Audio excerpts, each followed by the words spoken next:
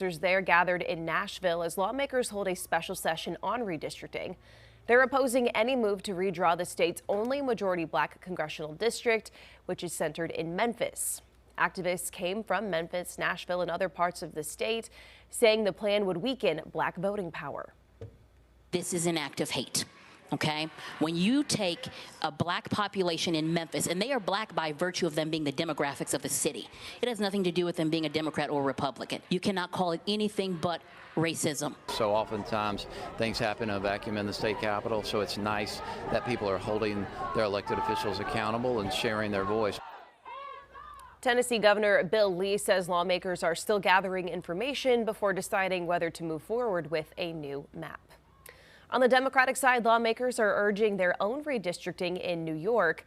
However, a new map likely would not take effect until 2028.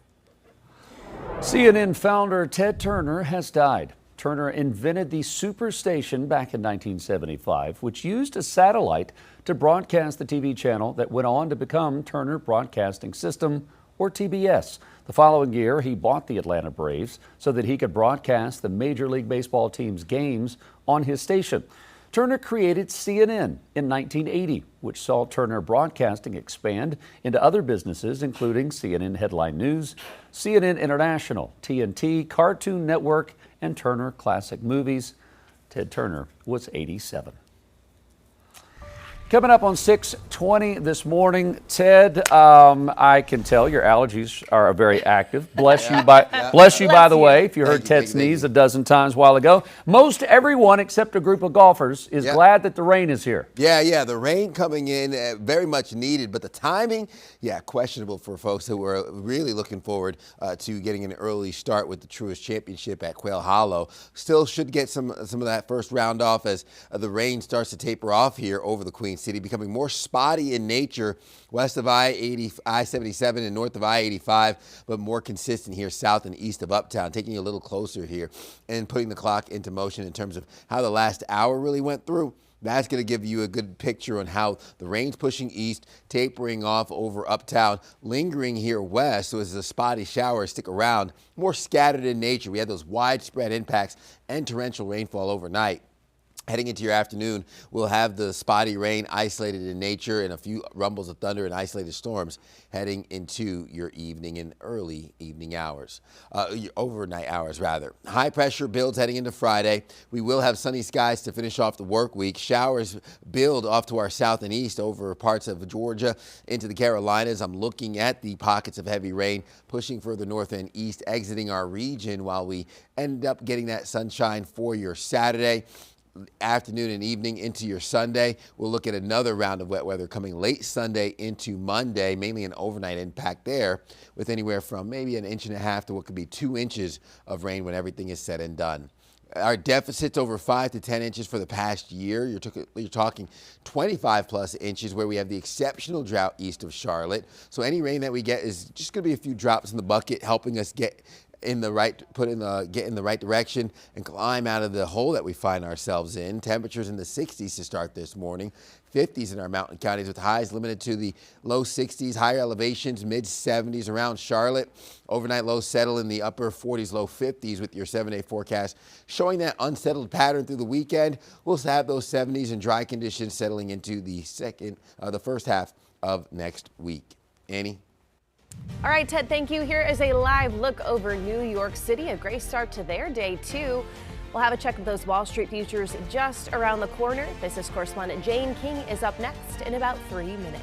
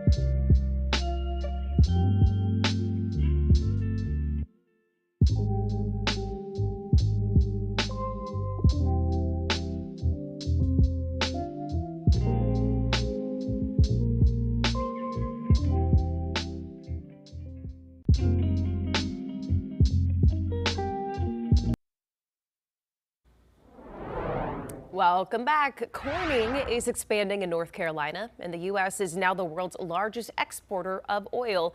Jane King is live at the New York Stock Exchange with those stories and more. Jane, good morning and happy Thursday. Hi, Annie. Happy Thursday to you, too. So stock futures are higher. Oil is down. Not the big moves that we saw yesterday, but still the same trend. And in fact, yesterday, the Dow crossed 50,000 for the first time since February. Didn't close there, but did cross that level. And AI and chip stocks continue to power the S&P and NASDAQ to record highs. While the U.S. exported oil at record levels in April, oil exports averaged 5.3 million barrels a day.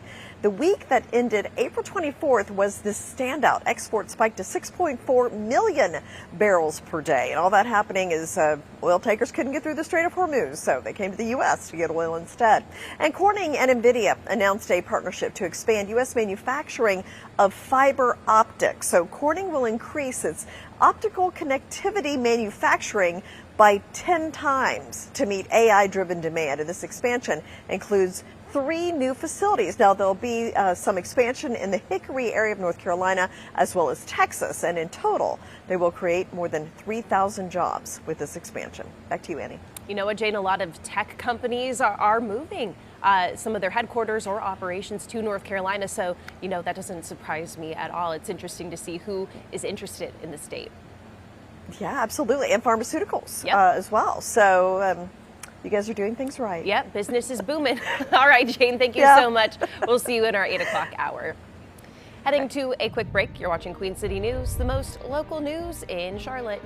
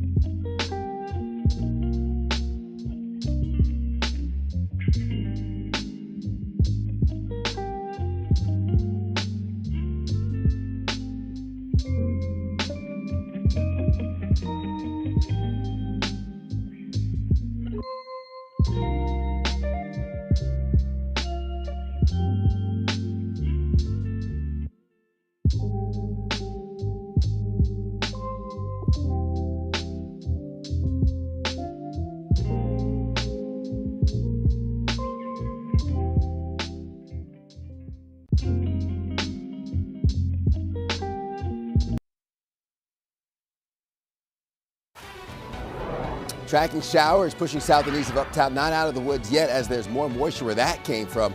Off to our west, we'll detail those rain chances, very much needed rain chances, with a look at your forecast coming up. Closing in on a deal to end the war in Iran, the framework of an agreement to stop the fighting in the Middle East. Newly introduced legislation named after a Waxhaw woman killed in Colombia is unveiled in South Carolina. What the proposal would implement for criminals with a violent past. 6:30, happy Thursday, and thank you so much for starting your day here with us. I'm Annie Satowski. I'm Jason Harper. Yeah, we appreciate you being with us today and every day. Julia Sador has gone home a little under the weather, kind of matching what's happening outside, right? Yeah. A little wet, a little soggy. Not his best. But listen, Ted, let's talk about the rain that's going on outside. We've got a lot of folks that are visiting Charlotte, maybe for the first time because of the tournament, whether they're actively involved or they're just a fan.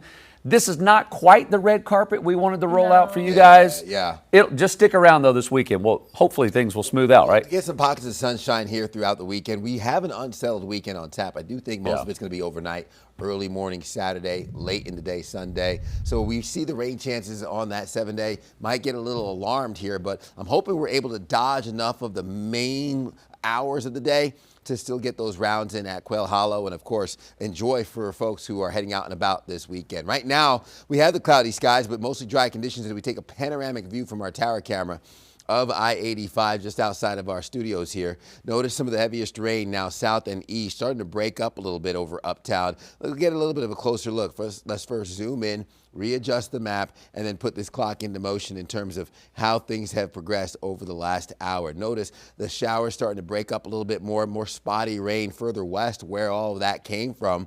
Now, over the course of the last 24 hours, we had a good amount of rainfall. As a matter of fact, we had over an inch in some spots. As I go to your totals, 24-hour rain total here, we could look at some of the accumulation that we've seen. I'll zoom in. Most of this has been south of I-85, west of Charlotte, and we have Gaffney looking at 2 inches. Gastonia is just over an inch and a half to an inch and 3/4. Towards York County, York, you're looking at an inch and a half with most of that rainfall here south and west of the Queen City. So again, we had more of those impacts. If I zoom out a little bit over uptown, we saw more about just a bit over an inch and a quarter for the last 24 hours, and we still put that clock into motion, helping to climb out of that drought setup that's been locked in for the Carolinas. Extreme drought in the red, exceptional drought in the darker red shading with water vapor satellite imagery showing some of that dry air starting to funnel in. We'll get more of the spotty rain chances second half of the day. I'll detail what that looks like here with another look at your forecast coming up in the next 10 minutes. Jason? All right, Ted, appreciate that. Rush hour doesn't typically start till 7, but I recommend you leave early today. We've got the radar here over our traffic map. You can see it's kind of marching its way from the left-hand side to the right. That's from west to east. Most of the roads that you're going to be driving on through the Queen City are going to be wet today, so it's going to cause issues. Most of us have not driven through the rain in quite a while, so just be aware of that. Plus, we've got a lot of folks visiting for the Truist Championship, so just get out there early if you can. Still have an issue on the west side of the city. One of the 485 outer lanes blocked between Wilkinson Boulevard and West Boulevard. You've got 2 others to travel on, but just know it's going to slow you down a little bit with some of that road spray out there especially. Hearing that there's an accident on 85 southbound just before Cox Road between mile marker 21 and 22. That's right where this camera is. Not quite seeing it from this camera angle. The traffic that's slow on the right-hand side, that's 85 northbound. That's coming in to Mecklenburg County, into Charlotte from Gastonia. So we'll keep an eye on that this morning. So just be aware of that if you're on 85 south headed towards South Carolina. Now this is on the other side of town, 85 southbound, coming down from Mallard Creek Church Road. All 10 lanes across, looking good in both directions. Here's a great shot from NCDOT. This is 77 southbound traffic on the right-hand side coming into Uptown this morning. This is up near Huntersville. You can see some brake lights starting up around the bend, coming down 77 and Sam Fur Road. This is down near Carowinds, near the state line. A little bit of brake tapping, but all in all, things are looking good. Here's those drive times in from Gaston County, down from Lake Norman, up from Rock Hill. You guys are all in good shape. A new accident on inbound Independence near Sardis Road. It's got a lane blocked, the left lane blocked. Hopefully that will be cleared before rush hour. Can't see it from this camera here. Things are looking good so far. Here's drive times from Concord, Albemarle, up from Monroe. So again, just leave early and try to give yourself plenty of room so you don't run into the person in front of you in all the rain. Another update coming at you at 7. Union County deputies say a fake mother-daughter duo moved into an elderly man's home and extorted him out of $25,000. Queen City News reporter Matt Stell spoke with authorities who tell us this was not the tag team's first rodeo. The Union County Sheriff's Office tells us a crime like this is a good reminder to always check on your elderly relatives, especially if you notice an unusual change in behavior. It's a sad thing that these leeches are just trying to suck the money out of people's pockets that they've worked hard for. Authorities say back in January, it started with a conversation at a Food Lion in Monroe between 56-year-old Sylvia Marks and an 85-year-old man, with Marks telling the man her name was Anna and that she had taken care of him at one point. He was very reluctant, didn't really remember, but as she kept working and kept trying to, I'm going to call it grooming, he was convinced that maybe they did have some type of interaction in the past. Eventually, authorities say Marks convinced the man to let her and 34-year-old Brittany Nicholas move into his Monroe home a few weeks later, with Marks allegedly pretending to be Nicholas's mother. The sheriff's office says within months, the women extorted more than $25,000 from the victim. He also had items that were missing throughout his residence, being 2 rings. The sheriff's office says deputies were recently called to the home for reports of trespassing when they discovered what was going on, and soon learned through their investigation that this was not the first time these women had targeted the elderly. They had used the exact same tactics, the exact same ploy on another gentleman who lived around roughly a mile apart from this gentleman. And authorities say that second man is 90 years old. Marks and Nicholas were arrested and now face a number of charges, including exploitation, conspiracy to commit a felony, and larceny. And the sheriff's office tells us those 2 women will likely be facing more charges for the crime involving that 90-year-old man, and if so, they won't be getting out of this jail anytime soon. In Union County, Matt Stell, Queen City News. Coming up on 6:37, the U.S. and Iran are reportedly closing in on a deal to end the 67-day war between the two countries. That has disrupted the global economy. Kristen Askow shares some of the details on the agreement being negotiated. We've learned the discussions surround a one-page memorandum. A source tells News Nation that it would set an end to the war and create a framework for talks about the future of Iran's nuclear program. This all comes just a few hours after President Trump announced a pause to the U.S. military guiding ships through the Strait of Hormuz. We've had very good talks over the last 24 hours. And it's very possible that we'll make a deal. President Trump has signaled that the Iran war could soon end and commercial traffic could resume in the Strait of Hormuz. Iran cannot have a nuclear weapon, and they won't. And they've agreed to that. He says he believes the U.S. blockade of Iranian ports has been effective toward getting the strait reopened. It's like a wall of steel. Nobody goes through. In particular, the Iranians, they're not getting anything through one way or the other. President Trump announced a pause Tuesday night to military escorts for commercial ships through the Strait of Hormuz. He said the pause came at the request of Pakistan and other countries, and he cited, quote, great progress made toward reaching a final agreement with Iran. We would prefer the path of peace. What the president would prefer is a deal. He would prefer to sit down, work out a memorandum of understanding for future negotiations. Economic pressure has been mounting as gas prices continue to climb. That's also brought increased criticism from Democrats. What happens when that summertime increase happens when we're already at a flat rate of $5 a gallon? This is a failure by the administration. On Truth Social, President Trump said if Iran doesn't agree to a deal, quote, the bombing starts, and warned that it would be, quote, at a much higher level and intensity than it was before.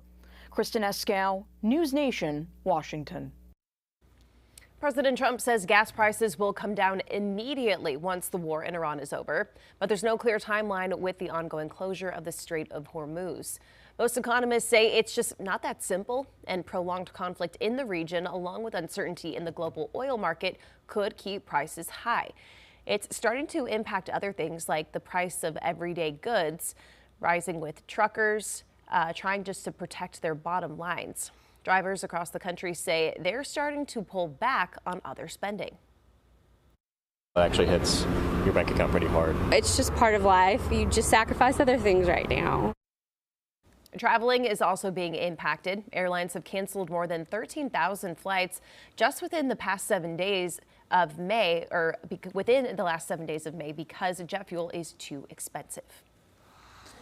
Duke Energy leaders want to increase rates for what they call much-needed grid upgrades and to recuperate fuel costs from January's winter storms. Duke Energy asked the commission to increase rates by an average of nearly $7 or 10% by next year. Representatives argue that the rate hike would save customers in the long run, but many people across the state aren't buying it. Those in opposition say the rate increase would present challenges for people on a fixed income. I'd like to see them deny the rate case outright. Duke Energy obviously is not hurting for money with the profit they've made, but I would also like to see them go beyond that and in future events have Duke Energy invest more in renewable fuels like solar, wind, and battery storage. The Utilities Commission will continue to hear from the public. A decision is likely to come later this year. You are able to submit your comments on the North Carolina Utilities Commission website. Congressional lawmakers are introducing legislation to crack down on repeat offenders, a year after a Waxhaw woman was murdered while visiting friends in Columbia. The alleged killer in the case has an extensive criminal past. Chief Political Correspondent Andy Weber has details on the bill that's been named Logan's Law. He broke into 2 houses that night, one where Logan was staying, one where he decided to pull her out of bed and hold a shotgun to her chest and pull the trigger. Stephen Federico telling a story he's had to recount numerous times over the last year as he advocates for changes following the murder of his daughter, Logan Federico. The 22-year-old from Waxhaw was visiting friends in Columbia in May 2025 when the accused killer, Alexander Dickey, allegedly broke into the home where Logan was staying and shot and killed her. Dickey has a long criminal history. With 39 charges, 25 felonies, was out on the street time and time again because of weak policy. It's Logan's story and Stephen's advocacy that has spurred South Carolina congressional lawmakers to introduce Logan's Law. If passed, it would create a publicly available registry of violent criminals who are convicted of crimes that carry at least a 6-month sentence. Every violent offender database entry will include the charge and the plea deal. Senator Lindsey Graham said while his main goal is to prevent another tragic murder, he also hopes the database will allow the public to keep track of how a prosecutor or judge handles different cases. We're going to have a system where we can grade the homework, the job performance of people who are supposed to keep your family safe. Graham says a bill will be filed with the Judiciary Committee. Dickey, meanwhile, has yet to enter a plea. Andy Weber, Queen City News. The Carolina Hurricanes are ready for game number 3 with high expectations. What team leaders say needs to happen to keep the undefeated playoff run alive. You're watching Queen City News on a rainy start to this Thursday morning. Look at this, kind of dark and dreary out at Charlotte Motor Speedway. Not a lot of racing happening today. We'll be back after this.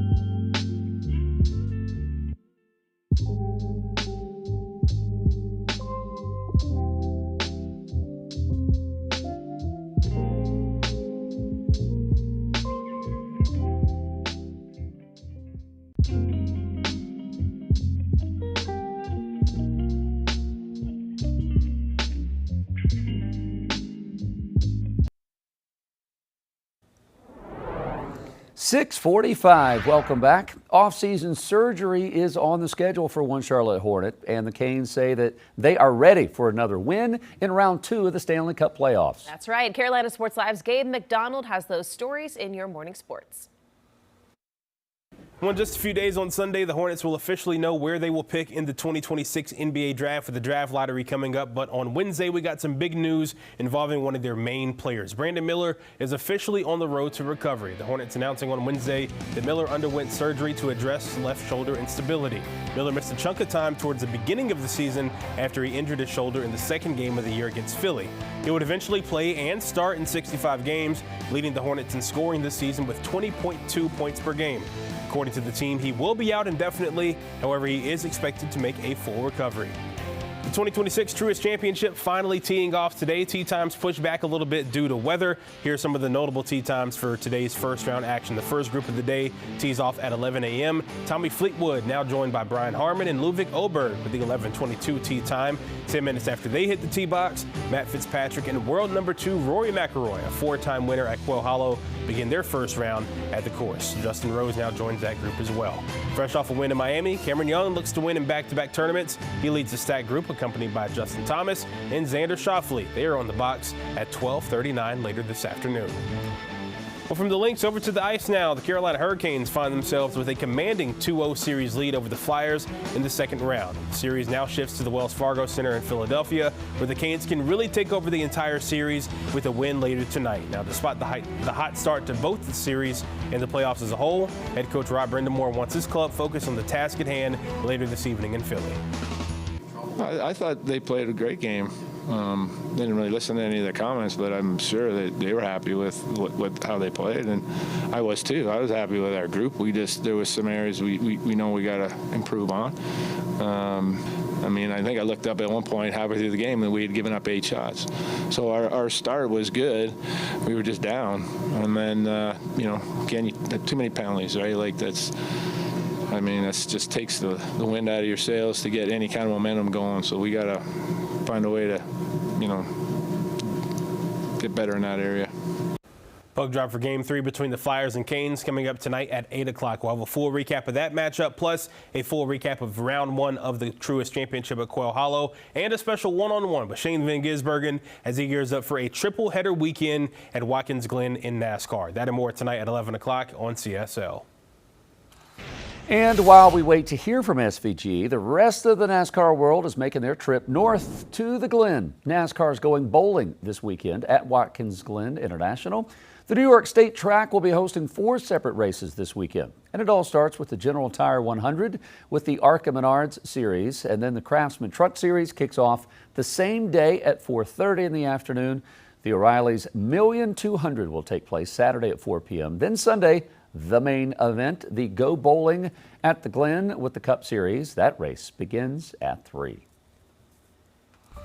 All right, Ted, let's talk about this rain moving through the Queen City, kind of off and on throughout the day? Yeah, off and on, intermittently impacting your morning and into the afternoon. Right now, those showers pushing east, continuing to impact us even further. Taking a closer look as to how that rain has set up here over the Queen City. Really, that low pressure system tracking just towards Charlotte for this morning. So taking a look at radar, most of the heavy rain over Columbia into parts of South Carolina, high point into Charlotte, seeing some of the light to moderate rainfall. Here's another round of wet weather moving through again. Could see some isolated downpours over towards the I-40 corridor just south of Hickory, pushing east towards I-77. So as I take this this radar, put the clock into motion over the last hour, we can see how things have really started to break up south and east of Charlotte, but looking at more of the spotty impacts as that moisture returns here west of I-77, giving us another round of wet weather here for your mid-morning hours. Afternoon and evening could look at pop-up showers, isolated thunderstorms embedded with mostly cloudy skies being the main feature of today. So again, not a washout as we head into the afternoon, but download the Pinpoint Weather app to get updated on how some of the rain sets up, detecting where your rain is and where your location is to give you an update and heads up of anything detected in your area. Saturday morning does bring another round of heavy rain. That's going to be an early morning impact before tapering off through the afternoon and evening. High pressure returns late Saturday into Sunday. We'll bookend the weekend with rain chances Saturday morning, more showers and storms moving in late Sunday evening into your Monday, giving us anywhere from what could be 1.5 inches to maybe 2 inches when everything is said and done. Maybe 1/10 of an inch towards our mountain counties. Rainfall deficit, we need as much rain as we can get. We're talking 5 to 10 inches for the past year, 25 plus inches for Monroe, where we see the exceptional drought. That's level 5 out of 5. We have more of the extreme drought, level 4 out of 5 over Charlotte. So we are really looking at some of the worst drought we've seen in almost 20 years. Temperatures starting off in the 60s will make a run for the mid-70s peak heating hours of the day. Overnight lows bottom out in the upper 40s, low 50s. Pushing into your early morning hours, even upper 30s in our mountain counties. 7-day forecast shows 70s on tap. Overnight lows in the 50s. Unsettled pattern lingers into early next week before we dry out Tuesday and Wednesday. You're watching Queen City News Now, the most honored and the most local news in Charlotte. We'll be right back.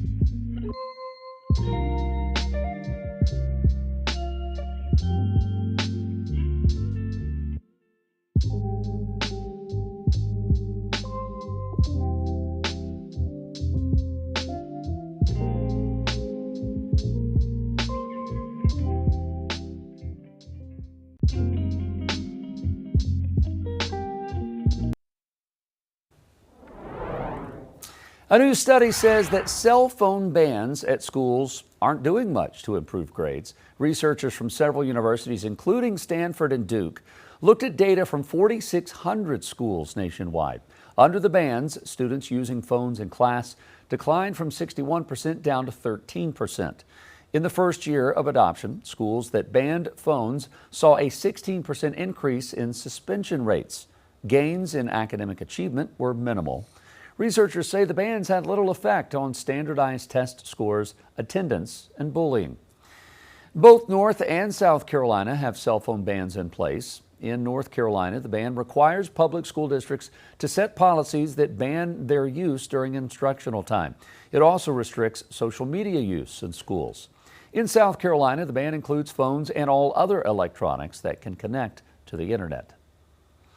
Travelers' general satisfaction with U.S. airlines seems to be taking off this year. That's according to J.D. Power's annual North American Airline Satisfaction Study. The report evaluates airlines' staff, ease of travel, price value, and more. JetBlue grabbed the top spot in customer satisfaction for first in business class, and Delta snagged first for premium economy. Meanwhile, Southwest Airlines ranked #1 for basic economy for the 5th straight year. Well, there you have it. It is Thursday morning. Coming up on 7 o'clock, there are the tops of those buildings are cut off. They are there, I promise you. Kind of a rainy start to the day. We'll have that coming up in weather next.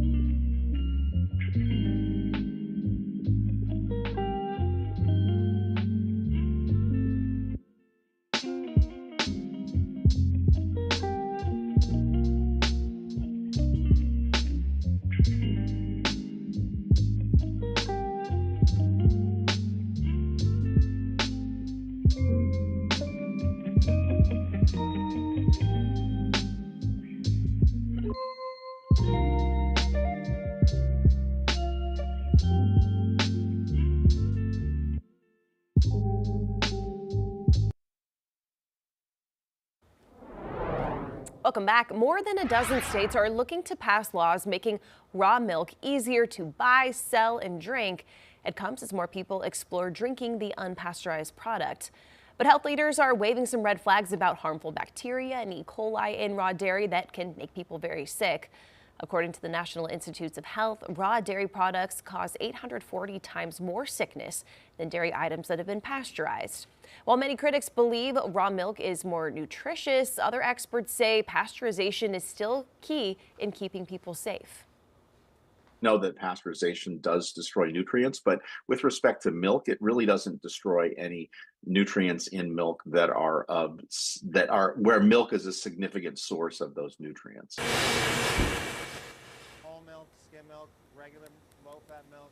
We pasteurize at 163. Medical experts say pregnant women, young kids, and elderly people, anyone who's also immunocompromised, typically are at a higher risk of food poisoning. Time is 6:59. Stay with us as we head straight into our 7 o'clock hour.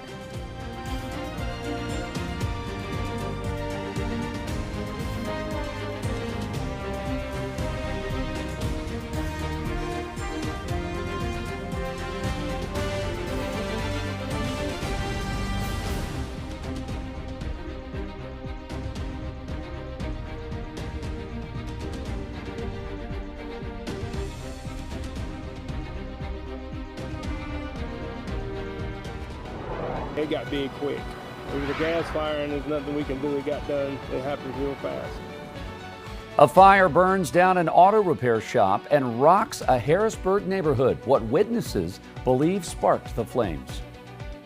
It just takes a lot of people to have an organized, efficient process.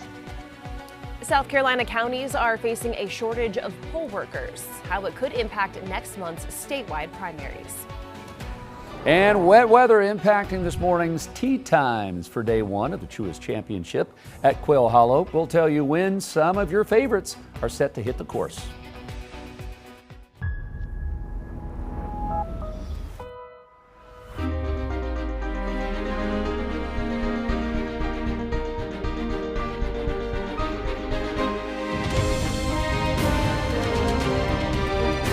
Queen City News starts now. Good Thursday morning, everyone. A rainy start to the day. We're hearing it out here in West Charlotte. We welcome you into Queen City News this morning. I'm Jason Harper. I'm Annie Satowski. Julian Sador is under the weather today. I'm meteorologist Ted Payton with your pinpoint weather forecast. There's a lot of weather to be under with the rain that's coming. Oh, we're all going to be under it. We all are under the weather. Exactly. You might rather be under an umbrella, Ella, because we have moving on today. I'm just saying, it's out there. So we've been needing the rainfall. Probably not the best timing for folks who are here in town for the Quail Hollow Championship, or for the Truist Championship at Quail Hollow, but we are holding on to traffic moving at a speed limit pace over Independence Boulevard, and the rain picking up here south and east towards the mid-country of South Carolina, taking you closer and putting that clock into motion for you. We can see some of the moderate rainfall moving along the I-85 corridor. We even just heard some of the raindrops on the top of our building here out of West Charlotte as some of the moderate showers, it moves into uptown, giving us another round of that wet weather. So a wet start to your day as we need this rainfall. Drought conditions continue. I'm talking more of the extreme drought level 4, the exceptional drought level 5, as we continue to hold on to those drought conditions with the lack of rainfall that we've seen for the north side of over a week. Looking at water vapor satellite imagery, giving us more of the moisture over the Carolinas. That's going to extend further east as dry air sits on the back end, giving us a dry end to the work week. All the moisture continues to push north and east, giving us more of those rain chances that stick around through today with that low pressure system tracking even into the Queen City, giving us a wet start to the Truist Championship. And of course, those 70s on tap heading into the weekend with an unsettled pattern sticking around throughout the weekend. Now, Queen City News anchor Savannah Rudisell is live just outside of Quail Hollow Golf Club as the pros get ready to hit the links this morning. That wet weather is moving in your direction this morning, Savannah. Thank you for the heads up, Ted. Definitely appreciate it. It was right as you started talking, we started to get just a few little drops here. Other than that, we've kind of had a little bit of a break in the rain for about the past 20 minutes or so. But again, still these gray skies, very overcast today. So we're going to have to wait till things clear up just a little bit before the first round gets started. Now, right now is when the gates were supposed to open to fans. We should be getting excited for all of these thousands of people heading in towards the course, but it's been delayed a few hours. Right now, the gates will be opening at 10:30. And we know that, well, there may be some people who would like to skip out. Some of those tickets, important to note, are not refundable. So some fans may be spending a little bit more time inside the hospitality areas to stay dry. Others will head over to the pro shop to pick up some new merch to help keep the rain off of them. Quail Hollow or PGA branded rain gear expected to be very popular today. Shoppers will also see some new designs from local vendors. Brands like the 704 Shop and Girl Tribe are debuting designs made specifically for this year's tournament. One of the 704 Shop's co-founders, he says that customers are going to see something very unique to the Queen City now. We wanted to take this opportunity to really just continue what has worked well, which is leaning into the quail theme, as opposed to necessarily the tournament marks, which there's going to be plenty of that. And so, the tour buying team was like, we want you guys to do what 704 Shop does well, and that's on the creative design side. And so we really leaned into that. Now, this is not the first time that the signature event has been held up by rain. Coming up at 8, we'll explore some of the ways that the golfers adapt to these spring showers. Reporting live in South Charlotte, Savannah Rudisell, Queen City News. Savannah, thank you very much. The cause of a fire that shut down a Harrisburg auto shop and destroyed customers' property is under investigation this morning. This happened on Rocky River Road shortly before 1:30 yesterday afternoon. Thick black smoke could be seen all around the area as the fire intensified. Queen City News anchor Caroline Boyer talked with someone who was there when it all began. This is what's left of the repair shop where the workers tell me they fix friends and family members' cars. You wouldn't be able to tell it now, but this car behind me was once a Dodge Charger. One of the workers who was inside the building when the fire started tells me it was at the center of the blaze. They call me Smiling Eddie all the time, but that's about it. But I ain't smiling today. Edward Moser isn't smiling because he watched the garage he's worked out of for about 2 years go up in flames on Wednesday. It got big quick. It was a gas fire and there's nothing we can do. It got done. It happened real fast. This is video from Charlotte fire crews who helped douse the fire. It shows a big dark plume of smoke rising in the air and the flames inside the building. Moser says he and another worker were fixing a Dodge Charger when an injector came loose, sparking the inferno. I lost everything I own right now, so now I got to rebuild and try to get back up on our feet. That car he was working on belonged to Valencia Stevenson. They called me and said that my car just blew up in the shop after I just got it towed here this morning to get fixed. Stevenson was on the scene with us as firefighters sprayed water and foam on the building. Took them about 25 minutes to control the flames. Luckily, no one was hurt. I'm real glad. I'm thankful for nobody being hurt. In total, more than 40 firefighters responded to this blaze. The Cabarrus County Fire Marshal's office is investigating. In Harrisburg, Caroline Boyer, Queen City News. State transportation officials say they are conducting studies on the potential environmental impacts of the proposed I-77 South Express Lanes project in Charlotte. The project has gotten a lot of pushback from the community, from concerns about impacts on historically black neighborhoods to noise and air pollution. Officials say they'll have a report on environmental impacts in August. They are also expecting to have an expert look at the potential for making the toll lanes part of a tunnel instead of elevated lanes. Officials are also sharing engineering concepts of amenities that could be part of the expansion, including a park around 5th Street that would be sandwiched between highway levels. They say these are not actual designs for the project, just a look at what could be part of it. NCDOT members are also planning a series of community engagement sessions that get underway tonight. They'll do what they're calling a deep dive on the project maps. That gets underway at 6 p.m. at the agency's Community Engagement Center on Moorhead Street. Tonight, Lincolnton's city manager will present his budget proposal, including cuts to the police and fire services. The proposal states the city is facing a revenue shortfall, but no property tax increase is on the table. Instead, 21 full-time positions, including 14 from the police and fire departments, would be cut, along with some city services. The presentation is happening at the Lincolnton City Council meeting tonight at 6:30. There's a poll worker shortage in the Palmetto State as we move closer to next month's primaries. Not only are they needed to ensure that the vote runs smoothly, election officials tell South Carolina Bureau Chief Shakira Speaks that shortage could mean eliminating some polling sites. South Carolinians will be heading to the polls on June 9th for the statewide primary race. Voters will weigh in on who they'd like to see on the November ballot for offices like governor, members of Congress, and others. But local county election directors say wait times could be high because they're short hundreds of poll workers. We've got somewhere in the realm about 600 workers that are slated to work. We're trying to get more than that because we always need more people.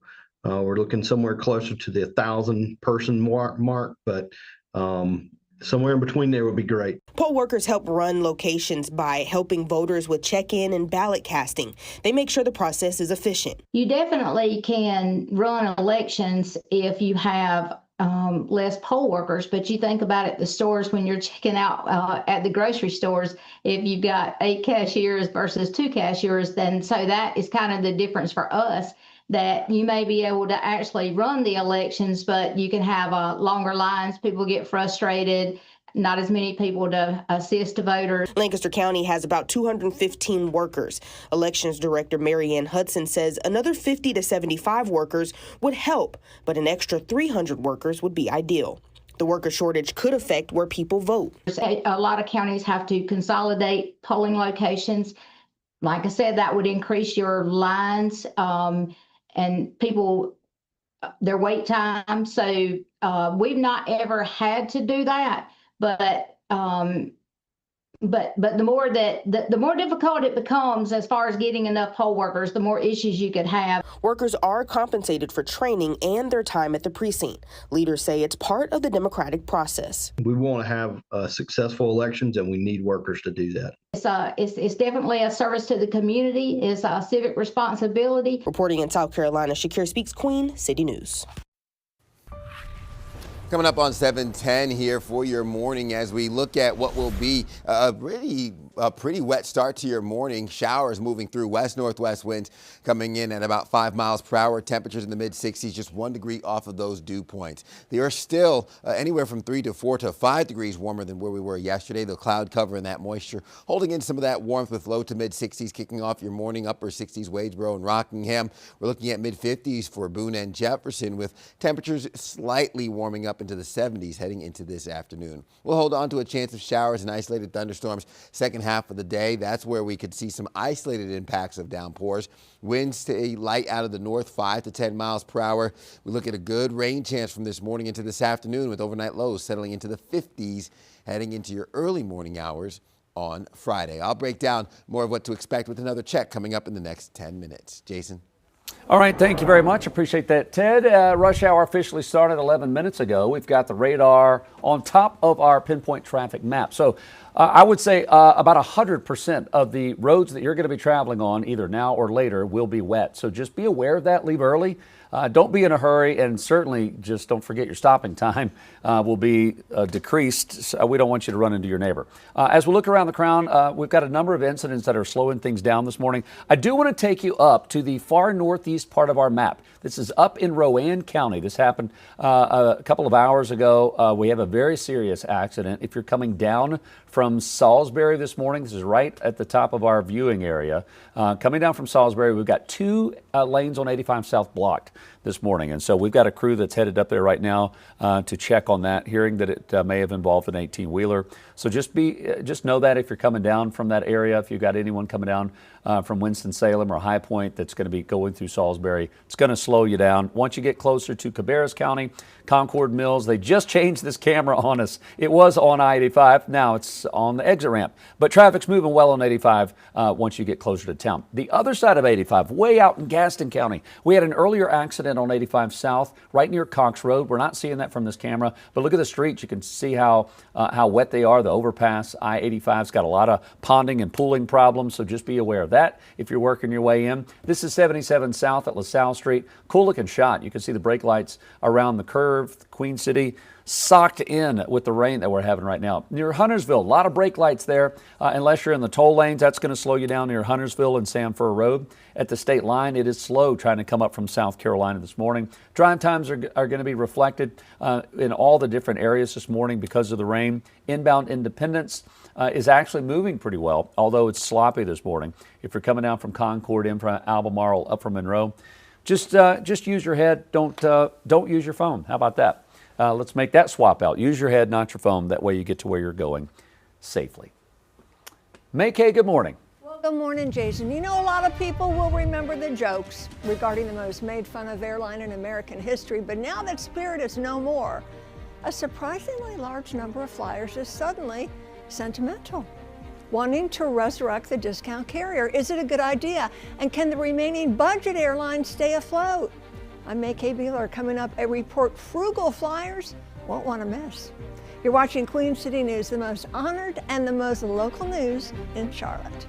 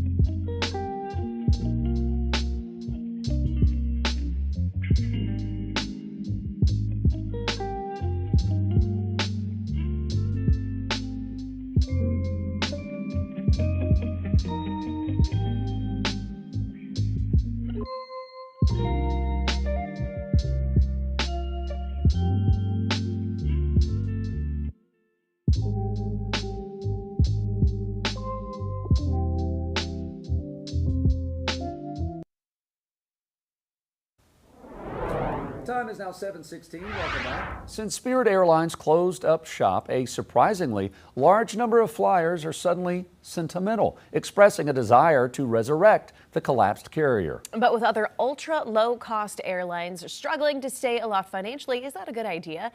And are the remaining budget carriers healthy enough to stay airborne? Let's bring in our Chief Transportation Correspondent and pilot, Maykay Beeler, who's been following this for us. So, Maykay, what's happening? All right. Well, we know Spirit died after suffering mounting financial woes and being gravely hit by doubling jet fuel prices.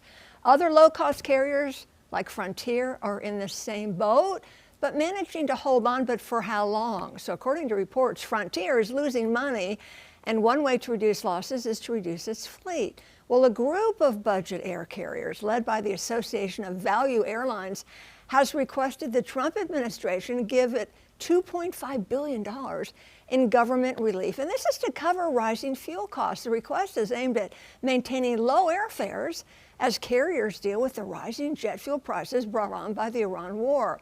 Now, the association represents Frontier, Avelo, Allegiant Air, and Sun Country. Spirit had been in the group before closing shop.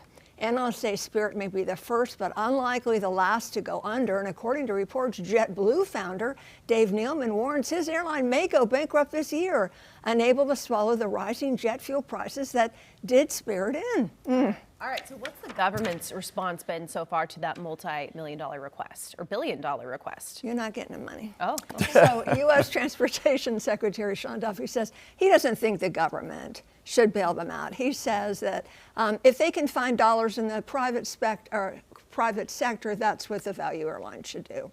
All right, so Spirit, they closed shop, I think it was Saturday, right? Wasn't it? Just last Saturday? It hadn't even been a week. And there's already people out there or groups going, hey, we want Spirit 2.0. Yes, this is fascinating.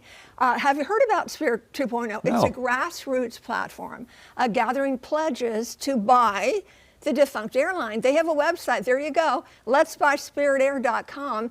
It's a viral plan to buy the airline. It's exploding online, advertised as a potential airline owned by the people, for the people. Yeah, hours after Spirit shut down, TikTok creator Hunter Peterson launched a crowdfunding effort online to buy the airline and bring it back. Folks, it started as a joke online, but it turned into a serious effort for a publicly owned company, kind of like the Green Bay Packers, owned by the fans. Massive response. Listen to this. As of yesterday, $200 million in pledges so far. The goal is to rebuild Spirit, bring it back as a people-owned airline. No billionaires, no buyout firms, just passengers and workers wanting to take ownership. Now listen, be careful. If you go to the website, it keeps crashing. So many people are on it. That's not a good omen. And don't go for any of the scams. Yeah. They're just taking pledges, not your money yet. Okay. Okay. Yeah, Spirit 2.0 for the people. All right. Well, I mean, there you go. how far it goes. I know. Thank you. Thank you, Thank Maykay. It is 7:20. We want to bring in meteorologist Ted Phaeton right now. If you are flying out of Charlotte Douglas today, you won't be flying on Spirit, but you will be possibly maybe delayed, you think? Yeah, well, we have some showers. They do take off in the rain and land in the rain, so we aren't seeing any major impacts. It's the lightning activity that causes the issues. Then I haven't seen any lightning detected around Charlotte Douglas International this morning. Just some scattered showers that will be heading into your area around the Queen City. Let's take a closer look here. Right now, the heaviest rain over Columbia pushing east towards Fayetteville. A little bit of a closer look towards Uptown, where we have some of the light to moderate rainfall crossing I-77 north of the Queen City. I'll even put the clock into motion for you, show you the exact part of where we're seeing the heaviest rain. That's along I-40 west of I-77. Here's a batch of that heavy rain pushing out of Forest City, Marion into Morganton. Lenore, you're seeing some of the consistent rainfall along Highway 321 early this morning. Still heading into the afternoon, we'll dry out briefly with a few spotty showers sticking around, intermittently impacting you throughout the day. I'm looking at a pop-up shower or thunderstorm possible into the peak heating hours of the day this evening and into your dinner time before overnight clears up, giving us sunshine for your Friday. So dry to end the work week. Saturday morning brings the return of some isolated downpours. Could be a little bit wet early in the morning on Saturday before we dry out throughout the afternoon. will bookend the weekend with rain and storm chances as Sunday starts off sunny and dry. Cold front approaches, bringing in another batch of wet weather heading into your Monday for early next week. So I'm looking at what could be 1.5 inches to maybe 2 inches of rain when everything is said and done heading into the end of the week. Our deficit, our rainfall deficit, 5 to 10 inches below where we typically expect to get in the past year. A 25-inch deficit south and east of Uptown, which is where we have the exceptional drought, level 5 out of 5 this morning. We're about an hour away from our update. You're looking at the extreme drought level 4 out of 5 for the Queen City. So temperatures start off in the 60s. We're in the 50s in our mountain counties, making a run for what will be the mid-70s peak heating hours of the day. Low 60s, Boone and Jefferson. Lows tonight settle in the upper 40s, low 50s rather. Upper 30s, a little cold in our mountain counties, but we'll see those 70s on Friday to finish off the week. And then that 7-day forecast shows that unsettled weekend before we dry out heading into Tuesday and Wednesday. You're watching Queen City News Now, the most honored and the most local news in Charlotte. We'll be right back.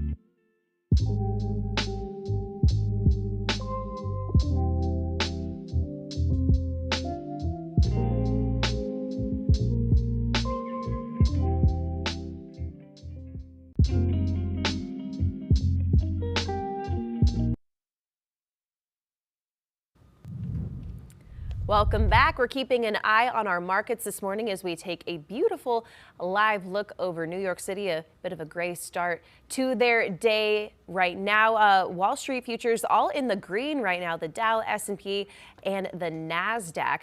Here's a look, though, at how the markets ended yesterday. Also all in the green, ending on a major high note. The Dow up 600 points, the NASDAQ up 500, S&P 500 up 100 points. So a much better day on Wall Street yesterday. We'll see how today shakes out once the markets open.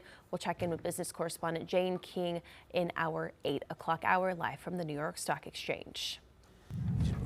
Well, it's time to take a trip to the Glen. NASCAR is going bowling this week as they make a trip to Watkins Glen International.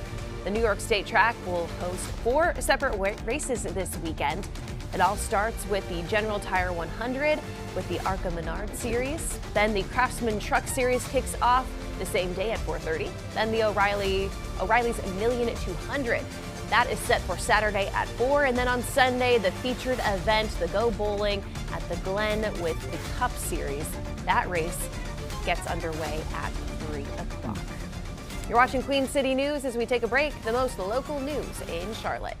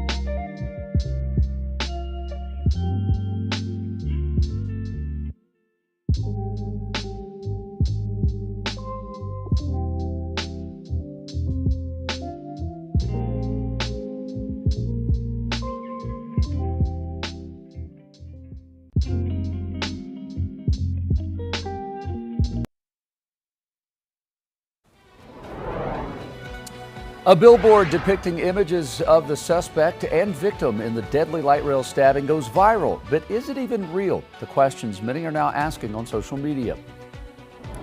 2 women accused of exploiting the elderly in Union County. How investigators claim the pair schemed their way into the victims' lives. And improving child care and teacher pay. New House Democrats want to make that happen in the Tar Heel state. Coming up on 7:30 here on your Thursday morning. Good morning, and thank you so much for joining us. I'm Annie Satowski. I'm Jason Harper. Nice to have you with us on this Thursday. Julian Sador is a little under the weather today. He will hopefully join us tomorrow. The umbrella will be your best friend today. If you haven't used it in a while, find it before you head out or send those kids out to the bus stop. Let's bring in meteorologist Ted Payton this morning to talk about the weather. We need it. We've needed the rain. I know we've got a massive golf tournament teeing off a little bit later this morning, which has been affected by the weather. Yeah, definitely having to push back those tee times because of the rain from overnight. Some of the showers this morning, an ominous look right now as we take a look at our Arlington camera, holding on to that low-lying cloud cover. And again, still, we'll be seeing more of what will be the impacts of the wet weather here pushing into your afternoon and evening. So we'll have the pop-up showers and storms possible as we get into the peak heating hours of the day. As of right now, we're keeping an eye on radar to see how your impacts will be felt as we head out and about. So taking a look at radar here, we are looking at the spotty showers for your morning into the afternoon. I'm holding on to the heaviest rain now over upstate South Carolina with the, again, the impacts being felt even further heading into your mid to late afternoon. Drought conditions continue, extreme drought in that red shading, more of the exceptional drought in the darker red shading. So we will be holding holding on to the necessity for that rainfall as water vapor satellite imagery pushes the brunt of that moisture east. Some lingering showers on the back end can still impact your late morning, early afternoon. I'm looking at the funneling of that moisture right into the Carolinas, which plays into your rain potential throughout the day. Low pressure system is the culprit behind today's rain. We'll have that cold front sweep east, giving us cooler temperatures to finish out the work week. High pressure in control, drying things out as we head into Friday. So Truist Championship looking at low 50s overnight, low 70s into your Friday. We'll have the weekend bookended with rain chances overnight into Saturday morning. Same goes for Sunday as our below normal temperatures take hold over the eastern United States. I'll break down more of what to expect here with another check of your forecast coming up in the next 5 to 10 minutes. Jason.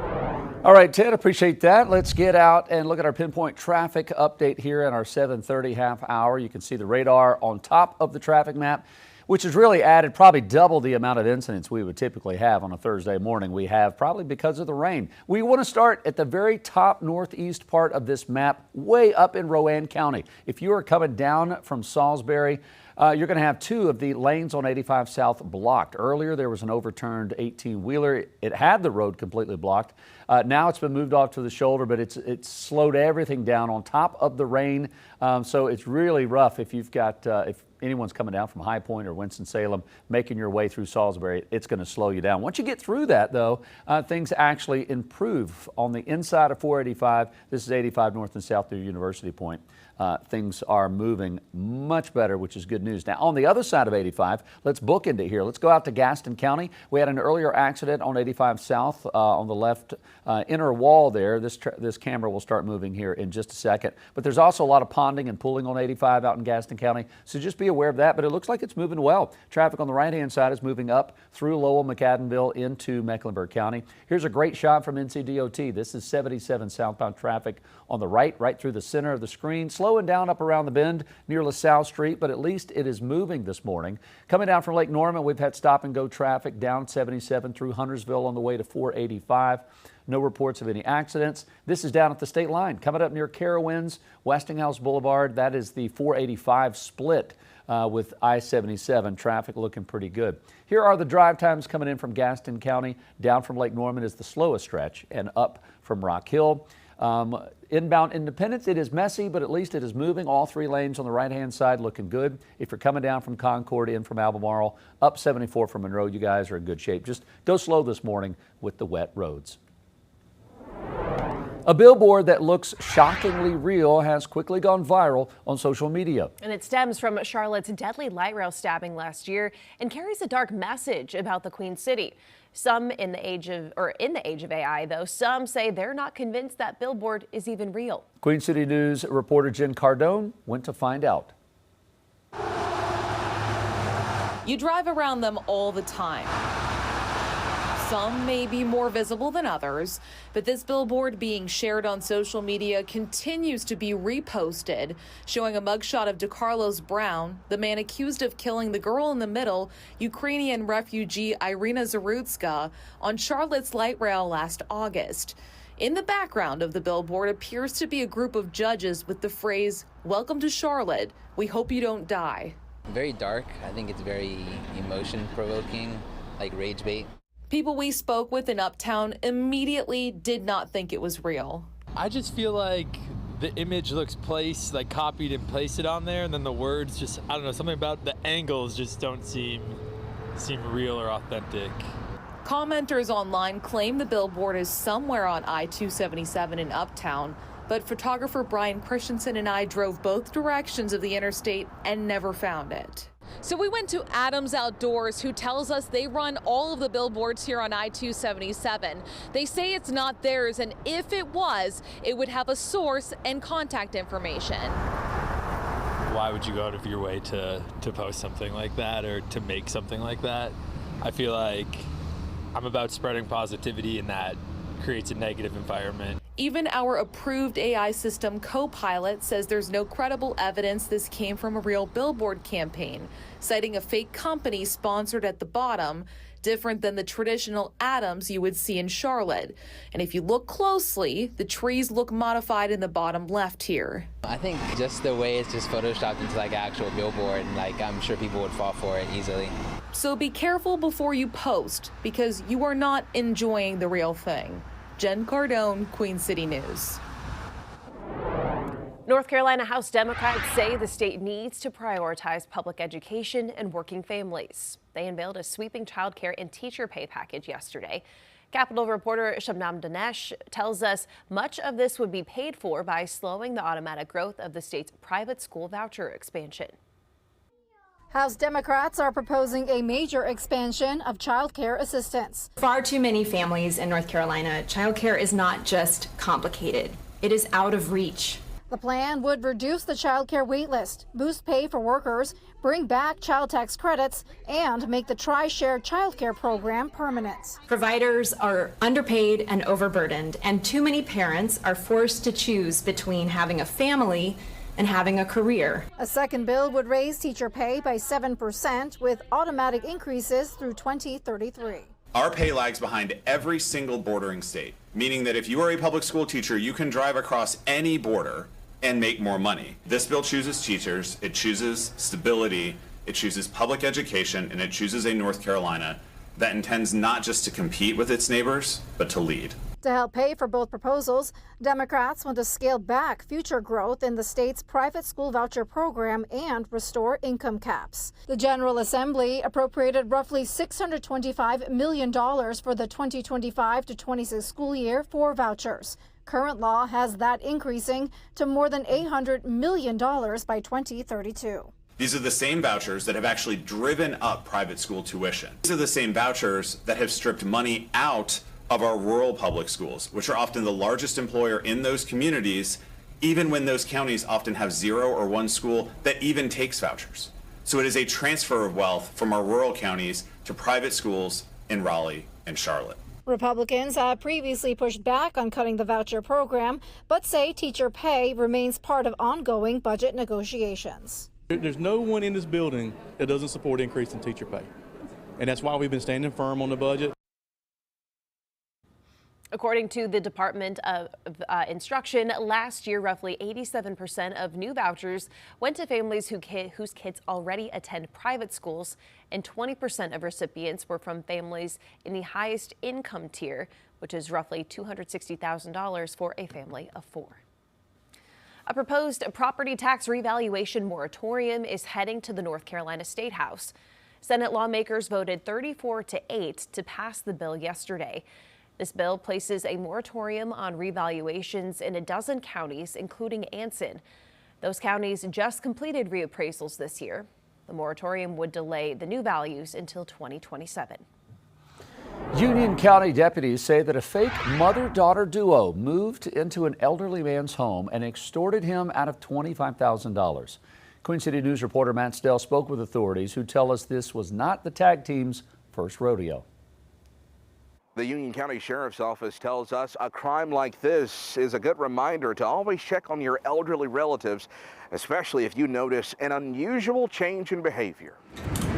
It's a sad thing that these leeches are just trying to suck the money out of people's pockets that they've worked hard for. Authorities say back in January, it started with a conversation at a Food Lion in Monroe between 56-year-old Sylvia Marks and an 85-year-old man, with Marks telling the man her name was Anna and that she had taken care of him at one point. He was very reluctant, didn't really remember, but as she kept working and kept trying to, I'm going to call it grooming, he was convinced that maybe they did have some type of interaction in the past. Eventually, authorities say Marks convinced the man to let her and 34-year-old Brittany Nicholas move into his Monroe home a few weeks later, with Marks allegedly pretending to be Nicholas's mother. The sheriff's office says within months, the women extorted more than $25,000 from the victim. He also had items that were missing throughout his residence, being 2 rings. The sheriff's office says deputies were recently called to the home for reports of trespassing when they discovered what was going on, and soon learned through their investigation that this was not the first time these women had targeted the elderly. They had used the exact same tactics, the exact same ploy on another gentleman who lived around roughly a mile apart from this gentleman. And authorities say that second man is 90 years old. Marks and Nicholas were arrested and now face a number of charges, including exploitation, conspiracy to commit a felony, and larceny. And the sheriff's office tells us those 2 women will likely be facing more charges for the crime involving that 90-year-old man. And if so, they won't be getting out of this jail anytime soon. In Union County, Matt Stell, Queen City News.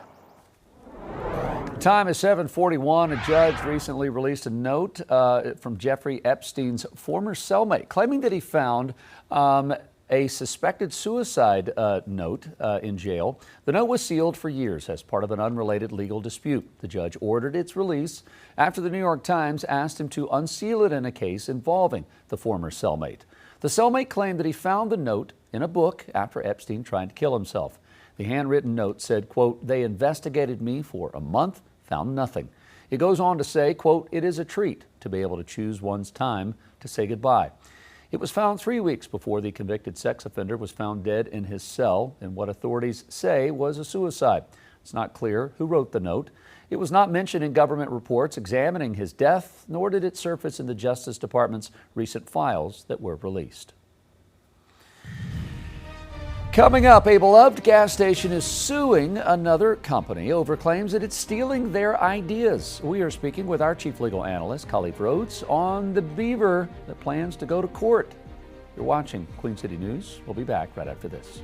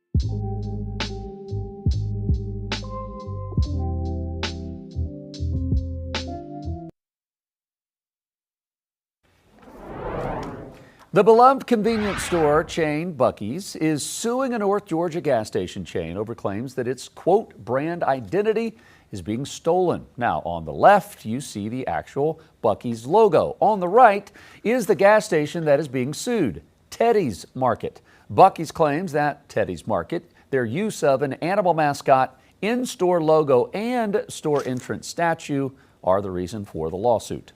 All right, so joining us now is our chief legal analyst, Khalif Rhodes. This is not the first time that Buc-ee's has sued another entity for use of a mascot. Yep. In my opinion, these don't really even look the same. Do you think they have any ground to stand on here? There's Just ground. throwing it out there of like no one else can use a mascot in their business. That is the argument Yeah. that they seem to appear to be making. You mentioned they sued other folks before, Mickey's Mart in 2026 in February, a South Carolina-based location, and then obviously this one in Georgia. So yeah, when I first saw the mark, I was like, well, it's just an animal. It's just a mascot. It doesn't even look like a beaver. I don't know what it is. Maybe it's a bear, but Yeah. I think that Buc-ee's, let's be clear, has an extremely strong trademark. So let's start there. It's extremely recognizable, but are you able to stop everyone from connecting, grocery store chains or gas stations to mascot animals? I don't believe that's the case. So I think, do they have a claim? They do. But it has to be a violation of their trademark. And I just don't see it. And I think that a casual observer would do the same thing because the standard is here. Would it cause confusion over the brand? Would it cause an individual to believe that they're walking into this place in Ohio, Mickey's, and believe, hey, I thought I was in Buc-ee's? That's the level that the court is going to ask you to examine and to require if you're saying you violated my trademark so much so that now I've lost profits because someone was so confused that they went to them believing they were coming to me. I was looking online at some of these pictures. There's a number of Teddy's markets in North Georgia. They look nothing like a Buc-ee's. As I'm just talking about the station, the layout. They don't look the same. I mean, they have gas pumps and you walk inside.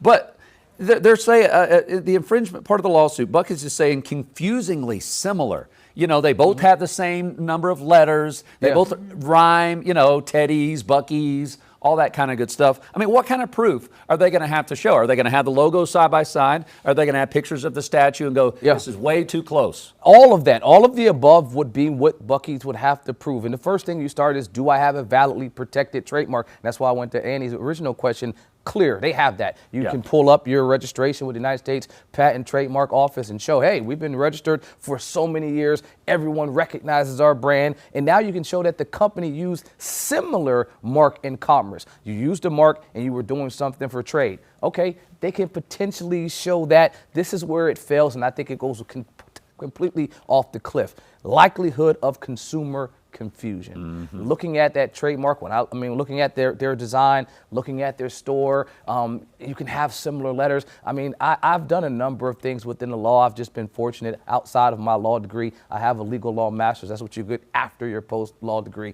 And so I have it in consumer law and finance, but also took a year and a half in patent, trademark, and copyrights. So to me, this would be a law school example, and the courts would destroy this because they're not even similar at all. Well, Buc-ee's obviously is a large corporation. They have a strong legal team.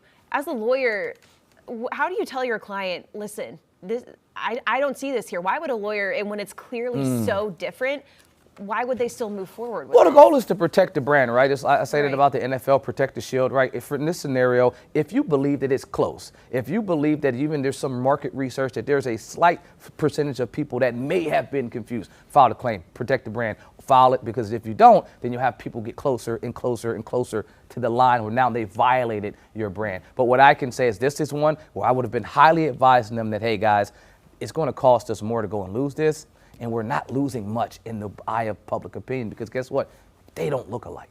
Okay. I mean, if Teddy starts making Teddy nuggets and a 3-meat sandwich, now we're getting a little close. Now we're getting a little too close for comfort. I totally agree. I totally agree. All right. Thank you. Khalif, thanks. 7:49, let's catch up with meteorologist Ted Payton. If you're stopping to get gas, hopefully there is cover overhead. You're going to need it today. Yeah, we are going to need it. I'm just wondering what grounds I can stand on. Being the Teddy here in the Weather Center, probably not much. But we are going to have some wet grounds to stand on as we head out and about with those showers moving over North Carolina, that area of low pressure crossing the Queen City as we have the line of heavy rain over upstate South Carolina, Greenville County into Spartanburg County, heading right up that I-85 corridor towards the Queen City. A little bit of a closer look. Here's the red on your map indicating more of the aggressive rainfall as I put this clock into motion for the last hour and move things over to our west of I-77. And let's get street level here. A little fancy as we see some of the heaviest rain pushing into Gaffney, into York, and then heading in our direction towards Belmont, Charlotte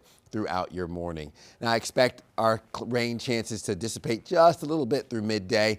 Isolated pop-up showers and storms still possible for your afternoon and evening around dinner time.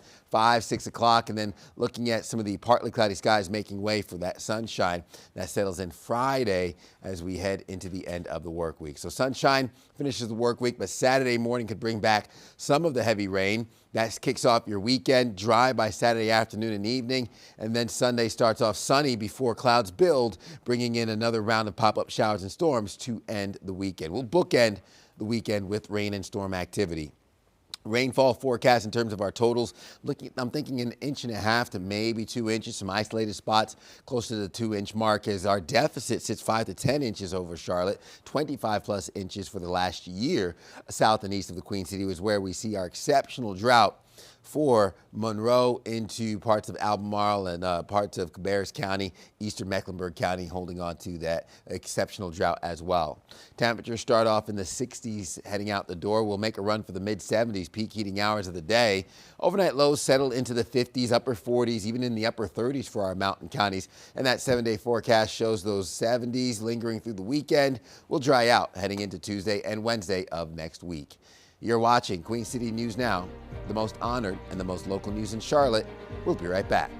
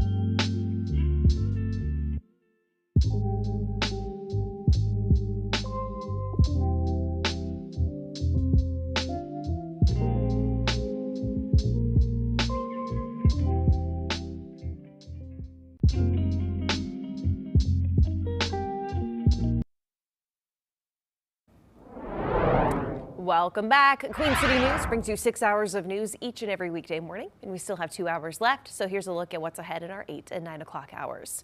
We're finally seeing some much needed rain, but of course it's causing some issues this morning at Quail Hollow Club as fans and golfers get ready for the first round of the Truist Championship. We'll have a live report from South Charlotte with everything you need to know if you are heading out to the tournament this morning, including all of those tee times coming up in our 8 o'clock hour. Well, scientists are learning some new details about the possible origin of a deadly hantavirus outbreak on a cruise ship. What they're saying about it as some of the infected patients are evacuated for treatment. Plus, it's a brand you've probably seen at the grocery store, but a new lawsuit claims the company is lying to consumers. Our chief legal analyst, Kali Rhodes, will be back to break down this alleged case of tomato fraud. You're watching Queen City News, the most honored and local news in Charlotte.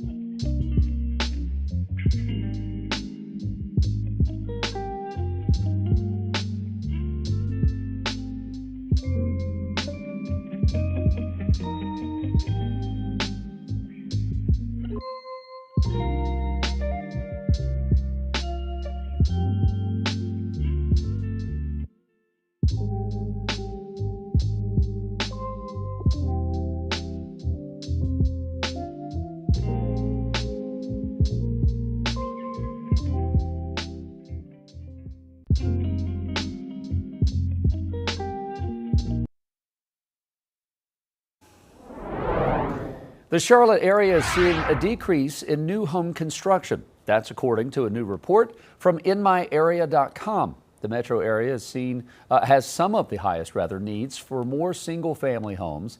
Last year, it saw some of the highest overall activity, coming in at 10th compared to other metro cities. But that growth is slowing. New builds are down by about 15% as of this year, which means less permits are being granted to build across the region. 7:59 on a rainy, cloudy start to this Thursday morning. Teddy's got your forecast, what it means like for the golf tournament and the weekend, all coming up as we kick off our 8 o'clock hour.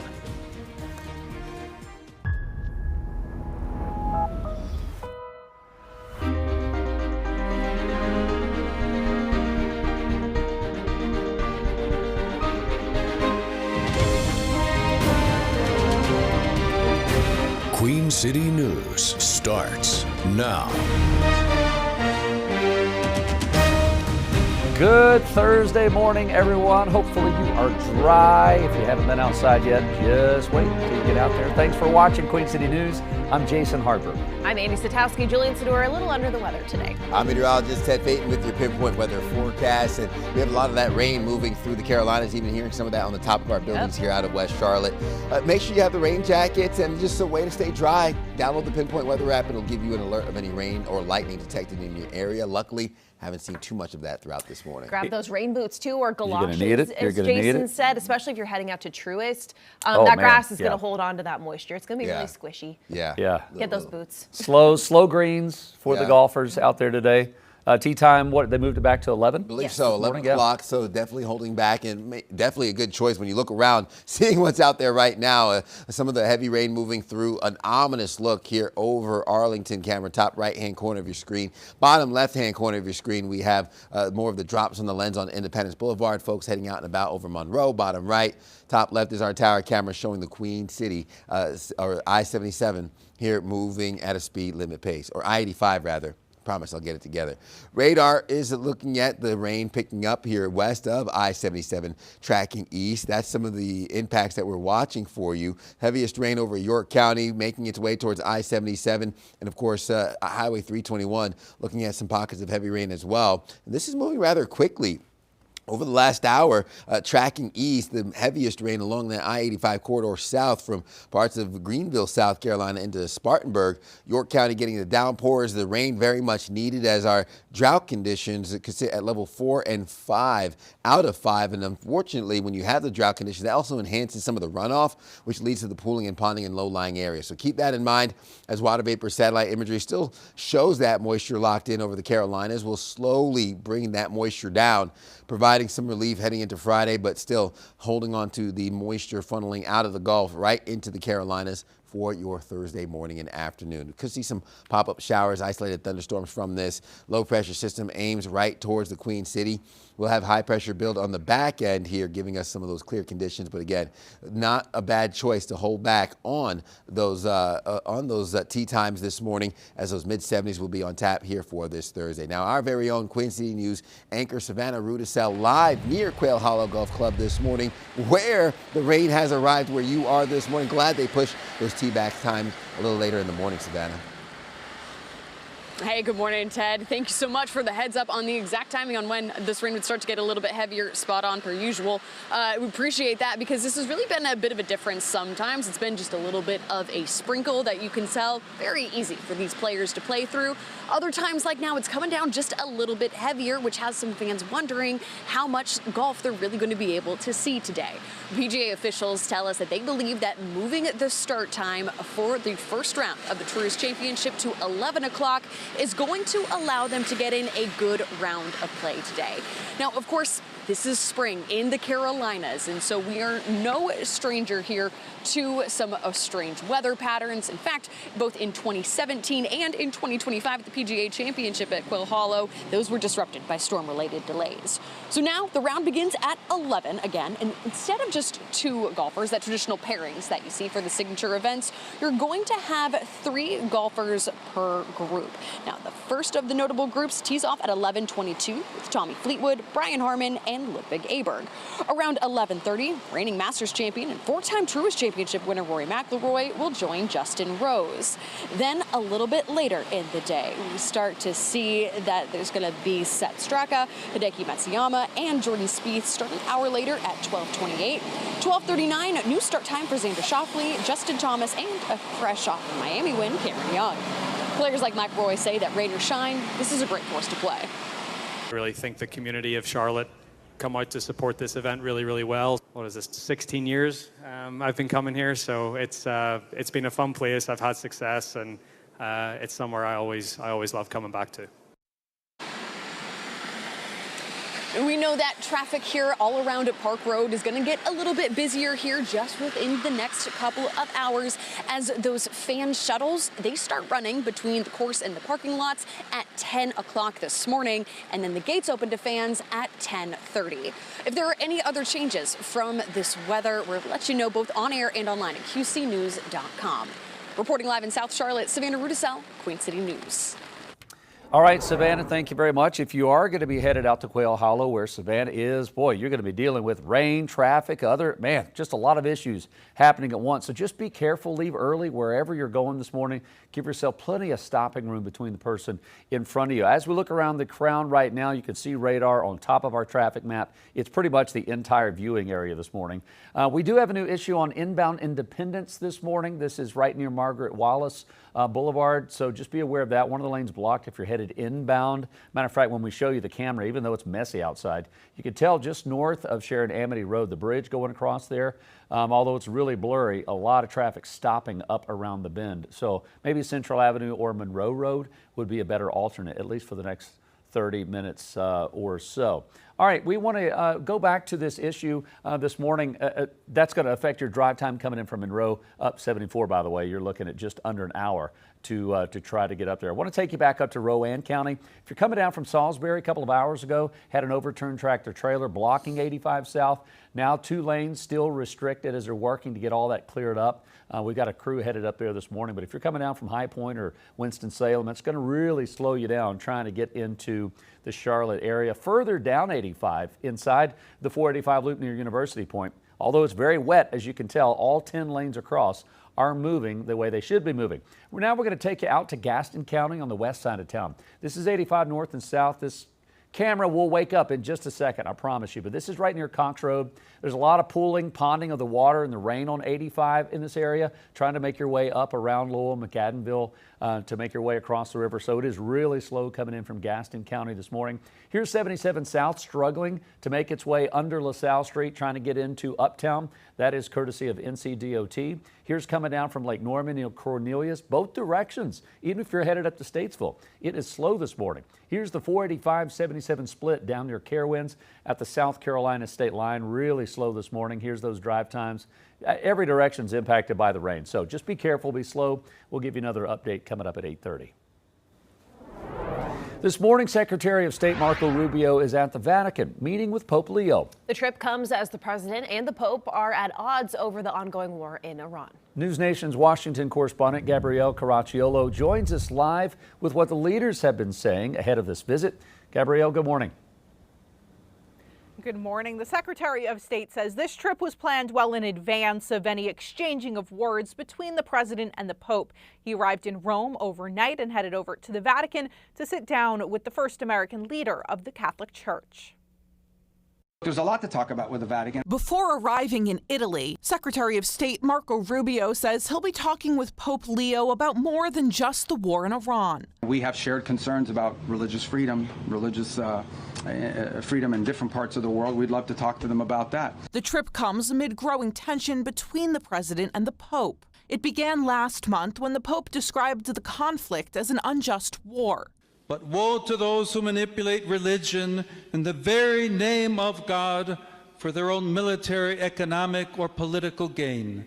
Triggering a lengthy post from President Trump where he described the Pope as weak on crime. And President Trump has since deleted this controversial AI-generated image many think depicted him as Jesus, but that he insists was meant to display him as a doctor. The administration downplaying the back and forth. What the president basically said is that Iran can't have a nuclear weapon because they would use it against places that have a lot of Catholics and Christians and others for that matter. The Pope says it's his job to preach peace. I always believe that it's much better to enter into dialogue than to look for arms and to support the arms industry.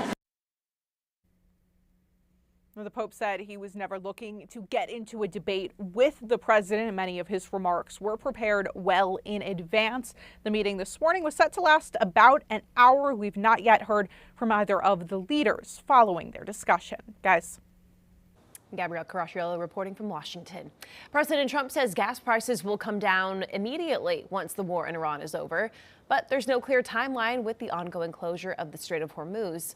Most economists say it's not that simple, and prolonged conflict in the region, along with uncertainty in the global oil market, could keep prices high.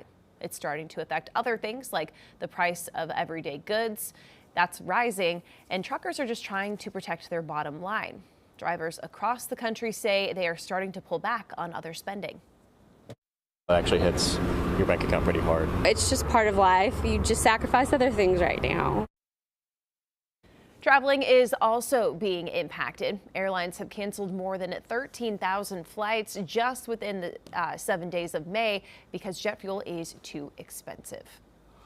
Duke Energy leaders want to increase rates for what they call much-needed grid upgrades and to recuperate fuel costs from January's winter storms. Duke Energy asked the commission to increase rates by an average of nearly $7 or 10% by next year.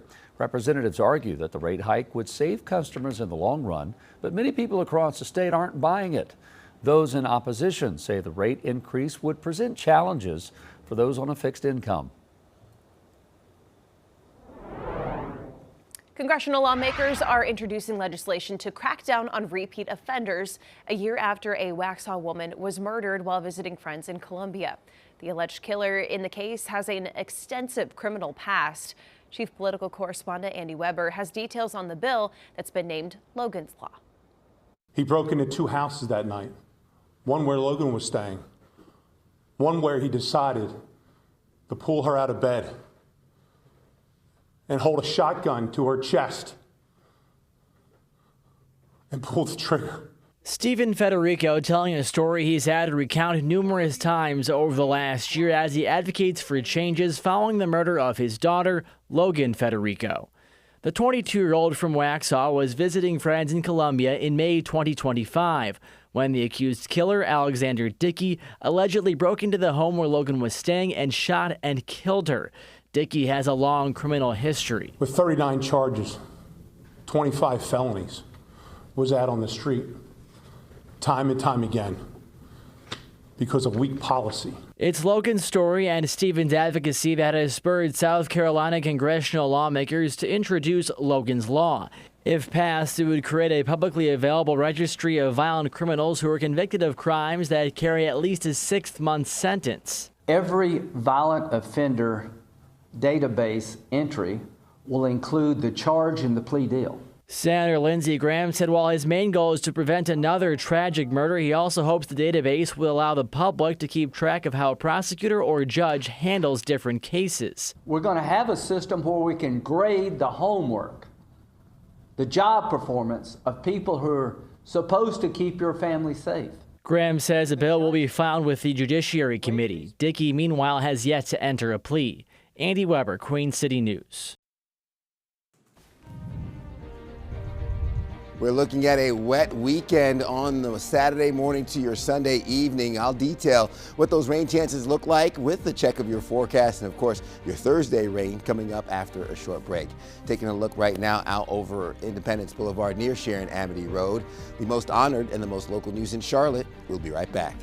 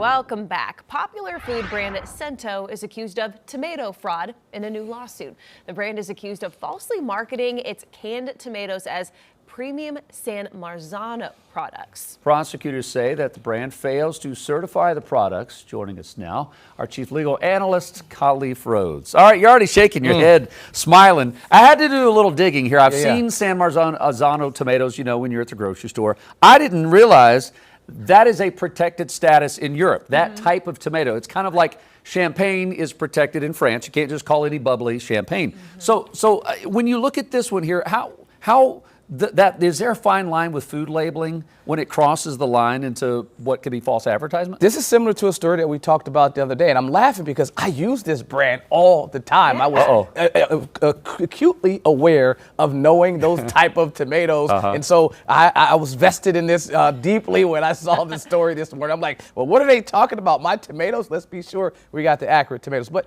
yeah, it has to be, was the labeling misleading? Were the tomatoes, did they meet the standard? And this is the key part. Was it a material misrepresentation? And did consumers rely detrimentally on that material misrepresentation? So if you walk through those steps, you're saying, is it a thin line or a fine line between, inaccuracy of their labeling? Yes, because if I detrimentally rely on these specific type of tomatoes that are like the Prada or the Ferrari of tomatoes, and that's what they say in their complaint, not my words, their attorney's words, but I agree. These specific type of tomatoes have a specific taste. They have a specific texture. You make a sauce, it's going to come out different with these tomatoes than something else. And so, yes, you're expecting them to be those type of potatoes, not some random tomatoes. Okay, and the company, of course, denying this, saying that they do meet the standards. They have a third party over in Italy, in the region that these have to be grown, and it does meet the standard. But when we talk about damages, this is a class action. They're asking for $25 million. What do you think of that number? And what are the damages, right? There's no real physical harm in this, right? But it's... I'd argue that... Okay. the home chefs are looking at me and saying, no, these aren't tomatoes. I was might hurt your pride, Khalif. It might hurt your pride, but is it more about I spent more money on this, maybe? You're all over it. More money, but then also, like, if I am using this product in a recipe that specifically calls for those type, maybe it's a recipe that comes from that region, and now I am, thinking that I've been using this product for so long and I haven't. So it's the emotional factor. But if you're looking at the dollars, what you talked about, $25 million, to me, it does seem kind of low. I mean, because this brand is all over the world, and this is all over the country. And so if you're bringing this claim and you're saying, hey, I want to file suit against you, and it's a class action, not an individual, I mean, that boils down to not really much. If there's a number of potential claimants inside of this class, I mean, it just have to be someone that used these tomatoes within the time frame where they marketed them as, being this specific brand. And so I talk about that number, I think it's quite low for sure. But it's also outside of money. You also could want them to stop saying that we have these specific type of tomatoes. That's part of what you're asking them to do when you say, court, declare that they can't do this anymore, injunct them, and stop them from using them going forward. All right, Khalif saying, show me the money. I got all those cans in my pantry. All right, Khalif, thank you very much. Appreciate that. It is 8:18 right now. We need to... Actually, we have some breaking news right now. We don't have any of this in our teleprompter, but we are hearing that Mayor Vi Lyles and her team have released an official statement that she will be retiring from office come June. And so we're working to get more details on that. We will bring that to you as soon as we work out some of these technical issues here. But we are going to go to meteorologist Ted Phaeton now with a look at all this rain. And Ted, how long is this going to last? Yeah, we're going to look at mainly having those impacts of the afternoon into your evening, spotty showers, isolated storms rolling through as we continue to track that area of low pressure over the Carolinas, exiting to the north and east, giving us high pressure on the back end here as we head into your afternoon. Right now, we have the heaviest rain over the Carolinas. Zooming out, we see some of that impacting southern Alabama, more of the severe thunderstorms with the severe weather to our west. Closer to home, though, we're looking at the heavy rain over York County, south of uptown Kannapolis, and even up through the I-40 corridor, northern Iredell County, getting some heavy rain through Statesville, even into parts of Mooresville could see some of that rain for your morning commute. Taking a closer look here at just our Queen City area. putting the clock into motion. Last hour or so, you see how quick the heavy rain's been pushing east, getting some of the downpours over uptown as of right now.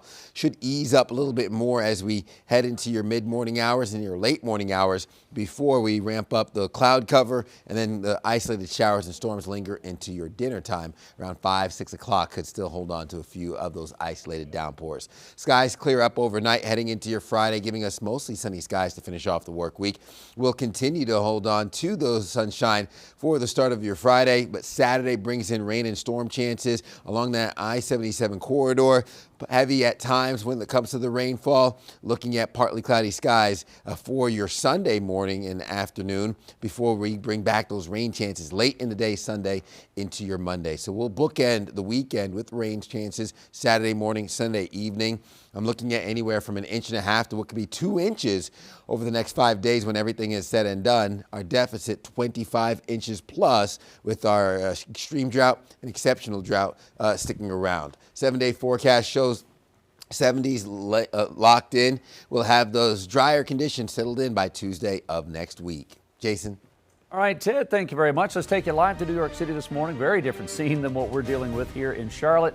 A little mixed view there of clouds as their trading day kicks off here in about an hour at 9:30. All the futures are in the green. The Dow, S&P, NASDAQ doing well this morning. We'll join our Jane King coming up live from the New York Stock Exchange right after this break.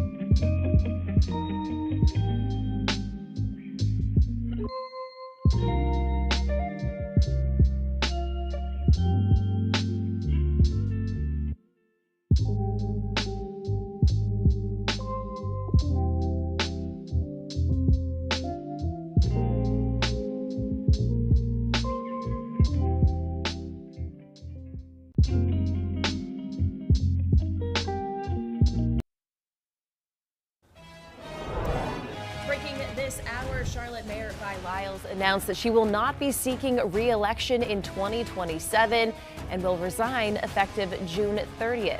Mayor Lyles was first elected to office in 2017. She said serving Charlotte has been, quote, the honor of my life. She cited economic growth, public safety improvements, housing initiatives, and transit expansion as some of her key accomplishments. Lyles says that she's stepping aside to allow a new generation of leaders to take over and also to spend more time with her grandchildren. The longtime city leader said that she will not immediately endorse a successor. We'll have much more on this throughout the day on Queen City News. All right, switching gears now, 8:25. Children crave hands-on creative experiences, even as they embrace AI. And online sleuths are raising questions about some suspiciously timed oil trades. Jane King's live at the New York Stock Exchange with those stories and more. Jane, good Thursday morning. Hi, Jason. Happy Thursday to you. And we are holding on to the gains that we had yesterday. The Dow pointing at a higher start today. Oil is lower. You know, yesterday the Dow crossed 50,000 for the first time since February. Didn't close there, but we did cross that level. And again, it was AI and chip stocks that are powering the markets higher lately. Well, oil prices plunged yesterday on reports that the U.S. and Iran are nearing a peace deal, a development that paid off big for traders that happened to be placing some negative bets on crude oil just ahead of the news. Now, data flagged by the Kobayashi letter shows nearly $1 billion of crude oil shorts. Those are negative bets on something were opened roughly an hour before the Axios report that the U.S. and Iran were nearing a deal to end the war. And the trades highlight by these market watchers online are the latest example of some well-timed bets that we've seen lately tied to developments in the war. Well, 73% of parents said creativity will be more of an essential trait for their children compared to generations past due to the rise of AI. And as AI becomes a larger part of how children learn, the survey of both parents and kids investigated the importance of hands-on learning and creativity in an era where machines can generate ideas in seconds. The study was commissioned by Crayola and conducted by Taco Research. Jason, back to you. There you go. Can't take the place of the true hands-on experience. Jane, we appreciate you. Right. We will join you coming up at a little over an hour when the bell rings at 9:30. Thank you. You're watching Queen City News on a rainy, cloudy start to this Thursday in the Queen City. If you're here visiting for golf, listen, welcome to Charlotte. We'll be back right after this.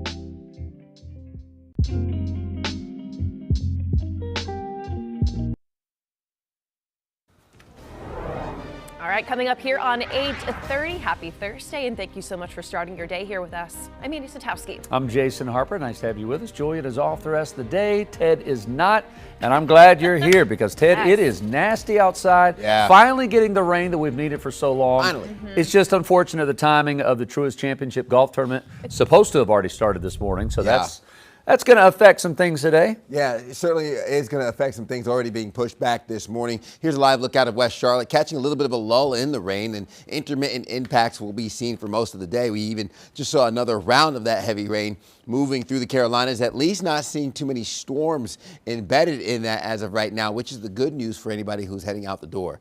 As we head out the door here at 8:30, here's the pockets of that orange and a little bit of the red shading, the yellow indicating where more of the aggressive rainfall is. That's passing over Rock Hill, Chester, into areas south and east of Uptown, Fort Mill, getting some of the heavy rain as of right now.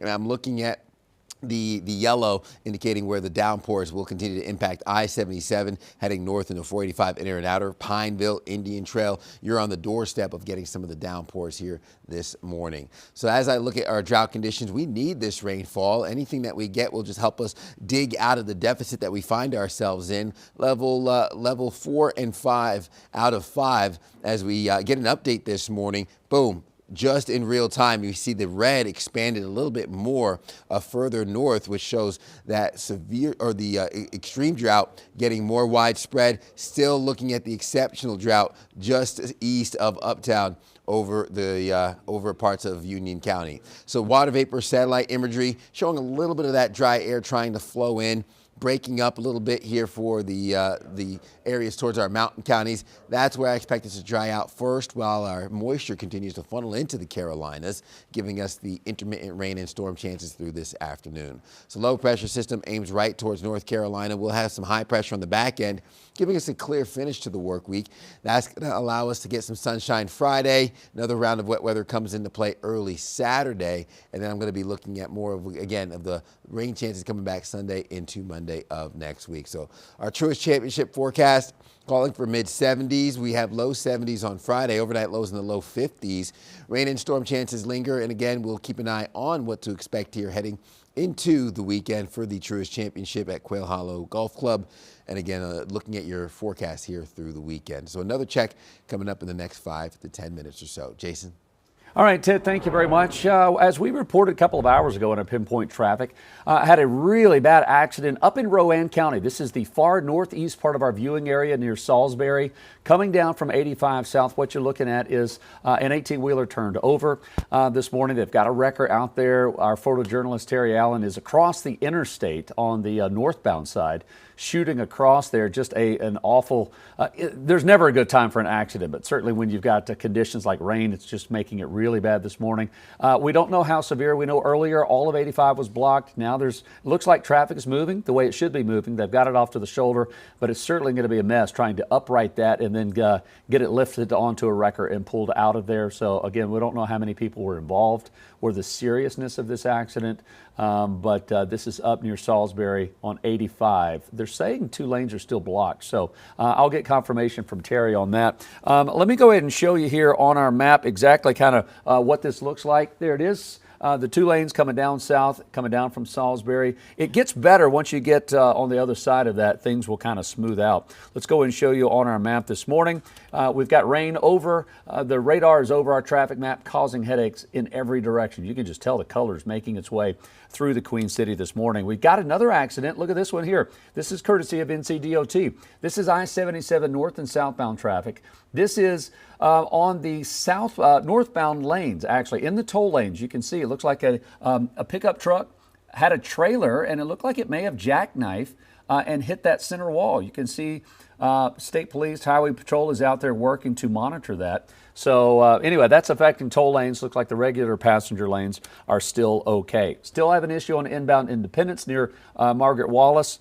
We've got one of the lanes blocked there. Our Independence camera doesn't show any issues there other than just a nasty rainy day. Here's your drive times coming in from Monroe, coming down from Concord. Both of those sections are slow. Here's 85 near University in the northeast part of the city. Look at that rain, the spray that's out there really causing some headaches this morning. Same can be said out in Gaston County.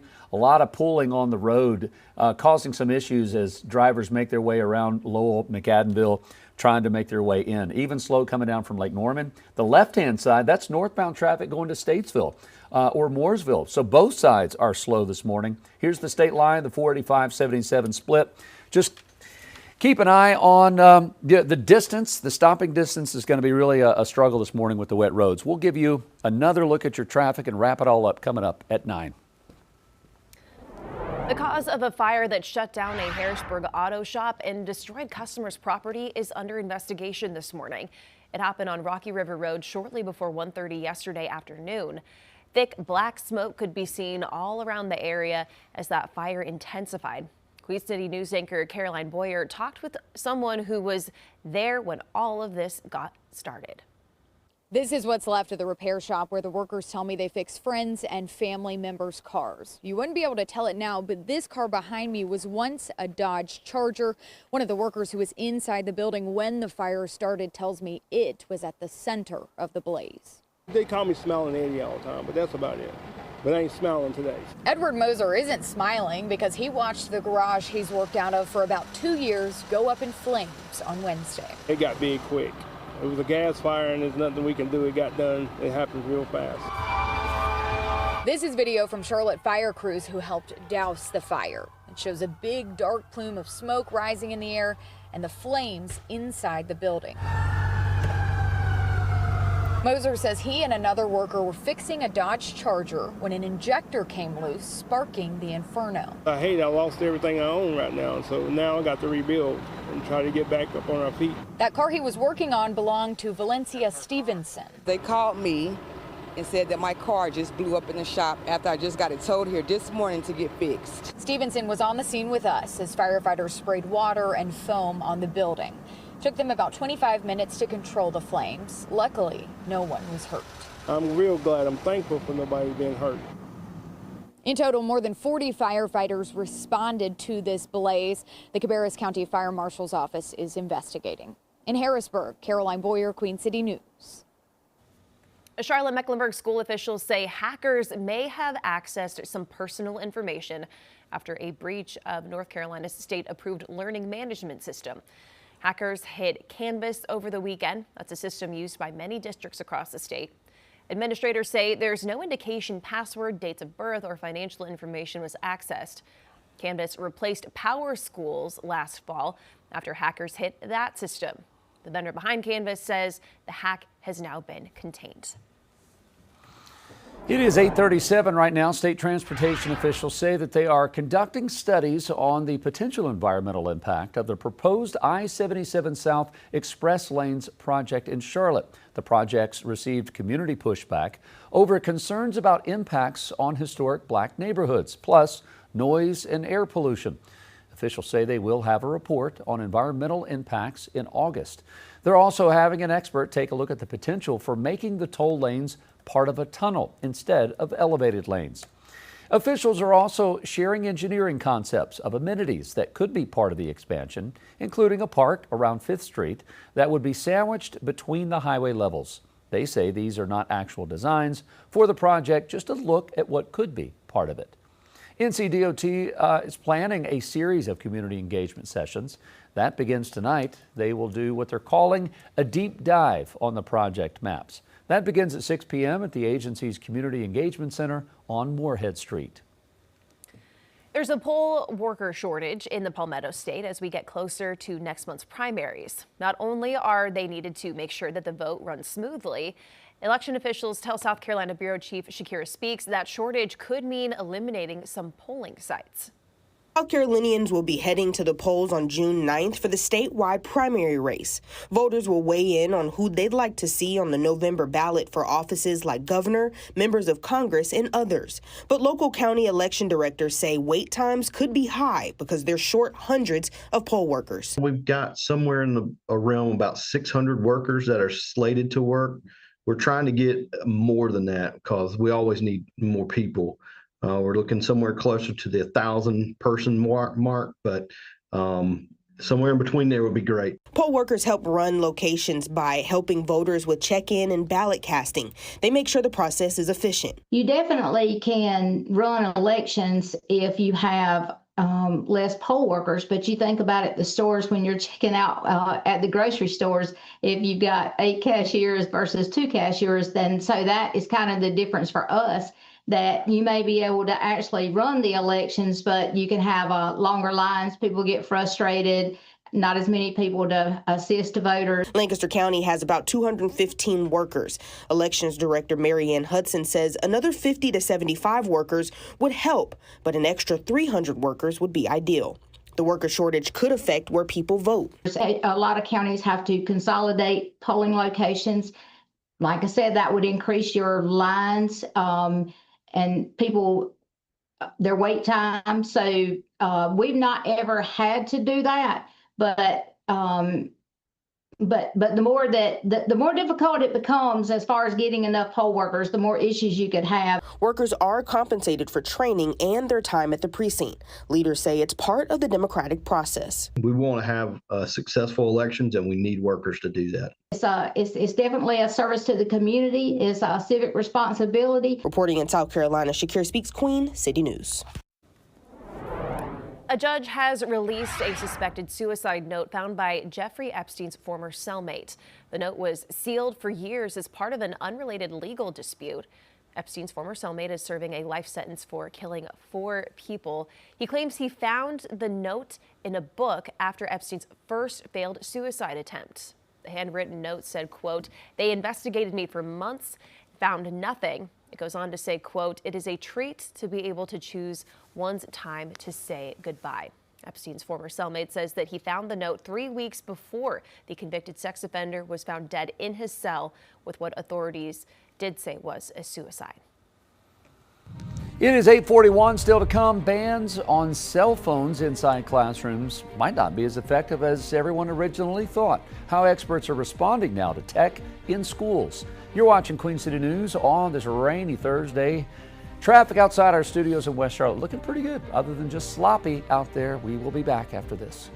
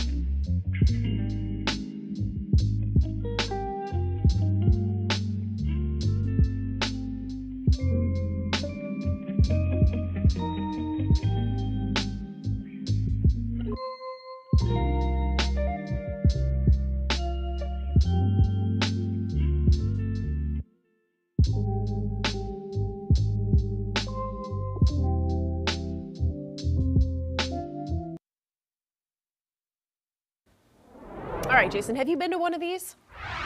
It's an alien convention. No. Okay, well, they provide a community space where UFO enthusiasts gather to discuss ETs, UAP phenomena, personal experiences, and more. Now, you might assume that such conventions feature fans dressed up in, Star Trek, Star Wars, maybe ET phone home costumes, but not all are so whimsical. One, in fact, is more scientific than sensational.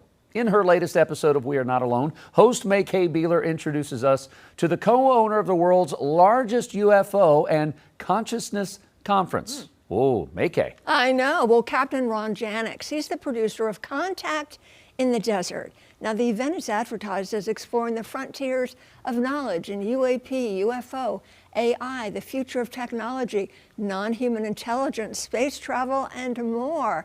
This conference comes at a time when aliens are in the news, thanks to President Trump promising to declassify and release UFO files. Extraterrestrials became wildly popular in the mainstream culture starting back in 1947 when the Roswell UFO incident triggered a flying saucer frenzy. Well, check this out. There's a shot of the conference. There's a modern resurgence today as news of a possible government disclosure is going to happen, revealing perhaps aliens really do exist. Well, that may be coming soon. So Contact in the Desert is known as a respected and credible event featuring some of the world's best known, highly regarded speakers and experts in ufology. Take a listen. Very much an academic, scientific exchange of ideas, and we're really trying to move this forward. We've got all these different bases covered, from military witnesses to propulsion systems to astronomers. We're looking at all aspects of this phenomenon. All right, so this conference also features panelists that take a deep dive into spirituality, with UFO sightings and alien contact possibly happening on a consciousness level rather than physical. So the conference takes place in California at the end of the month. All seminars, though, are available to watch online. So to learn more, tune into my latest episode of We Are Not Alone, streaming on Queen City News Plus. And on our YouTube channel, it's free. What do you think? I got a question for someone that's on the fence, or at least curious about UFO, other things out there. What kind of a speaker at a conference like this would persuade someone to fully believe in it? You think maybe someone from the military? Or, like, I would probably trust a military person, maybe even over a politician. Well, forget I mean, right? That's an understatement. Come on now. Yeah. No, they do have a lot of military people, high sensitive areas, experiencers.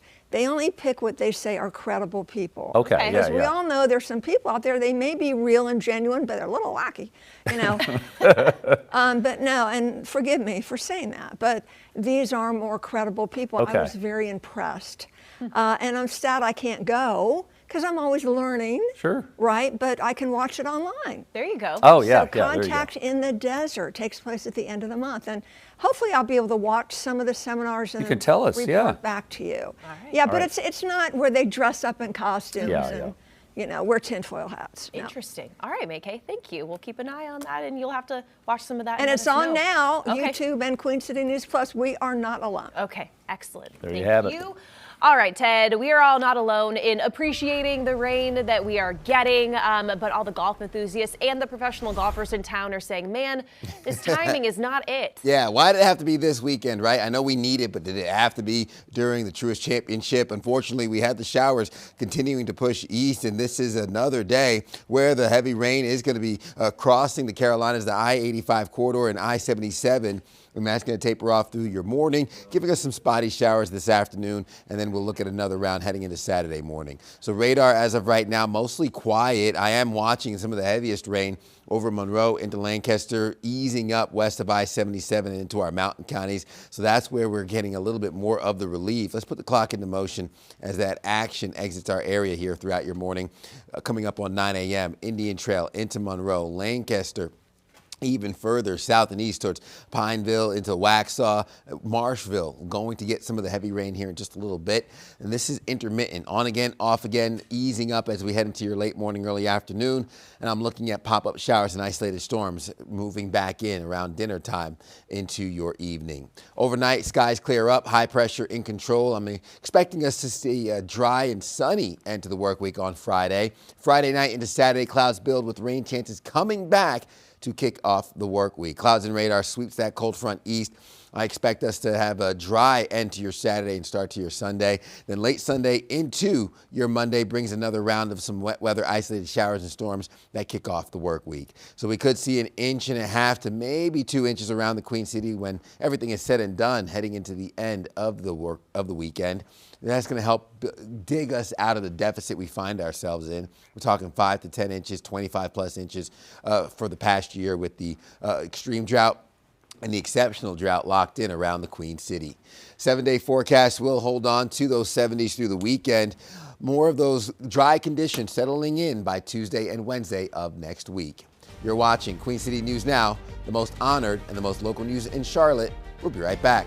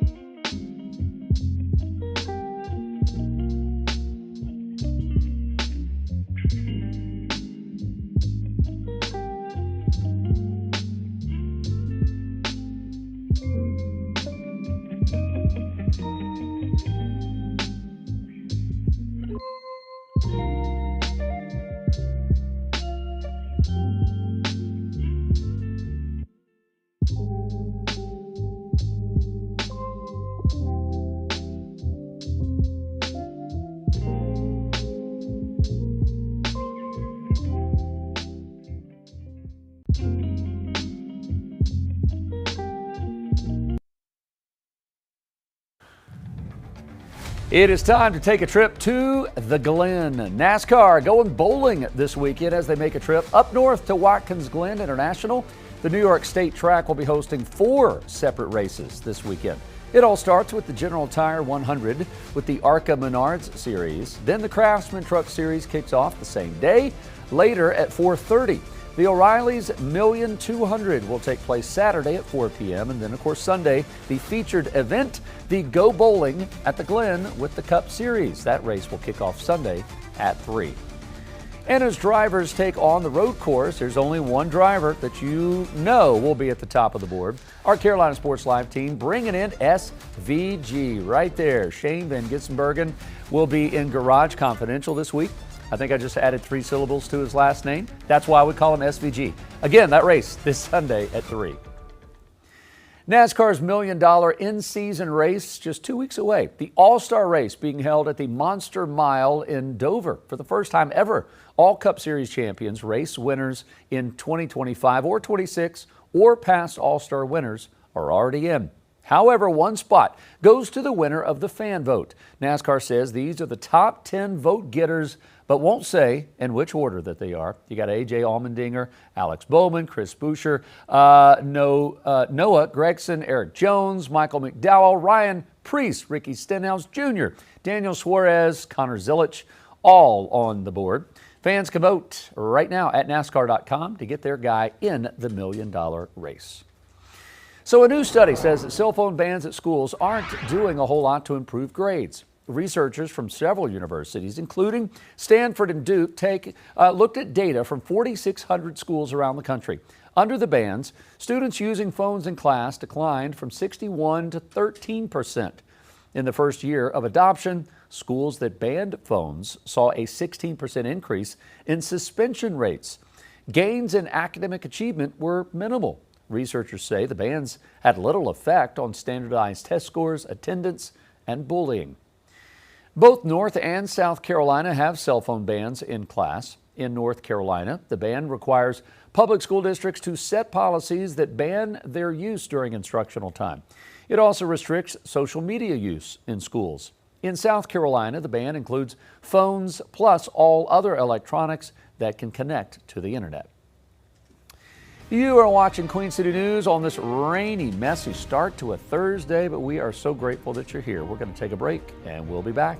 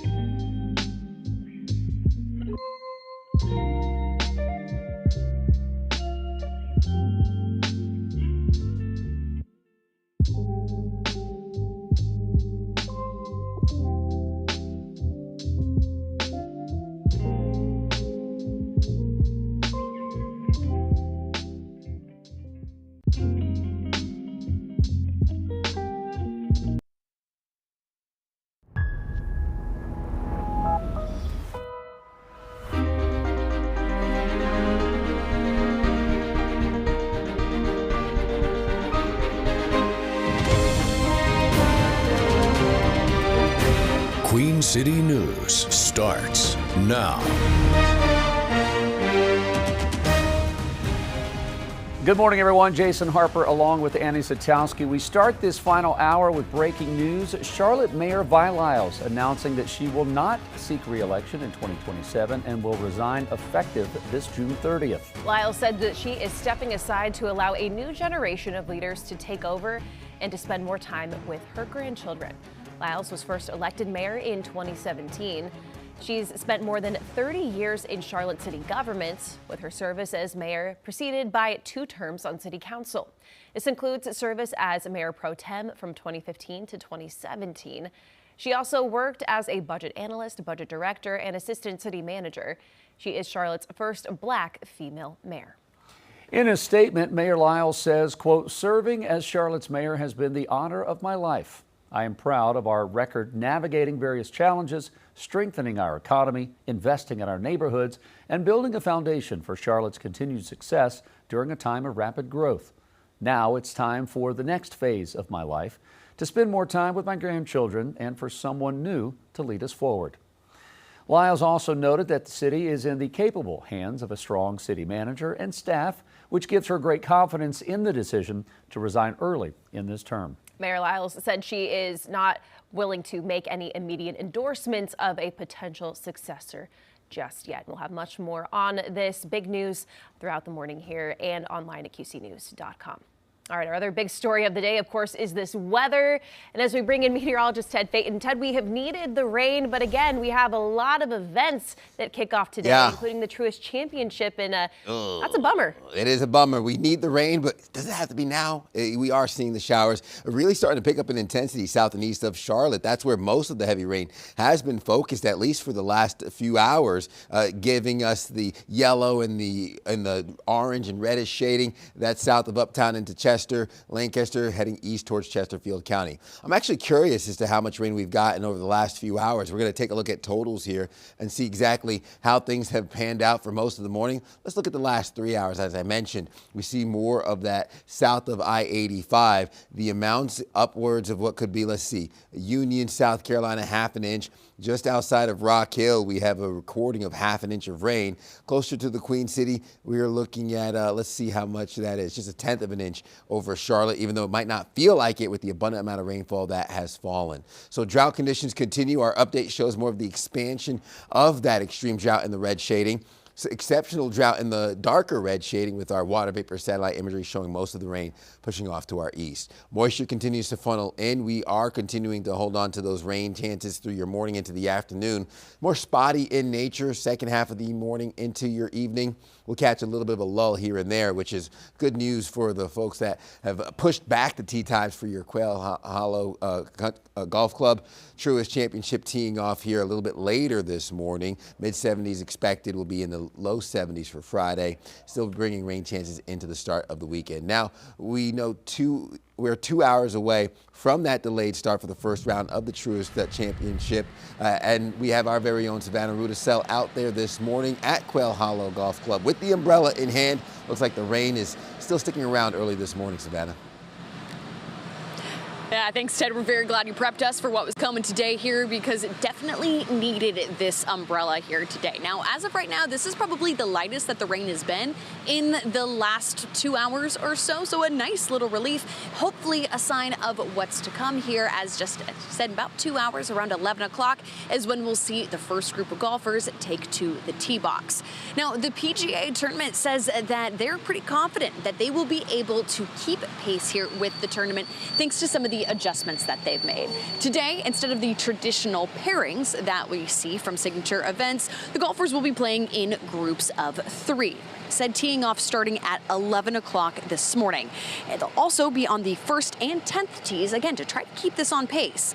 The Quail Hollow staff members say they're keeping conditions in the sky as well as conditions on the ground top of mind. The 42-member grounds crew at the club is very meticulous about each blade of grass within the 165 acres of the course. Managers tell us they've been working nearly dawn to dusk for a week to keep the fairways playable. We plan out our agronomic schedule, so based on the weather patterns, we know when the grass is going to look its best. When people see it on TV or when they come out and experience it on site, we just want them to be awed and say, wow.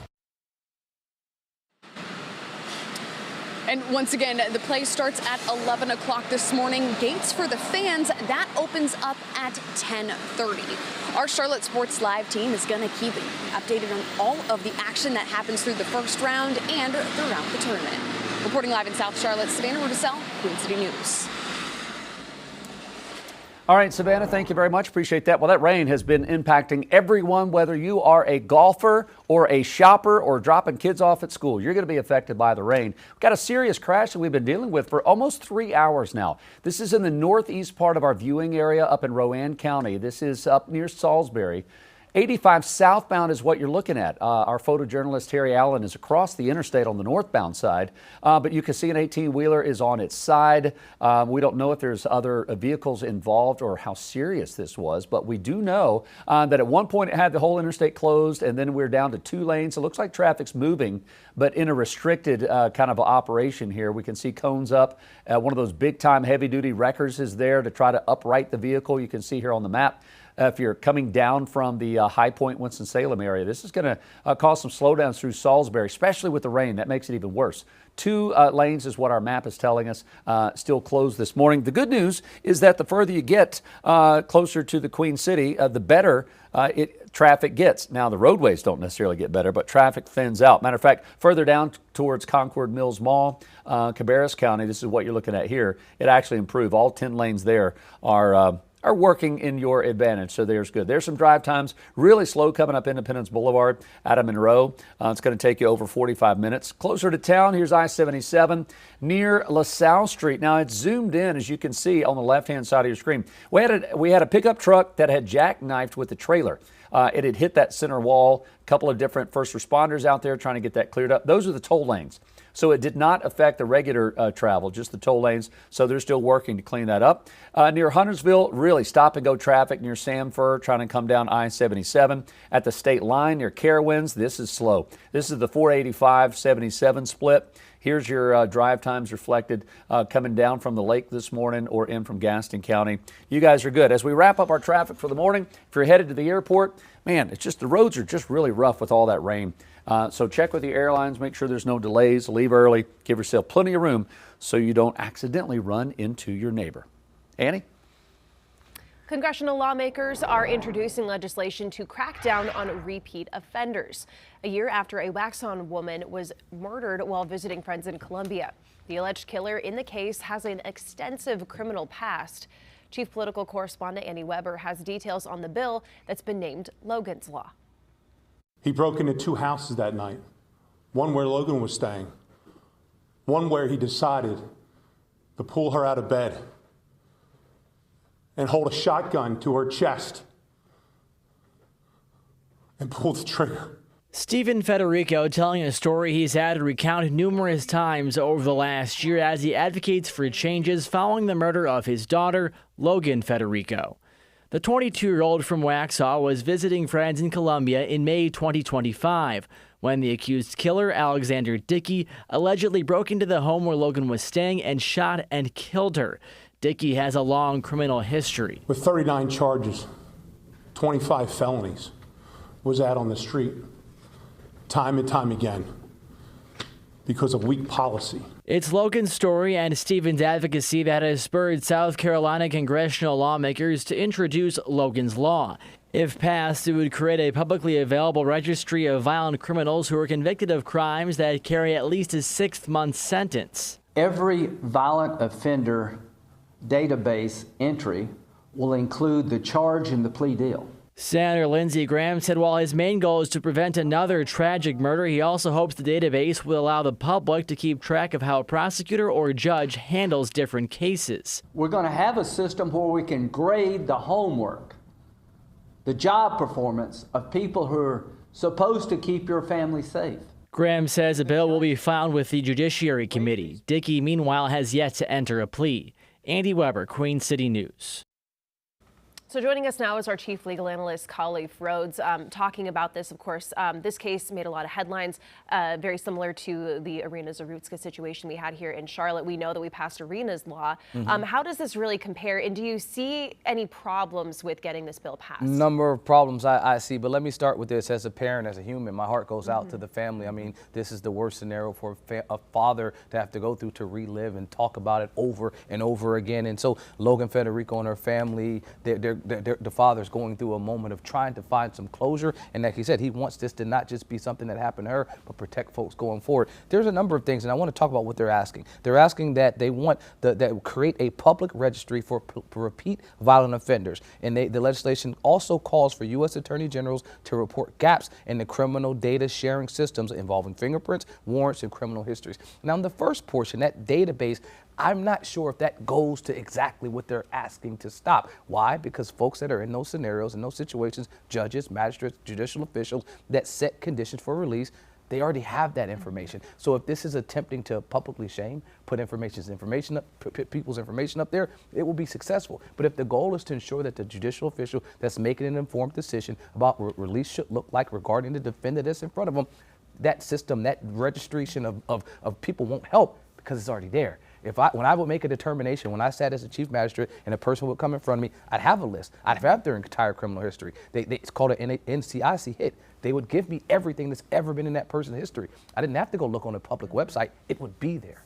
How this family is from North Carolina. The tragedy happened in South Carolina. How common is it to have something that takes place in another state and policy now affecting two different states? And I guess the second part of the question is, how long does it take for families to feel safe when you have a legislation like this kind of introduced? I mean, that's the root call. That's the root of what when they draft these legislations. I mean, you talked about the one here that was on the state level, the General Assembly. This is obviously something being pushed on the federal level, something significantly different in terms of what they want to have done. So I think that one's going to be a lot harder to move through. But when you're looking at these, it's public safety is number one, is paramount. Can the public feel safe? And when I make my determination on release or detain, because that's what I'm doing, it's, do I feel comfortable that this person will come to court? Will they commit a new crime while they're out? And will the public be safe? Can I assure their safety? If my answer is no to any of that, then they'll stay. And that's typically what you're doing when you're making that determination. But I want to make sure when you're looking at these types of things, you're actually targeting the issue. And the issue is ensuring there's gaps. I truly believe that will help because there may be gaps where one state has a criminal history, the other state doesn't. And so when I'm looking at this report in front of me, it may be missing something. But a public list of that won't help me. Ensuring that every state's tying into that system, that will help for sure. All right, well, obviously we'll keep an eye on this bill and bring everyone any updates that we get. Khalif, thank you. All right, it is 9/11. Let's bring in meteorologist Ted Phaeton. A rainy Thursday. We certainly have needed it, Ted, but we know it's affecting tee-off time over at Quail Hollow Golf Club. Yeah, it certainly is. We have those mid-70s on tap for today. Low 70s Friday into your weekend. We'll continue to hold on to those near normal temperatures with rain chances rolling back in. Overnight lows in the 50s, low 60s. We'll stay below normal here at least for today into your Friday. Again, weekend forecast looking at those upper 70s for Saturday and Sunday. We're going to bookend the weekend with rain chances. Saturday morning could be a wet one with mostly cloudy skies. Sunday evening can bring in some showers and storms to finish off the weekend.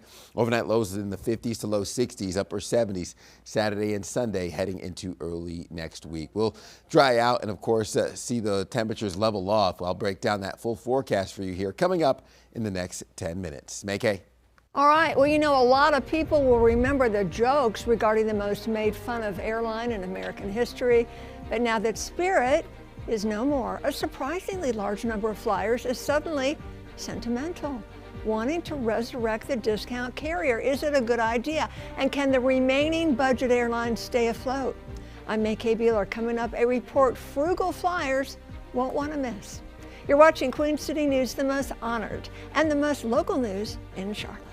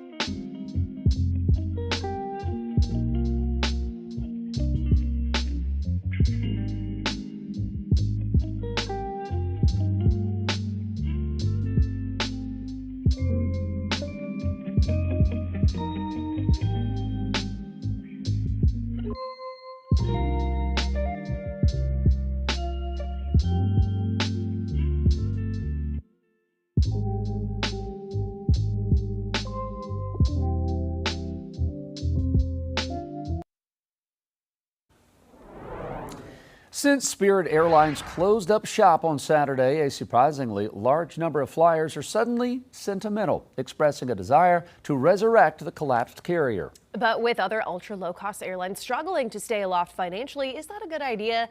And are our remaining budget carriers healthy enough to stay airborne? For those answers, let's check in with Chief Transportation Correspondent and pilot May K. Beeler to kind of talk about what's going on and trying to bring Spirit back.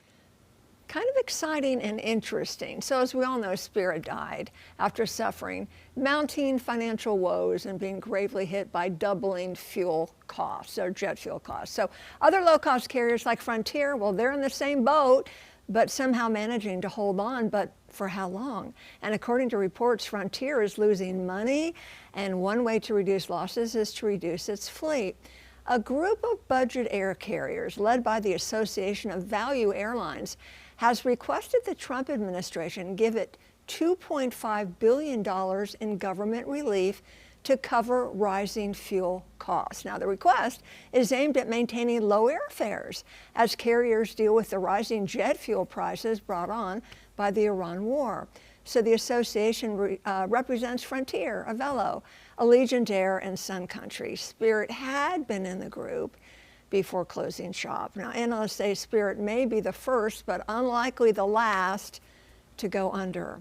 According to reports, JetBlue founder Dave Nealman warns his airline may go bankrupt this year, unable to swallow the rising jet fuel prices that did Spirit in. All right, so what's the government's response to that bailout request? Well, it doesn't sound like it's going to happen. So U.S. Transportation Secretary Sean Duffy says he does not think the government needs to bail out low-cost airlines. He said, quote, if they can find dollars in the private sector, I think that's better for them, end quote.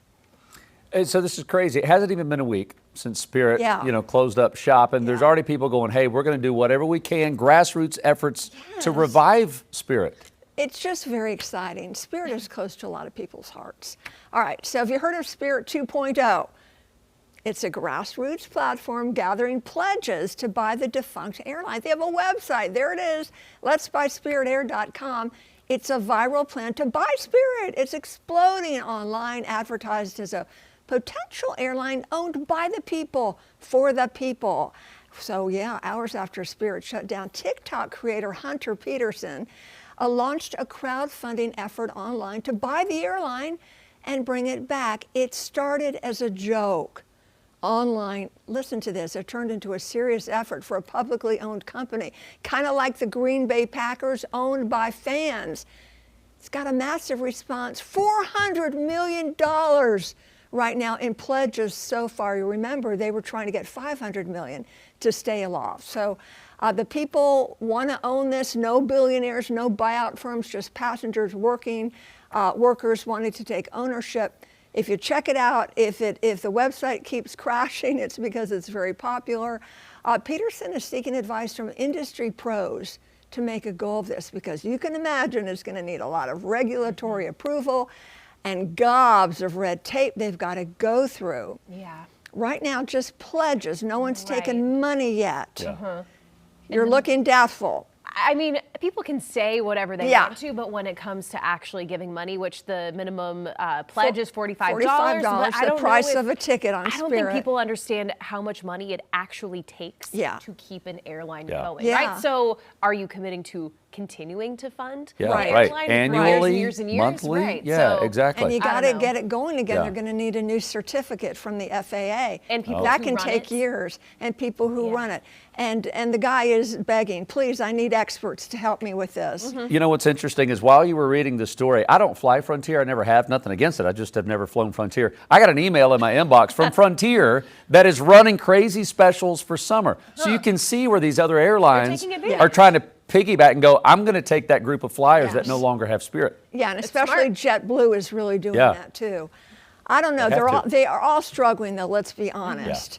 And there is a market for this, though, right? Sure. And if you have the right expectations, like if you're going to go to a hotel like a Comfort Inn, you're not going to get the service of a Four Seasons. Sure. So that's what these You have to value know, air- yeah, you got to know what you're Yeah, you're but getting, man, if you so. just want a bargain, There you go. Well, we'll see if Spirit comes back. Yeah, we will. All right, I won't hold my breath. No, I don't think any of us will. May-Kay, thank you so much.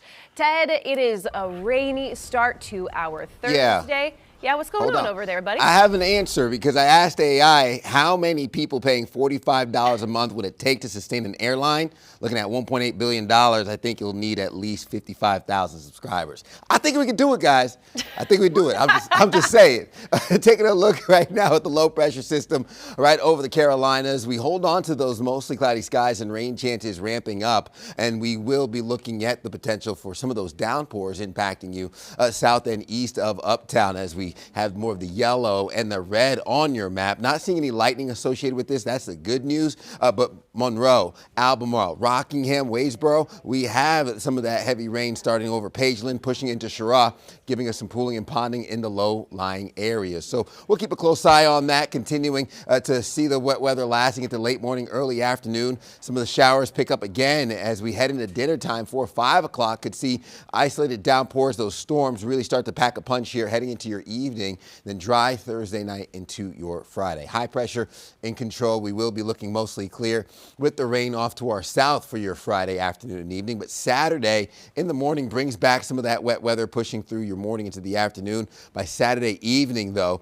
we're looking dry and clear with a mostly dry Sunday before Sunday evening brings back the potential for isolated storms with another cold front rolling through. So we're going to bookend our weekend here. Saturday brings some rain chances in the morning. Sunday brings rain and storm chances in the evening. We could see upwards of 1.5 inches to maybe even 2 inches towards the end of the weekend when everything is said and done, helping us dig out of this deficit that we find ourselves in. We're talking 5 to 10 inches below what we should have for the Queen City, up toward to 25-inch deficit south and east of Uptown, where that exceptional drought has taken hold. More of the extreme drought around the Carolinas here, which is level 4 out of 5.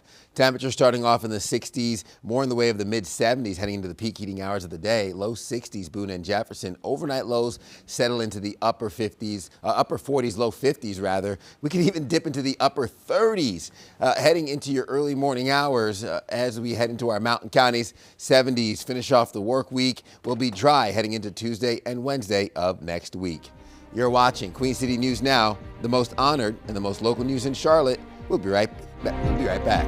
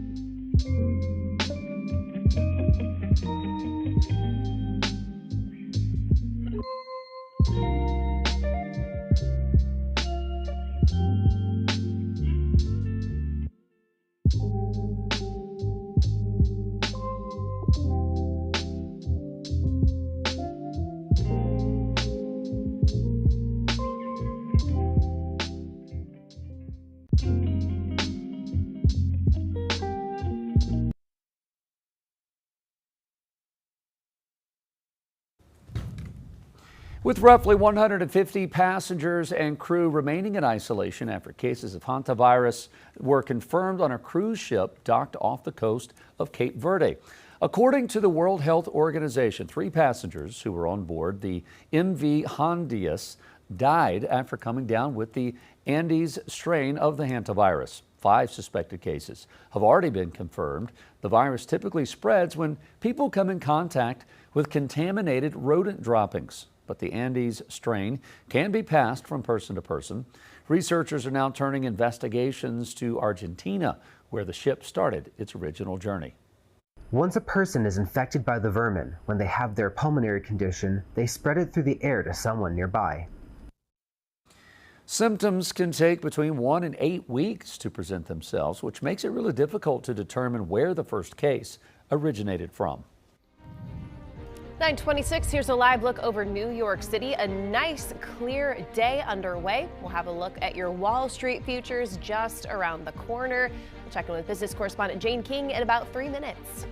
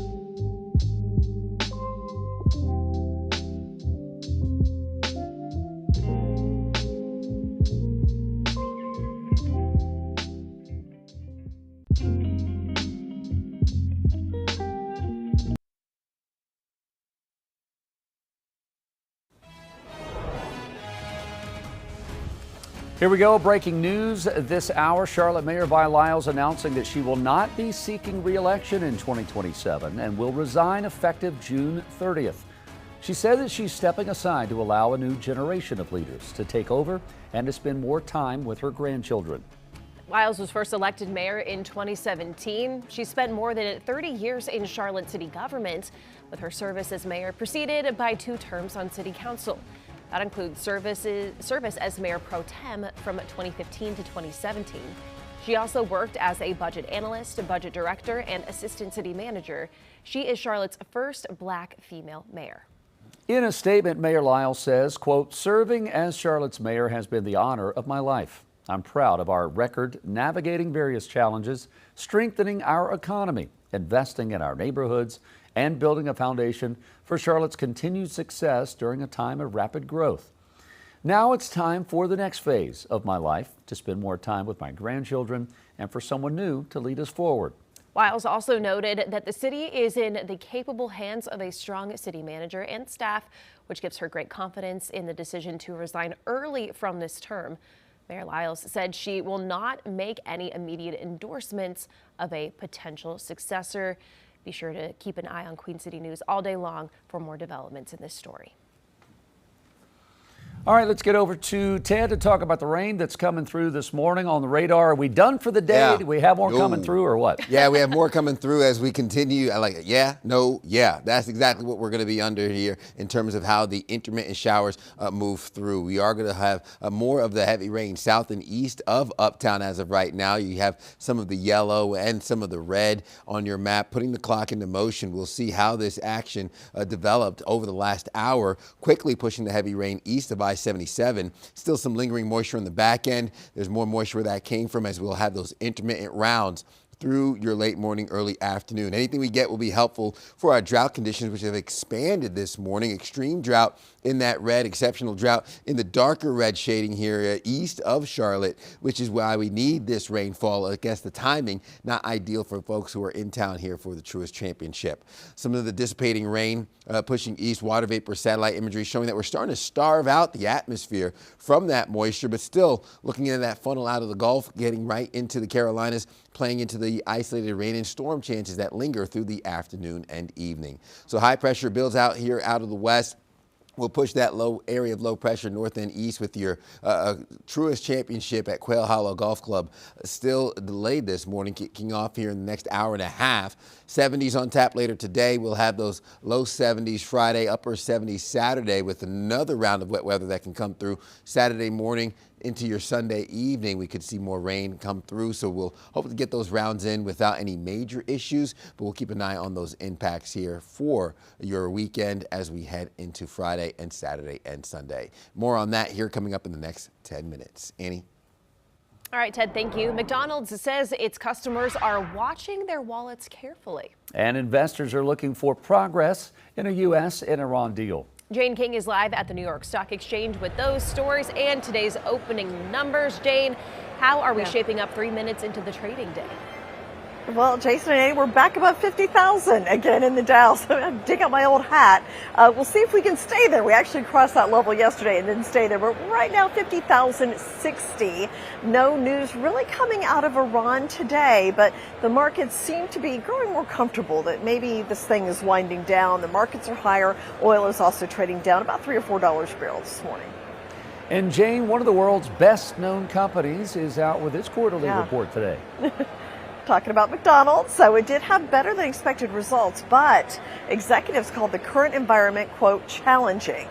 McDonald's has been boosting its various meal deals to continue to try to attract customers who are increasingly budget conscious. Investors also looking for any signs that higher gas prices are having an effect on McDonald's sales. All right, Jane, this one's interesting. An update from earlier this week. GameStop's CEO made an offer to buy eBay, but now his account has been suspended on eBay? Well, I guess so. This just keeps getting stranger. So GameStop CEO Ryan Cohen said in a post on X that his eBay account has been suspended. He posted an image with the text, "Your eBay account has been permanently suspended because of activity that we believe was putting the eBay community at risk." Among the items for sale that he was trying to sell, baseball cards, an unopened package of Windows 2000 software, and socks. Now, you probably recall, I think we talked about it, GameStop made a bid to buy eBay earlier this week. There are questions about if GameStop can actually pay for it. We'll see where it goes. Yes, we will. Jane, thank you very much. Have a great rest of your Thursday. We'll join you early tomorrow morning. Union County deputies say a fake mother-daughter duo moved into an elderly man's home and extorted him out of $25,000. Queen City News reporter Matt Stell spoke with authorities who tell us this wasn't the tag team's first rodeo. The Union County Sheriff's Office tells us a crime like this is a good reminder to always check on your elderly relatives, especially if you notice an unusual change in behavior. it's a sad thing that these leeches are just trying to suck the money out of people's pockets that they've worked hard for. Authorities say back in January, it started with a conversation at a Food Lion in Monroe between 56-year-old Sylvia Marks and an 85-year-old man, with Marks telling the man her name was Anna and that she had taken care of him at one point. He was very reluctant, didn't really remember, but as she kept working and kept trying to, I'm going to call it grooming, he was convinced that maybe they did have some type of interaction in the past. Eventually, authorities say Marks convinced the man to let her and 34-year-old Brittany Nicholas move into his Monroe home a few weeks later, with Marks allegedly pretending to be Nicholas's mother. The sheriff's office says within months, the women extorted more than $25,000 from the victim. He also had items that were missing throughout his residence, being 2 rings. The sheriff's office says deputies were recently called to the home for reports of trespassing when they discovered what was going on, and soon learned through their investigation that this was not the first time these women had targeted the elderly. They had used the exact same tactics, the exact same ploy on another gentleman who lived around roughly a mile apart from this gentleman. And authorities say that second man is 90 years old. Marks and Nicholas were arrested and now face a number of charges, including exploitation, conspiracy to commit a felony, and larceny. And the sheriff's office tells us those 2 women will likely be facing more charges for the crime involving that 90-year-old man, and if so, they won't be getting out of this jail anytime soon. In Union County, Matt Stell, Queen City News. The U.S. and Iran are reportedly closing in on a deal to end the 67-day war between the two countries. That has disrupted the global economy. Kristen Eskow shares some of the details on the agreement that's being negotiated. We've learned the discussions surround a one-page memorandum. A source tells News Nation that it would set an end to the war and create a framework for talks about the future of Iran's nuclear program. This all comes just a few hours after President Trump announced a pause to the U.S. military guiding ships through the Strait of Hormuz. We've had very good talks over the last 24 hours. And it's very possible that we'll make a deal. President Trump has signaled that the Iran war could soon end and commercial traffic could resume in the Strait of Hormuz. Iran cannot have a nuclear weapon, and they won't. And they've agreed to that. He says he believes the U.S. blockade of Iranian ports has been effective toward getting the strait reopened. It's like a wall of steel. Nobody goes through. In particular, the Iranians, they're not getting anything through one way or the other. President Trump announced a pause Tuesday night to military escorts for commercial ships through the Strait of Hormuz. He said the pause came at the request of Pakistan and other countries, and he cited, quote, great progress made toward reaching a final agreement with Iran. We would prefer the path of peace. What the president would prefer is a deal. He would prefer to sit down, work out a memorandum of understanding for future negotiations. Economic pressure has been mounting as gas prices continue to climb. That's also brought increased criticism from Democrats. What happens when that summertime increase happens when we're already at a flat rate of $5 a gallon? This is a failure by the administration. On Truth Social, President Trump said if Iran doesn't agree to a deal, quote, the bombing starts, and warned that it would be, quote, at a much higher level and intensity than it was before. Kristen Eskow, News Nation, Washington. President Trump says gas prices will come down immediately once the war in Iran is over, but there is no clear timeline with the ongoing closure of the Strait of Hormuz. Most economists say, though, it's not that simple, and prolonged conflict in the region, along with uncertainty in the global oil market, could keep prices high. It's starting to affect other things, like the prices of everyday goods rising, with truckers just trying to protect their bottom lines. Drivers across the country say they are starting to pull back now on other spending. It actually hits your bank account pretty hard. It's just part of life. You just sacrifice other things right now. Traveling is also being impacted. Airlines have canceled more than 13,000 flights within the 7 days of May because jet fuel is just too expensive. Duke Energy leaders want to increase rates for what they call much-needed grid upgrades and to recuperate fuel costs from January's winter storms. Duke Energy asked the commission to increase rates by an average of nearly $7 or 10% by next year.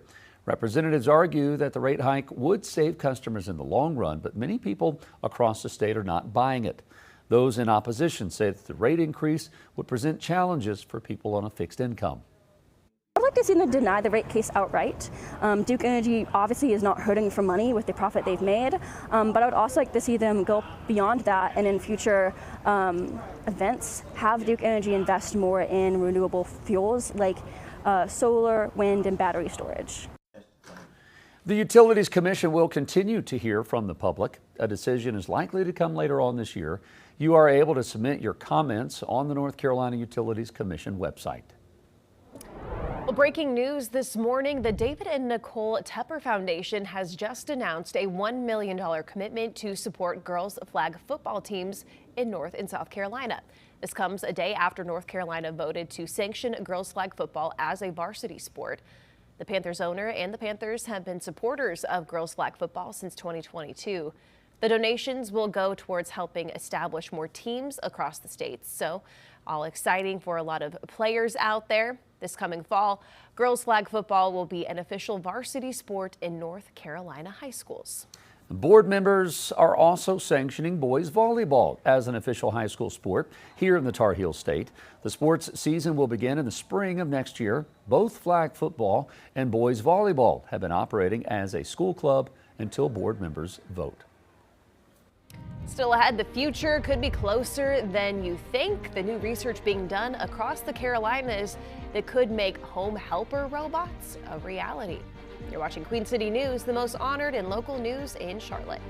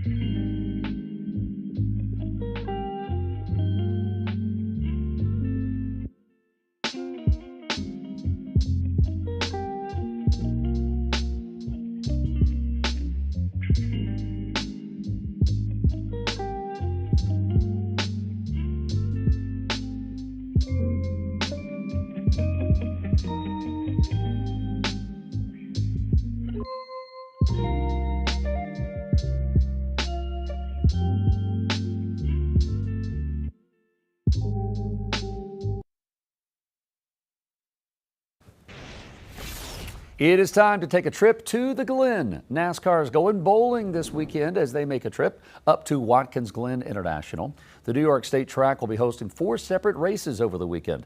It all kicks off with the General Tire 100 with the ARCA Menards Series on Friday, then the Craftsman Truck Series kicking off later on Friday at 4:30. The O'Reilly's Million 200 will take place Saturday at 4 p.m. and then Sunday the main event, the Go Bowling at the Glen with the Cup Series. That race starts at 3 o'clock. And as drivers take on the road course, there's only one driver that you know will be on top of that leaderboard. Our Carolina Sports Live team bringing in SVG Shane Van Gisbergen. He'll be in the Garage Confidential this week. Again, that race is this Sunday at 3 p.m. The future is learning to walk, one careful, clunky step at a time. America is investing in humanoid robotics, but it's a much trickier proposition than a lot of people think. Bob Buckley spoke with one of the minds behind the dawn of humanoid helpers being built across North Carolina. For more than 230 years here at the University of North Carolina, they've built human minds using Shakespeare and algebra. Now, we want to deliver on the promise that these science fiction writers have put forward. They're building humanoid robots using software and semiconductors. Were you always that kid who was interested in this type of stuff? You know, I first got into it, I think, the way a lot of kids did, watching Star Wars, seeing the Jetsons. The Jetsons promised a future of metal helpers who'd glide through our lives as smoothly as a Saturday morning cartoon that some people believe should be here by now. They see robots in movies and science fiction, and their expectations are sky high. There's a lot of key fundamental research challenges that still need to be solved before we're close to getting there. Robots like this one in Dan Safer's lab at UNC His name is Richie. are doing relatively simple data-based work. I'm trying to make him do medical triage. So if he's given a first aid kit, can he identify what's in the box using his cameras, pick them up using his arms, and give it to a user. What may seem much simpler, dealing a deck of cards, remains a riddle of immense proportion to researchers. A lot of the tasks that we take for granted require a lot of fine dexterity, and this is a very difficult problem. We're trying to take millions of years of human development and compress it into a decade or two. Exactly. Up the road at North Carolina A&T State University, traditionally robots have one motor at every joint. They feel your research pain. What I'm doing is these motors, basically for every joint up here, there's two motors controlling. PhD student Lowell Welburn is focusing his work on improving what robotic hands can do. I'm using reinforcement learning, or AI, to kind of train this robotic hand. Fellow doctoral student Safwat Shanuda is trying to add a little grace to the robot's clunky steps. How long do you think before we're going to see robots looking just like humans as they run and walk? I would say about 100 to 200 years. Really? I think it's a long way away. It takes a long time to be able to train a robot to be able to walk smooth. Our body is a perfect control system. So we have a sensor here to measure the balance, and these microcontrollers in the brain, and they calculate what is the best signal, and send to this our ankle, that is the actuator, to maintain this our balance. Back at UNC, Dan Safer is balancing reality against dreams for those who think these creations can someday be our companions. And we're seeing this even in sort of chatbots and AI already today. And I think that's only going to be compounded when there's a physical form factor, because it's even easier to trick people into thinking that this is a thinking, feeling being when it's not. Okay? And never will be? And never will be. That's exactly right. The future will arrive gradually, first in factories and warehouses where environments are controlled, then slowly into our messy, unpredictable homes. But when it does arrive at your door, don't expect it to know the house rules. They're not going to work right out of the box. In the same way, if you just hired a person to come help you in your house, they're not going to necessarily know exactly what you want to do. Instead, you'll guide them around, you'll show them, here's what I want you to do, here's how I want you to do it. In the meantime, labs like these in North Carolina are forever working on the equation of making hype equal hope. Bob Buckley. I'm not sure what's happening there. I mean, they still clearly look very robotic, not as human. That one professor said it could be 100, 200 years before they run until they run and look a little more fluid like a human. So what's the timeline on just folding my laundry? That's what I need. Yeah. That's the utility. I don't know about that, but can I sign up with you? Yeah. Because maybe we could do a robot share. I'm great at doing laundry. Yeah. It's the folding and the putting away of the laundry. That's where I was going to ask, if you had a robot in your house like this, what area in your life would it be most useful? Like in the kitchen, doing all the cooking, prep cleaning, work, folding. Okay, yeah, you got to pick Literally one. everything that Ted said. Just one. Yeah, you got to pick one area. Would it be in the kitchen? It would cook and do the dishes. If it could cook and do the dishes, I Cleaning. would do that just Yeah. because it gets hard with, parent life and you got a little person running around. Sometimes it's really hard. So if I could take that off my plate, spend more time with Dog her. walking. I mean, there's a lot of options. I like dog walking. Okay, you like that. All right. I think the cleaning, because then I could cook, and then like the cleaning is part of the dishes Fair and enough. part of the laundry. Fair I'm just enough. putting it all in one. We want all of it. I'm cheating. There we go. We don't have to worry about it anytime soon because we're not getting one.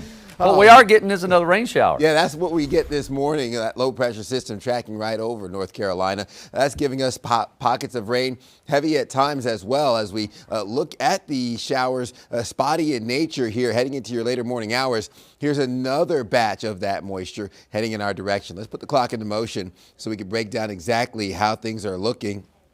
Looking at the heavy rain south of Greenville, South Carolina, south of I-85, but we still have that moisture traveling along the highway, giving us more of the intermittent rain. Another round here coming again for your mid-morning, late morning, early afternoon. So as we look at the intermittent rain, you want to download that Pinpoint Weather app because it's going to stick around from this morning into the peak heating hours of the day. Looking at spotty showers through 1:50 to 2 o'clock, and then this evening could see an isolated storm or two pushing into your dinner time and a little bit after that as well. So taking a look, high pressure stays in control here heading into your evening. That's going to give us a nice sunny end to the work week. Showers move back into our south, giving us some of the rain potential early Saturday morning into Saturday late morning, drying out by Saturday afternoon and evening, with sunshine returning. I'm expecting us to have a wet end to the weekend as we bring in the storm potential with another cold front coming through late Sunday. So bookending the weekend with those rain chances, anywhere from 1.5 inches to maybe 2 inches when everything is said and done. Looking at our deficit, 5 to 10 inches over Charlotte, 25 plus inches south and east of Uptown.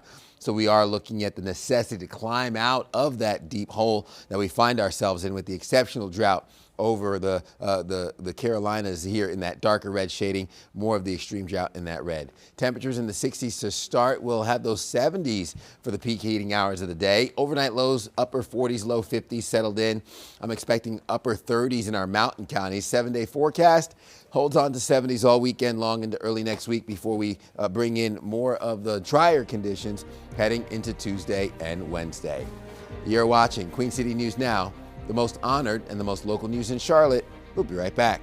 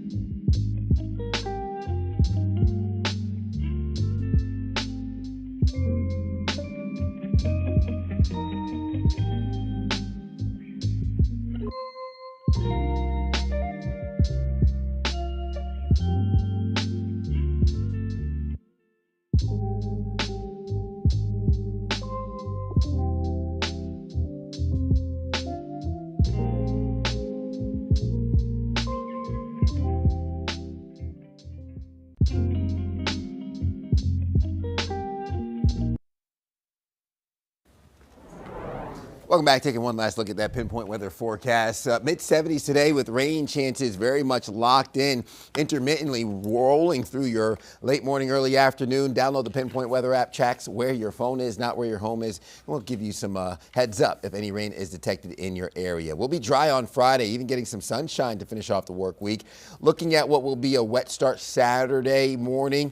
And then another round of wet weather comes late in the day Sunday. So we'll keep an eye on that as the Truist Championship goes on throughout the weekend, finally drying out by Tuesday and Wednesday of next week.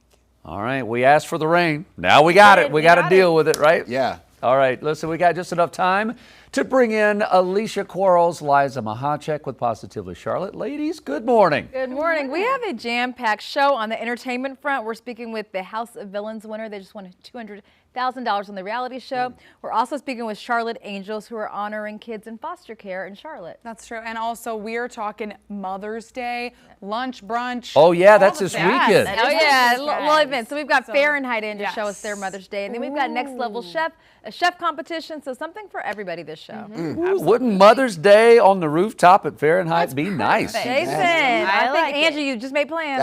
There you go. Right? Oh, now I got to commit. Yeah, you got to commit. Yeah. Listen, Get that reservation. Okay. All right. Sounds good. I have a feeling you might know somebody. We got you. Oh, dear. Okay, now we're talking. Don't forget Mom, right? You got a couple days to order those flowers and get everything ready to make sure you tell her how much you love her. We're out of time. Try to stay dry today if you can. We will join you back here tomorrow morning at 4 a.m.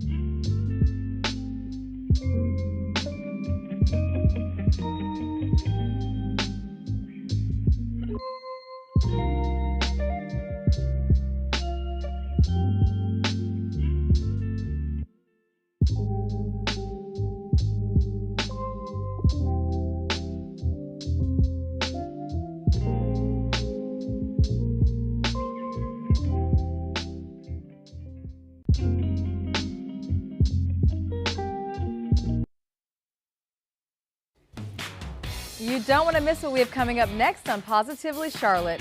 From mob wife to villain, we talked to Drita DeVanzo all about the juicy details of House of Villains. And Chef Dave from Fahrenheit is here to show you some Mother's Day offerings. We're talking sushi. And the Charlotte Angels are in the house to show us how they're making an impact in the Queen City and beyond.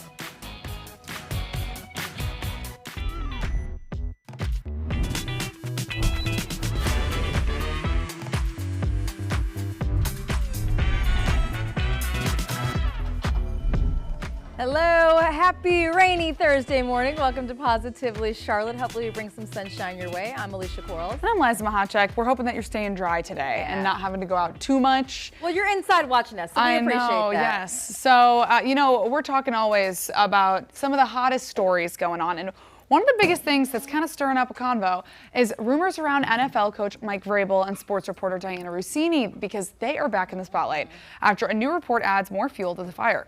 The latest claim says the two rented a private boat together back in 2021 and spent hours out on the water at a time when Rossini was pregnant with her first child. The report also claims that they were careful about photos, with Rossini asking not to be pictured at all. Okay, so this all comes after photos and sightings over the years that have kept the rumors alive, including alleged public PDA and multiple trips together. Now, both Vrabel and Rossini are married with children, and Rossini has stepped away from her job amid the scrutiny, while Vrabel has said he's had to have some very tough conversations at home and is seeking counseling. For now, neither has addressed the specific claims, but with each new detail, the story continues to follow them both. I have some advice to her husband. Paternity test. Okay, let me tell you why. No, seriously. Her son's name is Michael. Yes. Michael Vrabel. She's vacationing with this man who is not her husband when she's pregnant.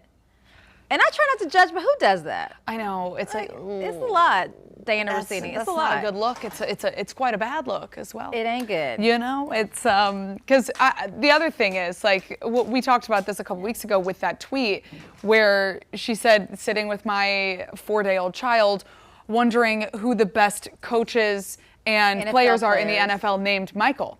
Now, her son is named Michael, which is, you know, the reason why she tweeted that. But also, it's like, well, you know exactly what you're talking about, girl. She was playing in our faces. Okay. Uno reverse, Diana Rossini. Uno reverse. Oh my gosh. Right. Okay, well, this is not how you want your birthday to go. Love Island UK star Ella Thomas is recovering after what she's calling a total freak accident during her 26th birthday celebrations in London. So she was out for brunch and drinks with friends when, within minutes of arriving, a glass bottle shattered nearby and a piece of it landed right in her foot. Ugh. And this was not a small cut. Ella says the injury was so serious, there's blood everywhere, and she had to be rushed to the hospital by ambulance. So once there, doctors did x-rays and told her that she would need surgery to fix the damage.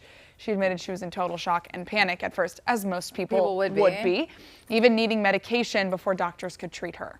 But in true Ella fashion, which you know if you watch Love Island, I'm not familiar with her, but people love her. She kept her sense of humor. She's already shared videos from her hospital, dancing, singing, trying to keep the vibes up despite everything. And Ella even joked that she missed the Met Gala for that night in the hospital, which, let's be honest, that's quite the trade-off. The good news, though, she's recovering and in good spirits. Definitely not the kind of birthday story you plan, but she says it's one that she'll never forget. Well, you know, if it's the Met or the hospital, you're paying a lot of money. That's right. Paying a lot of money to be there. A lot of money. That's right. That's right. That's right. Man, that is rough. But you know, do you have a bad birthday story? Oh, my dad missed my 16th birthday. Well, my birthday it falls on Thanksgiving every 7 years, so people always forget it. But that morning, the man just forgot it, and I was like, that'll do it. That hurt. That'll do it. My 10th birthday, I was at my birthday party. Would not stop vomiting. Could not stop vomiting. Everybody came to the birthday party and I was in the bathroom. You remember that one? It was so, I was so sad. My parents videotaped it for me and were like, this is what it was. And I was like, so sad. Okay, well, on to some different news. Nicole Kidman is sharing just how intense making Moulin Rouge really was. And it went way beyond just dancing in heels. So during filming, she actually cracked a rib early on while performing a scene suspended high above the set. And after coming back to work, she ended up re-injuring that same rib while being laced into one of the film's tight corsets. That sounds awful. That's right. She wasn't all. She also slipped while filming on a staircase scene and seriously injured her ankle to the point where she had to use crutches and appeared in a wheelchair during part of the production. And director Baz Luhrmann praised her for pushing through it all, calling her the definition of a trooper as she continued working through some pretty tough setbacks. So while Moulin Rouge looks glam and over the top on screen, behind the scenes it took some serious grit to make that appearance happen. I mean, and this is all in response to them, you know, looking at this film again. And, you know, It is amazing to me what performers can do if they show set their must go mind on. to That's it. right. The show must go on is so true. Okay, so I'm so excited for our next guest, you guys. Drita DeVanzo emerged as the recent winner of House of Villains Season 3. She took home a prize of $200,000. Drita joins us now to discuss her strategy to winning big and what she plans to do next. Hi, Drita. Hi. You're a you friend. guys look great. Thanks, girl. You look good too. You're my friend in my head because I followed you on Instagram for so. You give some of the funniest Instagram content. I love it. Thank you. Okay, so you rose to fame as a mob wife. You've had many offers to be on other shows. Why did you decide on House of Villains? Because it's fun and funny. So I wanted to stay clear of like drama and everything negative. I just feel like in this world right now, what we need is to laugh. So I like to watch things that make me laugh. And I think that it's really clever, the show. I didn't think I'd do well, but surprise, surprise. Okay, so you won big. I think it was like 7 votes to vote for you, 1 against, which is a... Yeah, I'm like Michael Jordan. You're Michael Jordan, girl. You winning. Okay, so what was your strategy, though? Being myself. There's a lot of things I realized, like, when I was watching it, that my daughter was like, you know, you were, like, always minding your business. I think it wasn't done purposely. It's just the way I am. Like, even when they were sitting and having a conversation, I would always be like, okay, you guys talk, I'll leave. Because I just, you know, I always am the type of person that, but that was beneficial to me because I really wasn't in the mix of the drama. So I was kind of like, I was the sleeping giant and didn't even know it. I didn't even know it. They didn't know it. I don't think they realized it till later. Tyson was smart enough to figure it out. But you know what? It was incredible that they showed me love like that. And I feel like at the end, I won when it was important. You know, like I really put all the effort in when it was time, the crunch time. Because in the beginning, I was just cooking like everybody meals every day. I had to feel homely. It was hard for me. I'm friendly and outgoing, but on the flip side, I'm an introvert. It's hard to get me out of my house. Now I get to live with a bunch of strangers. Was not easy. I have a bad temper, but you know, that wasn't cute. And then I didn't know that the curse words don't get bleeped out, which I was like, oh my God. So that was not a good time to find out. I was like, I had to call my mother and be like, you know. Can you imagine at my age, I still think of like my mom's going to be upset I'm cursing? Yes, I could understand that. I get it. You know, we have the same strategy in life. Drink water and mind your business. It'll take you far. Yeah. And you know what? I have to say, watching it, I was like, wow, there was so much going on. Like, am I that clueless? I was frying chicken cutlets and all these alliances were happening. But you know what's interesting? Everyone that I was choosing to align with was getting voted out. So that's how it ended up working out for me. It was just meant to be because I was like, I'll never vote Johnny out. He's my alliance. They got him out. Same thing with Plain Jane. Same thing with Jackie. So everybody was like, well, you keep, you know, keeping it real with why are you doing that? They thought it was like a strategy, but it wasn't. They thought you put a hex on them. Drita, what are you planning to do with your winnings? Well, you know what? I'm a single mom. I haven't been a mob wife in probably 8 years. So I've had a lot going on in my life and I have to take care of myself and my kids. I have no help, zero. So it was really helpful. The timing was unbelievable. And I invested all my time in my scripted series. So I have a scripted series going out on the market and it's on my life story. It's based on my life story. It's a big deal for me. I put in a lot of years and effort into it. So that was a huge investment. This was just a very amazing thing that happened. So I was appreciative of it. Well, I can't wait to watch your life story, you Albanian queen. Congratulations on your winnings. And I'll catch you on the gram. Thank you. Bye. And don't go anywhere. We've got Fahrenheit in the house to talk Mother's Day menus. Wait till you see what they brought. Delicious. And an exciting new cooking competition is hitting the QC streets. We talk with Next Level Hope coming up. You're taking a live look at West Charlotte. We'll be right back after this short break.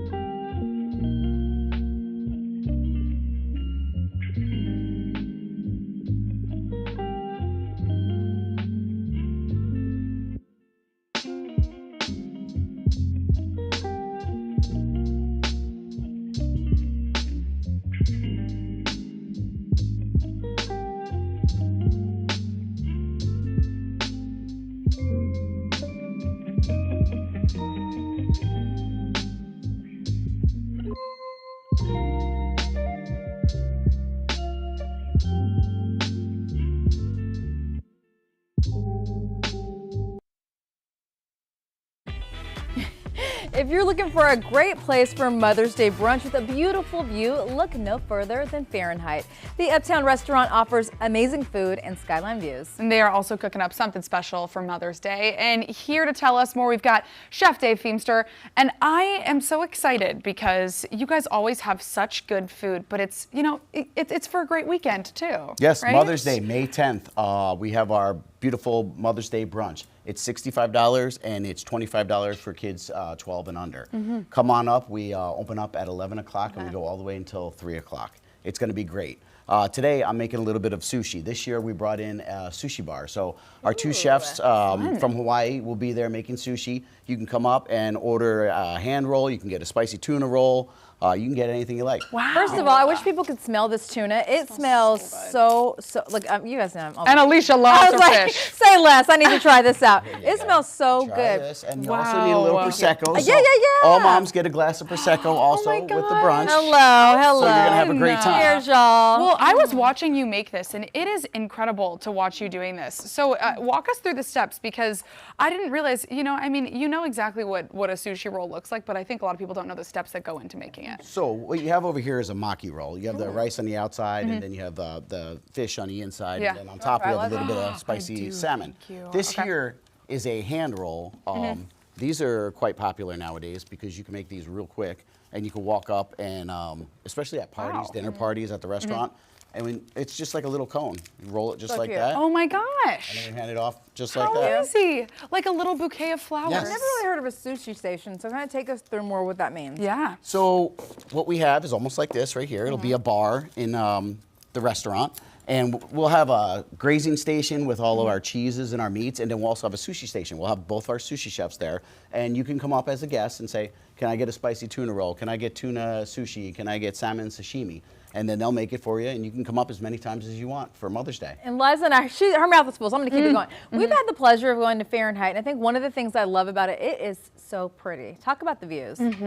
So, Fahrenheit, we're 14 years in. We have almost a 365-degree view. We're at 222 South Caldwell Street. It is beautiful. We are sit back a block off the city, so you have the whole skyline view there. It's the only unobstructed rooftop view in the city. Wow. Yes. Now, also, you guys have such great deals, too. Talk to me about, I know a few months ago we talked about your girl dinner, but you've got a new special and a new deal going on where you can get a drink, a roll, and a side, right? Yes. So we took the GNO, Girls Night Out or Guys Night Out, and we turned that into our new bar bite.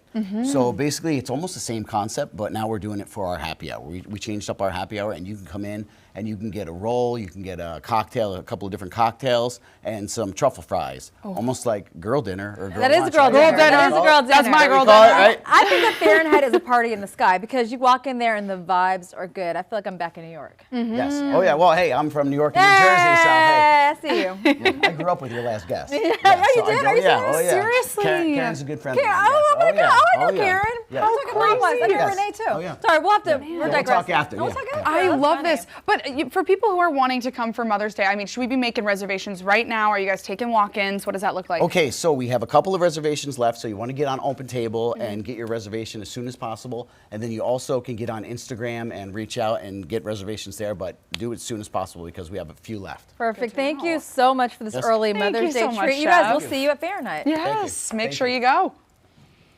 And after the break, we talk with Charlotte Angels about raising up the next generation. So don't go anywhere. And here's a live look at Uptown on this rainy, foggy day, but we need the rain. Come on now. We'll be right back.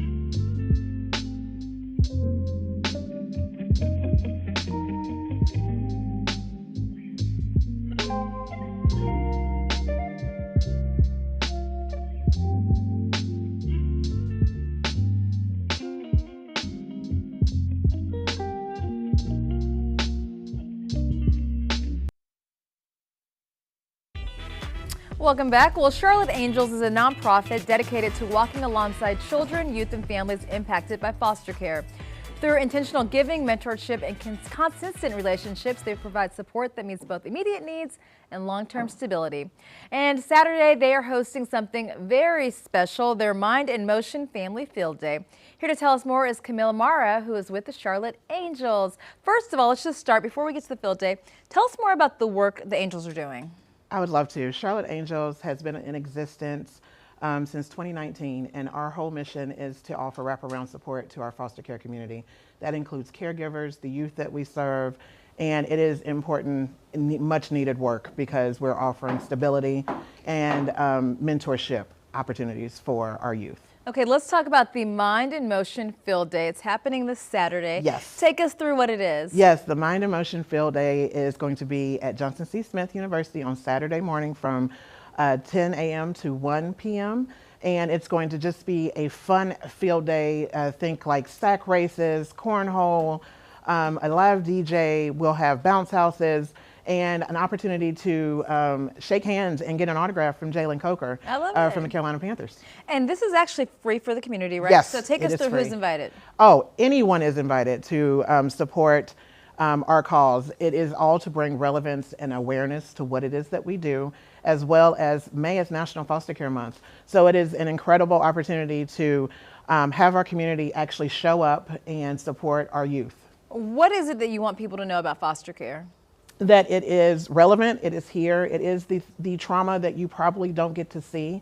And I know a lot of people resonate in giving and participating in organizations where it's something you can see, like the Red Cross or things of that nature. However, foster care is happening in our community every single day. We have a critical concern of not enough homes available for our children to go to. They are being sent to different counties. Our children are experiencing trauma every single day. And it is up to us to help them navigate that and try to provide some type of consistency for them. What makes Charlotte Angels different from other foster care organizations? Charlotte Angels is not a one-time support, only helping you in like the first 24 hours or the first 7 days. We are consistent. We offer relational support for the entire household for the longevity of the child experiencing foster care. For you, why have you made this your life's work? Oh man, I have always been drawn to helping and resonating with children in any way possible, and I have personal stories that are attached to foster care, so I know that the need is there, and I know what it looks like on the other side when you have consistent support. And if people want to learn more about what Charlotte Angels does and the event on Saturday, where do they go? They go to charlotteangels.org, and please visit, please go, please come to our family event on Saturday. It is going to be a lot of fun, and there's something to do for all the children that come out, and adults too. So it is going to be a good time, and please come out and support our foster care community. Thank you so much. Thank you. Well, as we reported yesterday, media mogul and philanthropist Ted Turner passed away at the age of 87. Today, we'd like to show you a little more about who he was and what his legacy will continue to be.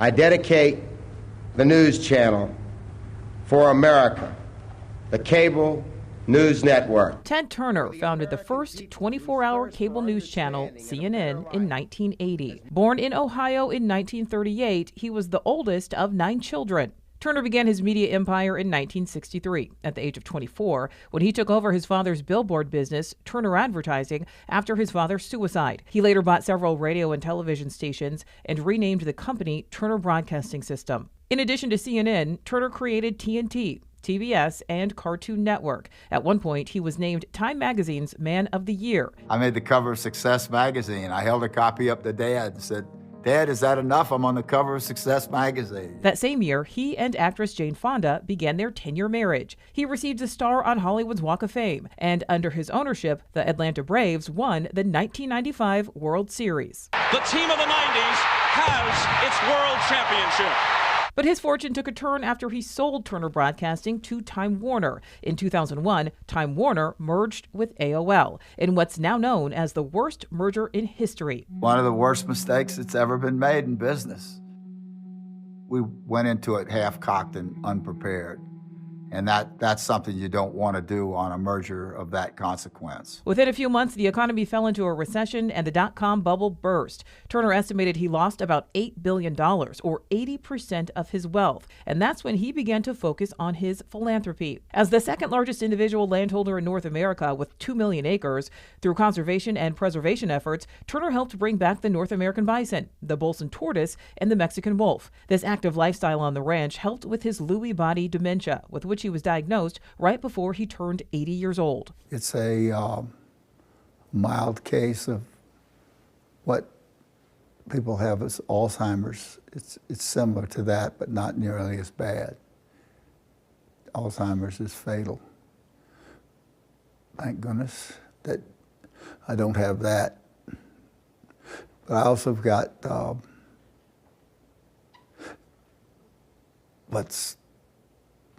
I can't remember the name of it. That's all right. Tell me what the... It's dementia. I can't remember what my disease is. In a letter, Turner explains his passion for giving. Quote, "If I had to live my life over, the one thing I would not change is my charitable giving," which included his historic pledge of $1 billion to the United Nations, creating the Nuclear Threat Initiative, and protecting the climate. If we can find just a few people that are willing to do half of what Ted has done, we will have made yet another contribution to arresting the extinction crisis, which is truly profound.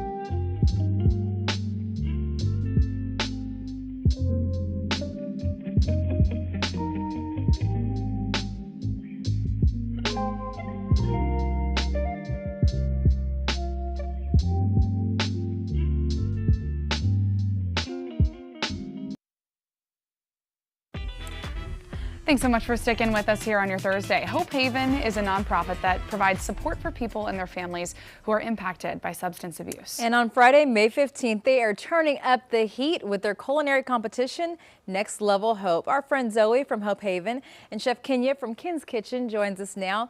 So Zoe, you've been on here before, but for those who didn't see it, you're doing some really important work at Hope Haven. Absolutely. So Hope Haven has been around for 50 years. Wow. Actually, our birthday is in June. Oh my gosh, happy early birthday. And so what we do is we supply a recovery center for single males, and females, and families with children. And families can look very different. It could be a single mom, it could be a cousin raising children, but everybody's welcome. I love that. Now, also, you guys are doing this really cool competition. Give us the rundown, all the details. Okay. So I love Next Level Chef, and the ethos of Hope Haven is community, kindness, and acceptance. And really, Next Level Chef shows that by getting every chef in different levels to come together. And that's where it really derived from. Was bringing our community together that reflects the ethos of Hope Haven. Well, this smells good. Eating is my ethos. Yes. Yeah. So, Kenya, what did you bring for us? So today I brought some Bang Bang salmon bites. They have chives on them and some chili peppers, and also some Bang Bang sauce, which I made at home. And you made the Bang Bang sauce? Of course. Yes, home chefs. So who are some of the other participating chefs and restaurants? Because, you know, with it being Next Level Hope, we're having a ton of chefs in here, right? Absolutely. So we have Chef Vince Giancarlo. Giancarlo, from the B-Side group. He works with Vinyl, and they just opened a new restaurant, Mi Carino. Oh my gosh, yes, in South End. I love it. And then we have, go ahead. Oh no, I was gonna say we've got all their faces up there too. And then Chef Sean King of Uchi and Uchiba, and then we have Chef Shay Williams of, I think it's the Community Matters group. And then we also have Kenneth Williams and myself, of course. These are our people. I think most of these chefs have been on our show, so we're representing and here. And Kyle from the Community Matters was on Top Chef as a judge. Oh my gosh! Wait, I forgot about that. Yes. That's amazing. Wow. So we've got some fun crossover there. So Community Matters residents live on our campus. Oh, wow. We have a wonderful relationship with them. So we're so grateful. Cool. So Kenya, why was it important for you and your restaurant to be a part of this? I actually work in this field with healthcare, mental health care. I work in that field. So bringing something I love to do to that was very important to me. Just bringing my passion together with my community that I work for, giving back to a cause that actually matters. It's like a win-win. And I was so taken aback when I was invited to do this. I'm like, wow, do they know I work in this field or something? It was meant to be. It's such an underserved community. Yeah, such an underserved community. So to give back to this community is really important to me. The perfect person to do it. Now, I don't want you to give away too much, but what's your game plan going in to this competition to win? Oh, we do have some ideas. We haven't set anything in stone yet.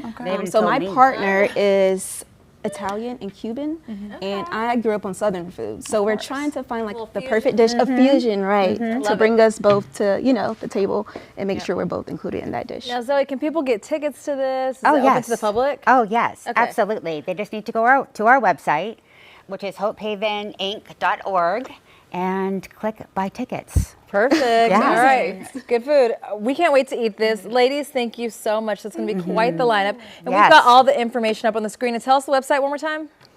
hopehaveninc.org. Thank you. You're welcome. Well, there's prequels on the menu today. Andy Reesmeyer's serving it up in today's entertainment report. The hit movie Legally Blonde led up to 2 follow-up films, a Broadway musical, and now a prequel series. Elle follows a young Elle Woods as she navigates life before college and law school. The trailer was just released.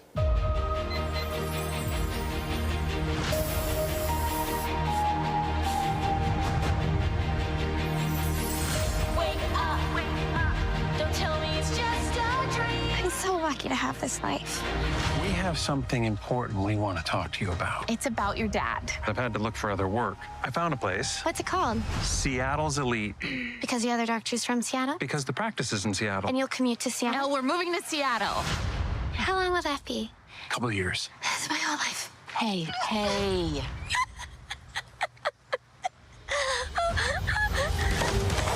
Feeling very blonde. There's another one. Her roots. I hope it's a choice. Hey, you got this. Young Elle Woods is played by Lexi Mindtree, and the OG Elle Woods, Reese Witherspoon, serves as executive producer. Elle hits Prime Video July 1st. And something else to look forward to this summer, we now have a trailer for A24's Tony about one very important summer in Chef Anthony Bourdain's life. Okay, so I'm just gonna walk you through the basic vision. It's a coming-of-age story. Excuse me, I need to speak with you. Didn't you punch a hole in the principal's door? You know, a lot's changed since high school. I'm a writer now. The truth is, I'm about to get this huge writing fellowship. Hello? Mr. Bourdain, the committee has decided to go with another student for the fellowship. I need a job. You worked in a kitchen before? Sorry. Yeah. We open Wednesday to Sunday, start 11 a.m. Still so wild, call to me. We're gonna start with this as special. Every Friday, something fancy but not pretentious, something sexy, you know? Something only you can do. Sorry, what is your name? Anthony Bourdain. Tony stars Dominic Sessa as Anthony Bourdain. Set in 1976, the movie follows a young Bourdain as he learns his way around the kitchen years before becoming the Anthony Bourdain, which he wrote about in his book, Kitchen Confidential. Tony will hit theaters in August. With your entertainment report here in Hollywood, I am Andy Riesmeyer. Well, how's this for a cool job? Fox Sports says it will pay one person to watch all 104 World Cup matches and create fun social content, all from the center of a glass cube in the middle of Times Square. And it's not just a random contest, you guys. The chief World Cup watcher must show their skills by posting a resume on Indeed.com and sharing a social video applying for the job. Applications are open through May 17th, and the winner will be announced on June 6th.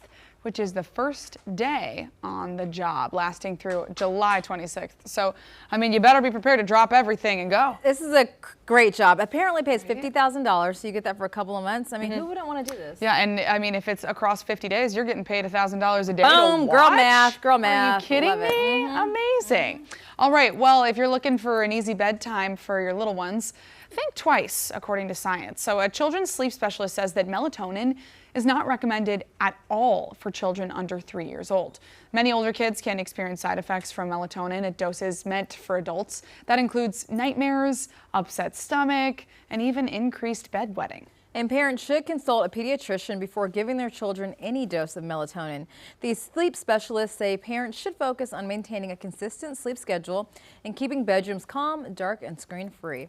Other methods that have had success in our unofficial poll from our Positively Charlotte team include sound machines and sleep affirmations. Let me tell you, I have been tempted to give my headbud melatonin. I have not done it, and I will not do it.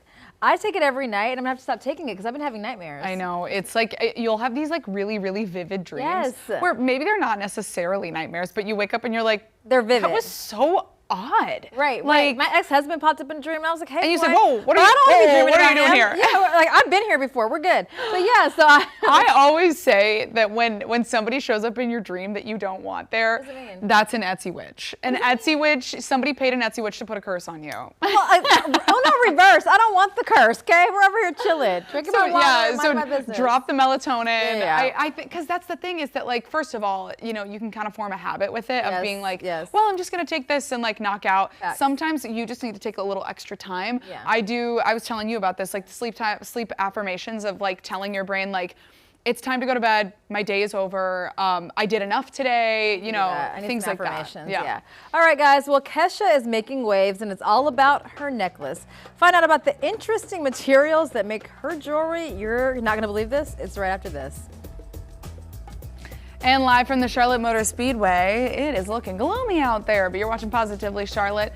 We'll be right back with some sunshine.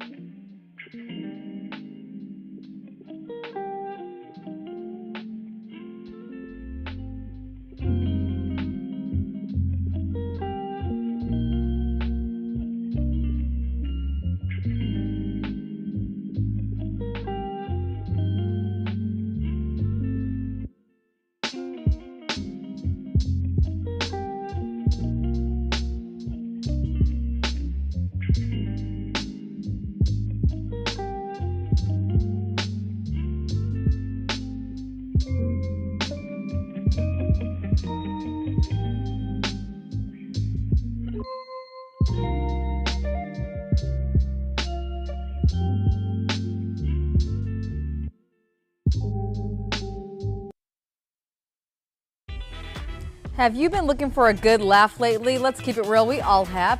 Well, Doug Kolk is talking funny AF. Take a look. Well, Funny AF with Kevin Hart is like the Star Search of comedy. The contestants perform and the viewer at home votes. And for the semifinals, Kevin brought in a special legendary guest judge. Funny AF is the search for the next great stand-up comedian. We have an opportunity to discover who the next person could be.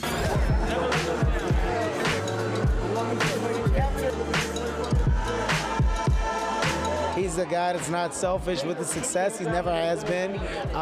You know, you're looking at a director, a writer who's looking for new talent, putting new talent in positions to be seen, to win. This is where the talent is at. Competition on Netflix for a large prize. What is this, Squid Game?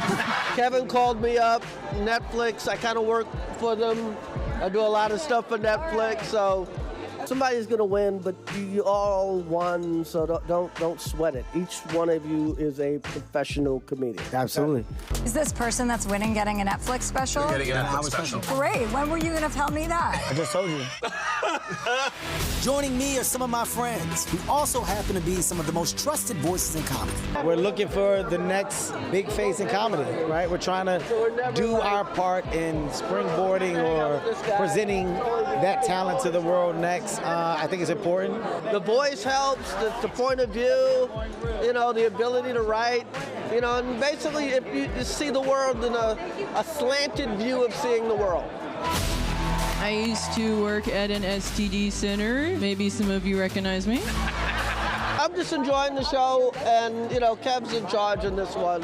But I enjoyed all the comedians. I thought everybody was actually much better than I thought they were going to be. So viewers vote on who will win it all. I'm not going out without a fight, and I got backup. Like, you know what I mean? It's a beautiful thing. It's a great life. It's taken me all around the world. I'm so happy. This person is going to become one of us. The next household name. I'm trying to win something. This is an opportunity. Will you be ready for it? This is my way of doing it, getting the help of others that have had so much success and getting them to align with me. It's a big deal. I actually thought about this. Yeah, well, guys, like, you know it's my show. We should start rolling the cameras. That was good. All 8 episodes of Funny AF with Kevin Hart streaming now through Netflix. With your entertainment report, I'm Doug Kolk. That looks really fun. It does look good. I'm into that. All right, well, if you need a reason to book another trip, you are in luck. New research says that travel could actually boost your health and slow aging. So in a study published in the Journal of Travel Research, researchers looked at how positive travel experiences can support physical and mental health. They found that putting yourself in new environments, exploring, walking, and interacting with new people on vacation can help your body stay balanced and resilient while also boosting immunity. Although the jury is out on whether or not they're referring to traveling alone or with your kids, definitely traveling alone. Liza, I think I know this, but where are you traveling for your health?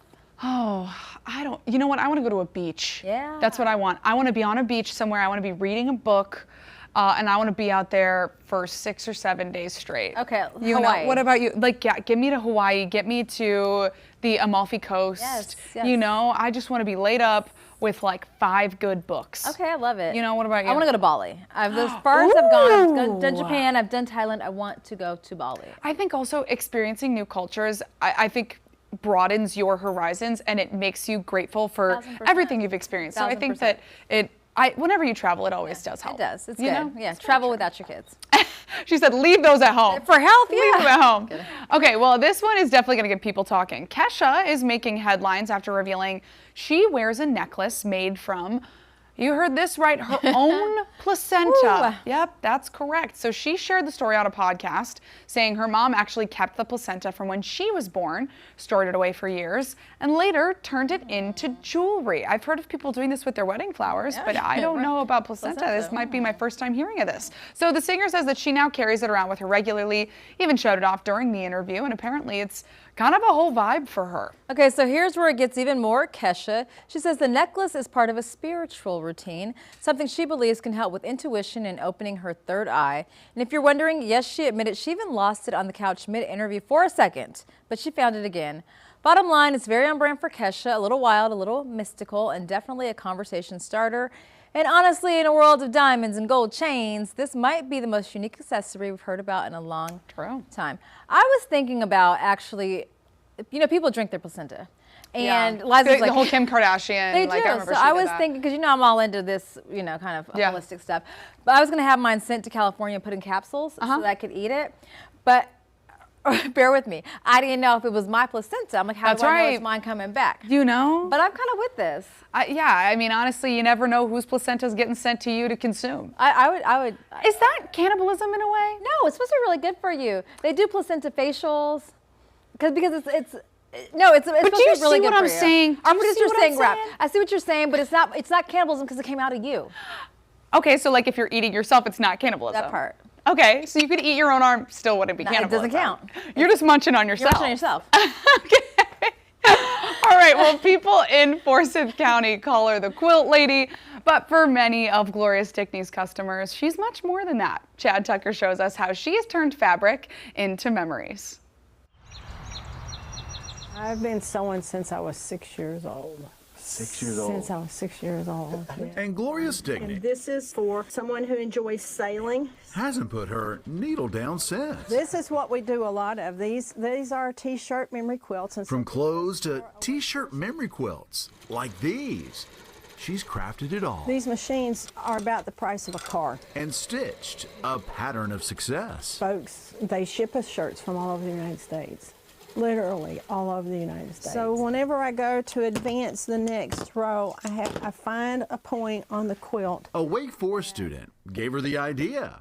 And now, with these high-tech sewing machines, she's able to turn out hundreds of unique and personalized quilts right from her home. And it's like a photo. A photo is an instant recall. And when you see that shirt, it's an instant recall of those special times in your life. This is 20 shirts. Shirts from one's childhood or college years, stitched together. So we've got 3 pieces here. This one is for the family of late professional soccer player Holden Trent. Not just where he played, but some of his favorite things. Family heirlooms and generational treasures, including her newest work, an American flag. It's like writing with a big bold marker. Honoring the country's semi-quincentennial. Our goals for this year is to encourage people to create patriotic handcrafted items just to celebrate being American. People have been passing down this talent since way before the birth of the country. It is complicated. Gloria has been a part of that, teaching folks all over the craft. That's why I created the list. That took off during COVID. COVID, it took off. It's useful and it's a hobby, it's a fun thing, and yet it's creative. And sharing with us all this piece of Americana. The fun with people and the fun with the fabric and quilting it. And that's why we appreciate you, Gloria Stickney. The Quilt Lady. You really love this. I do. In Forsyth County. We are preserving memories. Looking for Chad's folks. Moms save those special memories. I'm Chad Tucker. And when you see that shirt, it's an instant recall of those special times in your life. All right, well, there's a new phrase taking over music Twitter and TikTok. It's called blue dot fever. Have you heard about it? No, it's not an actual illness. It's what people are calling this wave of big artists canceling or postponing tours, and fans think they know what's really going on. So the blue dots are those little marks you see on ticket sites that show unsold seats.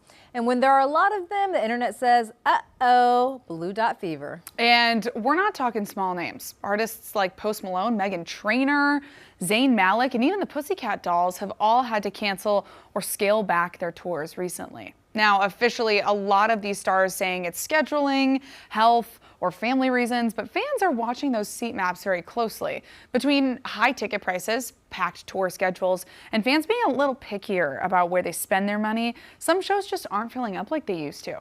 Bottom line, it's a whole new era for live music where selling out a huge tour is not a guarantee, and everyone is keeping an eye out on those little blue dots. And of course, the Pussycat Dolls just got back together and they kept it real. They said, look, our tickets aren't selling. They were the only ones that kept it real. Yeah. But here's the thing.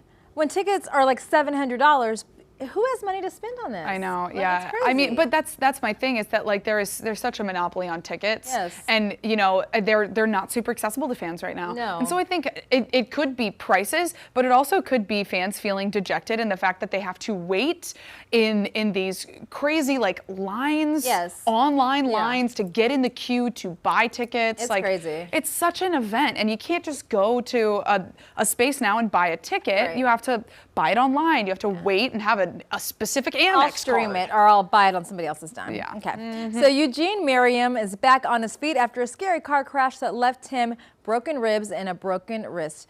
Merriman, excuse me. The Bob's Burgers star says the accident was fiery and serious, but he's now feeling grateful and very much back to life. He credited quick thinking, first responders, good medical care, and a lot of family support from friends and family helping him throughout the recovery. And we told you a little bit about this a few weeks ago, and he shared that the experience gave him a new perspective, slowing down, appreciating the little things, and not taking a single day for granted. The good news for fans, he's healing, staying positive, and easing back into life with his sense of humor very much intact. This happened in New Hampshire, and it was actually the governor of the state that saved him. Yeah. So she was driving by with her security detail. They saw the accident and pulled him out of it. Yeah, I mean, it was also remarkable the fact that they were just passing by, and it was just the chance that happened. So it's, you know, a remarkable story of, you know, people helping people. Exactly. But glad to hear that he's doing okay and going to be getting back to being Gene. That's right. Totally scary. All right, well, coming up, we are talking about hot spots for a night out on a weekday. Stick around to see which bars that you should add to your rotation. And here's a live look at Gastonia. A little rain up in there. You're watching Positively Charlotte. We'll be right back.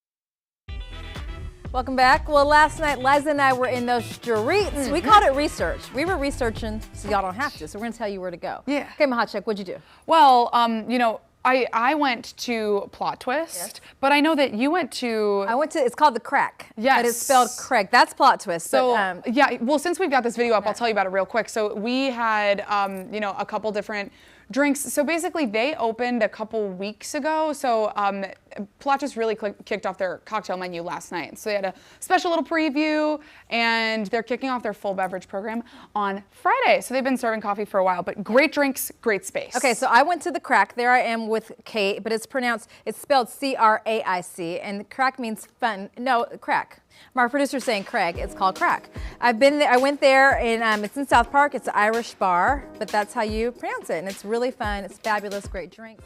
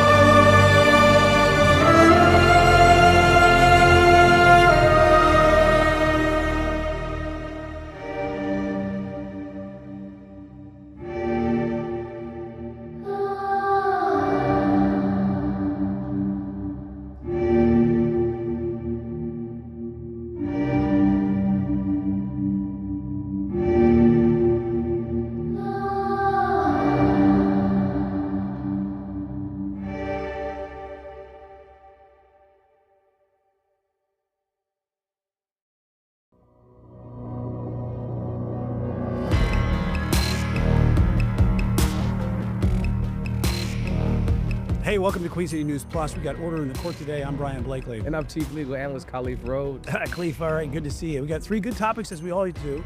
Court is in session right now. We're going to be talking about Spirit Airlines, their demise over the weekend, and what's passengers going to be able to do, their legal rights that they have if they've been stranded. And then also NASCAR's got some more feuding back and forth. What's NASCAR? That little feuding with some lawsuits. So we'll break that down. But the first one we want to talk about is SCOTUS jumped in today is about mifepristone. As people can order that, they're restored access to the abortion pill. Let's go ahead and talk about what happened here. Brian, you're talking about mifepristone. You're talking about abortion. So we started at the beginning. Roe v. Wade, constitutional right implemented in this country, 50-plus years of court's precedent, was struck down by the Dobbs decision.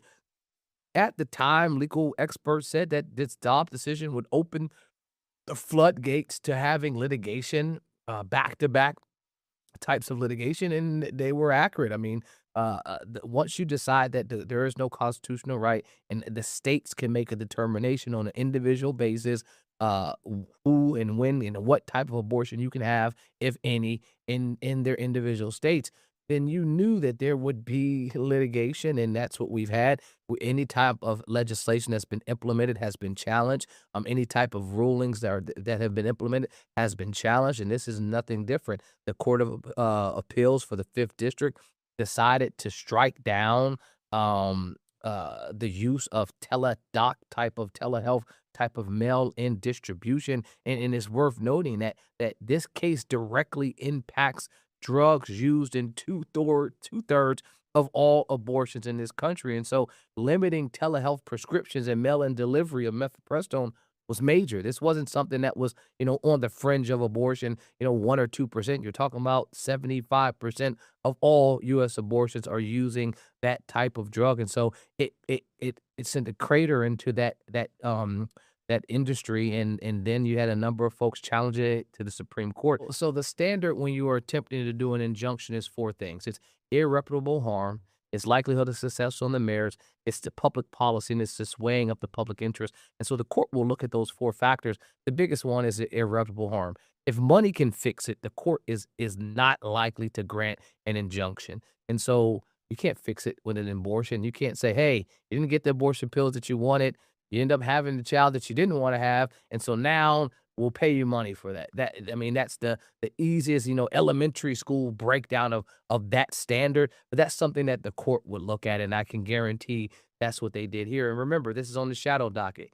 This isn't a full-fledged hearing. This is an emergency. Let's talk about that. Shadow docket, real quick. Just explain that process when a Supreme Court jumps in on these emergency type of situations. Well, it's supposed to be where they're taking things that are on an emergency basis and they're making determinations that are temporary. Now, there has been a number of pushback from, Justice Ketanji Brown Jackson and Sotomayor and Kagan that have said, hey, this rendition of the Supreme Court is using the shadow docket for things that it's not supposed to. But historically, the shadow docket has been for emergency basis. You have something that can't wait, can't be delayed, has to be heard right now. The court takes action and then kicks it back to the lower court. That's historically what has occurred. The last few rulings off the shadow docket, because it's not really going to be an order. It's going to say, hey, we rule like this and go back and wait or do something. In this regard, we ruled that we're going to overturn or stay, I should say, the Court of Appeals decision. And because we're staying the Court of Appeals decision, we'll have a full-fledged hearing.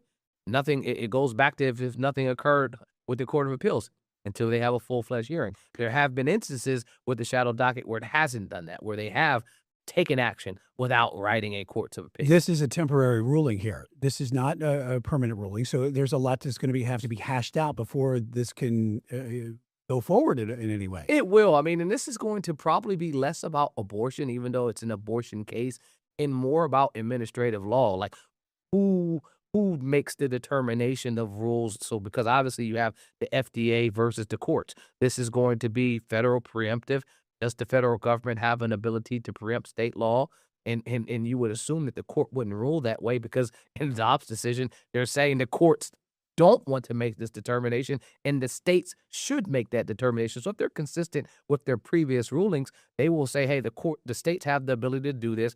So now we have to determine what insight does the FDA prove or provide into this, and what guidance and or regulatory authority do they have. And so this may be an opportunity for this court to weaken another agency's ability to render rulemaking, policymaking, and pull that back a step as well.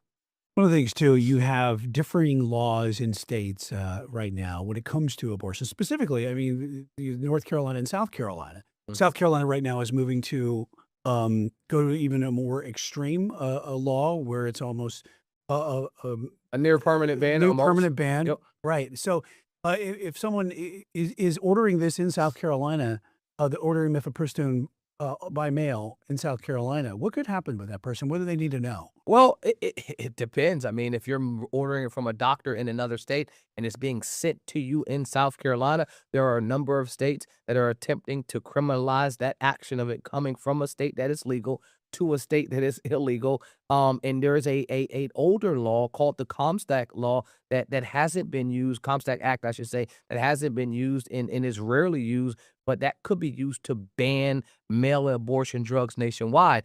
For being able, that's more of an obscenity type of law that was used in place with adult material years ago, and that's what people are pushing to say, listen, courts, if you want to take it from the states, again, states' rights versus federal preemptive rights, and you want to make sure that we can stop the mail-in aspect of it, you could use this Comstock Act to prevent that. So there are a number of ways that you can get there, but this is big time litigation. Let me put it in perspective. This is like big tobacco coming to the table. Because what do you have? Big pharmacy. Pharmacy companies are warning of regulatory chaos. They're warning of undermining the FDA's scientific authority. And so they're saying, hey, court, step back and allow the states to handle this, and don't allow the Fifth Circuit to do what it did, because now you're stepping on a lot of people's toes. What kind of time frame are we looking at here? It depends on how fast they're able to hear an argument. I mean, the fasting already happened. That was the emergency shadow docket. So it could be pushed to the next term, or they could move it up as soon as possible. It really will just depend on the court's decision. I mean, but Justice Alito, who we're looking at there, this is another Louisiana case, right? Hot off the heels of him, authoring the Louisiana decision in the Voting Rights Act. And so this court is wanting to address these types of decisions sooner than later. Yeah, they definitely want to hit on the hot button issues for sure. They have not strayed away from it. Yeah, they definitely do not want to do that. Another hot topic we want to talk about coming up in our next segment before we take a break here. Spirit Airlines folded over the weekend, just went away. A lot of it was rising jet fuel costs.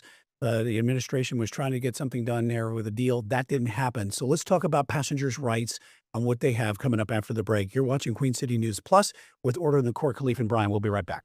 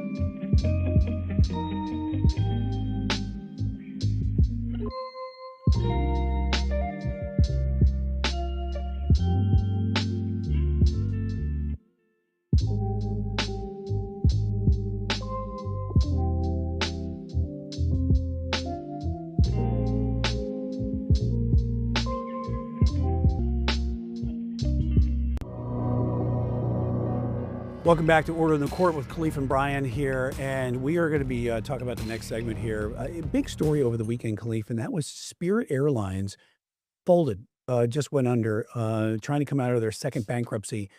And, within hours, thousands of flights have just been canceled, leaving passengers just stranded mid-trip, trying to scramble to rebook. Very little notice here. Let's talk a little bit about the Spirit operations, how this happened, and also what can passengers do? The writing was on the wall for something like this, obviously, for years. I mean, there was a number of mergers that attempted to occur. I remember most recently with Elizabeth Warren cheering the fact that the Spirit Airlines last merger that they tried was not successful. With JetBlue, right. With JetBlue specifically, because she argued at the time that it would raise prices, the merger would raise prices for consumers needing to have a lower tier option. Of Spirit came back at the time saying, hey, well, if we don't have a merger, we're not going to be existing. You talked about 2 different bankruptcies that have occurred over the years, and this was, again, the writing on the wall with the increase in fuel and other things that were costing them.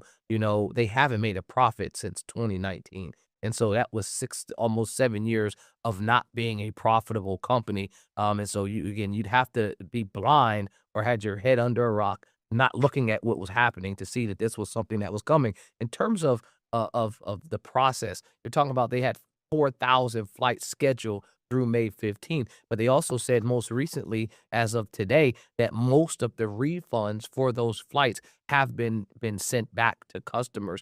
But so I think the cause of action would be, I mean, first of all, you can't get what is it, juice from a turnip, right? Right. If there's nothing there to squeeze, you can get a judgment in hand. It's meaningless. And so even if a person was able to find a cause of action to bring against Spirit, are you going to be able to recover if a court rules in your favor against a company that is insolvent? They're in this liquidation, not restructuring. So they're not trying to go through and, sell off items so that they can rebrand. They're selling off items so they can pay other debtors that are the other creditors, I should say, would have priority over you as a customer, stepping up, not having any type of priority in terms of recovering and recouping some type of debt that's owed to you. And this is straight law school 101. If you're a holder of debt, you want to be a priority holder of debt.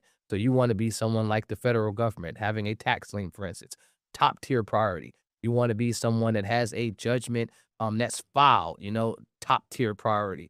You want to be someone that has it in order in front of someone else so that your priority can be higher. But a person that wins a judgment after all those other folks have already filed their claims, you'll be so far down the loop that it won't be even worth attempting to spend the resources on filing a claim. I mean, but does my heart go out to folks that were stranded over the weekends? It does. Yeah. But it also is going to be hard. And for the employees, thousands of employees who just all of a sudden were told not to come to work. That's your last day. And that's the other issue that I would have with something like this. When you talk about bringing a claim, it's not just was the action something that we didn't recognize was going to happen, right? And so did you cause me injury by a reasonably foreseeable incident? So if I'm saying that the writing was on the wall and you have flights that were scheduled through May 15th, but you just announced this immediate shutdown, how soon did you know? And again, if someone wanted to go through the process of trying to become successful in litigation, how soon they knew, how soon could they have cut it off to and mitigate the damages? Should you have been taking flights to locations where hey, there wasn't a return flight going to be available? Those are some of the questions that would be asked in a potential claim. But yeah, in the bankruptcy claim, they're going to have the weakest argument. They, as in a consumer ticket holder, would have the weakest argument to getting recovery. If, for instance, okay, they caused you to not be able to make your flight back or missed your honeymoon or something like that, it's not going to be recoverable. And even if they weren't insolvent, most of the time, they had the common carrier protections, which would say, you didn't contract with me to get you there at a specific time. You contracted with me as the airline to get you there, period. And so I get you from point A to point B, and if I happen to delay it by 10 hours or 2 days, I fulfilled my end of the contract. And that's always been the airline's argument when people say, hey, well, I want to sue because they didn't get me there at 5 o'clock like the ticket said. Well, the ticket's fine print says we're obligated to get you there, not at that time listed. Yeah, we knew about this from Spirit Airlines because they were hinting about what was going on. They were hoping the Trump administration was going to step in, and the deal was over the weekend. It gave some a little bit ample time there for people that were flying with Spirit. Yep. But still, if you kind of already got it booked, you got it booked. But the deal, apparently, the government was going to try to take over 90% of the company going forward, which is it was just too much for the people at Spirit to swallow, and so they took the official announcement to go ahead and go to end everything. Refunds, those are for people that purchased directly. If you did have a ticket that was purchased by a third-party travel agency like an Expedia or something like that, you'll have to contact them. Compensation for customers who used vouchers or credits or loyalty points will be determined later as part of the bankruptcy process. And that's why I say those folks are so far down the line. If you had a voucher and it was connected to credit, you can pretty much count that as not going to occur. Because remember, in the bankruptcy process, the individual or company that has priority to their debt is going to be the one that takes priority. Yeah, the loyalty. It's in the name. It's just the way it is. And then loyalty points, those are worthless right now. So yeah, I mean, and it's even a step further. I mean, in law school, the course for this type of thing would be secure transactions. So when you're looking and taking a class like secure transactions, you want to ensure that you have secured your debt, right? And so if I have a debt to you, have I secured it by filing it, by giving proper notice? Okay, a secured debt is going to be even more priority than an unsecured debt. The folks that we're talking about, those are unsecured debts. You purchased it, but it's just money owed to give back to you, not secured by anything else. And so because of that, the priority is so far down the list. And I mean, yes, a person could ultimately go through the process of attempting to recover vouchers that were credited and now lost.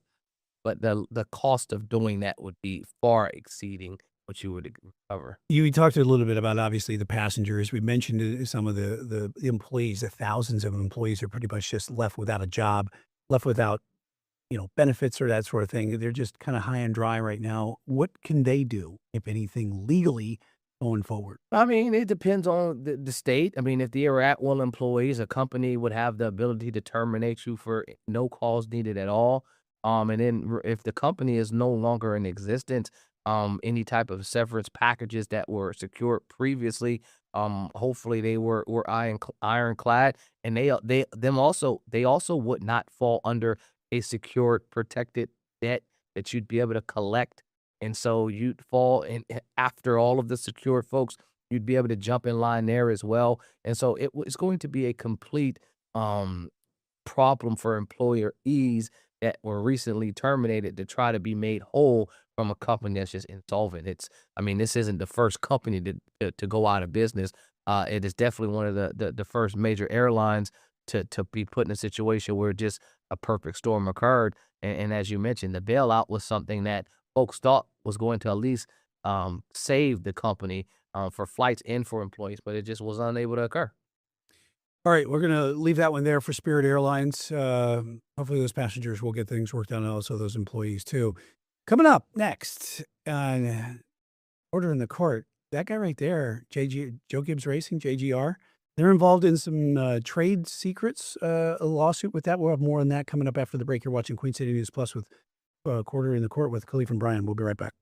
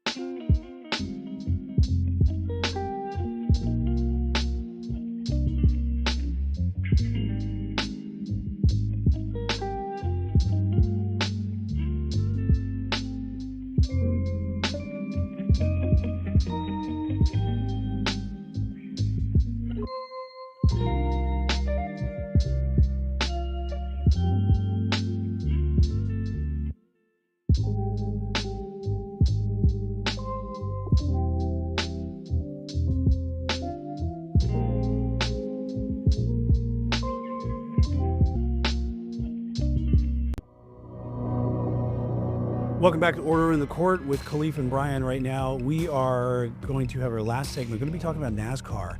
Trade secrets being stolen, possibly. And this is a case really here with Joe Gibbs Racing out of Huntersville, JGR, suing former competitor, competition director Chris Gabehart and Mooresville-based Spire Motorsports here in late February for trying to steal some trade secrets impacting the NASCAR results here. What do we know about this? What goes on? Oh, this is like ripped right out of a movie headlines. They're talking about, look at this. They say this case is really about protecting competitive intelligence in a data-driven sport. And I'm laughing when I read this because it was so many instances where like, hey, that sounds like a movie. That sounds like a movie. The individual recognized, hey, I got to this company and they promised me a number of things. And this was said in the hearings. They promised me creative control and a number of opportunities to lead and be in charge. He said, ultimately what happens is Gibbs and the team was basically lurking over his shoulder the entire time, and it wasn't any control. It was micromanaged to the point where he believed the relationship started to deteriorate. So he leaves, right? In the process of leaving, and that's what they're saying is they're alleging the trade secrets. He connected his personal email to the company laptops. Additionally, they said that he created a folder on the computer named Spire and did a number of tests on that computer and then took those tests in that folder with him. He argues that, hey, I created this folder because I recognized the relationship was deteriorating and I was weighing my options of why I should go and leave here at Gibbs Racing and go to Spire. The other thing I think was interesting is that part of their complaint, they included from the telecast of a race that one of the announcers saying that, hey, Spire seems like they have been, becoming extremely successful since this individual got to their company, and hinting at, the likelihood that it's because of something that he acquired while at Joe Gibbs Racing. Yeah, Carson Hocevar winning Talladega 1 week before the lawsuit was filed. And they're pointing to that race specifically where they got the information and Gabehart's information help one of the racers help win. That's the allegation. But I mean, the fact that they're in Joe Gibbs' team in their complaint and their reason for citing a preliminary injunction is saying that, hey, right on the telecast, they're saying the only reason they're winning the race is because this guy came from our team and is in essence saying the quiet part out loud. Right, that is definitely the quiet part out loud. So just like in our other case that we talked about earlier, the judge went through the preliminary injunctive standards already. Likelihood of success on the merits, irreparable harm, the balance of the equities in the public policy, and it goes back to irreparable harm. Joe Gibbs is saying, okay, and this is why the court didn't grant it fully. They denied the injunction against Spire. Why did they deny it? Well, because money could fix it. If you're saying they're stealing our information and they're using it against us to win races, and these races are going to come with purses, right? Well, you can fix that by getting the money back that they got from you or by properly acquiring or winning these races by using your information. However, the court did partially grant Joe Gibbs Racing's relief with must stop using trade secrets, must return all materials, and cannot perform the same role or functions that Gabehart had while at Joe Gibbs Racing. So they're saying even after the judge granted that preliminary injunction, he's already violating. Why? Because he's circumventing the restrictions, observing live races from the pit areas, potentially real-time advertising. And those are the types of things that they're saying, hey, judge, you granted this, but now they're not even doing what you said that they should. Mm-hmm. So this one is going to be a lot of back and forth. But for me, the most damaging part is going to be the folder, because that forensic trail of evidence is going to be hard to defeat, right? If you create a folder with the new name of the company that you're going to on your old work computer, and then you've done these simulations and these tests on the work computer, and if you're taking these files from the company, the trail of breadcrumbs will be there for them to say, hey. Well, what happens then? What's the penalty? Well, I mean, if you're if they can point to use of their trade secrets, their data that they've created over years to make their vehicles perform faster, and now this other company is now utilizing it to win, i.e. in that most recent race that you talked about, I mean, there could be a number of things that the court can implement for sure, return. I mean, you can point to any profits that they gained from that, and you could say, hey, from the day he got here, If they were finishing dead last and now they're finishing 15th, I want to be able to recover all of those amounts, and I can directly connect it to his, taking of our trade secrets. That is going to be hard to prove. It will.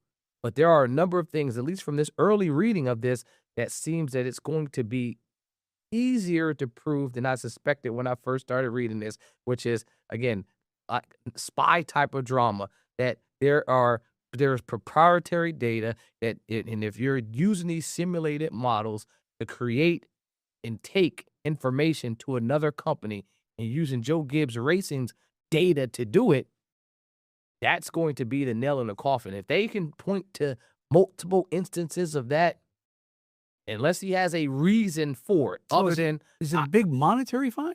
It won't be a big monetary fine. I think it's not just a fine. It's going to be a return of those proceeds. And so if they can put a Take dollar, the win away? I don't know about taking the win because that would be more NASCAR. Yeah. But it would definitely be more money. On the court's perspective, it would say, if you can point to a date in time where he arrived and a connection to the winning, right? So go back as long as they've been around.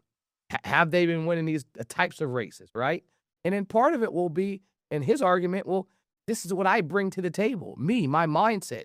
I didn't take proprietary information. It's they're winning because of what I brought to the table. Not your trade secrets, but yet my own abilities that I wanted to use when I was working for Joe Gibbs Racing, but you guys didn't let me. So there will be multiple arguments. They're seeking $8 million in damages, misappropriation of trade secrets, breach of contract, misconduct. These claims are definitely nothing to laugh about. But again, reading it ripped straight from a novel. I love it. And maybe a movie someday.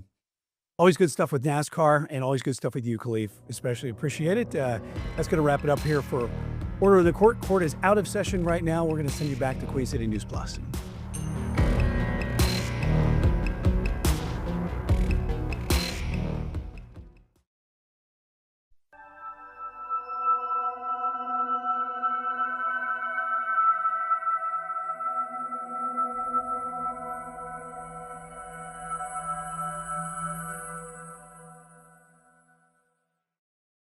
Coming up on this edition of Pinpoint Weather University, we've got a special guest on the show today. Philip Jackson with the North Carolina Forest Service is joining me on the episode. We're talking about how the burn ban was lifted for 81 counties, but why 19 counties still are under the wildfire restrictions.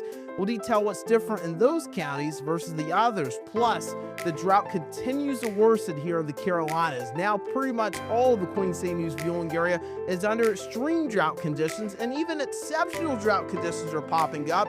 Why this latest drought monitor has now entered historic territory. You're watching Pinpoint Weather University, and this latest episode, it starts right now, my friends.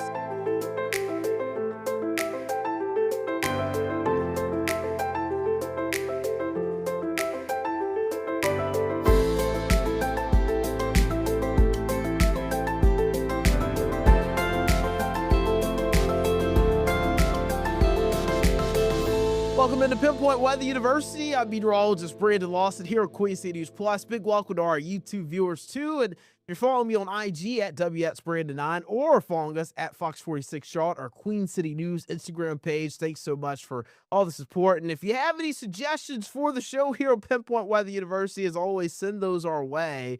You can also connect with me on Facebook at my meteorologist Brandon Lawson Facebook page or over on X at WXBrandon9. I always love receiving your comments and some of the suggestions you guys have for the show, and I try to incorporate those as much as I can. So I do appreciate the love and support there, and we'll continue to grind on. And we're going to be talking about the drought again. I know the drought has been a big topic here lately, and it's been more of a bigger topic over the last few weeks now that water restrictions have been put in play. I feel like a lot of folks have really started to pay more attention to it now that's impacting everybody. But something else that we've been monitoring over the last several months really has been the wildfire threat. That is a threat that has been there for quite some time with this drought. And I know not everybody burns, not everybody has a fireplace or a fire pit in their backyard or their front yard or whatever, but a lot of people here in the Carolinas do. And North Carolina, due to some of the recent rains that we've had, that has actually helped us out a little bit when it comes to the wildfire threat. So the recent rains aren't necessarily getting us out of the drought, but they are bringing us some temporary relief in some areas.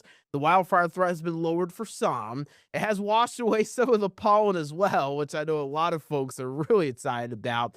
And it's also at least slowed down some of the worsening drought. It kept the drought from getting much worse than what it could have been last Thursday with some of the recent rain. So that's how the recent rain has helped. And again, highlighting that, the wildfire threat being lowered. And actually joining me on the show today is Philip Jackson with the North Carolina Forest Service, the Public Information Officer. Philip, I like to call you the voice sometimes of the NC Forest Service because I've texted you, I feel like, a couple of times a week over the last few months, just because wildfire season has been so active and the drought has been a big reason for that. Just talk about this wildfire season so far and just the activity you guys have seen. Yeah, so going back to early March when we first started creeping up into wildfire season, our activity was pretty much statewide, balanced out from the mountains all the way to eastern North Carolina along the coastline, which is ultimately one of the reasons that we decided to implement a burn ban is our fire activity had just gotten to a point where it was almost too widespread and too frequent. And we needed to do whatever we could to slow down those new wildfire starts. And a burn ban is a method in which we can do that once we reach a point where our forest fire conditions have reached a hazardous level. And then what are some of those ingredients that you guys use to issue the burn bans? What are some of the indicators that you have in place to help you guys make that call? Oh, we need a burn ban for the state. Yeah, so the main trigger, if you will, would be once our forest fire conditions reach a hazardous level. And what are the contributing factors to that? Is going to be consistent low humidity, windy days. Obviously, prolonged drought was a factor as well. Spring wildfire season, March through May, is typical this in our state anyway, simply because of the green up process with the vegetation as we work towards the summer months. And when you don't have rain to offset the greening up process, if you will, where more moisture and nutrients is required for the green up process, then you can dry out rather quickly. And of course, North Carolina, you go back to September, October of 2025, which is when those rainfall deficits began to build. And so when we got to the later stages of March, we looked at our wildfire activity, how fast those fires, not only how quickly they were igniting, how easily they were igniting, but then how fast they were spreading once they were igniting. Ultimately, the rate of spread of some of these fires was outpacing our containment efforts and our ability to control these wildfires. So when you look at the long range forecast and you don't see any relief in sight in the form of rainfall or high humidity, you're already dealing with widespread fire activity. The wildfire behavior is acting a little erratic, and then you have to consider resource availability and where you are in terms of stretching resources too thin. And so all of those factors were at play late March when we decided to implement the burn ban.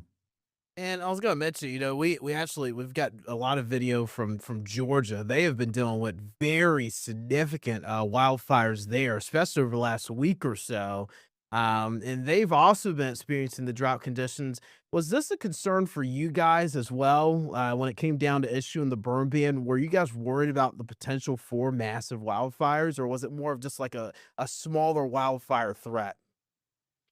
Yeah, I mean, the potential was certainly there. You saw several wildfires in South Carolina as well. South Carolina has implemented, lifted, and re-implemented burn bans throughout the spring in the duration in which ours was in effect.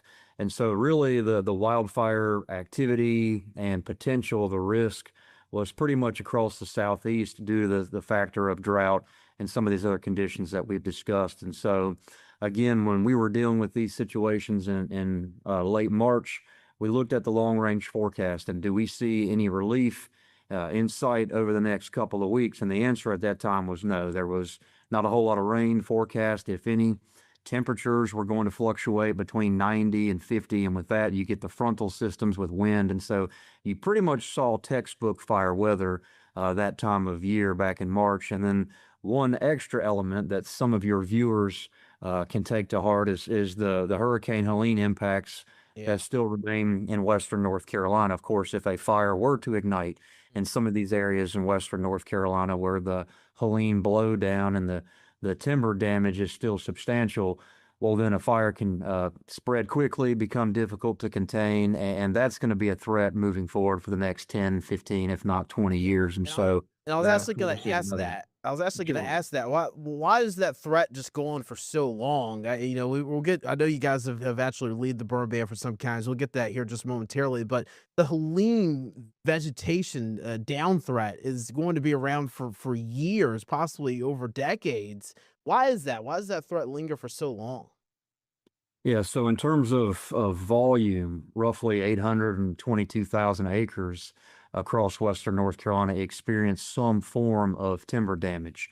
And some of that's partial, but a lot of that's actually still physically on the ground that are, in some cases, entire mountainsides that still have the entire blowdown present. And so cleanup efforts are going to be slow moving simply because of the magnitude of the timber damage. And so as the timber continues to lay on the ground year in and year out, it's going to further dry out. It's going to die. Most of it is dead, or if not dying, and it's going to become more available. And so each year that we get further removed from Hurricane Helene and that timber is still on the ground, it's going to be more flammable next year than it is this year, and so on and so forth until it's gradually removed through prescribed burning efforts, if and where that's possible. That might not always be practical, and then just the gradual cleanup efforts over time. And so each year that we're removed from Hurricane Helene, that timber is going to be more kindling for fires to spread. Definitely something to watch for years to come, for sure. And you guys actually, over this past weekend, have actually released the burn ban for 81 counties in North Carolina. So that means 19 counties are still under the burn ban. This was the map you guys released on your Facebook page. So the burn ban still continues for Gaston, Mecklenburg County, Union, Cabarrus, Iredell, up into Rowan, Stanley, and Anson County. That is the Queen City News viewing area, but also, Rockingham, Stokes, as you're getting up towards Guilford County, Randolph, and a few others more as well included in there, some counties up towards District 11. So why is that area still under the burn ban, but counties around it, the burn ban has been released? Yeah, so again, going back to those previous conditions and factors that we were talking about just a few minutes ago, over the course of the last couple of weeks, we begin to see temperature somewhat moderate, but we're also seeing higher humidity levels. And so when you go back to March 28th, when the humidity was in the 20 and 30 percentile, even down to the teens in some cases, is now in the 40s, 50s, 60s, and even 70s, if not higher. And so the higher humidity days, even though it's not rainfall, so it's not going to do much for your drought, it indicates that the air is more saturated, and therefore there's a little bit more moisture available that wasn't there before. The overnight recovery, as we call it, when you start waking up in the morning and you find dew on the ground, the grass is wet. So again, those things they don't do anything for the drought, frankly, but they do help us in terms of reducing wildfire risk. Also, going back to late March, we would look at the forecast and you wouldn't see rain for 2 or 3 weeks. Whereas now you're starting to see the potential for unsettled weather at least every 3 or 4 days. And so the map that you're showing right there indicates last week's rainfall totals. And as you can see, the area basically missed out. The area that remains under the burn ban, those 19 counties, unfortunately just flat out missed that rainfall from last week, and especially on Saturday. And so when you look at the other accumulations being somewhere between nearly an inch to almost 2 inches in some areas, those are the areas that we felt confident that with that rainfall, as well as some of the higher humidity levels, full green up is another thing. Now that we're in the later stages of spring, the vegetation, your trees, we've almost reached full green up, if not complete full green up in some areas. And what that does, again, doesn't do anything for the drought, but it is a reduced wildfire risk simply because the vegetation is a little more fire resistant than it was back in March. It's no such thing as fireproof. And so it's definitely green up doesn't mean that we can't have fires. It just means that things tend to be a little bit more fire resistant. So between the higher humidity levels, the full green up that we've seen, additional moisture and a recovery overnight, as well as the recent rainfall statewide over the last 7 days going back to last week, those were all the factors that ultimately put us in a position where the forest fire conditions are no longer hazardous. Therefore, we felt comfortable lifting the burn ban for those 81 counties. But as that map illustrates right there, those 19 counties, unfortunately, when Saturday's rain event moved through, it just flat out missed them. My next question, it kind of leads into the upcoming rainfall that we have for later this week. I mean, models are still a little spread, but there are some indications that we could see over an inch of rain in the Piedmont of North Carolina for the first time since mid-February. If that rain was to happen for later this week, could that burn ban then be lifted for the rest of our counties here in North Carolina? That's certainly what we're hoping for. We're hoping that that rain produces on forecast, if not, maybe gives us a little bit more. It's certainly a welcome sight. And so we will certainly reevaluate and see what rain actually falls and hits the ground and is able to be absorbed. And so we are looking at that now, and we will continue to look at that through the week. And as that rainfall physically hits the ground, and we'll reevaluate. Our hope is that it will be enough for us to remove the burn ban entirely. We're not quite there yet, simply because a forecast is a forecast, so we need to see what actually falls. But those are the intentions. Burn bans are not ideal really for anyone, us included. The same resources with the North Carolina Forest Service, who are responsible for responding to thousands of wildfires across the state every single year, they're also tasked with enforcing the burn ban and extinguishing and writing citations for these illegal fires. So when we have a burn ban in place, it is just another element of responsibility for our initial attack resources that they have to deal with. And so burn bans are not ideal really for anybody, us included. And so the objective is not to hold it in place for as long as possible, to keep it in place for as long as possible. It's until we're no longer seeing hazardous forest fire conditions. That's what's outlined for us in North Carolina General Statute. And so hopefully we'll get the rain this week. That's forecast, and hopefully that will put us in a position for those 19 counties where those hazardous conditions are no longer present, and hopefully we can get back to fully lifting this ban. And Philip, I do have one more question for you. We're going to take just a quick commercial break, but after the break, I just want to ask you more about what the threat could look like going forward if the drought continues. Details on that coming up next here on Pinpoint.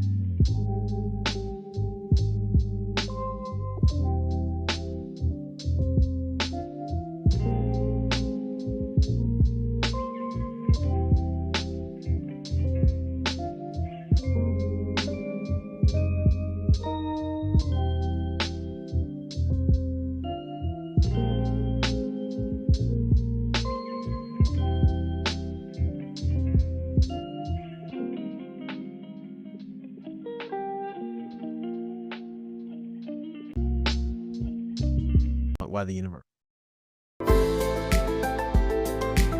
Welcome back into Pinpoint Weather University. Got my good friend Philip Jackson with me with the North Carolina Forest Service. And Phil, you were talking earlier about how things are greening up. It doesn't completely eliminate the wildfire threat, but it definitely can lower it a good bit. And as we get more towards summer, I actually am seeing grass grow quite a bit. People are starting to mow their grass, and trees continue to green up. So even if the drought were to continue into the summer with extreme drought conditions and even the potential for exceptional drought conditions, would the threat for wildfires still lower due to that green up?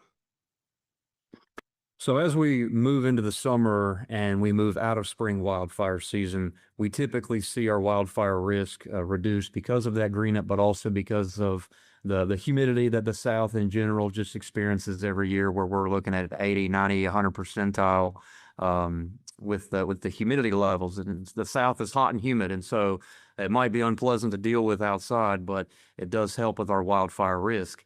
With that being said, if this drought does continue and we were to find ourselves in a patch of a 2 or 3 week span during the summertime where the temperatures are 90s, 100 plus without any rainfall, then we could very well start seeing extreme wildfire risk again, especially we have summertime thunderstorms become more common throughout June, July, and August, even into September. And so that's when we tend to see some of our lightning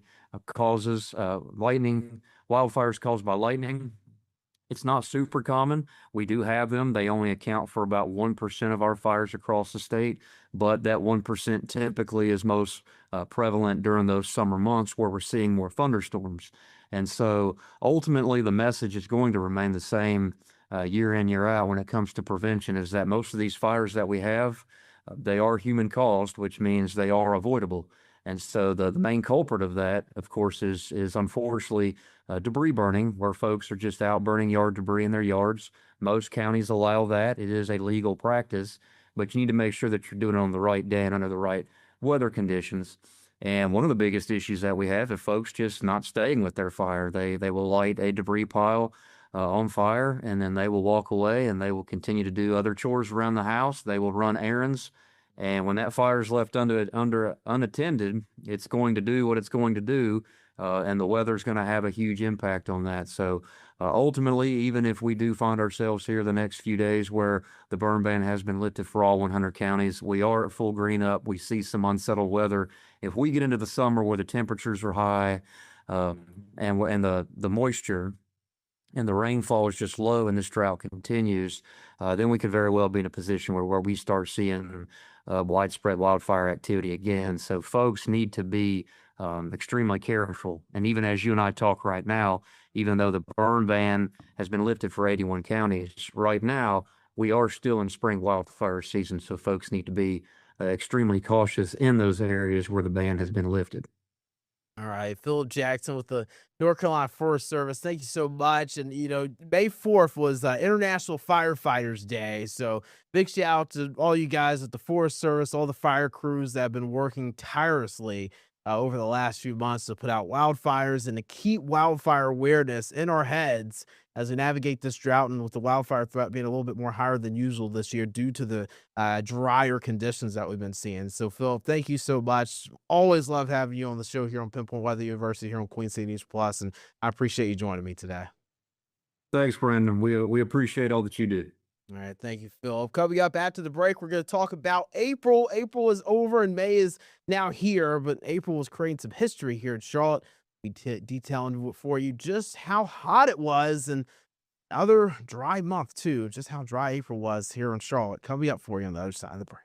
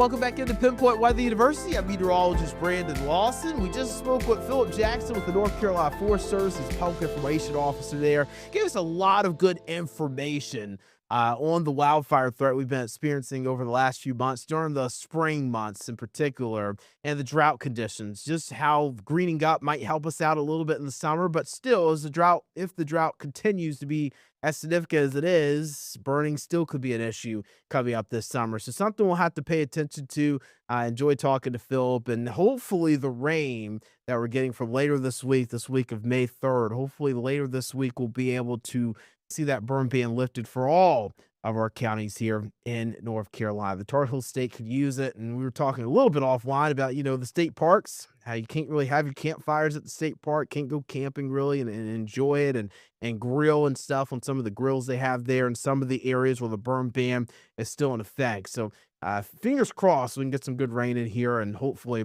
at least limit the wildfire threat, but we'll need a lot more rain to get rid of the drought. We need like 2 or 3 inches a week to really help us out, and it's got to be more on a consistent basis. But it looks like we'll get into more of a wetter pattern here starting this week. I do want to talk about April. I know April's kind of long gone now, but there's still some things I didn't get a chance to highlight, and it has to do with our temperatures and precipitation for the month of April. So April in Charlotte was actually the second warmest April we've ever experienced here in the Queen City. We had 2 record highs this month, and we started April off on a bang, right? April 1st, 86 degrees, new record high on April 1st, and then we get into April 15th, just 2 weeks later, and we see another record high of 89 degrees. We got our first 90-degree day of the year this April on April 18th, which is about about a month or so before we tend to see our first 90-degree day. Our average first 90-degree day, I believe, is around May 20th. We saw it on April 18th this year. So yeah, second warmest April on record for Charlotte. It was a very warm month, and you look at all the orange days there. All the days in orange are days where we were above average. So I mean, we look at it, including the red days there.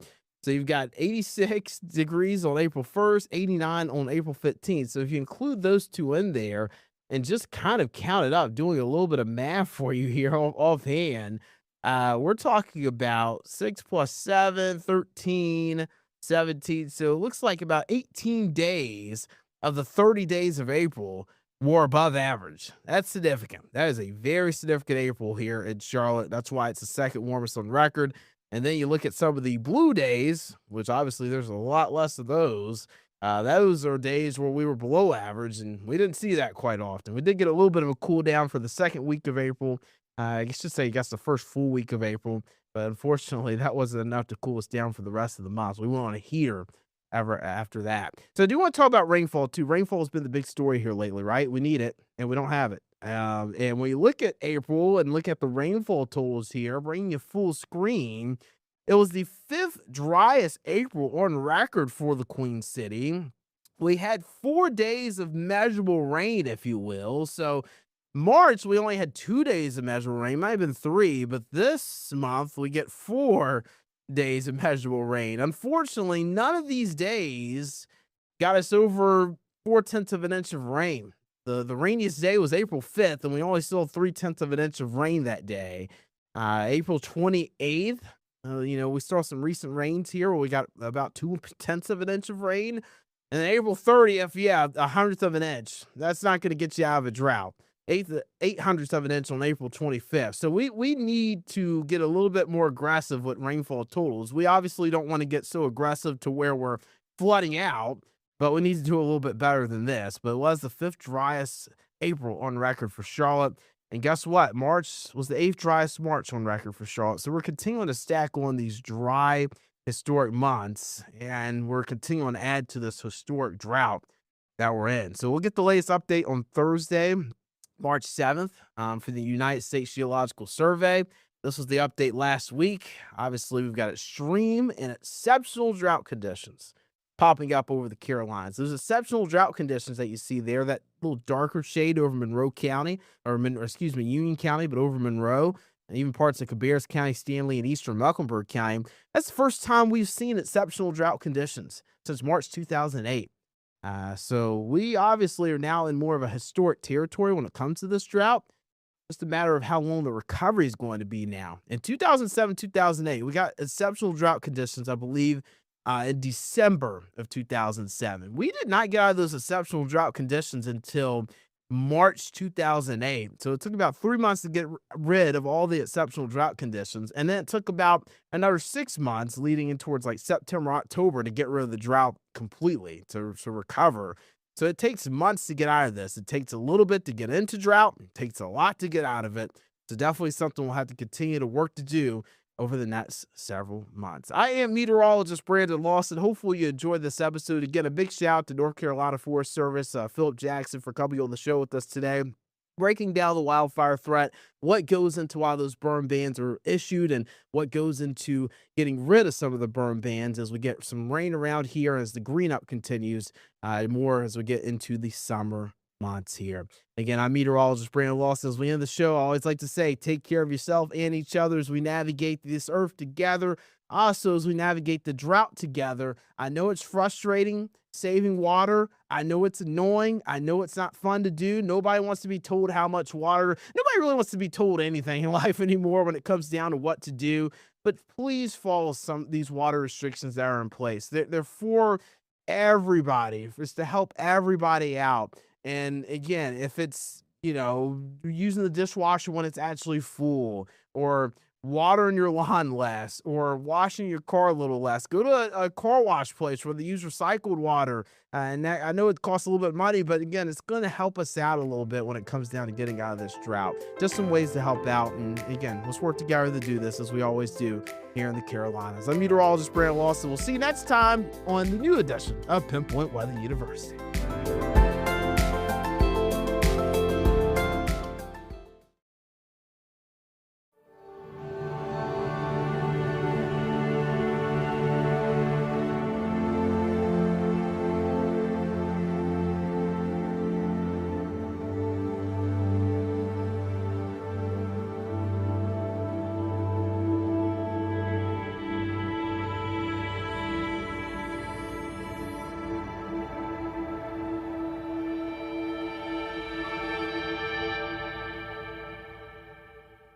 In the Queen City, why Charlotte Mayor Vi Lyles is no longer seeking re-election and planning to resign. Andrew. And Alicia, it was a very wet morning and overnight across the Carolinas. While we still might see a few more showers, a little bit drier afternoon shaping up. I've got your latest on Pinpoint forecast at noon. And the much-needed rain causing a headache for golfers in the first round of the Truist Championships. The details on the delay and who is set to tee off in a matter of moments. Well, Queen City News right now begins with breaking news. Federal mental health evaluators now have determined the suspect in the deadly light rail stabbing is currently not competent to stand trial. Carlos Brown, you see right there, now facing federal and state charges in connection with the August 2025 death of Arina Zarutska. Well, according to the new documents now filed in the federal court, prosecutors and defense attorneys now are asking a judge to hold a competency hearing after it was determined Brown suffers from serious mental illness. The federal filing states that Brown's competency could now be restored through the treatment and medication, but he remains now in federal custody. Now, the big story following today, right now, Charlotte Mayor Vi Lyles will not seek re-election in 2027 and will instead resign effective June the 30th. So Lyles says that she is now stepping aside to spend more time with her grandchildren and to allow a new generation of leaders to take over. Well, Lyles was first elected as Charlotte mayor in 2017. She spent more than 30 years in Charlotte city government, with her services as mayor preceded by 2 terms on city council. So this includes service as mayor pro tem from 2015 to 2017. Lyles also worked as a budget analyst, now as a budget director, also an assistant city manager, and she is Charlotte's first black female mayor. In a statement, Mayor Vi Lyles says that she is serving Charlotte's mayor as it has been the honor of her life, and she's so proud of her recording and navigating various challenges, strengthening the economy, and also investing in our neighborhoods. And that statement goes on to be able to say that she's happy about building a foundation for Charlotte's continued success during a time of rapid growth. So now it's time for the next phase of my life, she says, to spend more time with my grandchildren and for someone new to lead us forward. That is her quote. Lyles also noted that the city is in the capable hands of a strong city manager and staff, which gives her great confidence in the decision to resign early in this term. And Mayor Lyles also says that she will not make any immediate endorsement of a potential successor. But this is a developing story. Of course, we'll have much more coming up on Queen City News today at 4. Following big news with our weather patterns. Scattered showers continue to be able to move through the area, as I'm joined now with meteorologist Andrew Brightman. Andrew, I mean, it was just a soaker out there this morning.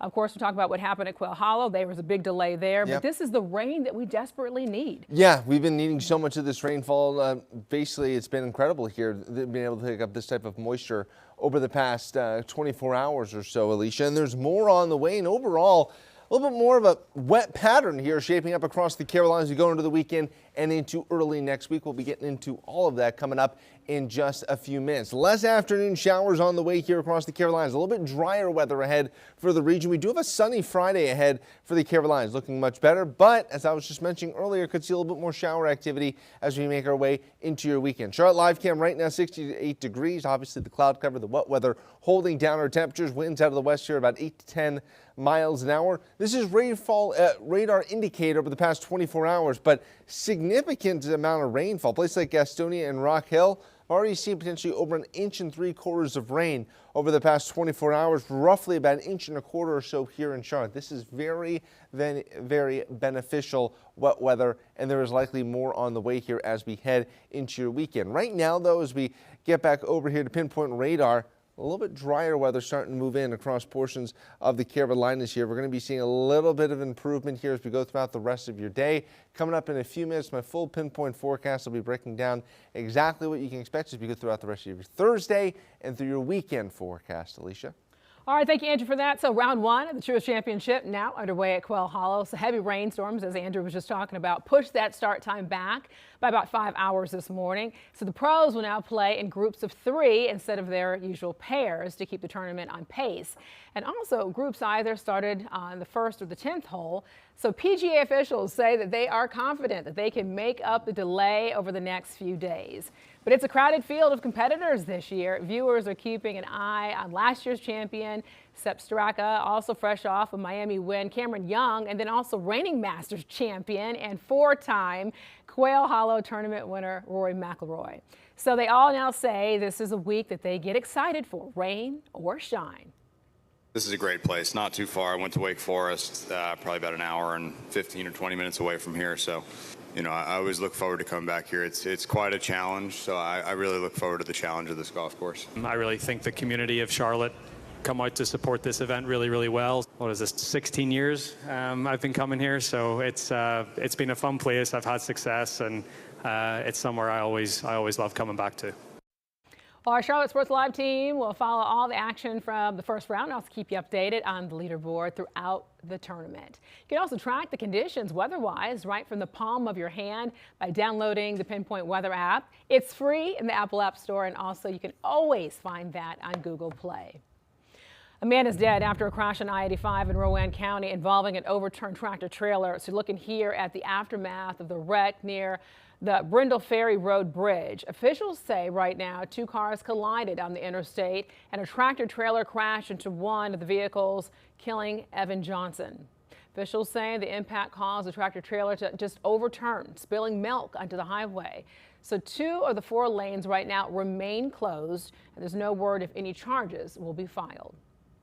We're learning new information now about what led to a woman's death in East Charlotte, so we want to warn you with this story. It's very disturbing.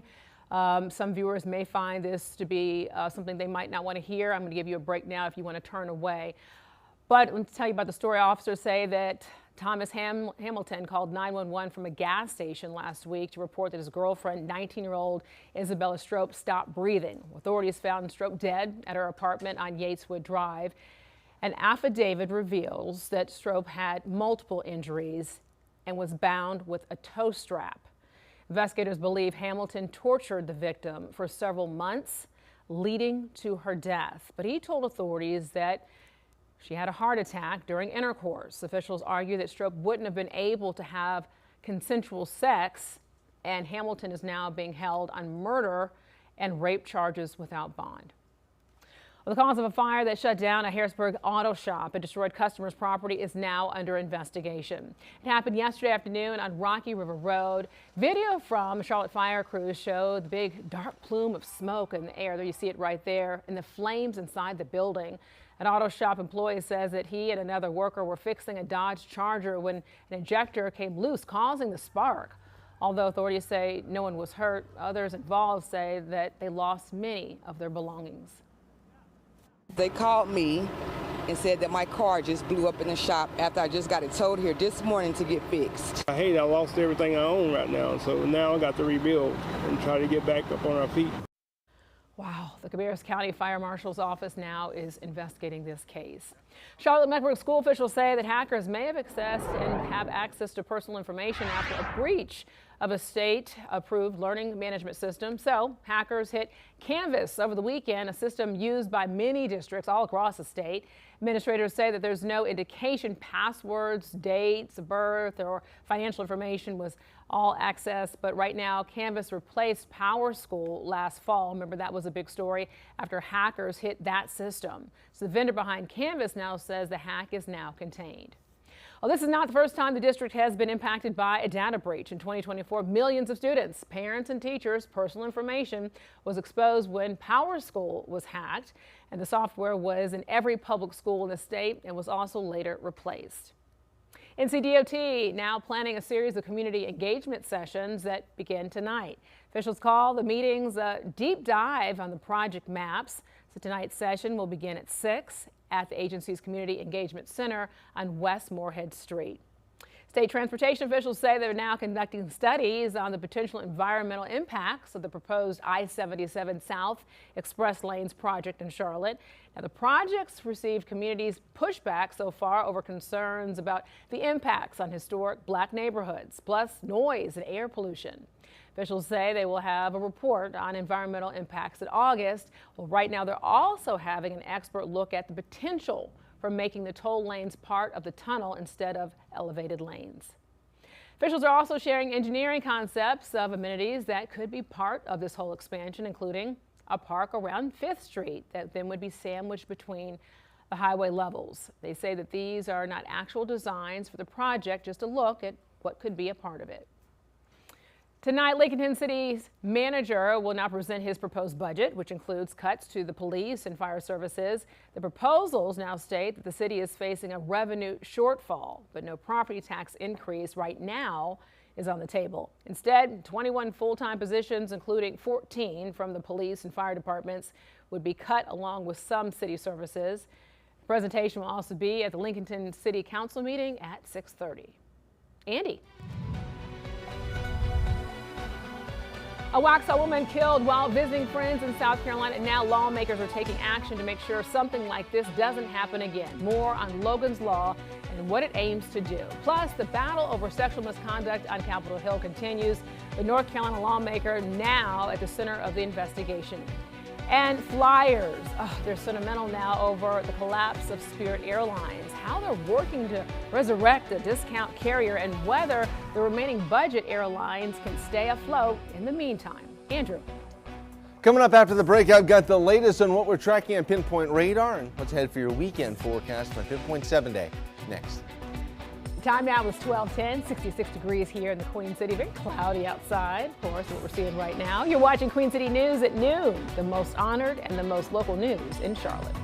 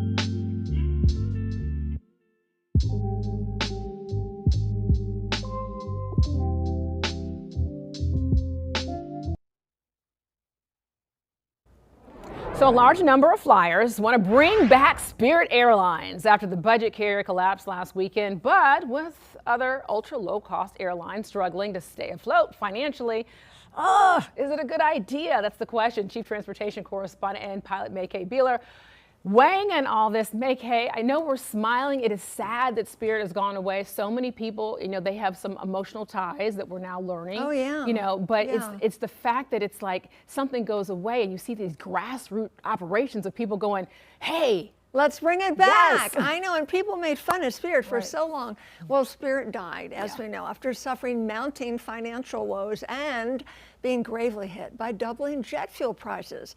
Other low-cost carriers like Frontier, they're in the same boat, but somehow managing to hold on, but for how long? So according to reports, Frontier is losing money, and one way to reduce losses is to reduce its fleet.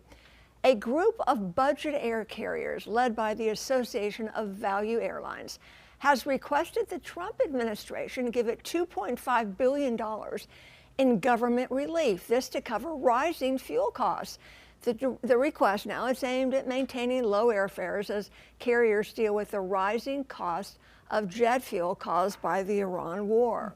So, the question is, can these airlines survive? So the association represents Frontier, Avelo, Allegiant Air, and Sun Country. Now, Spirit had been in the group before closing shop. Analysts say Spirit may be the first, but unlikely to be the last to go under. And according to reports, JetBlue founder Dave Nealman, he warns his airline may go bankrupt this year, unable to swallow the rising jet fuel prices that did it in. So what's the government's response? Because wasn't there some talk that the federal government might have taken it over to help out Spirit? That was for Spirit, but they couldn't come to a deal because the government wanted to own 90% of the airline. Now, as far as this other group wanting to get $2.5 billion, Sean Duffy, the U.S. Transportation Secretary, says no. He said, quote, if they can find the dollars in the private sector, I think that would be better for them, end quote. Interesting. Yeah. So how are people feeling about this, May-Kay? All right, well, let me tell you about Spirit 2.0. Okay. Have you heard about Spirit 2.0? Because this is the cool part we're going to talk about. Right. All right, so Spirit 2.0. I have to just say I know you have. This is so exciting, though, really. It's a grassroots platform that brings pledges together to buy the defunct airline. So you can see the website here, letsbuyspiritair.com. A viral plan, to buy Spirit. This is going crazy online. It's advertised as hopefully to be a potential airline owned by the people for the people. So hours after Spirit shut down, TikTok creator Hunter Peterson, he launched a crowdfunding effort online to buy the airline and bring it back. Folks, it started as a joke. It turned into a serious effort for a publicly owned company, kind of like the Green Bay Packers, owned by fans. Massive response. Listen to this. I haven't checked in the last hour or two. $40 million in pledges from 400. 400. Or what did I say? Yes, 400. 400 million dollars in. I can't even say it. It's so much. $400 million so far, and the goal is to rebuild Spirit as a people-owned airline. No billionaires, no buyout firms, just passengers and workers wanting to own a piece of the airline. Now, these are pledges. They haven't given money yet. Right. I mean, I'm saying it's easy to say, hey, because once that bill comes in and somebody's hitting you up for $40 a month, and you're going to say, you know what, do I even take Spirit Airlines? I know. I mean, I'm not hating on the grassroots operation. We're in weird times right now. And the minimum pledge is $45 because that was the price of a Spirit ticket. Oh, wow. Now, I just threw that out there, the $40. I assumed it would be about that per month. Yes. So people love Spirit. What are your thoughts, May-Kay? I don't think it'll happen, but I love the American spirit. Yeah. for the people, by the people. It sounds so Cornell West, when you're like, for the people, by the people, got to love the people, to lead the people, save the people, to serve the people. But, I do think that momentum, though, that it's getting the traction is kind of cool to be able to see. Everybody saying, let's save Spirit. But, in reality, it's just sad not to see the big yellow Airbus fly over Charlotte. Oh. And bless all those 17,000 people out of a job. Yeah. We'll see what happens. Okay, well, you keep us posted. Spirit 2.0. There you go. Make it brilliant. Okay. Thank you so much. All right, let's take a live look here over West Charlotte as we bring in meteorologist Andrew Brightman. Andrew, so weather-wise, we needed all this rain, but it was a lot that came through. Yeah, I've got the spirit here for this needed rainfall here across the Carolinas that we've been seeing. It's been extraordinarily beneficial. And we've got more on the way as we look forward through the next few days here across the Carolinas. 68 degrees right now, winds out of the west about 8 to 10 miles an hour. Well, we have seen so much wet weather starting to dry out a little bit here across the Carolinas. You notice we're still seeing some showers kind of in and around Charlotte, but let me just put this in motion. Show you the last 3 hours or so. And yeah, we saw a lot more moderate to heavy rain moving through. A bit of a wet commute out there across the Carolinas, but much more scattered in nature. A few more showers to move through across portions of the Sandhills, but generally our weather is improving here across the region. We zoom out and go wide. It's part of a weak cold front moving through. We should see much more sunshine tomorrow and really just a comfortable day. If you are going to be heading to the Truist Championship, likely Friday is going to be one of your best days. Rain chances over the next few days, likely going to see, or at least going to see some rainfall here still Saturday and on your Monday as well, and possibly even as we get towards the middle part of next week. A much more active pattern shaping up here across the Carolinas for that beneficial wet weather that we really need. Also, temperatures, because of the wet weather, not going to be getting too toasty out there. Yesterday we got up to 79. Probably going to be a few days before we break back into the 80s here across the region. Futurecast in motion, a chance of a shower or storm. It is very aggressive here, trying to develop some of these showers and storms later on this afternoon. We'll see if that comes to fruition here, but much more scattered across the region in terms of that wet weather. 8 o'clock this evening, we're really starting to clear out, dry out across the Carolinas, heading into your Friday morning. Temperatures don't cool down dramatically. That's why this front doesn't have a ton of teeth with it, but mostly clear skies. Might be seeing a little bit of patchy fog with some of this moisture that will now be in the ground here across the Carolinas, and generally the still conditions as we get started. Heading into the afternoon, temperatures move up, but a very comfortable day. Low to mid 70s out there across the Carolinas. A really nice end to the week after what has been almost a complete washout that we've seen today so far, and also some of the wet weather that we saw on your Wednesday. Overnight, heading into your Saturday, we see the clouds starting to move in and more showers on the way. I'll show you your Saturday forecast coming up a little bit later on in the hour. But generally, as we go through the next few days here, could see another ½ inch to an inch of rain across the Carolinas on top of what we've already seen. At least at a bare minimum, it's going to stop the drought expansion that we've been dealing with across the Carolinas, where each drought update's gotten worse and worse. Finally going to start to see at least things sort of at least holding steady and maybe slowly start to get a little bit better. As for the rest of today, watching the middle part of the afternoon, might see a shower or storm try to push through here across the Carolinas, but generally drier weather beginning to develop. Upper 40s and low 50s there across the Carolinas, upper 30s across the mountains. Park forecast tomorrow. Yeah, it's going to be a really nice start up there. Dramatically different compared to what we saw this morning here across the region. And temperatures, while we do warm up, it is going to be a bit of a seasonably cool day for this time of year. Low to mid 70s expected across the Carolinas, middle 60s as we head up into the higher elevations. Mountain forecast here, tracking those potential showers for you, maybe on your Sunday and your pinpoint 7-day forecast, watching showers possible Saturday, your Monday, and your Wednesday. Kind of every other day sort of situation shaping up for the Carolinas. Alicia? All right, thank you, Andrew, for that. So a push for more child care funding and teacher pay in the Tar Heel State. The major expansion House lawmakers are proposing. You're watching Queen City News at noon. Your time is 12:22. You're watching the most honored and the most local news right here in the Queen City.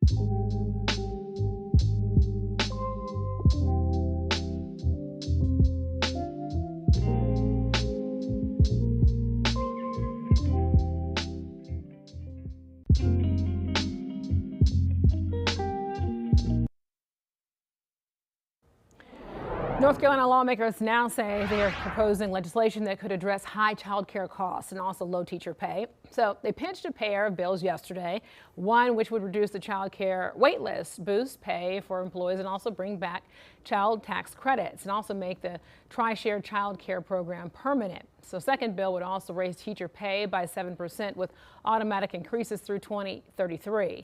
House Democrats want to be able to slow future growth of the state's private school voucher program to help pay for the proposals.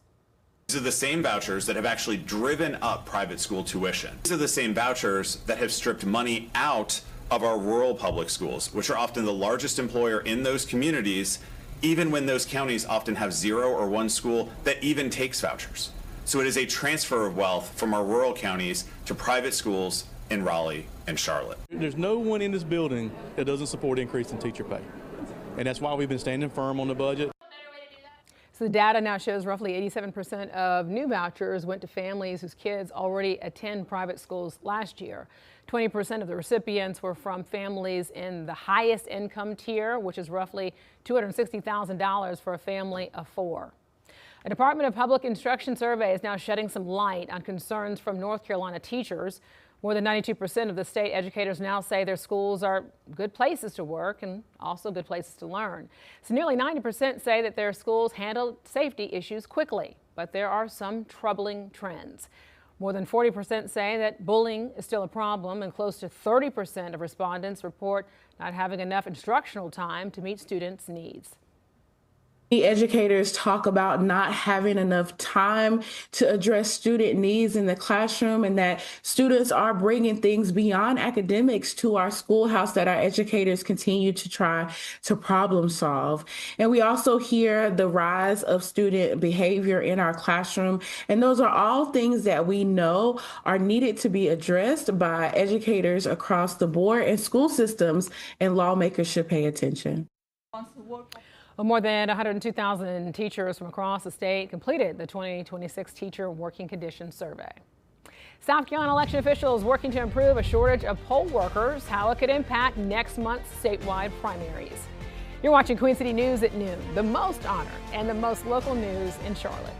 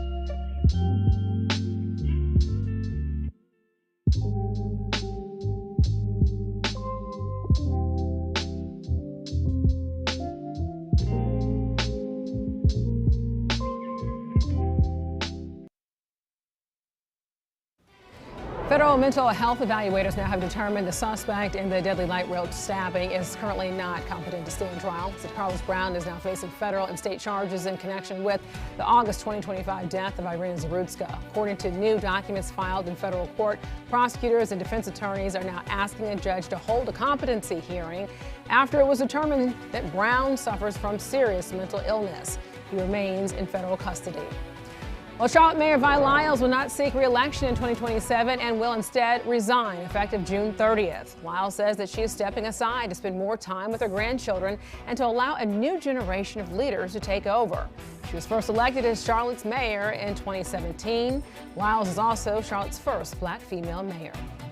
Round one of the Truist Championship is now underway at Quail Hollow. Heavy rainstorms pushed the start time back by about 5 hours this morning. So the pros will now play in groups of 3 instead of their usual pairs to keep the tournament on pace. So groups either started on the first hole or the 10th hole, and PGA officials say they are confident they can make up the delay over the next few days. Let's talk about the weather outside right now. Looks very different than it did this morning. Take a live look here over Gastonia as I bring in meteorologist Andrew Brightman. Andrew, clearing up, kinda. Is this going to be a good day for golf this afternoon, right? Yeah, at least generally. Still not ruling out a couple more isolated showers and storms out there, Alicia, but not going to be the washout that we saw this morning here across the region. Tomorrow certainly looks fabulous across the Carolinas. A lot of sunshine on the way, and then could see a few Saturday showers out there across the region. Charlotte live cam right now, 68 degrees, winds out of the west here about 5 to 10 miles an hour, dew points in the middle 60s.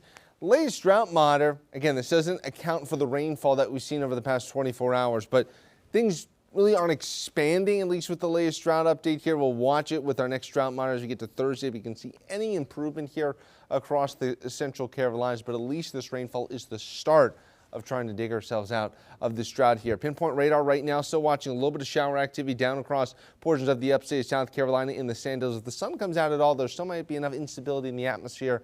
Might see a couple of pop-up showers and storms, but not going to be nearly the widespread coverage that we saw this morning here across the region. That area of low pressure continues to push off to the east along with the frontal boundary. Temperatures right now upper 60s and low 70s. I've got more on what we're tracking as we go throughout your weekend into next week, Alicia, coming up in just a few minutes. All right, thank you, Andrew, for that. So a 5th person is now facing charges in connection with the homicide that happened in Cheraw. It happened Monday on Brangus Lane, and officers say they found Landon Sellers dead inside of a pickup truck.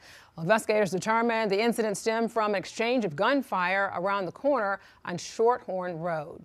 Officers say 42-year-old Maurice Brown Sr. surrendered in connection with Sellers' death, so he is the latest suspect to be arrested and faces a tampering with evidence charge. 18-year-old Maurice Brown Jr. is also facing the most serious charge of murder. And 18-year-old Jihad Lee and 18-year-old Zion McCrae and 19-year-old Ellis J. James all now are facing charges with assault and battery. Newly introduced legislation in South Carolina would crack down on repeat offenders.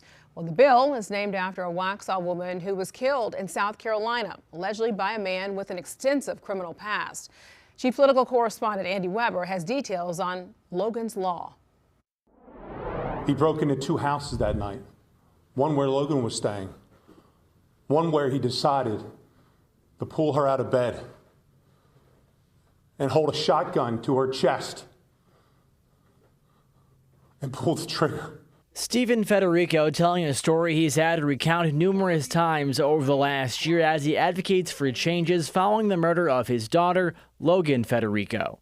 The 22-year-old from Waxhaw was visiting friends in Columbia in May 2025 when the accused killer, Alexander Dickey, allegedly broke into the home where Logan was staying and shot and killed her. Dickey has a long criminal history. With 39 charges, 25 felonies, was out on the street time and time again because of weak policy. It's Logan's story and Stephen's advocacy that has spurred South Carolina congressional lawmakers to introduce Logan's Law. If passed, it would create a publicly available registry of violent criminals who are convicted of crimes that carry at least a 6-month sentence. Every violent offender database entry will include the charge and the plea deal. Senator Lindsey Graham said while his main goal is to prevent another tragic murder, he also hopes the database will allow the public to keep track of how a prosecutor or judge handles different cases. We're going to have a system where we can grade the homework the job performance of people who are supposed to keep your family safe.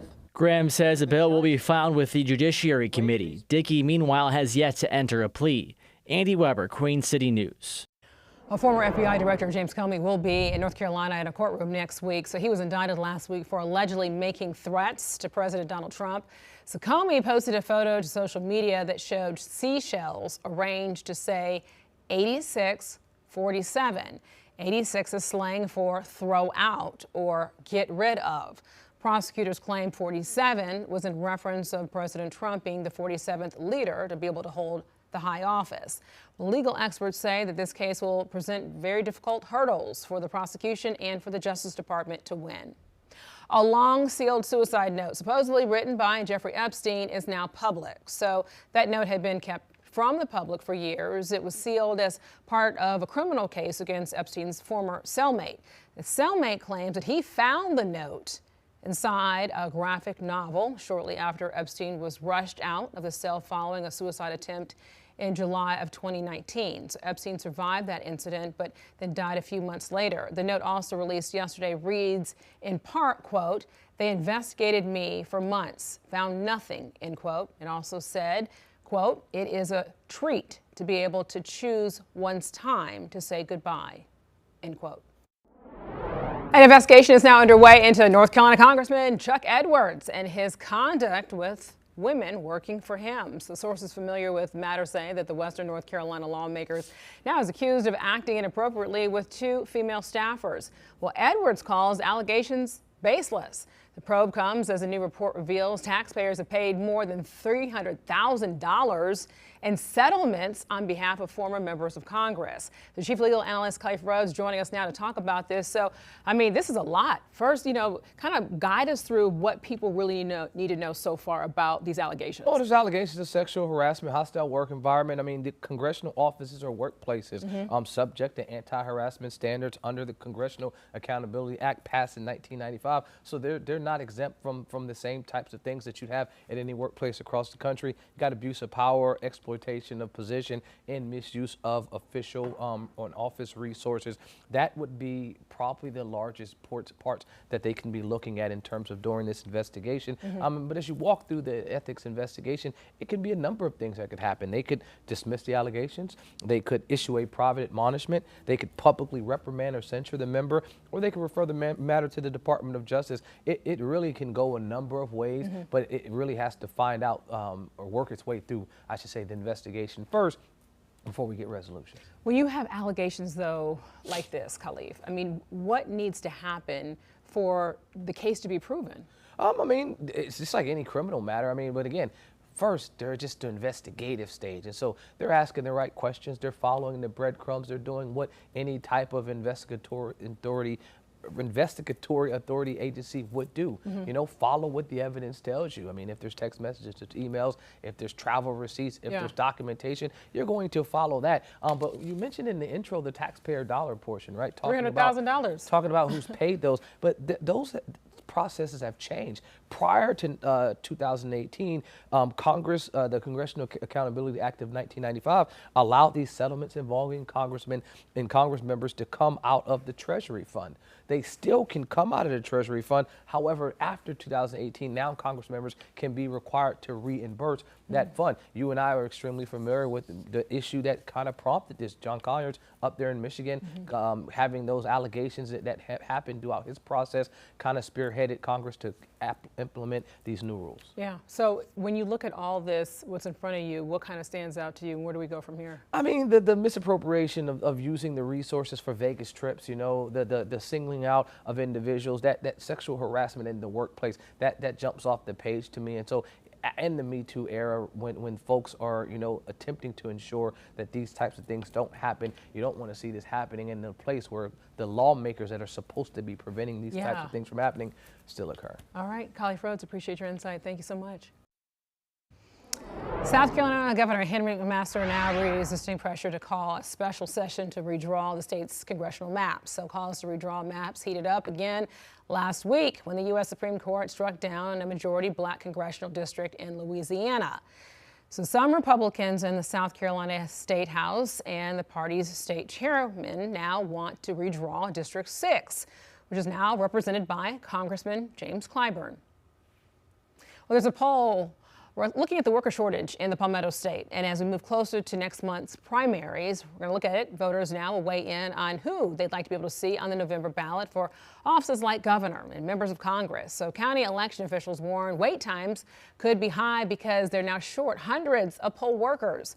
Lancaster County has about 215 workers. Election officials also say that another 50 to 75 workers would help, but an extra 300 workers would actually be ideal. So if you want to help out, now is your time. The worker shortage could also affect where people vote. A lot of counties have to consolidate polling locations. Like I said, that would increase your lines and people, their wait time. So we've not ever had to do that, but the more the more difficult it becomes as far as getting enough poll workers, the more issues you could have.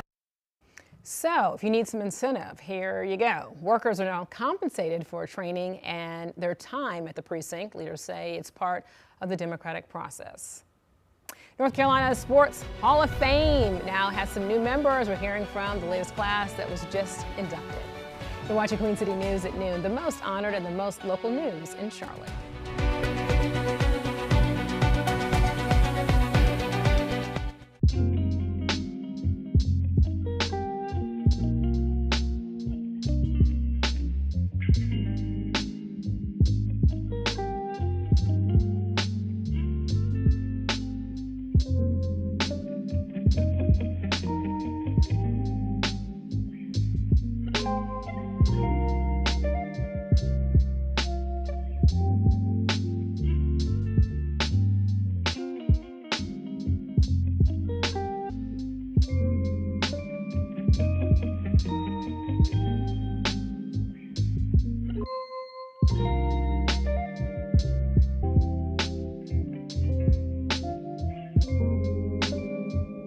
Sports figures throughout that few will ever experience.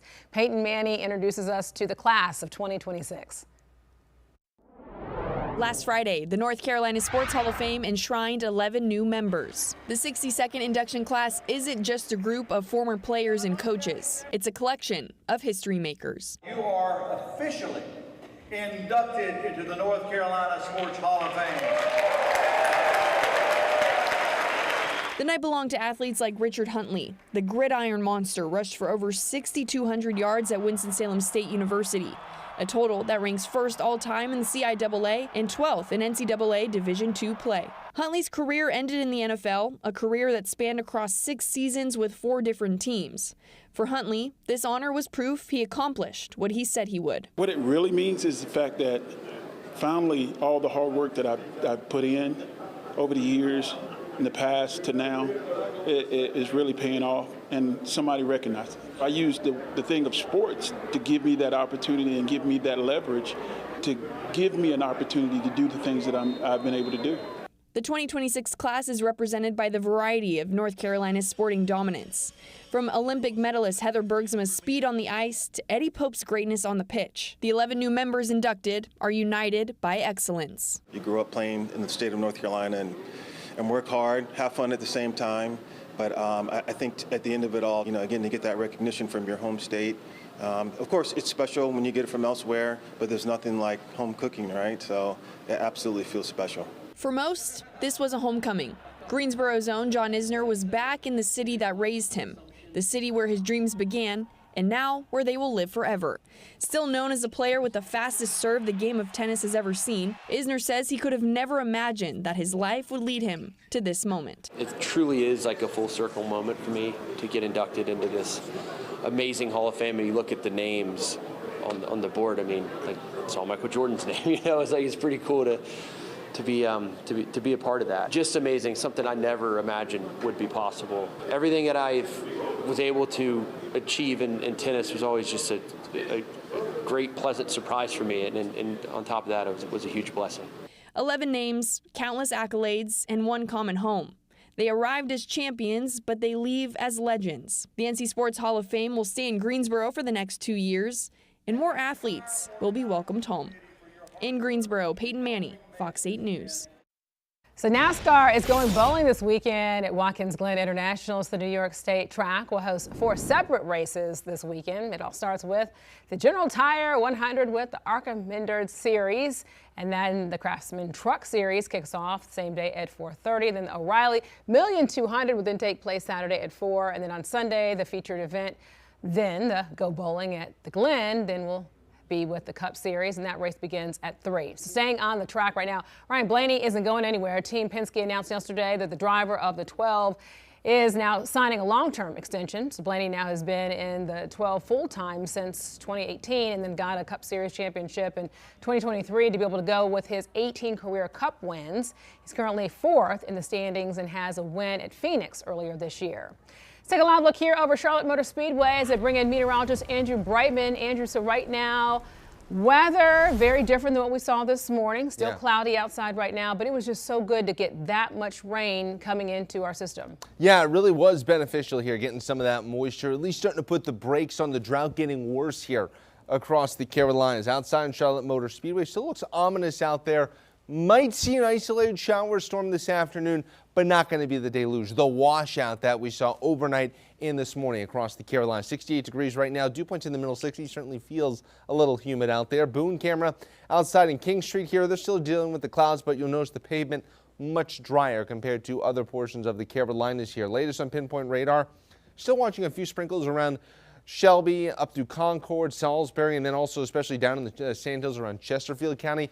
Would not be shocked to see some more shower storm activity try to develop, especially if the sun comes out. Maybe might be able to juice the instability a little bit across the Carolinas, but generally looking drier throughout the second half of your Thursday. Clouds and radar on a macro level here. Notice that kind of that strip of cloud cover right here on the western side of the Carolinas. That's where I'm watching where potentially along it might see a pop-up shower storm, but otherwise we will see general improvement with our weather. Still expecting more rainfall down the road, especially Saturday, maybe Monday of next week. More beneficial rainfall. The pattern is starting to switch here a little bit across the Carolinas. Saturday forecast, watching some of those potential scattered showers, especially during the morning hours here across the Carolinas. I'll show you a Charlotte FC forecast here in a moment. Let's get right into Futurecast. There's some of those pop-up showers and storms. If it doesn't start to look like this on your Pinpoint weather app here by about 2:30, basically we can probably call off the wet weather for the rest of the day. But Futurecast very aggressive, trying to develop even a couple of isolated strong storms here as we go throughout your Thursday afternoon, heading into the evening hours. Partly to mostly cloudy skies, clearing skies during the overnight hours, and as we roll into your Friday, mostly clear. Going to be a beautiful wrap year work week here across the Carolinas. A comfortable one too. Should see a little bit lower humidity. A lot of sunshine here. Comfortable temperatures too. Middle 70s, about 3 to 5 degrees below average for this time of year across the Carolinas. Friday night, mostly clear. Looks great out there. Now, things can change very quickly here across the Carolinas, and we'll see that as we go into your Saturday morning. A lot of cloud cover, a couple of scattered showers already developing, maybe a little bit of a misty Saturday morning here across the Carolinas. Futurecast is very aggressive here with the moisture moving through during the mid to late morning hours. Not all model guidance is showing this much rainfall moving through the Carolinas. That's why the rain chance is only right now at 40%. That could go higher, but at least for your weekend forecast, Saturday looks to be the most active potentially. Those showers and storms, like what we're seeing today, starts to move out during the afternoon, and then we see that improving weather here as we head into your Saturday night. If you're going to be out and about across the Carolinas Saturday evening, you should be in good shape. How much rainfall are we talking about? Another additional up to an inch or so could be possible across the Carolinas through at least Sunday afternoon. So that's some good news here. Need that wet weather, and then also, best part is, this is your Charlotte FC forecast is looking dry. The bulk of that wet weather, like today, would move through during the morning hours if we do see it here across the Carolinas. So just keep that in mind if you are heading to the bank this Saturday. Backyard grilling forecast, again, showing a lot of showers and storms. That remains to be seen if they do develop here this afternoon. Something we're going to be watching. Just keep that in mind.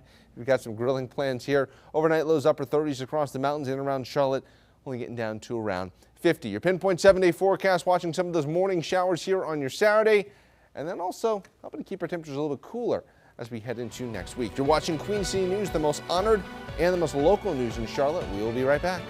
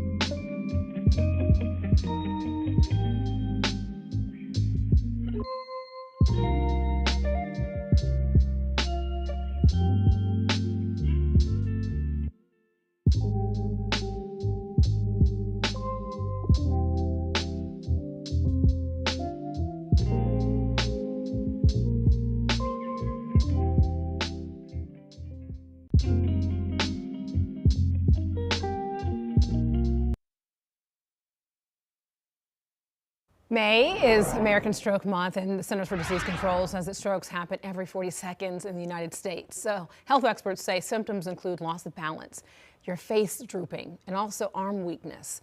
Other risk factors include a heart arrhythmia, diabetes, high cholesterol, and smoking. Doctors say staying active and managing those risks can prevent up to 80% of strokes. It's also National Nurses Week, and the healthcare industry is now highlighting those who many say are the backbone of the profession. So nurses serve as the front lines and the bridges between patients and the healthcare system. They're often the first person you see, whether you're at the doctor for a checkup or at the hospital for an emergency. It is a thankless job. Definitely the people who do this every day, they're not doing it for the recognition, but because of the impact that they have on patients' lives. And so being able to recognize that, it's not always about monetary recognition, but just acknowledging that we see the hard work that you do every single day and we appreciate it. And many hospitals and healthcare facilities have special events scheduled all week to honor their nurses. So if you happen to be able to see a nurse this week, be sure to thank them for all that they do. Queen City News brings you 11 hours of news every weekday. So here's what we're working on starting on Queen City News at 4 today. Federal investigators released their preliminary report into the deadly explosion of a tanker at a Mooresville plant. So we're learning more information on the findings. And also, it's Mother's Day weekend, so if you're planning on having flowers delivered, it could cost you more. How higher gas prices are impacting florists in our area. You're watching Queen City News, the most honor and the most local news in Charlotte.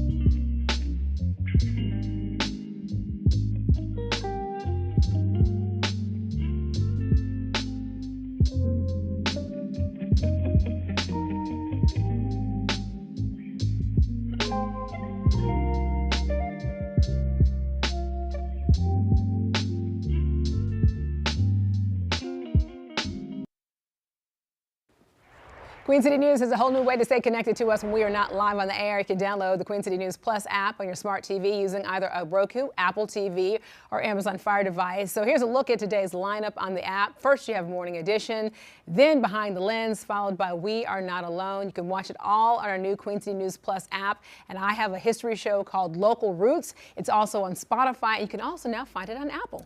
Let's go, Right. Alicia. We're going to where the people are, you know, bringing you the news so you can be able to use it. That's absolutely right. One final check in your pinpoint 7-day forecast. Saw the showers and storms this morning. Still watching maybe a couple more this afternoon. And then could see a little bit more wet weather here, especially Saturday morning. And then from there, a little bit more of an unsettled pattern here across the Carolinas. Beneficial rainfall ahead for the region. Turn those sprinklers off. You're watching Queen City News at noon. Thanks so much for joining us. We'll see you next on Queen City News at 4.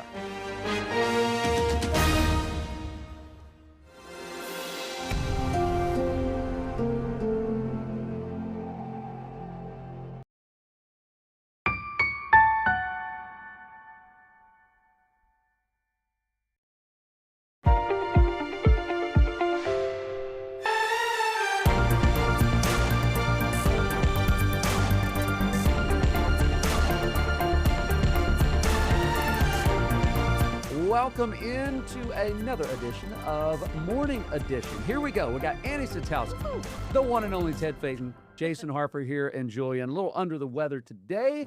We're going to be joined by another special guest here in just a second. We wanted to kick off with something huge, right? The last couple of days, really since last week, we've been talking about a couple things, sanctioning certain high school sports for men and women, volleyball for boys, which was just voted yes, and then flag football for girls. This is huge. So yesterday, the North Carolina High School Athletic Association voted to sanction at the varsity level for women, making North Carolina the 22nd state in the U.S. to have flag football for girls. I'm bringing in Riley Fields with the Carolina Panthers, a good friend of ours. Good morning. No one else can rock a sweater vest. That's true. Yeah, I'm a little jealous. Like Riley Fields. It's the sweater vest of community sincerity. Yeah. Oh my gosh. Put that on a plaque. Yeah. For real. All right, Riley, out of the gate, flag football for girls in North Carolina. First of all, this goes beyond just the cool factor. Why is this such a big deal? It is a big deal, Jason. I think, what we keep talking about, this is transformative change. And, now you've got an opportunity for girls to have access to the sport of football through flag football in a way that they've never had before. And what the sanctioning vote does, it establishes flag football as a varsity sport for girls, and they're going to have the opportunity to compete for state championships. And what we've learned over the past 4.5 years as we've worked on the effort to get us to where we are today is that girls want to play. The energy around it, the desire to compete on the football field is something that is undeniable. And so it's just so exciting to just see this moment in time happen and know that the girls who have kind of blazed the trail the past 3 or 4 years and with all the pilot programs that we partner with across the state and what it means to future generations of girls and the opportunities that they're going to have, it's awe-inspiring. It's really cool. I wish this would have been around when I was in high school, right? The reason Yeah. we're having you on, though, is that the David and Nicole Tepper Sports Foundation has announced a $1 million pledge in North and South Carolina, Yes. right? Going towards these programs. What exactly will that money help these programs do? Yeah, just so grateful to the David and Nicole Tepper Foundation. I mean, the support that David and Nicole have given this effort really since jump has been instrumental in the growth that led to the successful vote yesterday. But this new pledge, this new commitment of grant funding is going to provide us with the opportunity to keep providing resources to programs across North and South Carolina. And the grant funding will be used in a variety of ways. One, to assist with schools who are maybe just going to now begin startups of their program. Currently in North Carolina, going into this year, we've got 155 schools committed to play this fall. That number is only going to grow now that we've hit the sanctioning status. In South Carolina, There are currently 55 schools scheduled to play this fall, and that number is skyrocketing, it seems, on a weekly basis. And so we've had the good fortune to be able to support all those programs up to this point. Now we're able to, now that we're across the goal line with sanctioning in North Carolina, continue to have the resources to support schools in a variety of ways. And I think, each school has different needs. And so the way the grant funding will be used to support schools across the region is really going to be done on a case-by-case basis. We're going to let the schools, when they apply, tell us why they need the money, and it's not always a cookie cutter answer to that. But we enjoy giving schools the flexibility to have the resources that works best for their program, and that's what this amazing gift of $1 million in continued grant funding is going to be able to provide for girls and schools across our region. Yeah, Riley, in my algorithm on Instagram must have been working in my favorite. Hold on. Larry's algorithm in a regular sentence. Yes, I don't know if I'm good enough for this conversation. Adjust my glasses a little bit. Yeah, right. But I got to watch some of the clips of the highlights from girls flag football, and it is exciting. It is fantastic. The hips don't lie, and neither do the numbers. But oh man! Before you give your point, Riley, I was going to say The sport is exploding from 2023 to 2024, 42,955 girls playing, 105% increase, more than the prior year. And in 2024 to 2025, 68,800 girls more playing, a 60% increase. So this is really exploding, and the Carolinas are really on the forefront of this, as you mentioned earlier. Yeah, and I think what's really what's been interesting to see as part of that process, when we started back in 2022, and Charlotte-Mecklenburg Schools was the first school district to pilot a district-wide program in the state. And so just we're eternally grateful to Dr. Erica Turner for her vision and willingness to be the first to step forward and make that commitment. Back then, it was just the idea of the girls being out on the field, and it was like, isn't this cool? Isn't this neat? But they were, at that point, they didn't even know how to warm up, how to hold the ball, how to throw. To see the progression of the skill development, the rapid progression of the skill development over the past several years. Now we're going to host the CMS Flag Championships here at Bank of America Stadium in the next couple of weeks. Now you've got quarterbacks who are throwing their receivers open, like throwing to spots, throwing where there doesn't look like there's going to be a play, literally throwing their teammates open. The advancement in terms of the skill level has been remarkable to see, and that only bodes well for where is it going to go, in the future. An interesting tangent to or other element it's interesting with the sanctioning piece is the explosive growth that's happening at the collegiate level in our region. Conference Carolinas, based out of Greenville, was the first Division II NCAA conference to adopt women's flag at the varsity level. They just completed their first season this past spring. The Big South Conference, which is based out of Charlotte, they're the first Division I conference in the NCAA to announce that they're going to adopt women's flag throughout their conference beginning spring of 28. The CIAA, on the heels of that, has announced that they're going full adoption to begin play in spring of 28. So now what you're talking about, originally it was the access and opportunities for girls at the high school level.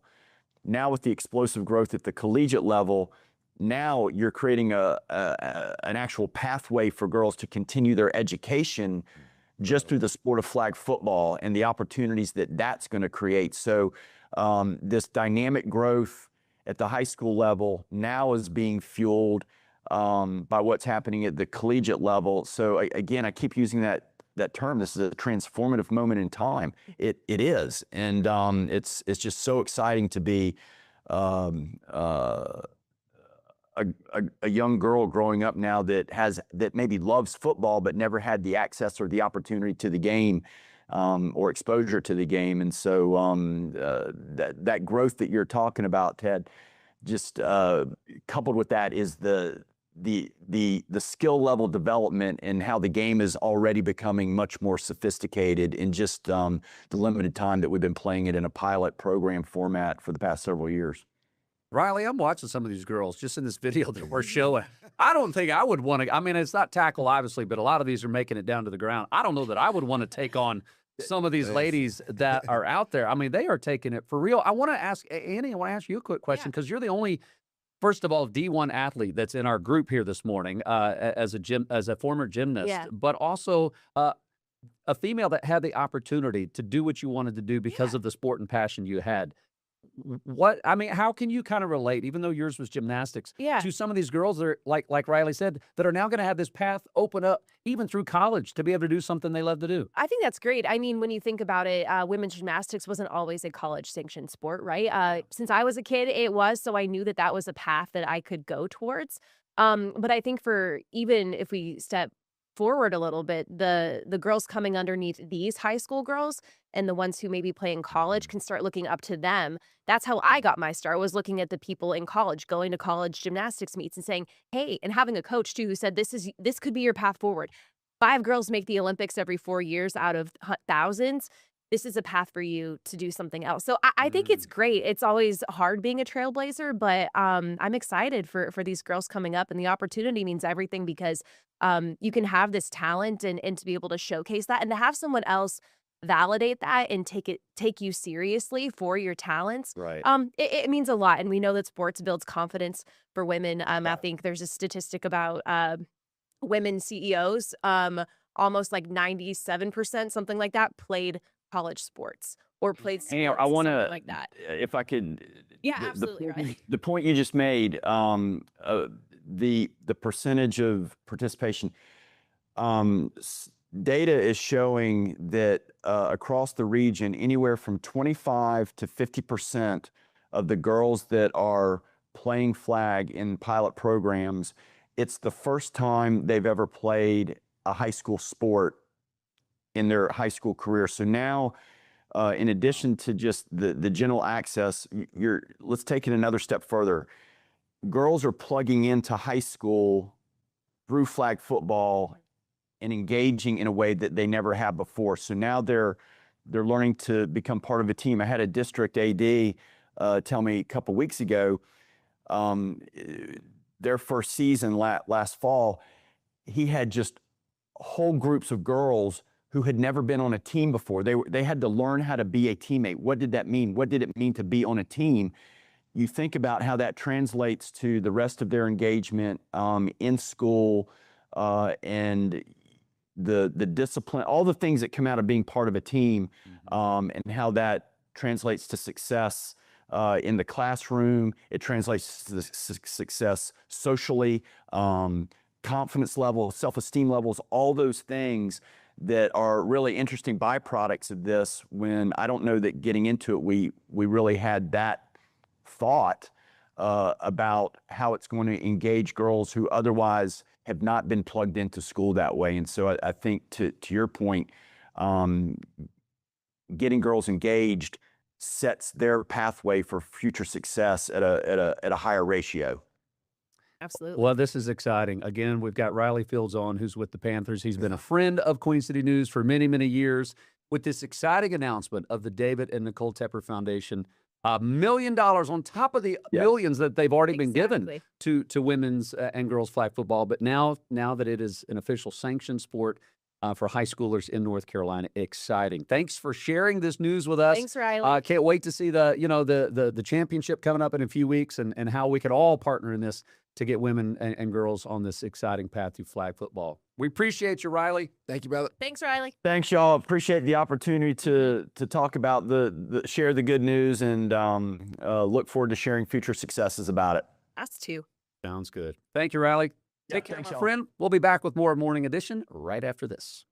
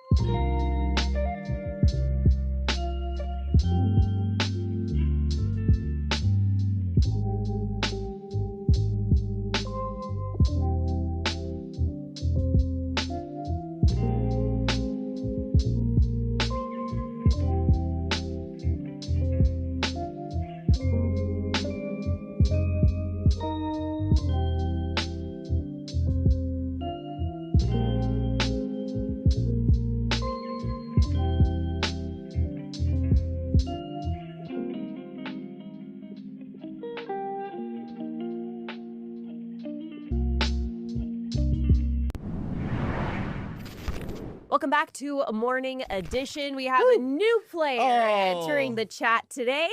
Jason Harper had Jason Harper things to do, so we kicked him out of here. Great interview with Riley there. We loved having him. But we're sticking with the sports theme. We have Truist, the first round of the Truist Championship, teeing off at Quill Hollow Club here in Charlotte.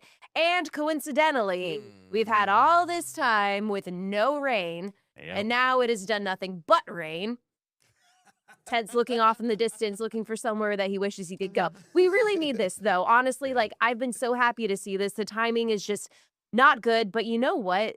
The PGA Championship saw weather delays in their Saturday round. And then back when it was Wells Fargo, the first two rounds actually got impacted by weather. So this is kind of, par for the course. Ooh, I see what you did there. You know what's so funny is Brandon Lawson, our other meteorologist yesterday, was talking about, he's a huge NASCAR guy. And he was like, every time NASCAR goes to these tracks where there's a drought or there hasn't been rain, guess what happens? It rains. So we're here. But again, by the time people are watching this episode of Morning Edition, I think we're going to be potentially an hour into tee off. That's supposed to start around noon today on Thursday, the 7th. Oh, so the 11th. Is it 11? It's 11. Unless it got pushed back again. Austin. I should know better than to question a former producer. Yeah, we try and stay up to date, but who knows? While you look up the latest, I will say we've had the rain overnight. Tell us. Radar as of right now still pulling in some light showers. We've eased up on the heaviest rain, so the greens are still going to be saturated. Really no way around it from all the showers that we had overnight, but there's still chances of pop-up showers and isolated storms that can come into play later on this afternoon and evening. I'm thinking around 5 o'clock to dinner time. So if you are watching this and you're also trying to watch round one of the Truist Championship, just be on the lookout for the chance of those storms that could roll in. It does get dicey for the rest of the weekend as well. I think we're going to be good on Friday. Friday's looking pretty good. But early Saturday morning, I'm watching some returns of showing the potential for some rain. And then late Sunday in the afternoon and evening, we could see some isolated storms. So right at the end, I know, a dicey weekend. We've gone a stretch of below rain levels pretty much. We're in a deficit of 1 to 2 inches for the past 30 days, over 5 to 10 inches rather for the last year. So we need the rainfall, but a lot of folks are probably thinking to themselves, does it have to be now? Right. Does it have to be now? And to update you all again, the gates open at 10:30. Tee time. First one is 11. Bring your poncho. Bring your poncho. Like you were saying, Ted, it's tomorrow, round 2, Saturday, probably okay. Yeah, I think tomorrow for the most part is I mean, if you're going to be there spectating, tomorrow's going to be the best day to be out there, right? Friday's going to be the best day to be out there. Saturday, I'm seeing some potential for rain early in the day. And depending how that sets up, could be a quick blast of a shower or a quick storm, or it could be a little bit more of a long, drawn-out morning impact, which would have more impacts on Saturday's play.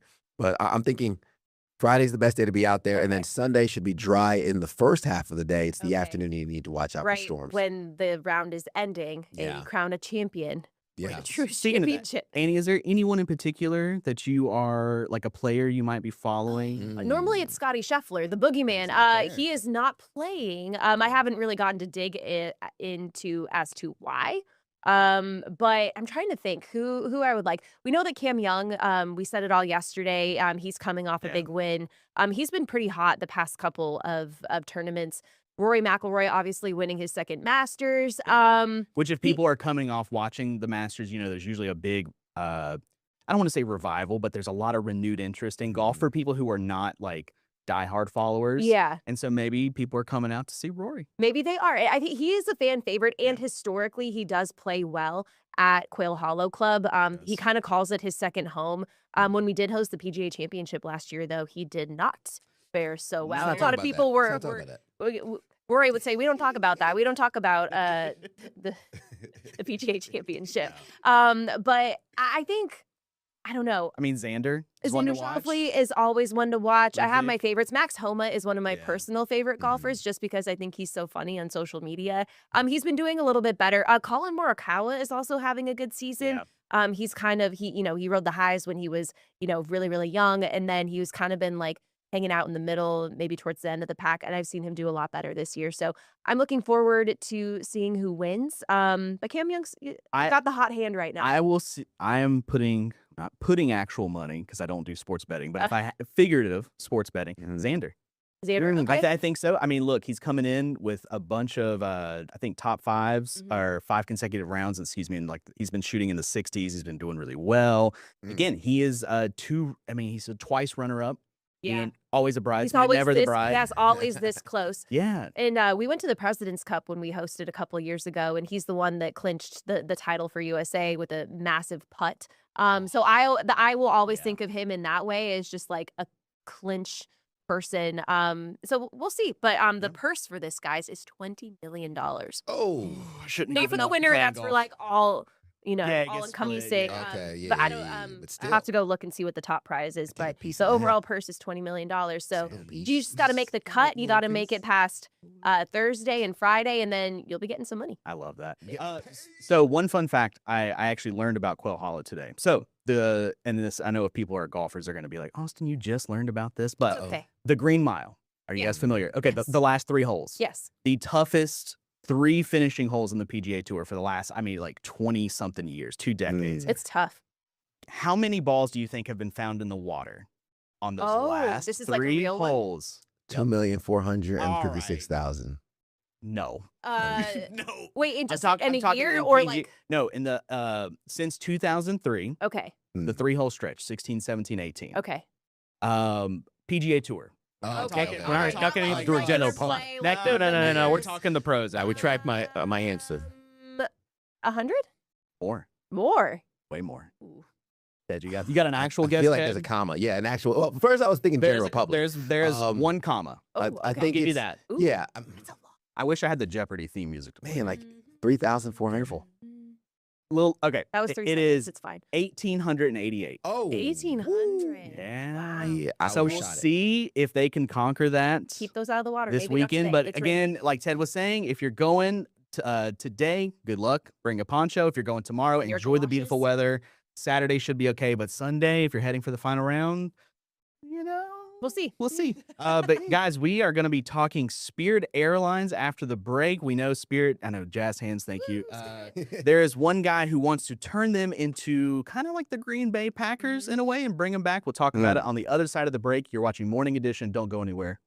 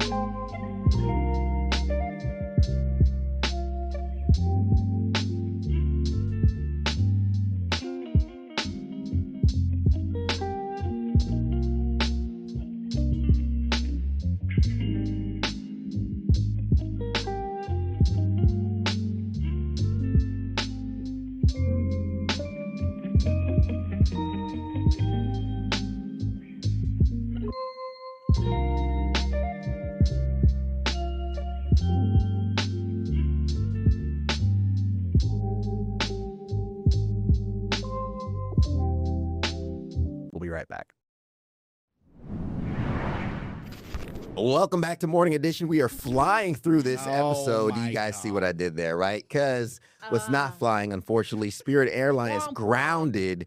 Yeah, suspending operations, shutting down earlier this week. But hold on. Hold on. We're performing CPR. Specifically, Hunter Peterson's performing CPR, launching a TikTok viral post, Let's Buy Spirit campaign with a crowdfunding site. It's exploded. It's got tens of millions in non-binding pledges. Allegedly. Yeah. Allegedly. So folks are jumping on, instead of the bandwagon, I guess they're jumping on the Spirit jet, trying to take this thing off. Trying to the revive tarmac. it. I had no idea so many people loved Spirit. So Well, I know we have one coworker who takes Spirit down to Florida to see his significant other. Oh, And his concern, and this is some data-driven stuff, where when Spirit or another low-cost airline leaves a market and there's no competition for a route, other airlines will do the thing that they probably will do, which is raise prices. So he's a little concerned. But again, like Ted, you're saying, this guy, Hunter Pearson, setting up a kind of a crowdfunding website. We talked about in the tease, he wants to mirror it kind of like how the Green Bay Packers operates, where, as a group, as a collective, we can all own shares. Yeah. Again, I think I it's don't want like, shares of Spirit. Nah, I'm all right. But I think it's was it Let's Buy Spirit or something, the website? Yeah. It's like, go ahead. No, I was gonna say he claims to have raised, as of an audit as of yesterday, Wednesday, May 6th, $214 million by 247,511 pledgers. The average pledge, my little alarm is going off, it's $865. I call BS. That is like That. 10 There's no Spirit way. tickets. There's no way. I think I thought those were only like pledges. Like these are people who are pledging to fund, but you're saying those are actual people who have already given money. It's what it's saying on there. The average pledge. That's the lingo. It The uses. minimum is $45 because that was like a one-way fare. I just don't believe it. I don't know. I just don't see it happening. Obviously, there are so many loopholes, and May-Kay, we had her talking about this. They're going to have to reapply for certification, so they're going to have to go through all of that. I don't think people understand. It's always like, oh, all these companies have so much money. They do, but it costs so much money to run an airline. It costs so much money to run a company.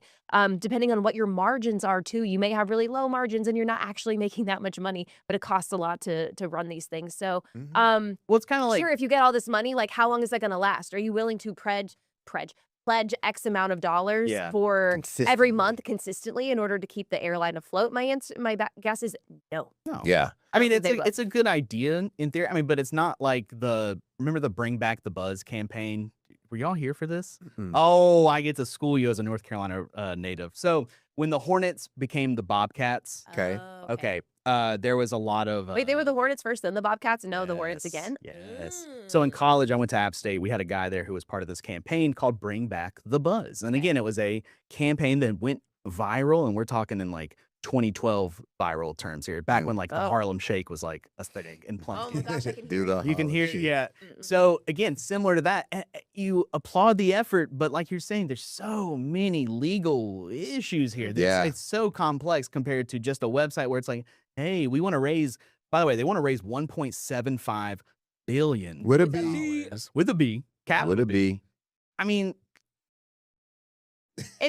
I'm just gonna let my face do it here. I think grassroots efforts are great, and I think that they can obviously do a lot and force change, but this ain't it. Yeah. It's not gonna. To Annie's point, I mean, I think the average number I read a while ago of like how much the airlines make per ticket per passenger is like $7 or $8, right? Yeah. Like per ticket.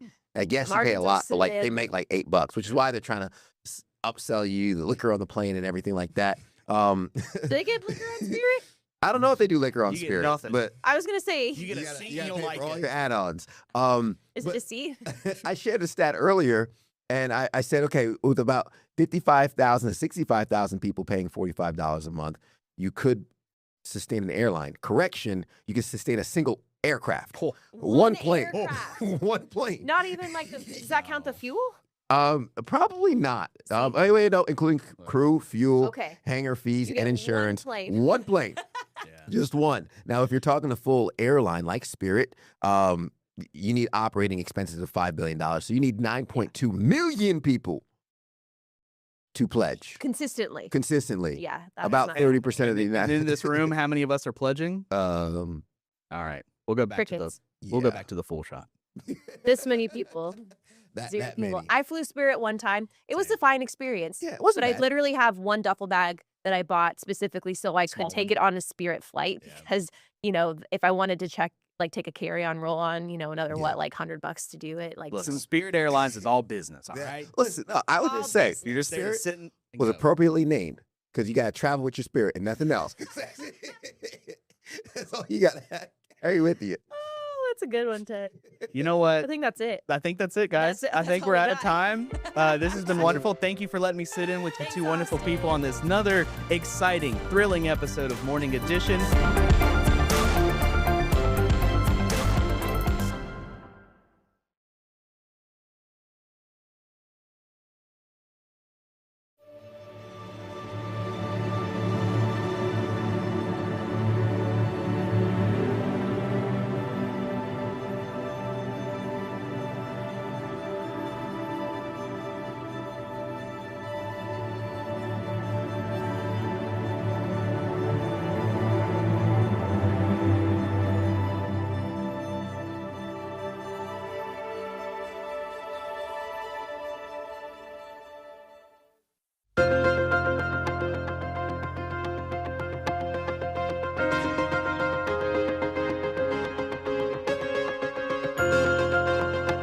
Hello and welcome to Behind the Lens, an inside look at what it's like to gather TV news.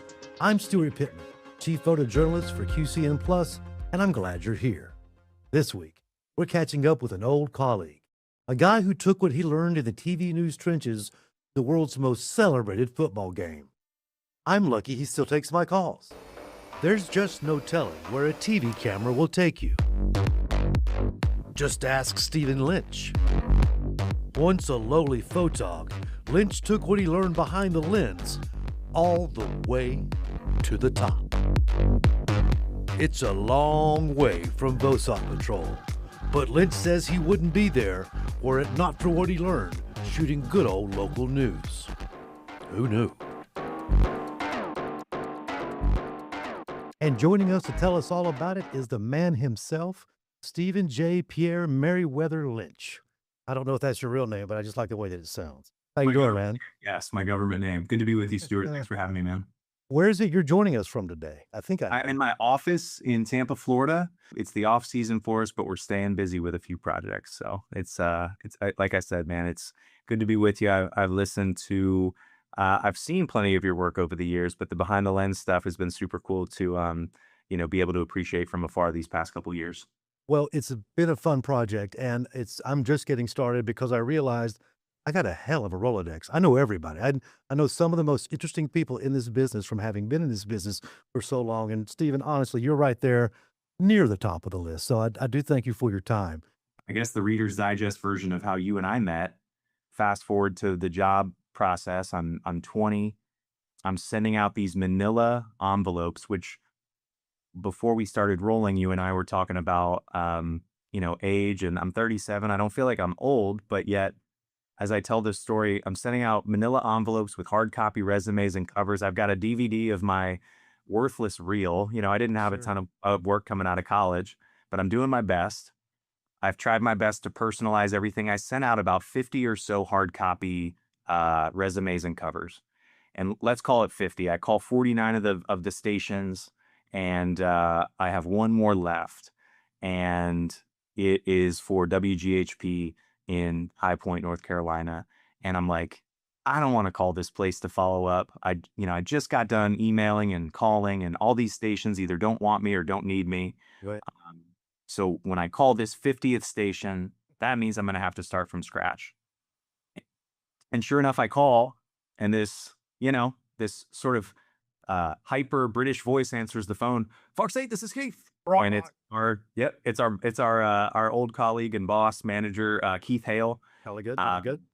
In my opinion, jolly good. In my opinion, titan of the industry and just an awesome dude to learn from. Chief photojournalist, just to get the titles right here. But Keith was the one who picked up the phone, and I was like, a British guy in North Carolina, like this is a prank. Like, it's the last thing I was expecting to talk to, but he basically was like, because you don't have any experience, right? We can't pay for your travel up here. You can find a way up here, then, I got all the time for you. And so I was just always taught, like, if you want something, you need to go get it. And if you're really passionate about something, then it shouldn't matter the work that goes into it to being able to achieve that thing. And so to me, I was like, this is gas money. I knew a buddy that lived in Charlotte. I stayed with him. He was going to Johnson and Wales at the time. Slept over, drove up to High Point the next morning, met all you guys, and the rest is history. Well, the rest is history. And I remember walking past Keith Hale's office that day, and he pulls me in, and he's like, "Look at this guy," and it was you, and your tape reel, whatever, didn't have a lot of content on it, but it had you on it, and your passion shone through. And we're like, "What the hell called him?" And it's amazing why I remember that, but I do. And I'm gonna roll some video right now because this led to a lot. You came on pretty soon after as the newest photojournalist for Queen City for WGHP Fox 8. Yep. And you spent about 3 years there shooting news? Yes. Yeah. So shooting news, it was 3 or 4 years. And then I spent about a year and a half-ish doing the creative services stuff. That's right. I remember when you went into creative services, I thought, who'd want to do that? I know. But looking back, and I've been in that department myself in the past, looking back, it was a smart move because it gave your product and skills some polish that you went and took that and went on to bigger things. And we're alluding to that by some of the video that we're seeing right now is you in your current iteration. And we're going to go to a break in a minute and get into all this when we come back. But we talked about really briefly how you started out. Tell me where you are now. My first question is this, and I'm sorry to interrupt already. Did you go straight from WGHP Fox 8 to Tampa? Yes. Yeah. So I started as the photog, as you mentioned, briefly as a I guess, producer for the creative services department. And then I was able to get enough of a reel together where the Bucks hired me. That's amazing. That doesn't happen every day. It doesn't happen every day. I applied for two. I had no affiliation to Tampa. I'd never been to Tampa. I was a football fan growing up and still am, of course. Sure. So I knew enough about the Bucks to kind of like work my way through the interview, and I knew enough about the players and all that kind of stuff. And, I shout out to this woman, Jessica Larson, who was she no longer works for the Bucks, but the assistant of the boss that hired me. He had so many resumes to work through. He actually tasked her with going through some of the reels, and she was like, this guy seems like there's something here. And sure enough, she was, I kind of owe in a way, my career to the Bucks to Jessica, because if she doesn't get my reel in front of our old director, right. The job, ironically, that I have now, I don't ever work for the Bucks.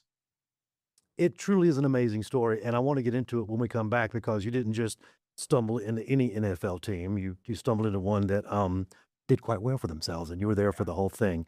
And I am going to want to hear all about it. But as I try and push these buttons and talk at the same time, I want to go to a quick break, and we'll be right back.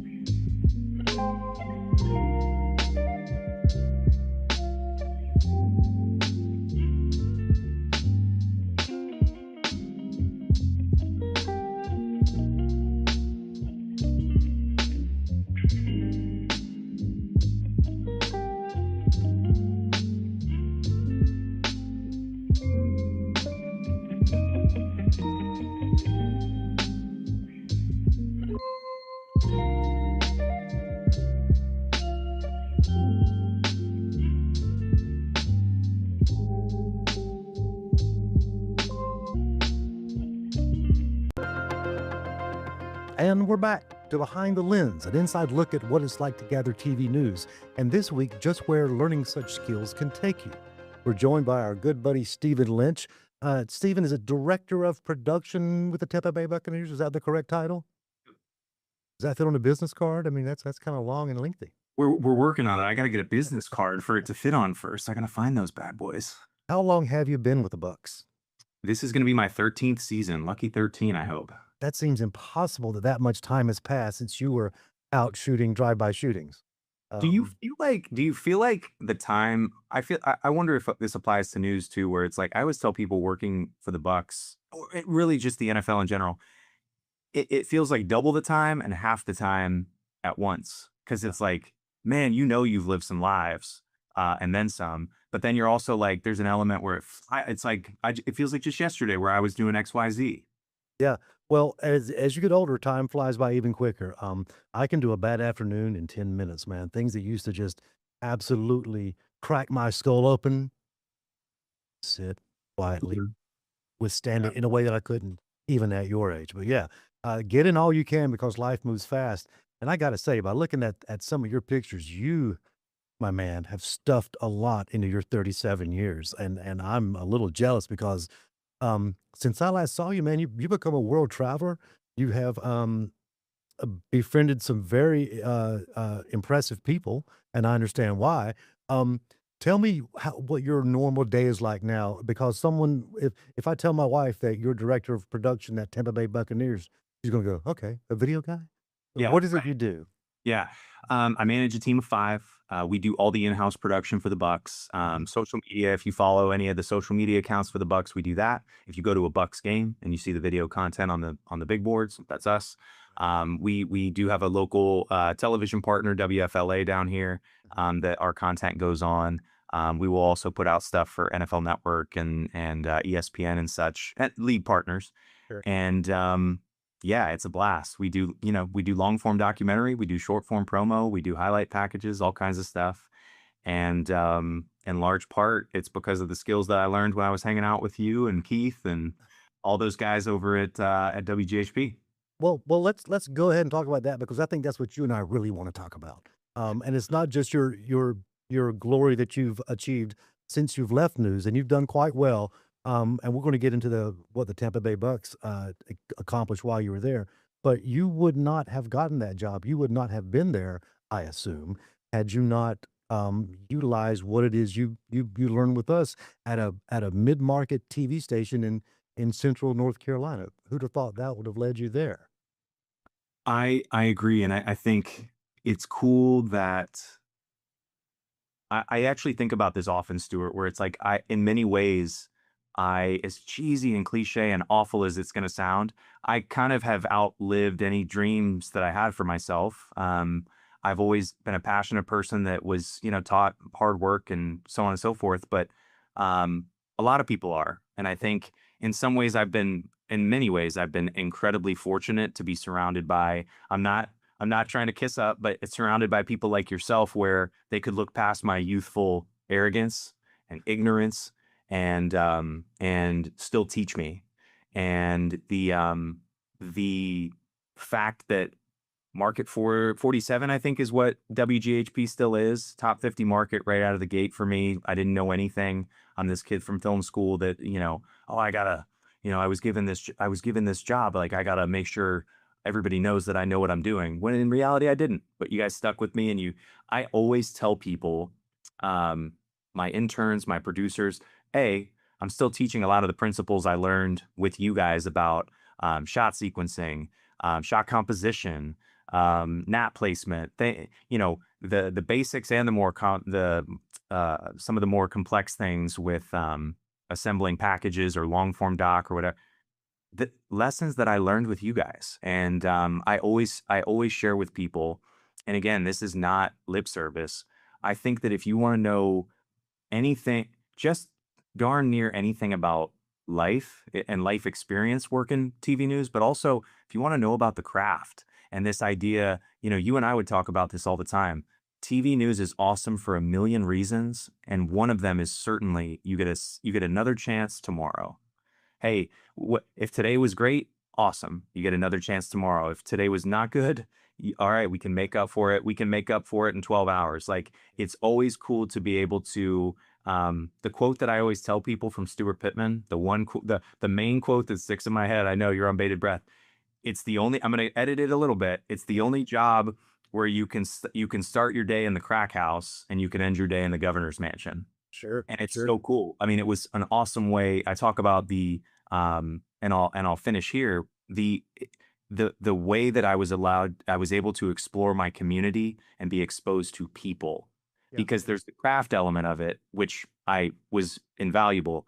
But then there was also the people skill reps and just being able to work a room and talk to the rich and the poor and all everybody in between.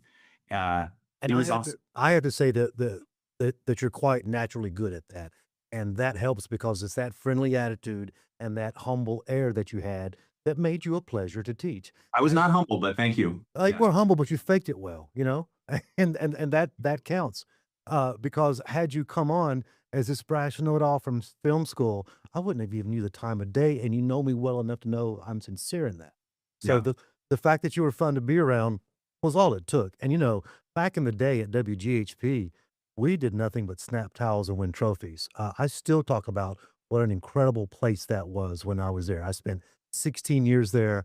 I love that place. Those were my people. Those were my family. Yeah. I hope you had the same experience. I feel like you did. And I mean, real quick, it's naming names. It's Chris Weaver, it's Matt Jensen, it's Kevin Wren, it's Timmy Hawks, it's everybody in between. It's Kevin Daniels, it's Angie Wren, it's all those folks that we knew forever, and we still know they're still with us. But it's like, we just don't work with them every day. But it really did feel like, for a 20-year-old kid, the closest thing to family in the workplace. Sure. No, we've both got lifelong friends that we share among us from that time there. But you didn't stop at WGHP Fox 8 in High Point, North Carolina. You took your act to Florida, to the big time, and that's what I want to hear about when we come back, because, man, you've had a decade. I don't even like sports, and I understand what it is you have done. Hold that thought. We're going to be right back to Behind the Lens, an inside look at what it's like to gather TV news.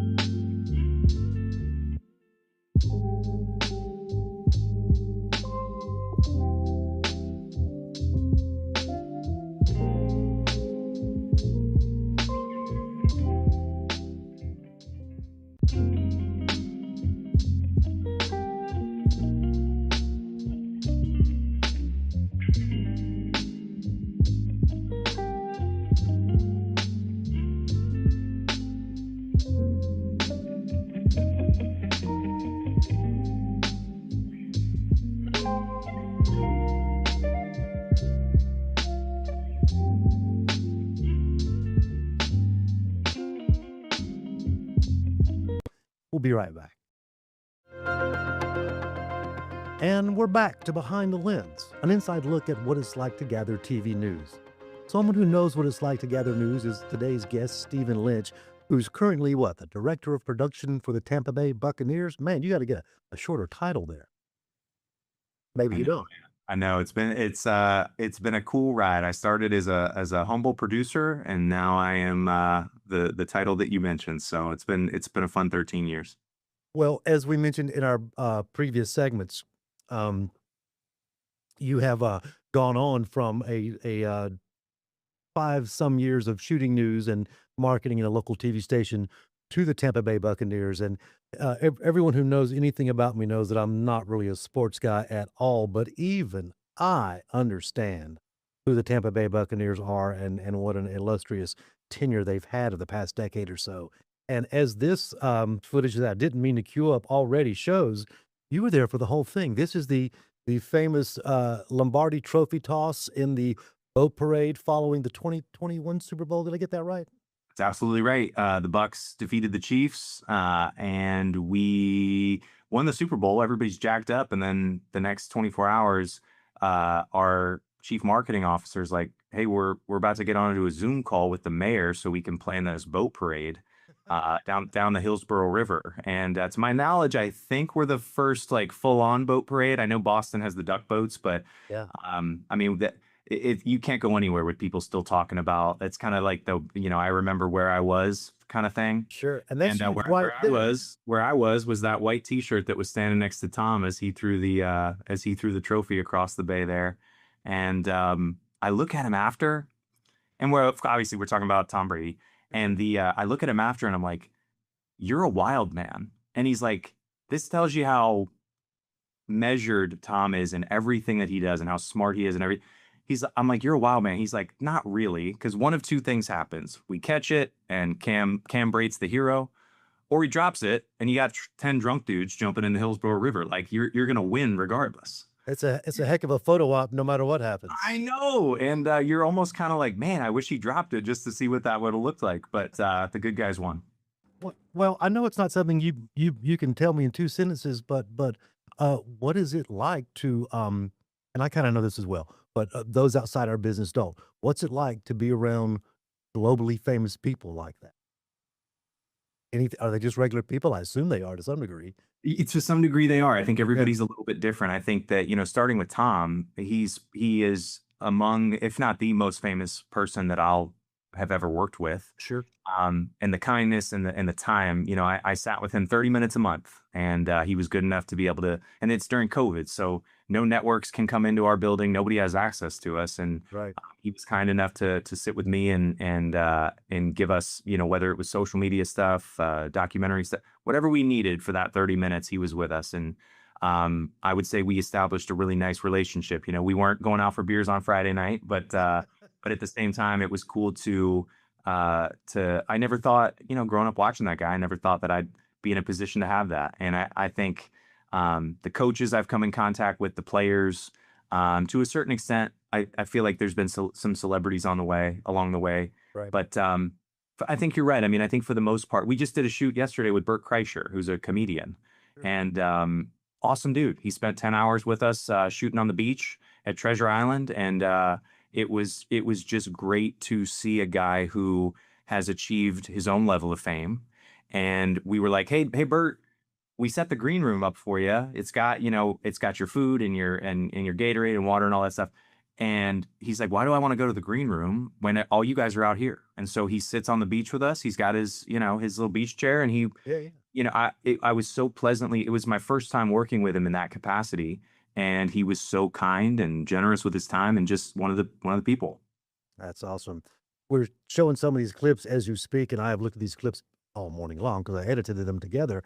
And there's that shot of you shaking the president's hand. Tell me about that. I mean, you took this all the way to the White House. Come on. I know. That was another thing, kind of like the parade where you're like, "Oh yeah, we won the Super Bowl. That means we get to go to the White House." And it was a there and back trip, same day. We took a private charter up there, and because of the nature of my job, I was up there documenting it, and our photographer Kyle was like, "Hey, do you want a photo?" Because everybody after the ceremony's over, it's just kind of people shaking the president's hand. But he gets mobbed, like everybody's on top of him, and so security, And Kyle, our photographer with the Bucks, is like, "Do you want your photo?" And I'm like, "Nah, I'm good. I've got the memories. I'm here." And then I'm like, at the time, I think I was 32, 33, and I throughout the course of the few minutes go by, and I'm like talking to myself. I'm like, "Dude, get over yourself. Go down there and shake the man's hand. Yeah. Like you don't necessarily need a photo, but go down there and shake the man's hand. Like, when are you going to be back here?" Exactly. And then kind of the Red Sea sort of parted, and Joe's all of a sudden kind of by himself. True. And There he is right there. yeah, there you go. And that's the photo. I kind of just go up, shake his hand. He's like, in typical sort of like older man fashion, he's like, "Are you with the outfit?" And he's got his super cool sunglasses on, and I shake his hand, "Yes, sir." And it was a quick interaction. "Thanks for coming. Thanks for having us." And I look to my left, and Kyle's there, and he's like, "Gotcha, dude." And he sends me that photo, and like, I could have cried. It was so cool because you're like, I know deep down I wanted that photo, and I'm glad that I got it. It's framed right here in my office. It's cool. We had like on the little White House stationery, they also sent us little like just a thank you for coming and congrats, basically, and then he signs it. Well, as your unofficial drunk uncle, when I saw that photo, I was just so pleased and proud, not because of politics or football or any of that, but just where you let your skills take you. And I talk all the time about what a magic ticket to everything a television camera on your shoulder can be. You might as well put it on my tombstone because that's about what I've learned in this life. And you Well, and have for taken your you, skills. and I think for you, I'm interrupting you rudely, but I think for you, like you have seen much more than I have, and I think for you, you nailed it in the fact that a TV camera, a video camera, and the ticket that it gives you to be able to find yourself in rooms that I know I would never be in otherwise. I'm not a business student. I don't have a law degree. I'm not someone that's important enough to run the country and intelligent enough. And it's like, I'm just kind of this person that was able to figure out a way to string shots together. And it served me well. Well, man, that is an incredible way to wrap up this episode because we're running out of time. But it certainly is, as you well know, a thesis I very much believe in. A television camera, being a part of the media, can provide you access to the good, the bad, and everything in between. And you are proving that. As we wrap things up, though, I've got a very short question, which may have a long answer, but keep it brief. And that is, what's next? I don't know. I'll get married and get back to you. Good enough, man. Congratulations on those impending nuptials. Thank you so much, Stephen, for coming on and sharing some of what you know and really helping out an old photog. I appreciate it. I love you, and we'll talk at you soon. Love you too, Stuart. Thanks for having me, man. Anytime, we'll have you back. And we will be back next time with an episode that I haven't given any thought to yet, but we'll come up with something and it'll be engaging, and I hope you come back and join us. So thank you, and we'll see you next time.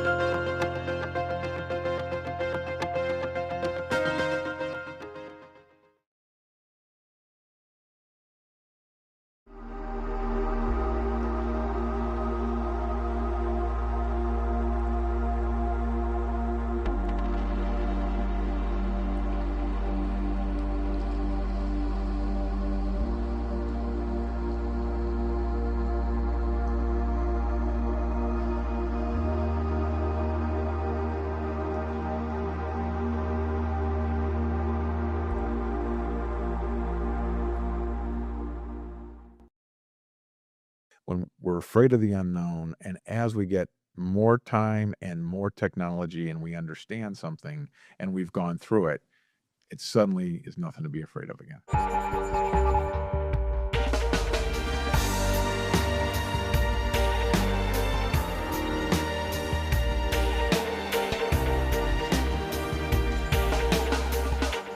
Welcome, everyone, to this edition of We Are Not Alone. May K. Beeler here with Queen City News. We have a special guest for you today. You know, on our show, we talk about all things UFOs, UAPs, alien encounters, events of high strangeness. I've been at this for about a year now with this particular episode, still learning about the UFO community. Our guest today is someone who has been part of this community for many, many years. He goes by Captain Ron, Captain Janix, and he is very well known in the UFO community, the podcast community, a part of the iHeartRadio and Coast to Coast AM Paranormal Podcast Network. Ron hosts Beyond Control, and Ron is a co-founder of Contact in the Desert, coming up in just a couple weeks. Ron, welcome. Thank you so much for joining us. Thanks a lot for having me. It's actually Beyond Contact. Oh, it's Beyond Contact in the Desert, of course. Beyond Contact in the Desert. I have been fascinated by this for years, and it seems like Contact in the Desert is really huge now. Tell us about how this got started and what it is and why people should go.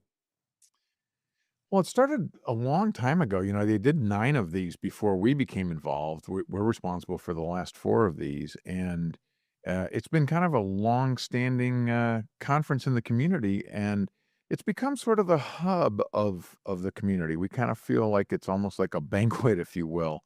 And this conference has always sort of leaned into the scientific end of things and a little bit more rational thought and academic study of the subject, as opposed to some of the more outlandish ideas, which this community is full of.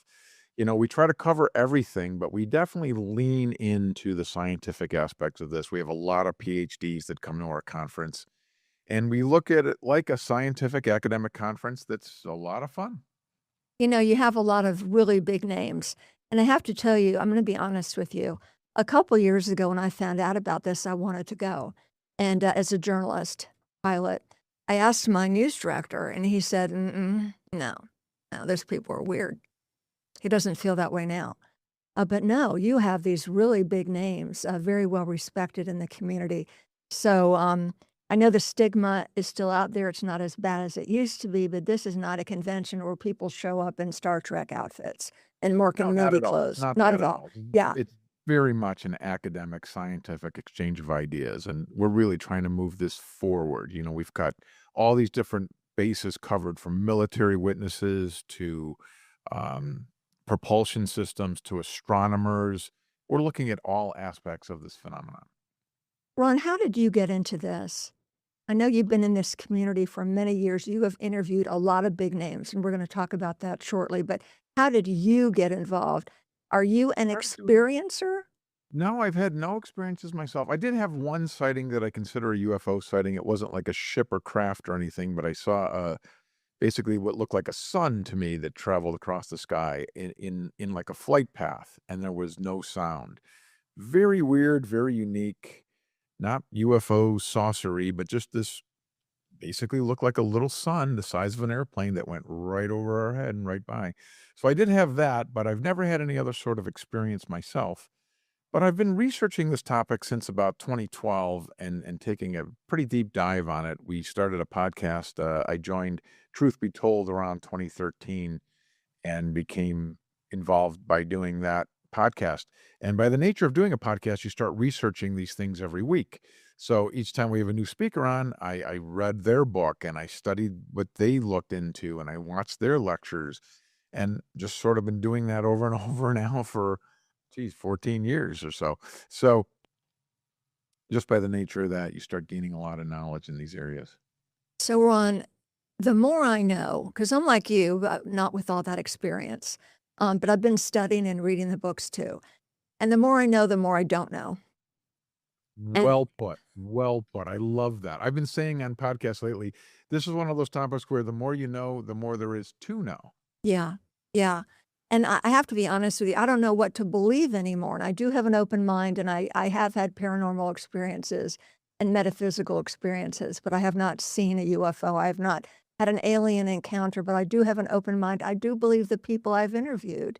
And I would feel maybe that's the way you feel as well. But over the years, you have interviewed so many people. How has your perspective changed? What was your belief before you started interviewing all these people? And what is your belief now regarding non-human intelligence? Well, I've always been sort of right in the middle on this. I've always been very genuinely open-minded with genuine healthy skepticism. That's really kind of my lane. It's been my lane this entire time. I will say that in the last couple of years, I have moved more into believing some of these things now because just the preponderance of evidence and so many people telling you this to your face and so many people believing it and it having such a profound effect on their life. I definitely think there's something to it. I do also always strongly recommend that we, be very cautious and careful and not jump to these conclusions or say, "Oh my God, there's a light in the sky. That's a UFO. That's an alien." That drives me crazy. That should be our last guess as to what that is. But, things like the Roswell case, if you really study all of that material and really look into it, there's a lot of compelling things there. I like to always reference the deathbed confessions that these colonels leave to be opened by my granddaughter upon my death. Why does somebody do that? I find that extremely compelling. I can't think of a reason why somebody would do that for a hoax, a joke. There's no profit. If anything, it makes them look bad. So the fact that they do that and they say they do it because they want their daughter to know that they're not alone and these things happen to them, I find compelling. So things like that have moved me to believer. And the way these things have changed over the years is even just back in 2012 or 2013 when I was getting involved more, it really was the nuts and bolts spacecraft coming from another planet here. Where in the last several years, we've seen it move towards maybe a consciousness-based, Yeah. or Yeah. maybe interdimensional travel. Yes. None of us know what it is, but it does seem like it's moved in that direction. Like it may not just be as simple as a spacecraft on another planet flying here. It might be more complex than that. Something perhaps maybe even spiritual. And what I've been reading, when some people die or if they have a near-death experience, and if somebody is a Christian, they might say they saw Jesus, or somebody may have saw Buddha, or whatever they believed in, they tend to see that. So I wonder with reports these days if people would see a little green man or a gray alien, if that's what they think they're supposed to see, if they have some type of encounter. It could just be a spirit or an entity or an orb, but it shows up in a way that they would maybe expect it to see. Like you hear about people that see these praying mantis beings. Are you kidding me? I'm trying to have an open mind, but come on. Don't tell me about insects. I agree. It does seem very hard to accept those kinds of claims. What I find fascinating, there's a guy named Joshua Cutchin who's speaking at our conference, who, if you look back 1,000 years ago, there are old tales of what they called fairies from the trees, that the fairy people, the fairies that interacted with these people. If you read those accounts now, they sound eerily similar to a modern day UFO contactee experience, almost identical. But they didn't have the terms of thinking of space travel like we do. They just said they came down from the trees, and they described them as 3 to 4 feet tall, gray, giant eyes, and they spoke in their mind. They didn't speak with their mouth. It was telepathic communication. There's all these similarities that really blend in, and I think that addresses right what you're speaking to, which is how people are using their lens. Yes. Yes. Yes. I think that's what's going on with us right now. I think given enough time and technology, we will get a better handle on what's going on. Well, Ron, we're going to take a quick break, and we will be back when We're Not Alone continues right after.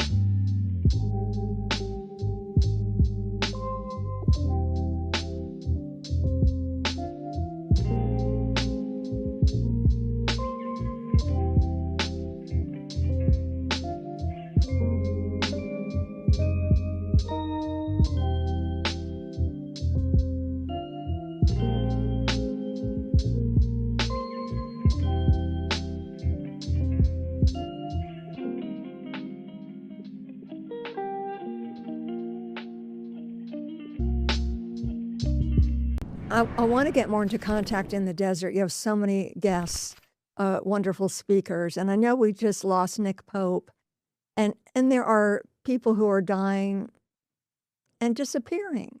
And I want to know what your thoughts are about the folks that are disappearing, people that have sensitive military backgrounds or they're astrophysicists or scientists. At first, when they were talking about people disappearing, I thought, come on, it's it's a coincidence. But there seem to be more and more. What's your take on that?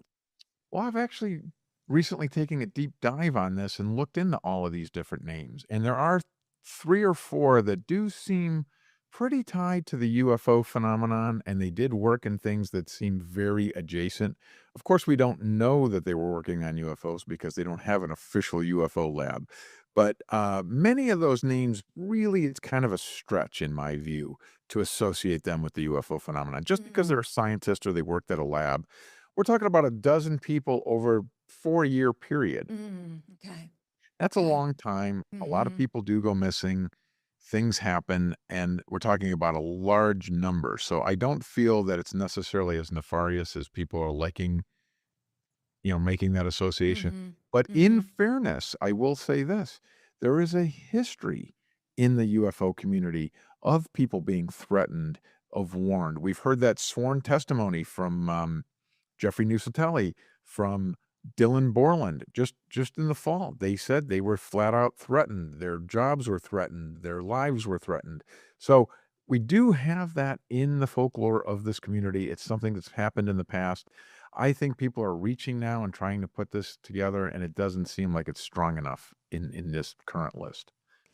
What is the craziest thing you have heard? I know you've interviewed a lot of people over the years. Just feel free to be honest and tell me, I'm sure you've heard stories you're like, "Oh, come on." Or have you heard stories that scare you? Tell me what has impressed you that you can share with us. Well, things that I've heard that are harder for me to believe. I mean, any of this stuff is, of course, possible. We don't know. We're Sure. dealing with an unknown here. Sure. But the more out there it gets, the more I have a hard time believing it. I think the most outrageous things I've heard are people that have multiple claims. I do believe a 1 in a million chance can happen to somebody. Travis Walton, I'm out working one day with 5 other guys, and we saw a spaceship, and I got knocked out, and this happened to me. That's a 1 in a million chance, 1 in a billion chance even, let's say. But maybe that could happen. But these people that have these claims of all of these things. Oh yeah, I've been on a ship. I've been on Mars. I've gone through portals. I've worked on alien bodies underground. And they all have all of these 1 in a million chance things happen to them. Those are the ones that I think are harder for me to kind of get my head around and accept. Let me ask you, I hope it's okay to mention his name. I don't want to slander anybody or be rude in any way, but Chris Bledsoe. So I read his book, UFO of God, and I have a very open mind. And I'm very respectful. Wouldn't be doing this if I wasn't. What is your impression of him? Can I ask you that? Well, I know Chris, and I feel like he is about as genuine, down to earth a guy as you can meet. I mean, he's a sweet, nice man. His whole family is wonderful. It's really incredible. I know he's made some claims about the woman, the lady. The lady. Was coming. Yeah, I don't know what they think when they put these hard dates on things, because I think that opened people up to a lot more scrutiny. So, yeah, I had trouble with that claim as well because there was a hard date on it. And you just don't know this stuff. All these things we're dealing with are an unknown. But I've known their family. I think they're very, very genuine, real people. Like you hang out with them and they're regular people, Yeah. salt of the earth people. But Ron, I just wonder, no disrespect intended, but sometimes when people are in a business like this, they are expected to say more and more and more and more, right? You're known for something, this happened, now you're talking all over the world or the country, and it's kind of like Austin and I, my producer, were talking about psychic mediums. Some of the famous ones have TV shows, and they have to come up with something. And they may be very talented and gifted and have a genuine talent, but when you have to produce something and people are paying to hear you, you have to deliver and you have to perform, and you wonder if some of this is just exaggerated or I want to believe, but the more I know, the more I don't know. So I guess what I'm getting at, folks like Chris, are they being controlled? Are they being used to tell us a certain narrative? Does that make sense? Used by who? The government, you mean? Yeah. Well, it's possible. I've come to feel that unfortunately, not only are we dealing with an unknown subject here when we're dealing with extraterrestrial life or interdimensional worlds or whatever these type of things are, we're also dealing with a world riddled with hoaxers, Yeah. misinformation, intentional disinformation. We've interviewed different um, intelligence agents like Walter Bosley, for example, and he explains how the government will want their narrative out there. So they just nudge these stories ever so slightly. Like it's not like they make this wild claim. They just nudge someone's belief a little bit, and then it just tends to fall in line to the narrative they want to have happen. So I think there's a lot of that going on, and that is one of the challenges, one of the big challenges in this community is to try to sift through all of that and find what's the strongest. And I think that's part of meeting live in person at Contact in the Desert or other events where you can talk to people face to face. And it's one thing looking somebody in the eye and having a private conversation versus seeing them on YouTube or on stage where, like you said, they want to perform. They want to, if they're on TV for 3 minutes, they've got to give you this clickbait, if you will. Right, right. And I do think some people do get out of hand with that. And sometimes people do get overzealous and maybe overstep, where in their earlier work or in their private conversations, they're a little more true to it. And I think that is one of the challenges for all of us in this community is to sift through this and find out what we think really is strong and credible and what is filled with integrity and then what may not be so. So, Ron, I have a question for you. With how much work you've put into Contact in the Desert, and I think, as May Kay and I, when we started this show last year, the disclosure movement, the people's desire to learn more about this, it really has never been higher. And, this field, I feel like, is always teetering on that line of what is palpable for people and what goes too far. So when you have guests, you have speakers coming to Contact, how do you kind of sift through that and kind of who ultimately makes that decision of like, you would be a great panelist. We want you to be here because I know you guys are inviting CNN, the Washington Post, maybe the New York Times to this event because there is a desire for people to kind of to hear these stories. 100%. And, we sort of have our own little council that we all meet at Gordon's house and we sit around and we kind of go through these different speakers and we take a look at the theme we have this year and what's happening in the community and what the vibe and feelings are. And then we pick people. Now, of course, you never know. You never know. But we definitely, anything that seems a little shady or seems a little nefarious or may not be as credible, we try to lean away from that. We try to lean into people that have built a stronger reputation, that kind of stick to the facts, that are more academic, scientific based. So that's sort of our lane in the community, I think, is we try to lean into that. So there are plenty of people in that realm doing good work. And I feel like there's enough there that we don't have to get to the speculative stuff as much. All of it's speculation. So why not lean into the more credible, more scientific, speculative stuff? So, Ron, how is Contact in the Desert different this year? It seems like the whole world is on edge and something is going to happen. I don't know if this is a true, genuine feeling or if this is just what we're being led to believe. But how is Contact in the Desert different this year? Because everybody is talking about disclosure and the president and former President Obama, and Disclosure Day is coming out and the age of disclosure. What has led us here and how will that affect Contact in the Desert this year?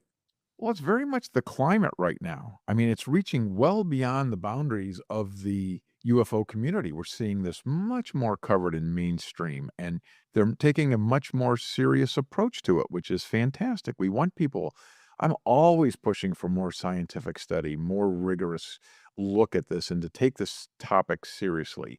And we're seeing that more and more. So I think it's the vibe of the world. How great 10 days after Contact, Disclosure Day from Spielberg comes out. So I think that's serendipitous. I think everybody needs to slow down on the government giving us disclosure. Yeah, That's yeah. my view. I know you've had Steve on here before, Steve Bassett, who's a big proponent and a champion for us, and I love him, and he really thinks we are going to get disclosure this year. Official big D disclosure, Yeah. as he phrases it, I feel is a long way off. I don't see any reason for the government to officially disclose this. I think the people you're hearing in the government talk about this aren't the people that really know anyway. Yeah. I think this is a very tight-knit, lockdown, special access project somewhere.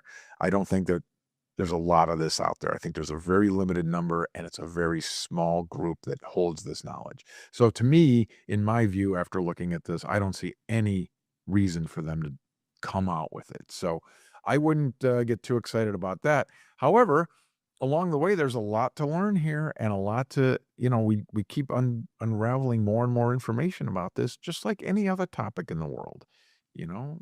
Again, I think we're just so hungry for it now. We're just so hungry for something.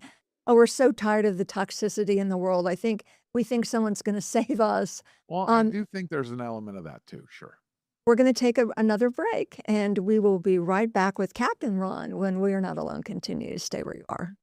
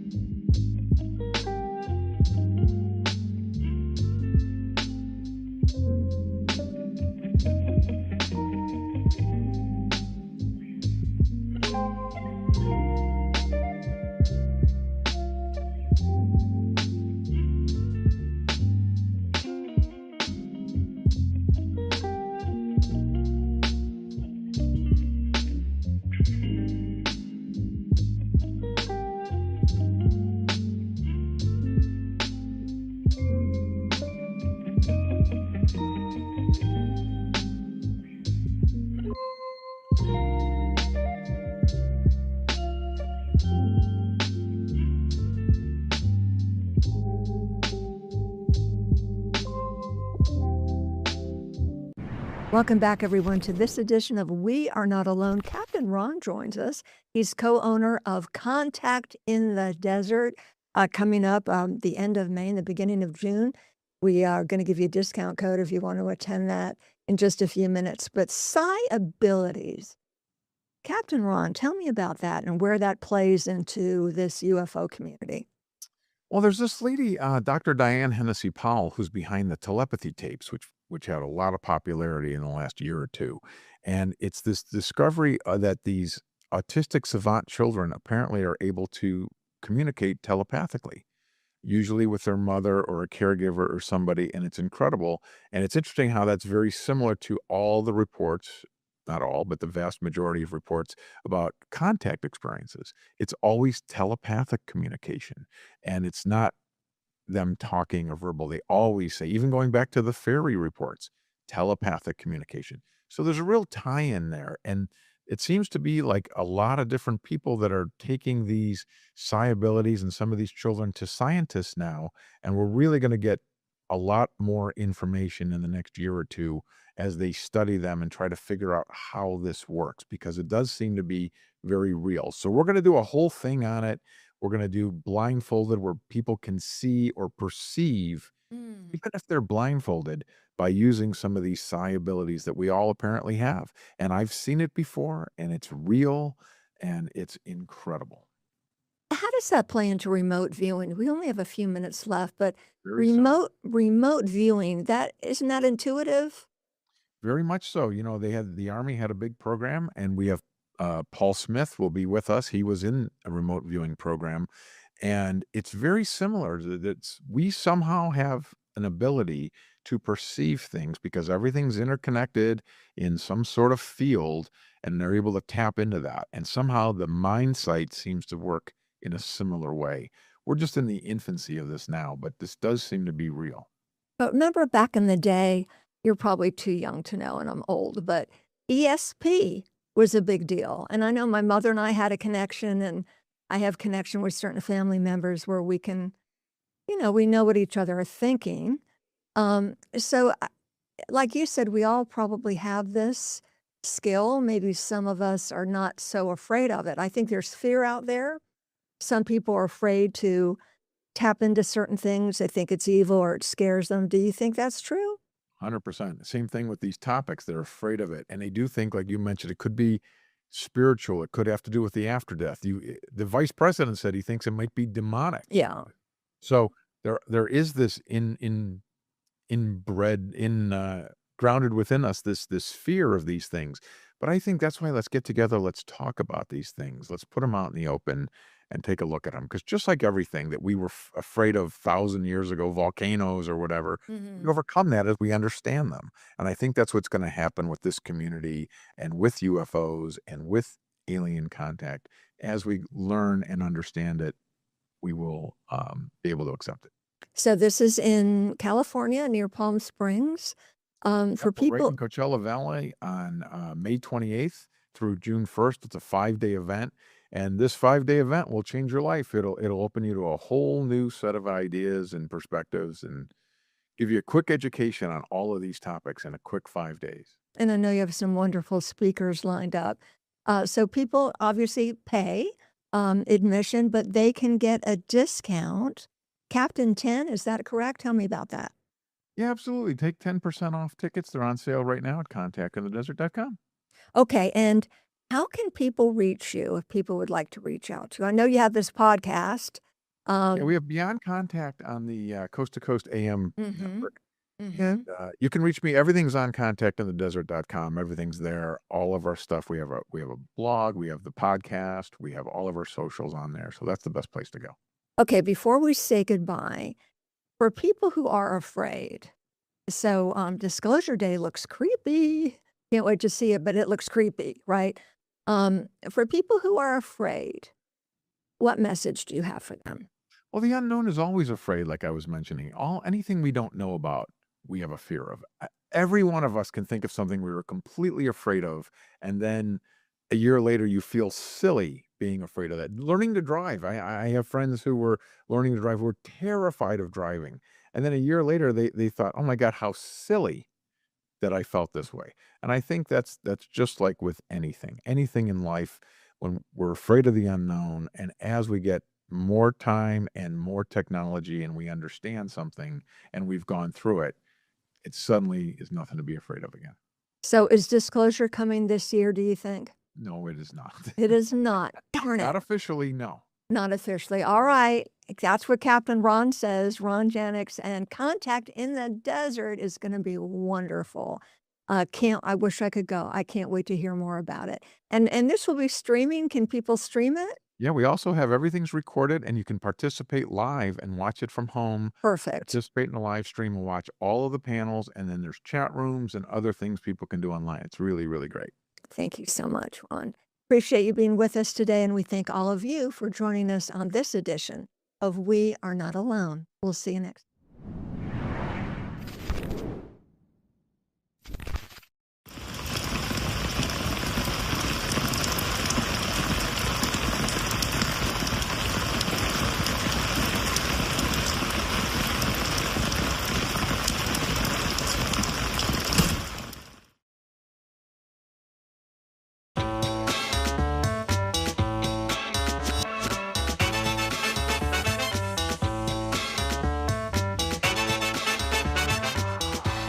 Welcome into Turnkey on Queen City News Plus, your go-to show for everything real estate. We talk about the latest market trends, do's and don'ts of the industry, and provide expert advice on navigating this dynamic landscape that we call home. I'm your host, Morgan Francis, and today we're talking about one of the most talked about listings that's on the market in the Charlotte area, and that is this Butte, this $15 million home. This is on Quail Hollow, and obviously we have the Truist Championship coming up, and this is the time of year that we tend to see any homes that will go on the market in this area do go on the market, because why not, when you're watching the PGA players play golf, also look at some absolutely beautiful homes. And the listing agent for this home is Liza Caminiti. Liza, thank you for coming on the show. Yeah, thank you so much for having me. It's an honor to be here. This is, I want to get into the the personal aspect of this before we talk about the home itself. Anyone would be so grateful to list a home like this. It's gorgeous. But for you, this is highly personal because of who owns it. Yes. Yeah. I have a lump in my throat right now, and I told myself I'm not going to cry. It's okay too. Yeah. It's, Doug and Megan are incredible human beings and probably two of the most special people I've met. And, they both of them actually just have a way of touching everyone they meet. And, Doug being who he was, never made anybody feel like they were below him or that he was better than them. And I've said it many times in the past few weeks to people is he had this special quality to find the 2% of good in people and make them believe in themselves and wanted to know what they were doing with their lives and telling them you're going to be the best at it. And it's the same experience I had with him the first night I got to truly hang out with him and Megan and get to know them. And just being with them for 30 minutes, I felt like I knew both of them for my whole life. And Doug had said to me, which I know I shared with David, your news colleague, he said, "Oh, what do you do?" And I said, "Oh, I'm in real estate." And he said, "Well, you're going to be the biggest and best agent in Charlotte, and I'm going to do my damnedest to make sure of it." And I literally, Morgan, I left there, and I thought I was ready to conquer the world. And then, I had the honor to list their previous home in Seven Eagles. And I remember, the first time that when they finally got moved into the Baltusrol Butte, he invited me over and they were having like a small gathering with, I think everybody that was involved bringing this beautiful home up out of the ground. And I walked through the front door and I wanted to start crying because that house gives you so much emotion. Because it is so amazing. Just walking up to the front door and the aesthetic and the design and the color scheme of it is so calming. But more than anything, I was just really proud of Doug and and some people might be wondering who is this Doug who was such an amazing person. He was the CEO of Lending Tree. He recently passed away, suddenly, unexpected. And it sounds like for someone who had such an important job, such a big job, it sounds like based off of my, few conversations with you that he truly wanted to make an impact in everyone's lives who he touched, everyone who he met. That's what it sounds like from my perspective. Yeah. He was definitely one of those people that I feel like probably put himself second and put a lot of other people first, for sure. So, now, unfortunately, Megan's gonna sell this house. There's been a lot that's happened in their lives in the last 6+ months. Yeah. How do you even approach that as someone who is a friend, who was, he was a mentor to you? What is that like, trying to list a home? I know you're going to do the best job that you can possibly do because it's personal. Not only because you're a professional, but it's personal for you. But how do you grieve and then help them list their home?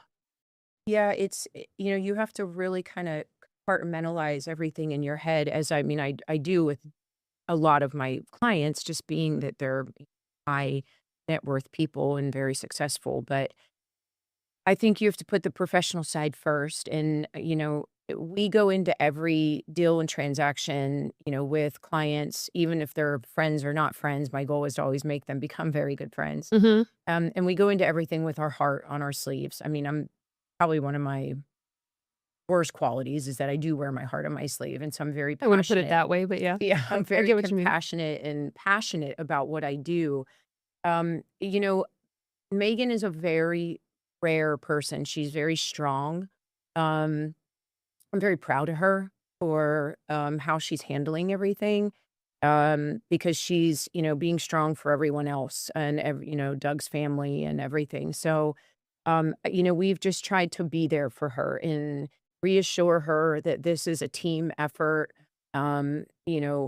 As far as, getting the house together, getting things packed up, getting Megan comfortably moved out of there.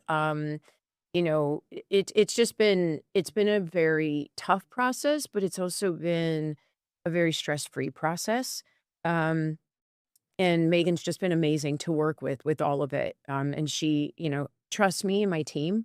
So the decisions we've made and the guidance we've given, she's really leaned into. And, we're excited. We were excited for the attention that this home is getting, which I knew. I knew it was going to get a lot of attention. It's a home that if it was placed down in Palm Beach, it'd probably be a $75 million home. Right. We have to be realistic. We are in Charlotte, and I wanted the house to get a lot of attention. That would still be a record setter, I believe, for the state of North Carolina. I think there's one home on the coast near or in Wilmington that sold for just under $14 million. Yeah. So at $15 million, it would still be a record for you all, which it is gorgeous. I mean, you're talking north of 17,000 square feet, closer to 18,000 square feet. 6 beds, 6 full baths, 6 half baths, 5 garage spaces. Yeah. So plenty of room for all the toys. Yeah, and that's actually the 5 isn't including the golf cart garage too. So okay, with the simulator, I saw that in the. Hey, I mean, if you're gonna be on Quail Hollow, you kind of have to have a simulator. Yeah. Tell me about the marketing aspect of it. We see one of your videos here. What is the time commitment when you have the conversation that okay, I'm going to list your home? How long does it take to get it to market? It just hit the market. Yeah. And I believe you've already had a showing and you got another one coming up. We've actually had 6 showings. 6 showings. Yeah. Okay. I thought it was 1 and you have another one. No, we've had 6. That's and we have impressive. another one this Sunday. Okay, so there's already a lot of interest. Yeah. What do you think it is about, a home like this versus something maybe on the waterfront on Lake Norman? I think it's 2 different types of buyers that would look on Lake Norman or look on Quail Hollow. I do find that our higher price point buyers that are moving from out of state do tend to look in both places. I love Lake Norman. Obviously, our company dominates the sales up on that lake. But I just think, there's Ivester Jackson. Christie's International Real Estate. Yeah. And I just think that having that, the scenery of Quail Hollow Golf Course behind your home, I mean, when you walk into that home, as you can see from the video and the pictures, it looks like a painting through the windows.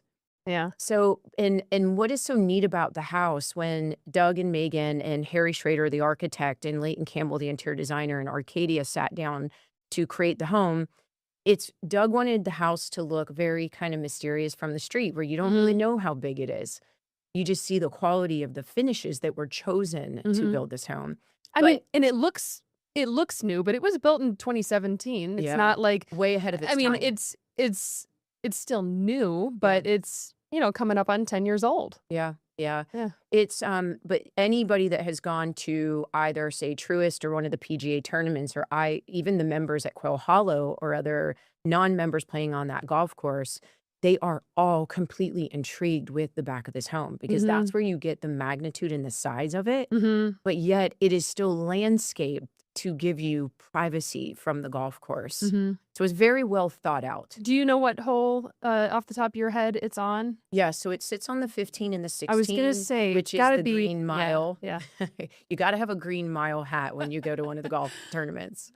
And that's a great location, even if you're just out watching the Truist Championship.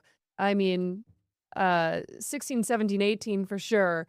That's where all the drama happens, and a lot can change in those 3 holes on Sunday. So it's a fun one.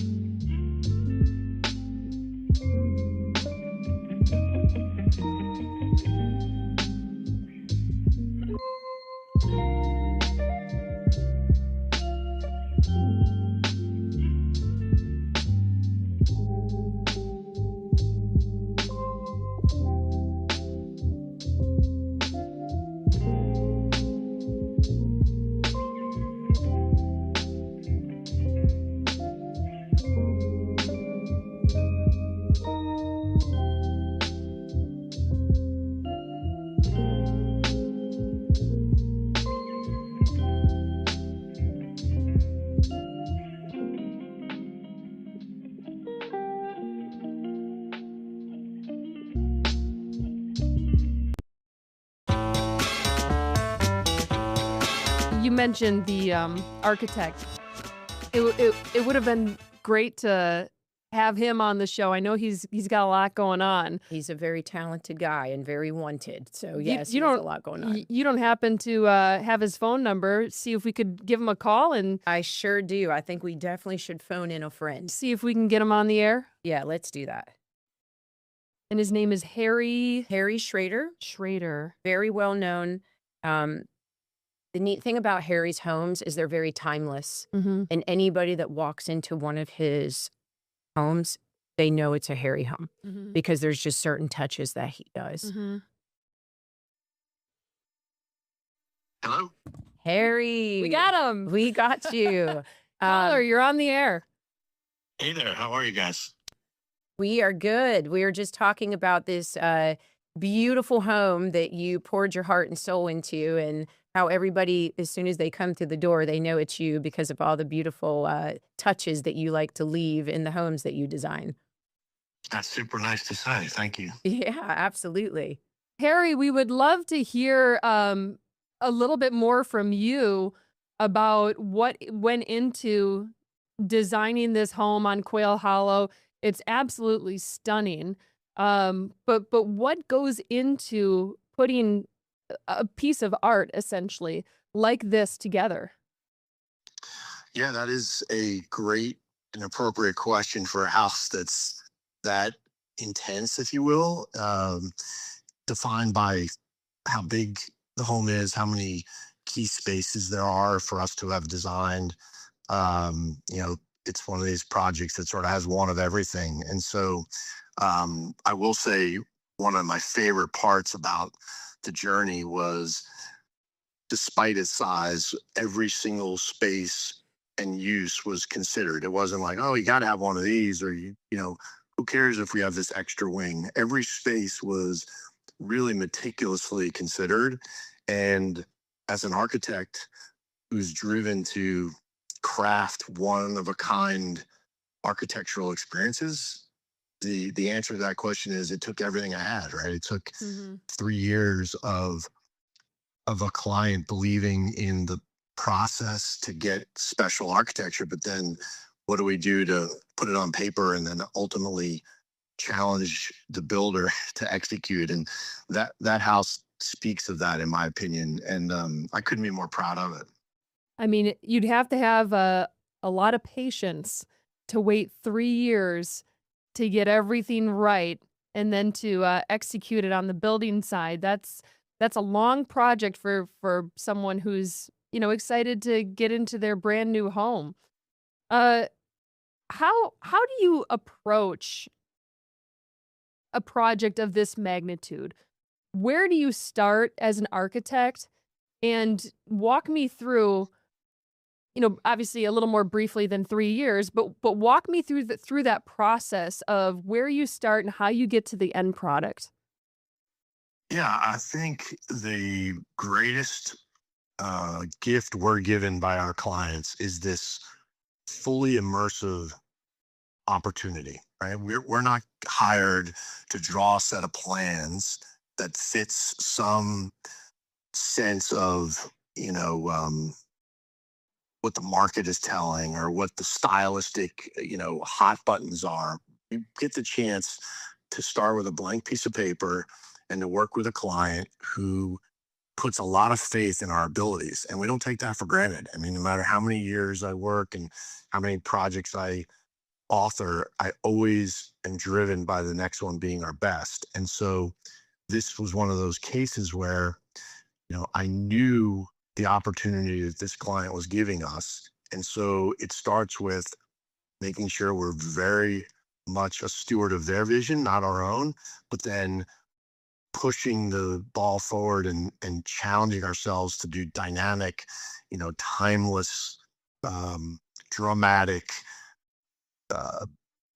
embracing architecture. And what I mean by that is, we're not looking for anything to be a monument as much as a living, breathing, comforting place for them to live their life. And Liza and I have spent time in that house together, and I hope that's the exact message that comes across is when somebody is careful to think through enough of the decisions, then it's far less about simply the opulence of the space, but also about the concert of materials and scales of spaces.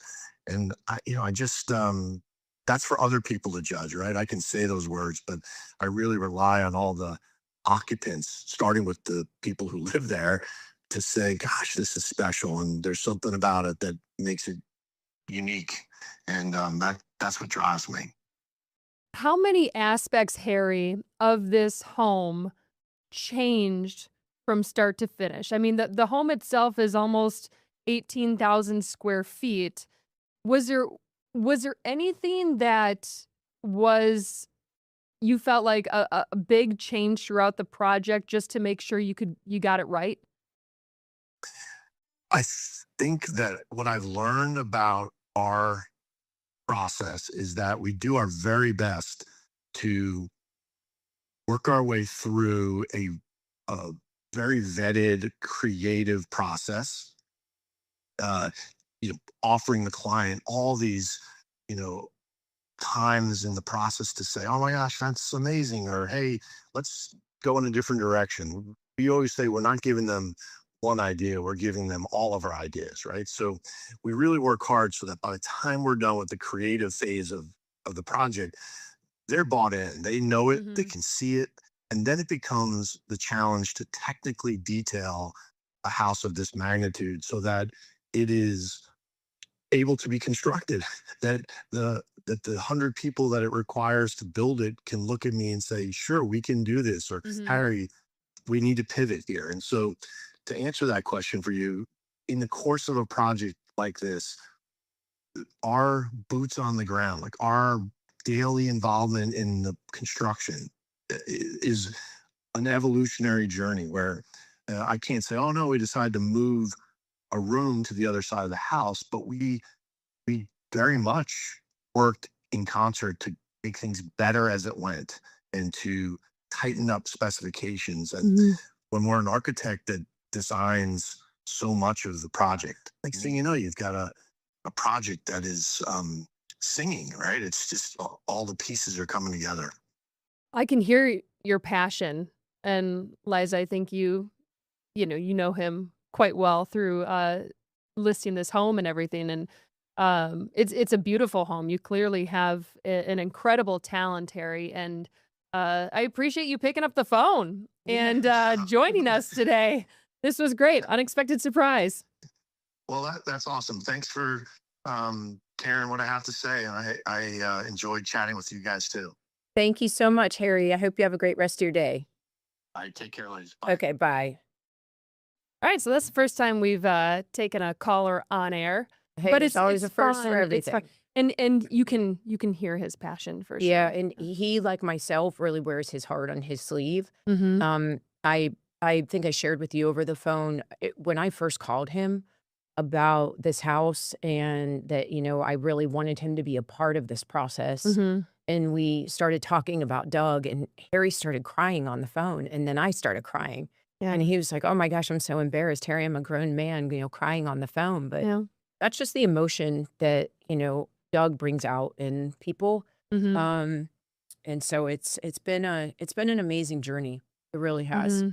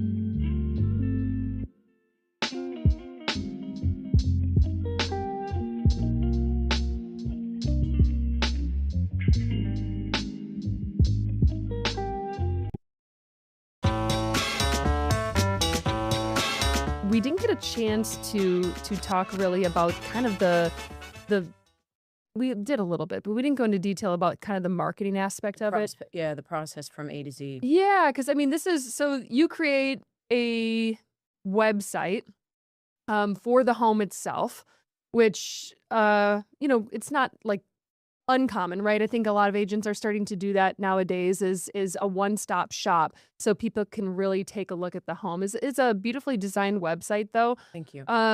But walk me through, how long all of this takes to get a project like this up and running. Absolutely. So I'm very much a person that is, let's get things done yesterday. We have that in common. Yep. I eat, sleep, and live real estate pretty much 8 days a week and 36 hours a day. So, my team and I have everything very streamlined. First phone call, I am already planning everything that I know we're going to need to get done. So when we show up at that first meeting with homeowners of this magnitude. You're talking about the pitch meeting? Yeah. Okay. Talking about like the pitch meeting, full on listing appointment. We've already kind of set in stone like bullet points of letting them know what we do. And so that's what I think is obviously very enticing to any seller owning a home of this magnitude, because it can become overwhelming getting your house on the market. And if there's things that need to be done, like as far as pressure washing and deep cleaning and landscaping and windows and packing up and moving things, staging. It's a lot. It's a lot. So my background's interior design. So for me, all of that stuff is very easy. I've got a great wheelhouse of people. I come with a very large team. And so we really are a one-stop shop concierge service. And that's what I, stressed to Megan. And that's what I think was very relieving to her, because, we came in, we had the stagers there. I had Leighton, the interior designer. We had, the builder. We had Harry involved. And it was just, I like to have one big powwow. So we all get on the same page right out of the gate.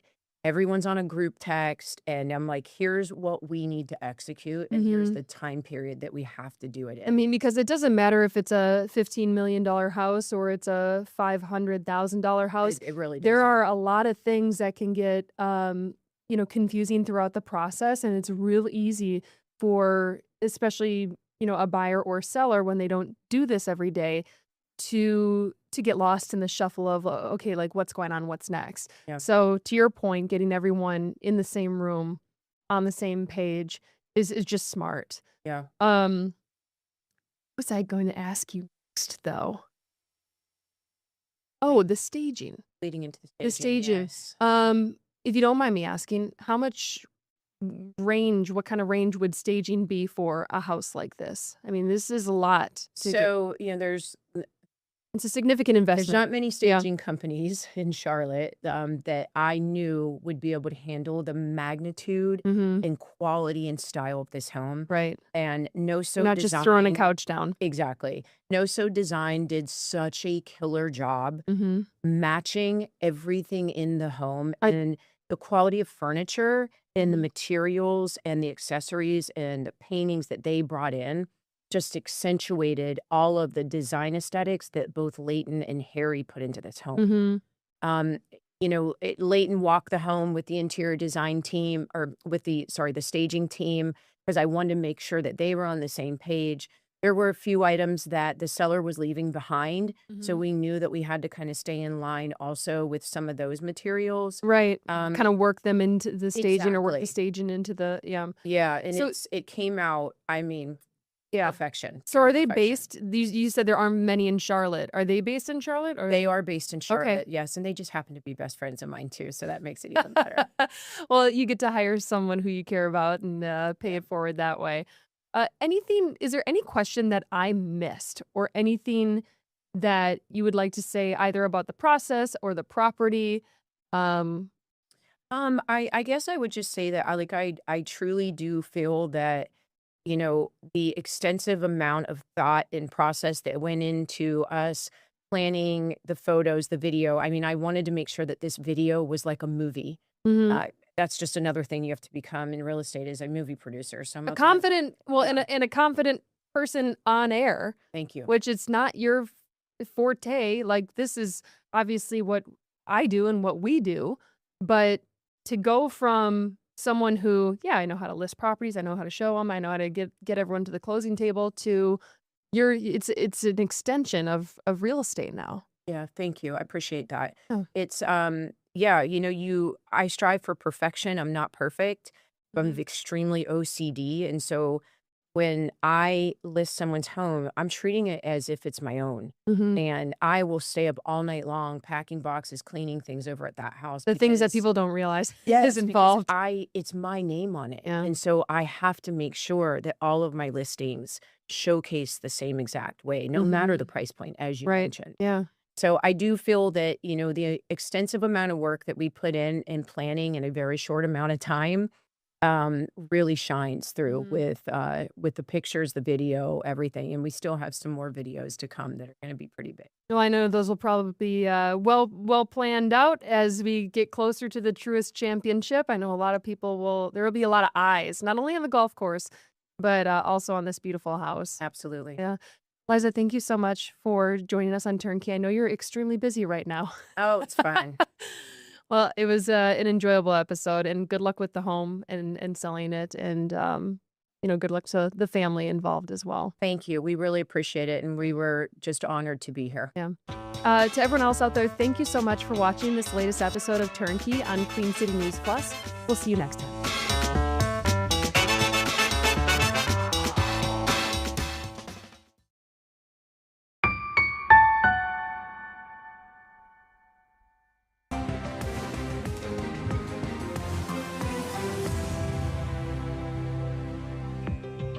Welcome into Queen City News Plus Live. It is May 7th, right? I believe it is. You got it right. It's a Moving to Thursday. this. I was so Proud of focused on you. getting the day right that I was like, Can't wait, even what's remember the your days?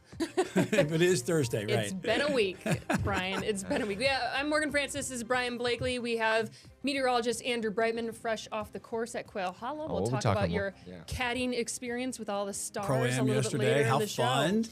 Your little Right? side quest. And then, of course, Austin McCollum. Thank you. Mm-hmm. Lots to get to today, including some breaking news here in Charlotte, Brian. Mayor Vi Lyles announced that she is resigning on June 30th after she was elected to her 5th term just 6 months ago. Yeah, this is a surprise announcement that happened today.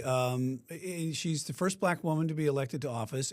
She just announced that she's going to step down at the end of June, and there's a lot of questions surrounding why she's going to step down with a year and a half left in her mayoral role here, and those are swirling about what's going to happen. But she is stepping down. She's been serving since 2017, taking over for Jennifer Roberts at the time, longtime Democratic mayor, and she said that in her announcement today, she's serving as Charlotte's mayor.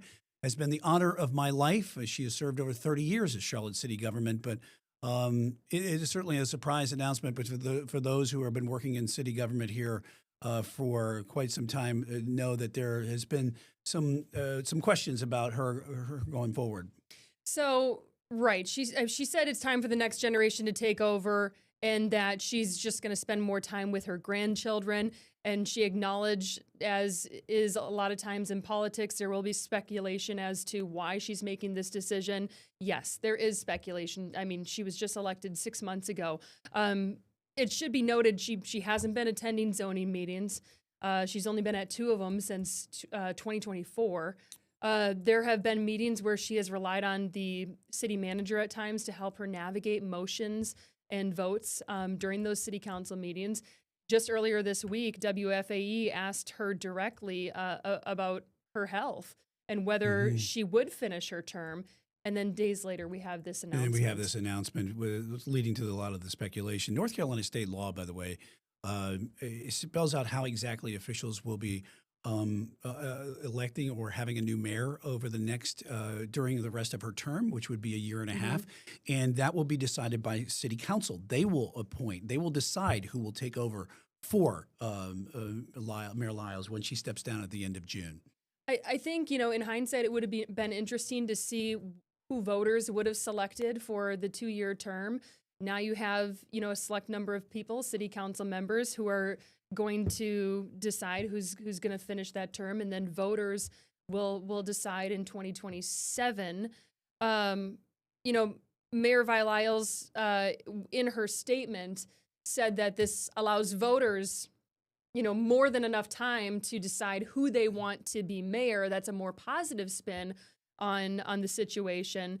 Lyles, by the way, in her release, she highlighted, economic growth, job creation, all the great things that she's done. Affordable housing is one of her big things. I mean, yeah. she's been in Charlotte city government for more than 3 decades. On the flip side, she has faced scrutiny recently with, the response to Irina Zavrutska's murder on the Blue Line, and more recently, the no vote on the moratorium over data centers. Yeah, and there's a lot of questions going forward about what's going to happen within Charlotte city government. And we know it's heavily Democratic, of course. But there's a lot of jockeying going around right now that we were about who the a lot of people council, probably want that role. Right. Speculated that do want that role, and we're going to have a lot more of that covering that on Queen City News. The other big story that we're talking about today is possibly the war in Iran ending, Morgan, as we're waiting right now Iran's response to the President Trump's proposal to end the war. And it comes also as Iran has also created an agency itself to vet and tax vessels seeking passage through the crucial Strait of Hormuz, which is part of the proposal to end the war. So there's a lot of questions going up in the air, but there's a lot of hope and optimism as well. I think so. And, Pakistan, which is mediating the talks, said that it expects a deal soon. There was no timeline given on that. And then Iranian state TV reported that Iran has not reached a conclusion and that there's no response has been given to the U.S. side just yet. If there was a response, I would think that we would have heard of it by now. And it's just a framework, one-piece memorandum that Iran is with a lot of deal points on there that obviously would have to be hashed out. But the bottom line is the war would hopefully end, and I think the global economy is certainly wanting that. President Trump had withdrew his Project Freedom plan to help guide the ships through the Strait of Hormuz, and that came yesterday. And it was really, from what we're finding out now, after neighboring Gulf countries were very upset about the blockade and also at the plan itself to help guide ships through, especially Saudi Arabia, which was reportedly not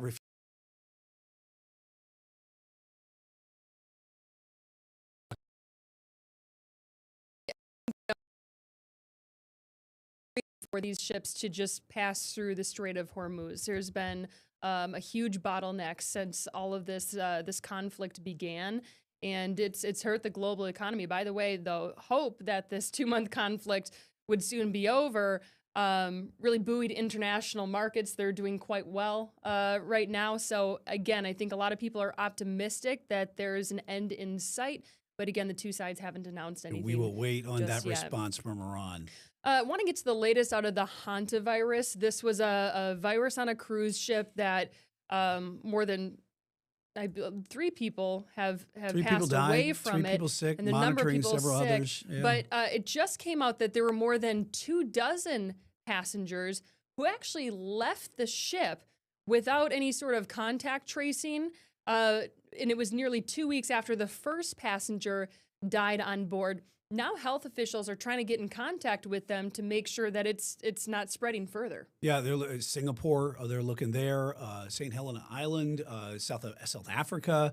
A lot of different places are concerned about this. But one of the things that World Health Organization says when they're trying to talk about the hantavirus, this is not a COVID. This is not a situation like that. Right. Even though there's a heightened awareness about the hantavirus, there's a lot of suspected cases that are out there. They said definitely this is not something you need to be worried about. Let's go ahead and play some of the sound that we have right now.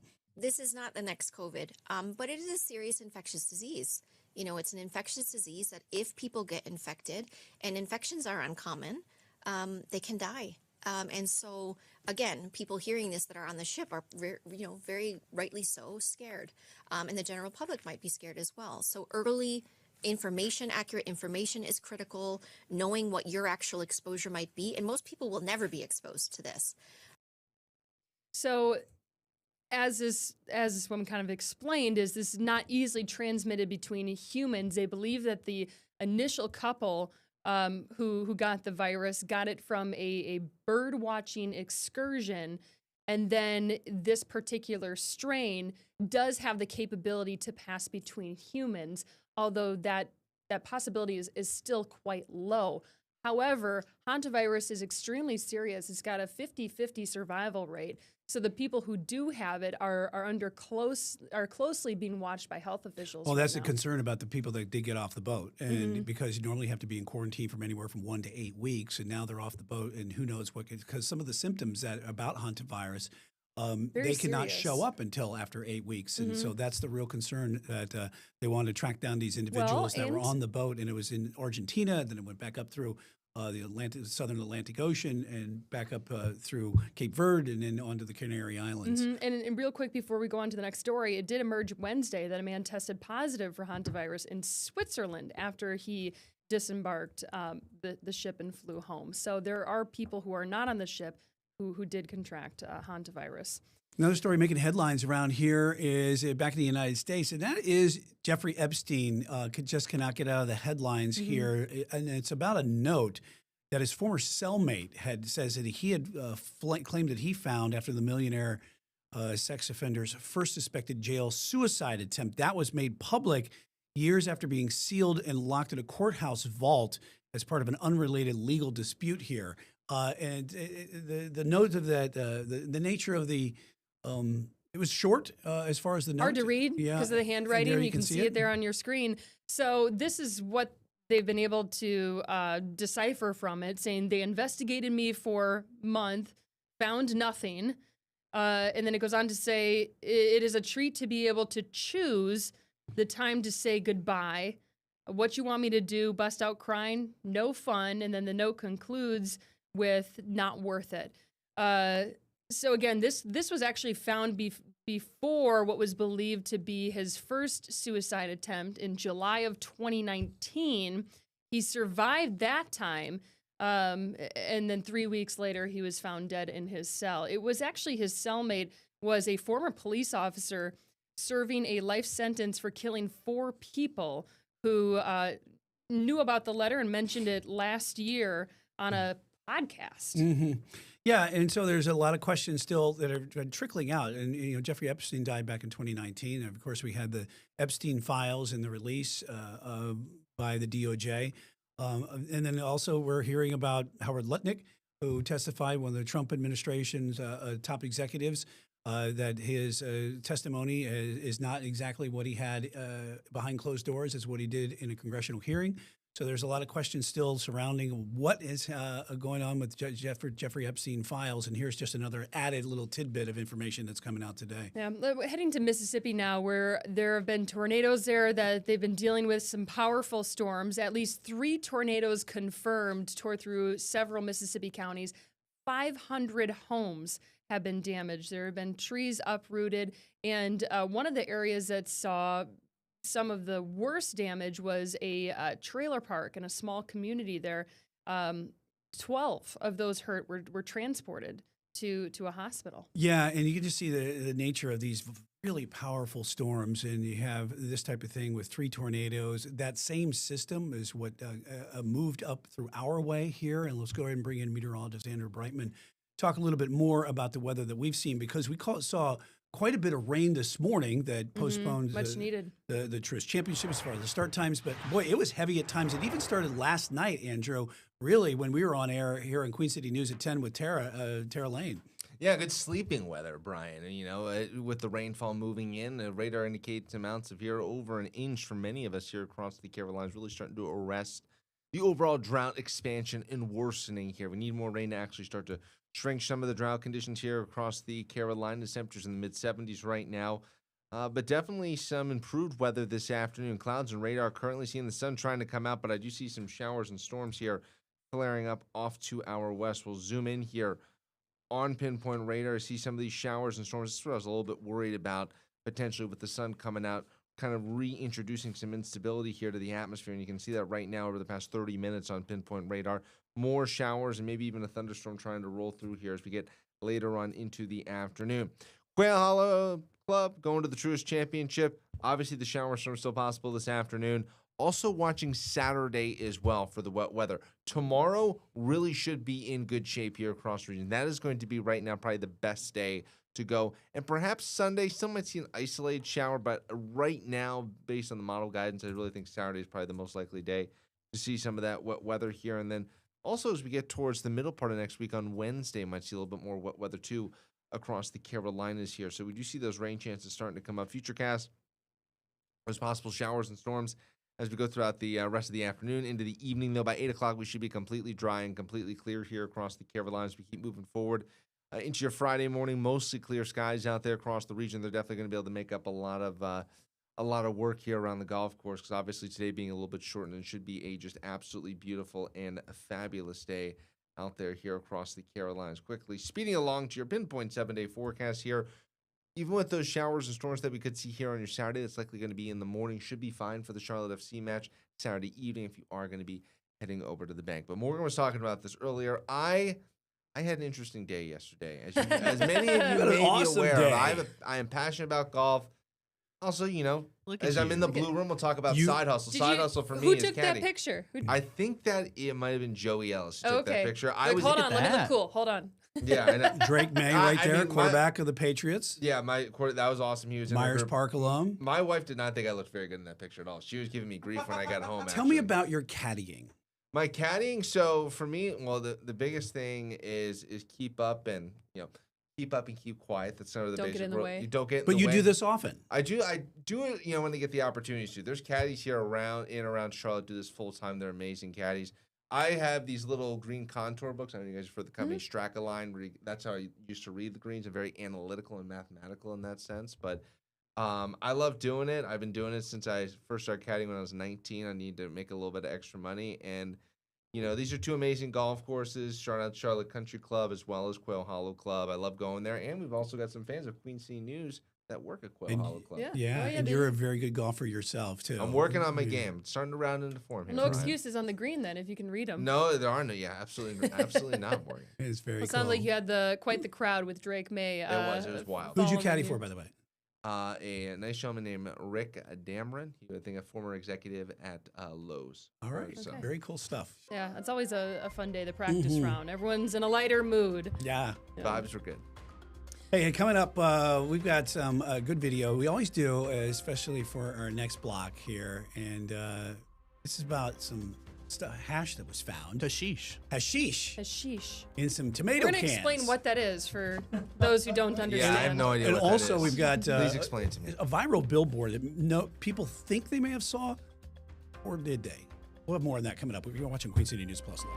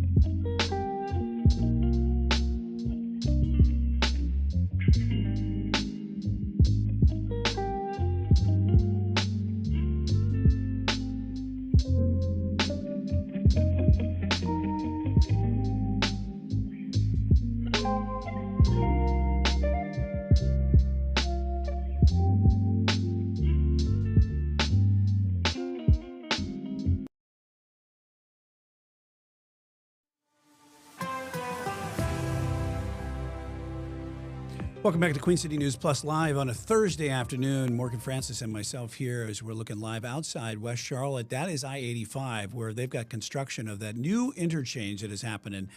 And we love it so much. Yeah, here we at love Queen it so City much. This is News. right out our front door. And interestingly enough, we're looking at Sam Wilson Boulevard right there. NCDOT is planning on blowing up that bridge at some point for the part of the renovation That'll project. be a fun video. Oh, yeah, that's going to be great, especially with all the detours going right out our back door.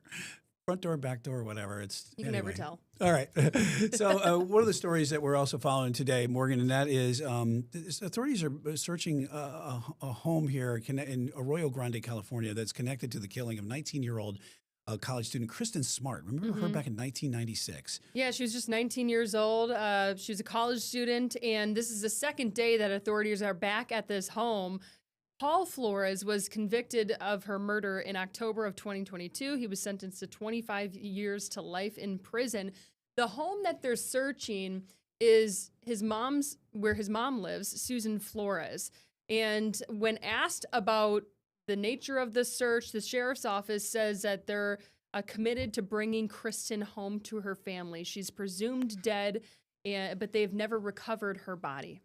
Yeah, and obviously, the investigators are going back. There were some new leads that possibly popped up. I know the Your Own Backyard podcast or whatever, Right. which helped investigators crack the case by bringing forward some additional witnesses. At first reported the search and said that home belongs to Flores' mother. So we're hopefully going to find out some new information here when it comes to what happened with Kristen Smart. And what they believe happened, prosecutors allege that she was killed during an attempted rape, and the last person she was with was Flores, who was a fellow student. He has maintained his innocence. Meanwhile, the family has said that it would forego restitution if Flores revealed the location of Kristen's body. But again, he is maintaining his innocence. Next story, let's pop up this video. This picture of this billboard here. Have you seen this around Charlotte? Probably No. not, because this has been going viral online here, Morgan, where is a billboard that says it's on 277. Welcome to Charlotte. We hope you die, with the Carlos Brown, the suspect. We hope and you then, don't die. We hope you don't Right, die. yeah. And then obviously Irina Zavritska that is on there. Well, we had our Queen City News crack staff at Jen Cardone go try to find this billboard if it was real or not. Turns out it's not. So the theory was that it was. And who would put up something like that? I don't know. Someone who's just trying rage bait people. Mhm. So they drove both directions of 277, as you could see from that time lapse, and that's where people online said it was located. They didn't see evidence of it. So then they went further. They reached out to Adams Outdoor Advertising Charlotte, and they primarily are the ones who have the billboards in and around Uptown. And they said this is not their billboard, that they had no knowledge of it. And typically there's some sort of branding on the billboard. Now, this particular one does have branding below what you see, Welcome to Charlotte, we hope you don't die.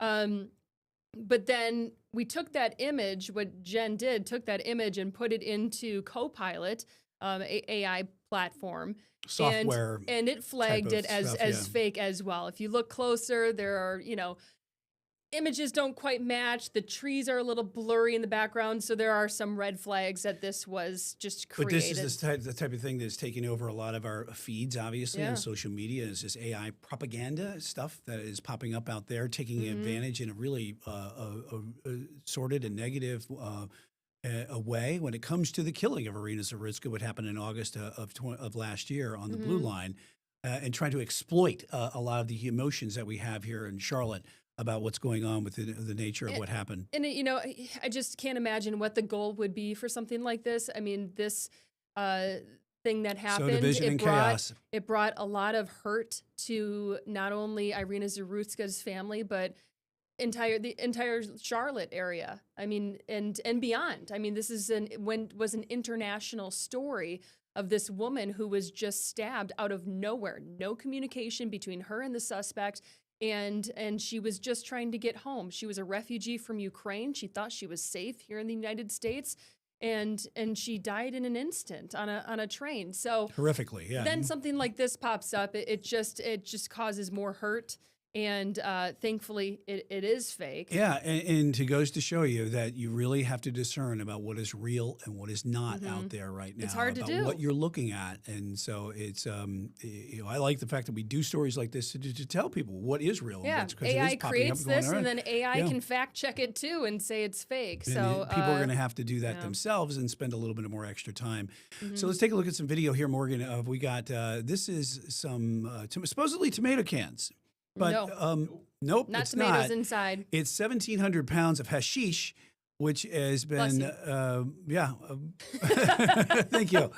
It's concentrated marijuana is what hashish is. Right. Now I'll put it in these tomato cans to be shipped out. And so this is talking about some where was this? This was in Spain. Right. 800 kilos. Apparently they had to kind of warm it up so they could mold it, to fit perfectly into these tomato Drug cans. smugglers are the most creative, aren't they? Yeah, if they could just channel that into something a little bit better. But I mean, the law enforcement, they discovered it, no problem.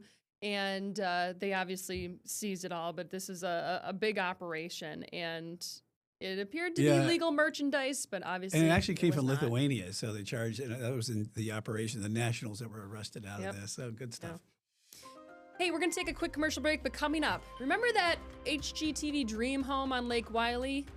We know who the winner is. We'll tell you coming up in just a little bit.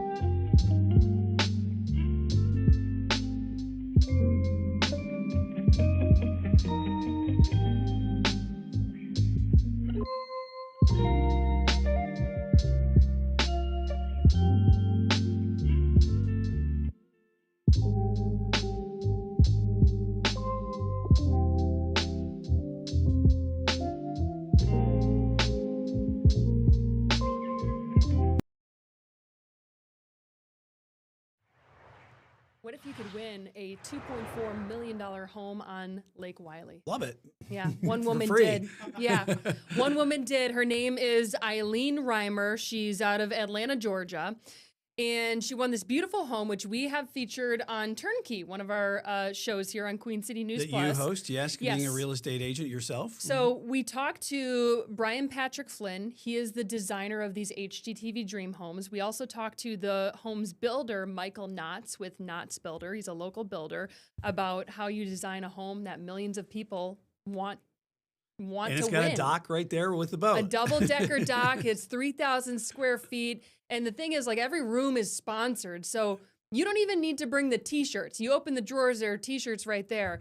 Literally everything is provided. when they move into this home. You might need to bring But like she your was- iPhone charging She cable. was surprised at this. So they surprise surprised- yep. announced her, right? In So Atlanta they when she's at the surprised her at a restaurant. Okay, yeah. Her sister-in-law is the one they contacted, and she said, actually, we've been trying to get the family together, so we'll just do that. And so then Fake waiters, fake bartenders, fake Yep. everything. Just Then to Brian announce in Patrick on it. Flynn came in and said, I found some keys out in the parking lot. Eileen, are these yours? And it says Eileen's Lake House on it.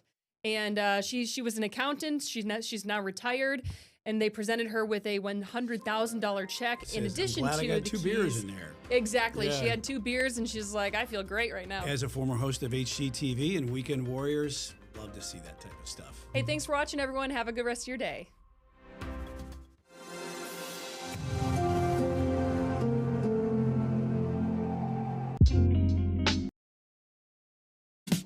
They're going without pay and they're struggling to, figure out how to put food on the table.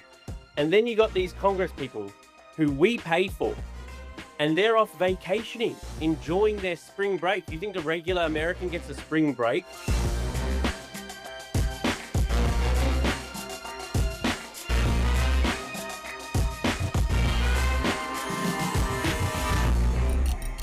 Welcome back to On the Record here on Queen City News Plus. I'm Chief Political Correspondent Andy Weber.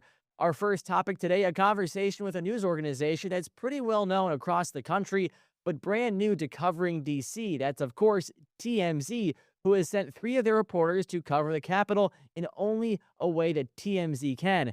Here's our conversation with those new reporters. First look, a few weeks back, TMZ had a few viral tweets calling out members of Congress and their vacations. What was the original interest there? Well, we just thought that it's kind of messed up that there are so many people in our government, in the TSA, just in the DHS in general, that are going without pay. They're going without pay and they're struggling to, figure out how to put food on the table.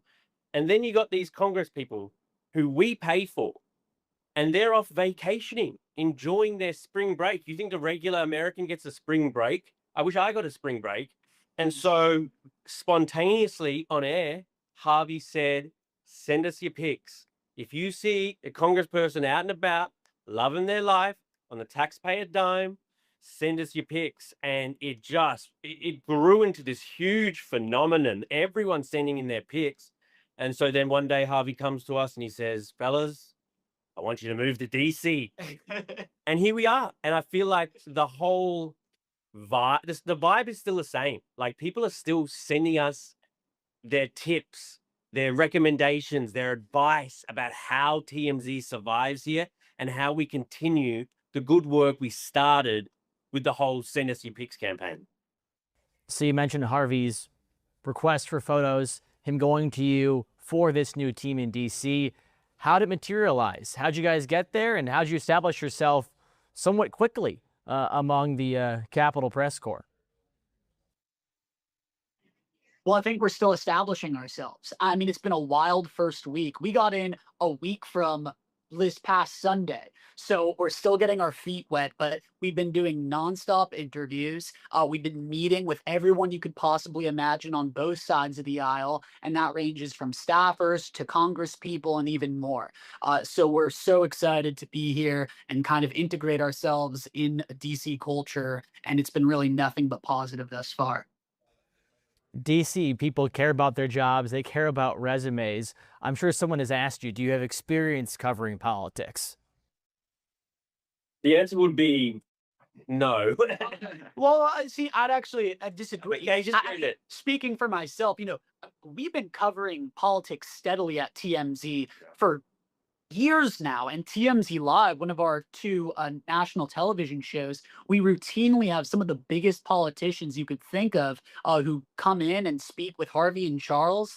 And as for myself, I've covered numerous campaign cycles. We of course, whenever there's a big cultural event, and that could be an election, it could be a war, anything in between. I mean, we're all over it. So just by being on Capitol Hill now, we are physically boots on the ground, and that's only going to enhance our coverage. Yeah, you mentioned your experience in it, but I can see someone who may just know TMZ on the surface that may make the claim you guys aren't hard-nosed enough or serious enough to cover politics. What would you say to someone like that? You know what? I think I'd say that's actually where our strength lies. I think the way that people consume political media nowadays, it has evolved over the years, and I think TMZ fills the perfect gap for coverage on Capitol Hill, just because of how we do cover things. The way that CNN or Fox would go about covering something is very different to the way that we would go about covering something. I think that's evident in the clips that we've released. We have no problem, going up to politicians on Capitol Hill and asking them the questions outright that the people want to know about. Charlie's done a great job of that, and Jacob has done a good job of that. I've done a good job of that, and the reception we've received since we've started is thank you, TMZ, for doing the work of the people, for bringing the truth to the people. So that's what I would say. Which is crazy. Which is that's just like the overwhelmingly positive response has been just like almost shocking and just so gratifying, because often, TMZ, a lot of people have their opinions about, right? And the opinions are always quite diverse, to say the least, and that's fine, and that's cool, and that's always the way it's been. But to come here and be embraced by DC in general, and just having lots of people online kind of like cheering us on, like, finally, we've got an operation like this, which is going to hold some sort of truth to power that hasn't been before. Like, this is a new way of doing things. Media is evolving, and I feel like we're at the forefront. And we're here for good now. We're here for good, and we're going to try to make a footprint, kind of getting to know the real side of politics, the real side of the politicians, and also just the real side of this amazing city. TMZ is known for breaking stories around celebrity news as well as in Hollywood. I'm curious, is your goal to eventually scoop other news organizations in DC? Absolutely. Getting scoops is a huge reason why we're here. We're here to compete. And we want to cover politics in Capitol Hill, again, the same way that a lot of people are when it comes to covering big events. And again, too, we're going to give it our own personal touch as well. Like kind of the clips that we've been mentioning. Sometimes we can have fun and we can talk about pop culture and people's personal lives, pulling back the curtain on what it's like being a politician in DC, and at times asking them very serious questions. I think it really just comes down to our approach. We don't want to just be shooting out questions and waiting on responses. We want to sound kind of more like someone at a town hall or someone that you meet at a bar, and just kind of have these real talk, raw conversations. And I think that type of authenticity is what a lot of people are craving right now. Is paying for big tips on the table?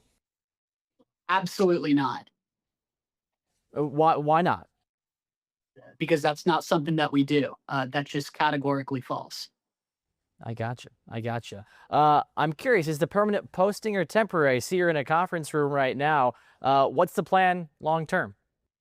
It's permanent, man. It's permanent. We are officially DC locals as of about a week ago. So we're hoping it continues to go as well as it's been going, because like I'm moving my family out here. There, we've left our house. We're getting rid of our leases and that sort of stuff. So we're hoping this ride continues, and we think it will. You mentioned the reception among viewers and followers. I'm curious, among members of Congress and federal secretaries, do they like you? Do they like you guys being there? What's been the reception there from members of Congress? Yes, we do. Great. It's actually, and I think that's one of the things that surprised us the most. I think being the new guy on the block, you come into it thinking, what if they don't accept me? What if they don't want to work with me? But I would say, like, a lot of Congress, a lot of the Senate, a lot of politicians and people that work on Capitol Hill are like, can we get an interview with you guys? Can we grab a coffee? Not even just the congressmen, but all of their teams as well. It's like the reception has been really, really good, to be honest. Yeah, and so we're happy to be here. DC's welcomed us with open arms, to be honest. Yeah, I mean, I've worked at LAX for almost 13 years trying to get celebrity interviews, doing the same thing on LAX as I'm doing on Capitol Hill. And the strike rate of like people agreeing to an interview and people like giving a good interview is so much higher in Capitol Hill. all of these people, they want the platform. They want to show people who they really are. They want to talk about issues that really affect them. And we're giving them that platform. And we're not trying to gotcha anyone. We're not asking crazy questions. We're just trying to be like conversational and ask questions that are on our mind in the moment. There's no special sauce. So I've been really pleased with how many Congress people are like, let's do it. Let's do something TMZ. It really opens my mind to the possibility here. And we're used to sort of that kind of rush up, in the moment TMZ interview. I saw some clips, though, of some longer form stuff you guys been doing, kind of a sit-down interview. I think it was about Epstein files, stuff like that. Is that also in the works, longer form interviews? Absolutely. Yeah. And I don't want to speak too much on it, but we have some, I would say, pretty high ranking people in Congress that have reached out, and we have these long form interviews scheduled, and they are going to be talking about things that I don't think have been spoken of on any other outlet before. So our long form interviews are definitely something we're looking forward to pushing out more in the near future.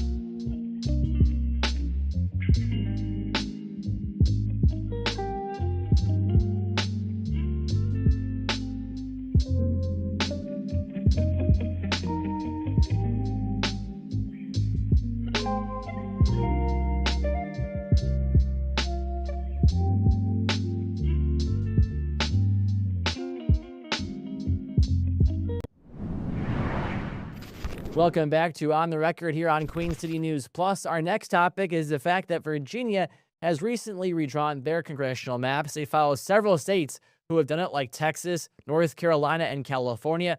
Virginia, controlled by Democrats in their state house, redrew it to give Democrats a 10-1 control of the seats in Congress if midterms go their way in November. So we spoke with Dr. Michael Bitzer over at Catawba College about what this means for the country as a whole when it comes to the control of Congress. Here's our interview. So let's first start with this recent change now, I guess, in Virginia. Where did this come from, and what do you make of it? Well, this really came out of the Texas redistricting effort in order to pick up Republican seats at the behest of President Trump. That really had a domino effect. It impacted North Carolina, impacted California. Most recently, it impacted Virginia on Tuesday. And this was really the Democrats' response to Texas picking up basically about 5 congressional seats. Now, Virginia is going to be picking up seats as well. And so, in the grand scheme of things, if you just look at the fundamentals in terms of what has been redrawn across the country, it looks like a wash, but we could have Florida also insert itself into a redistricting dynamic. So, we'll have to kind of wait and see how this all pans out. I'm curious too, whenever you see a new map being drawn, there's always a question of a legal challenge. Is that on the table with Virginia and other maps we've seen, or is Virginia just the one that seems to be still up in the air? Apparently, there is a legal challenge to the Virginia referendum that was held on Tuesday. So we'll have to see how the courts in Virginia deal with it. It's likely that it will not go into federal court because the U.S. Supreme Court in the Rucho v. Common Cause case out of North Carolina said redistricting is not a federal court issue. That belongs to the states. So however the Virginia courts rule on whether this referendum was constitutional, legal, that will be the deciding factor. I'm curious too, we've seen in every state that has redrawn the maps, they've had to dilute districts. So for Texas, it may have been a red district, or for Virginia, it may have been a blue state or blue district that becomes a little less blue or a little less red. Does that spell trouble for those majority parties in those states come the midterms? I think this is a critical question that not a lot of people have been thinking about, but will be ultimately the determiner. What will be the political dynamics in 5 months, 6 months to the November general election that we have no idea right now where things will be headed? We believe it will be a good Democratic year. If you look at things like the generic ballot, Democrats are up typically about +5. These districts don't necessarily take that into account. They rely on past election results. And if some districts have been diluted in terms of, let's say, Republican strength, if it shifts more towards Democrats, that then opens up all these other districts that by normal dynamics would be Republican districts. But if the environment is shifting to the Democrats, and if there's some kind of wave going on, that potentially puts even more districts into play. Yeah, it seemed like the initial effort by the White House was to counter a possible midterm down season. But there's a real risk of a backfire, fair to say? Very fair to say. I think what they were trying to do was to buy an insurance policy against a Democratic wave election. And even in today's hyper-partisan, very calcified, rigid voting patterns, that doesn't always play to the Republicans' advantage. So we'll have to wait and see how things progress through the summer. If the president's approval rating continues to take a hit, if people are still concerned about the economy, those two factors oftentimes join together and become the primary determiners of what happens in a midterm. The Republicans want to try and blunt any potential impact, but that is extremely hard to do if the public has soured on the Republican Party.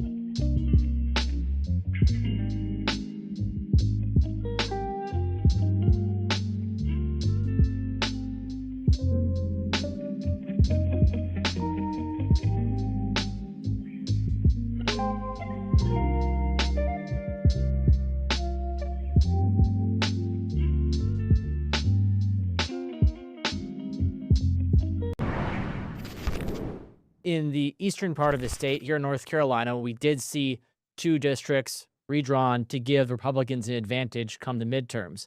Things seem to have changed a lot in recent months and recent weeks.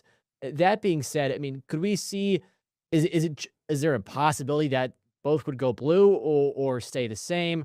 What's on the table, you think, for the midterms here in North Carolina? Well, I think for North Carolina, certainly all eyes are on the 1st congressional district. That was a highly competitive, one of the only competitive congressional districts in the entire South was the North Carolina 1st congressional district in 2024. That went slightly Democratic, so Don Davis won that district. He is going to compete again in the newly drawn 1st congressional district. And again, if the dynamics of a Democratic advantage on the generic ballot kind of hold true, that could continue to keep that 1st congressional district that now is about an R+4, R+5 district. That could make it again highly competitive. The 3rd congressional district, where they basically swapped out precincts, is a little less Republican, but I think that the basics, the fundamentals of that district will keep it Republican. One eye to really watch on is clear across the state in the western part of the state, the 11th congressional district. That one is also an R+5. But again, if the dynamics of a Democratic wave are really kind of lapping up against some of these Republican districts, I think that's going to be one to watch. And flipping an R+5 for lay people, I mean, how hard is that?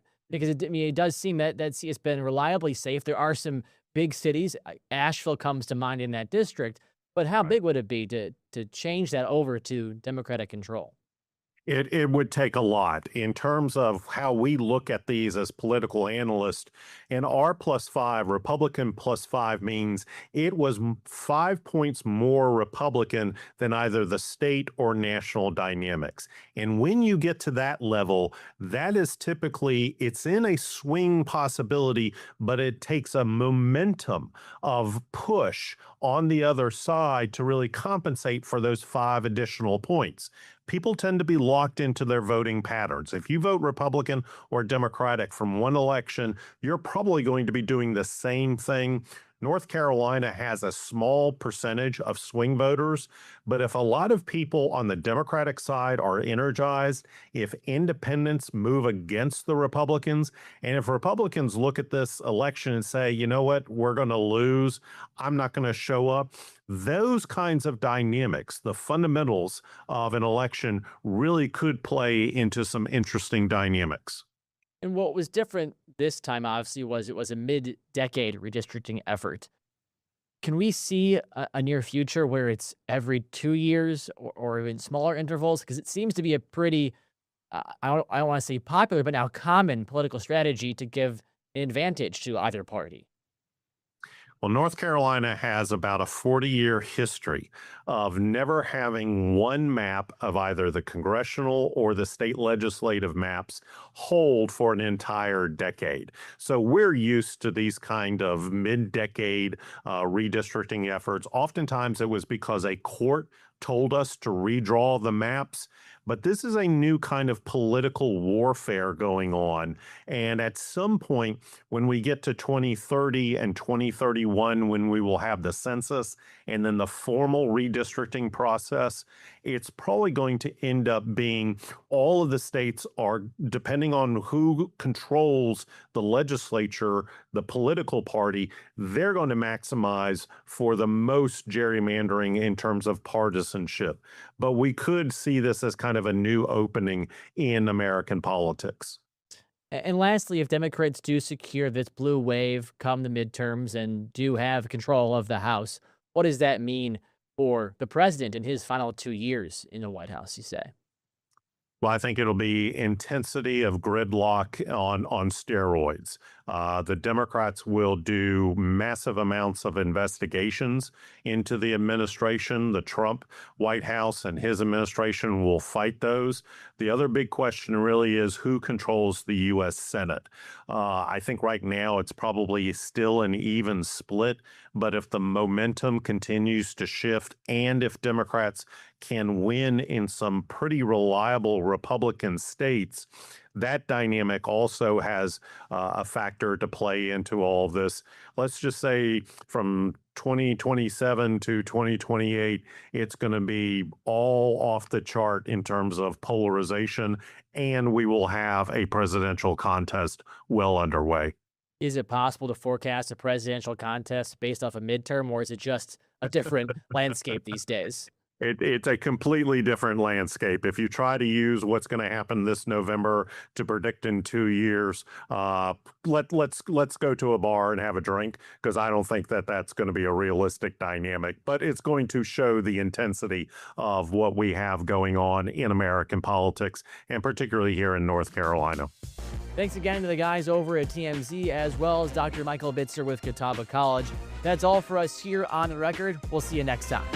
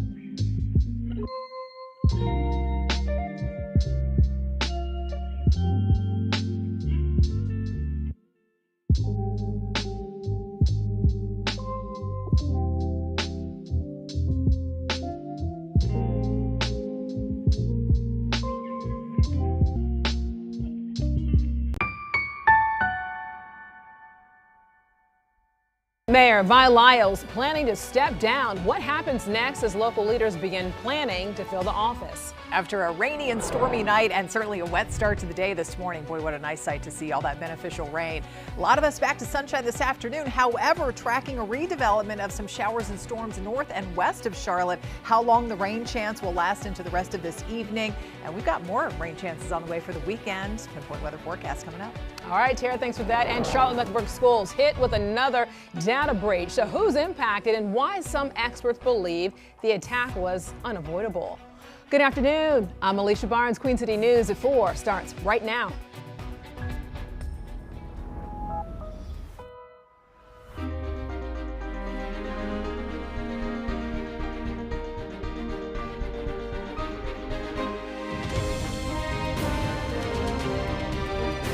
Queen City News starts now.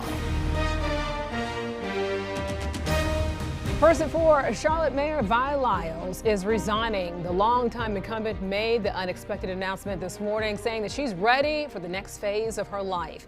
Chief political correspondent Andy Weber explains what happens next and also takes a look at who is already considering a run for the office. Charlotte Mayor Vi Lyles announcing her resignation via a statement issued Thursday morning. Lyles writing she'd be stepping down from the role at the end of June, saying, quote, "Now it is time for the next phase of my life to spend more time with my grandchildren and for someone new to lead us forward." Lyles' resignation means the council will have to appoint a replacement. That replacement needs to be a Democrat, a Charlotte resident, and registered to vote. As for an election, county officials say that won't happen until next year. We won't be involved in it here in Mecklenburg County Board of Elections until the September primary of 2027, and then November of 2027 is when we would actually all have a chance to elect a new mayor. The question now, who will fill this seat or run for it come 2027? Several council members have expressed interest, but all stopped short of officially announcing their candidacy for the seat. I don't know. I'm still looking at my options.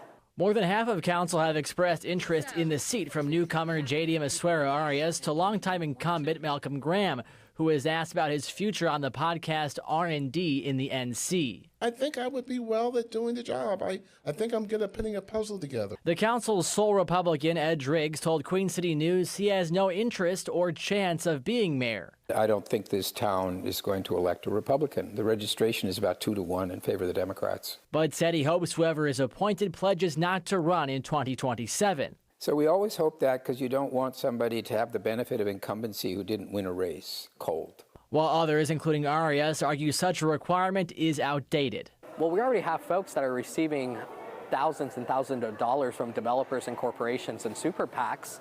That also creates a disadvantage to folks that might rely on grassroots donations. Council hopes to have that interim mayor in this seat by the time Lyles steps down on June 30th. Andy Weber, Queen City News. And Mayor Vi Lyles was first elected as mayor in 2017 and has spent more than 30 years in Charlotte city government.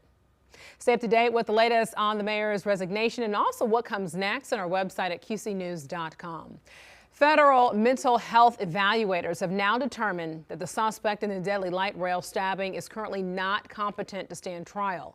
So DeCarlos Brown is now facing federal and state charges in connection with the August 2025 death of Irina Zarutska. So according to the new documents that were filed in federal court, prosecutors and defense attorneys now are asking a judge to hold a competency hearing after it was determined Brown suffers from serious mental illness. So the federal filing states that Brown's competency could be restored through treatment and medication. And also right now he remains in federal custody. A preliminary report from the NTSB now details the moments before a deadly tanker explosion in Mooresville. This all happened a month ago at the Carolina Beverage Group manufacturing facility. And according to the report, the tractor-trailer driver reportedly leaked and was then trying to be able to fix something when the explosion actually happened. So white vapor was also seen in that area when that leak happened. The truck was also carrying sodium hydroxide solution, a highly corrosive industrial chemical, and had just made a delivery at another business the previous day. So the driver was killed and an employee at the facility was also injured. The investigation, though, is still ongoing.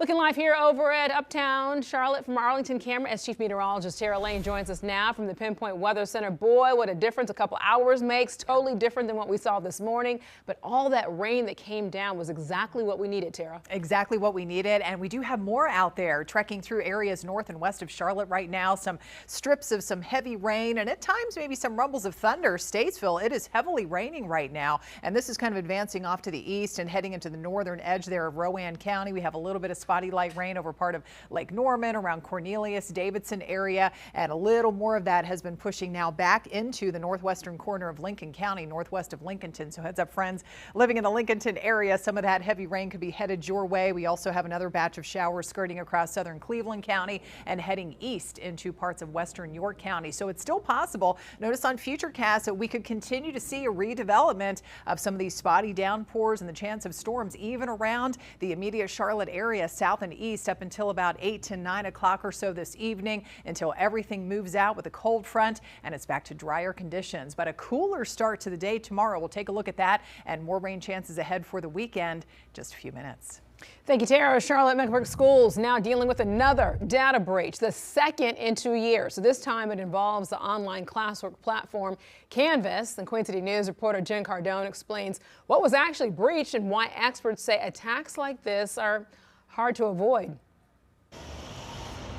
Students at Charlotte Mecklenburg Schools are among millions nationwide affected by a recent cybersecurity attack on Canvas, an online system where homework assignments are submitted and teachers give grades. It is very difficult to find any company that has not been breached before. Okay, so a breach is becoming a very common thing, but of course, you know, that's no excuse for not doing a good job.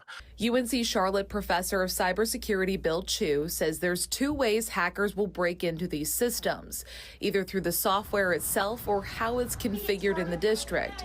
CMS says this happened outside its walls. Unfortunately, people are pretty helpless. We increasingly rely on the digital world. We have a digital life. It's just whether you like it or not. Your identities are going to be everywhere.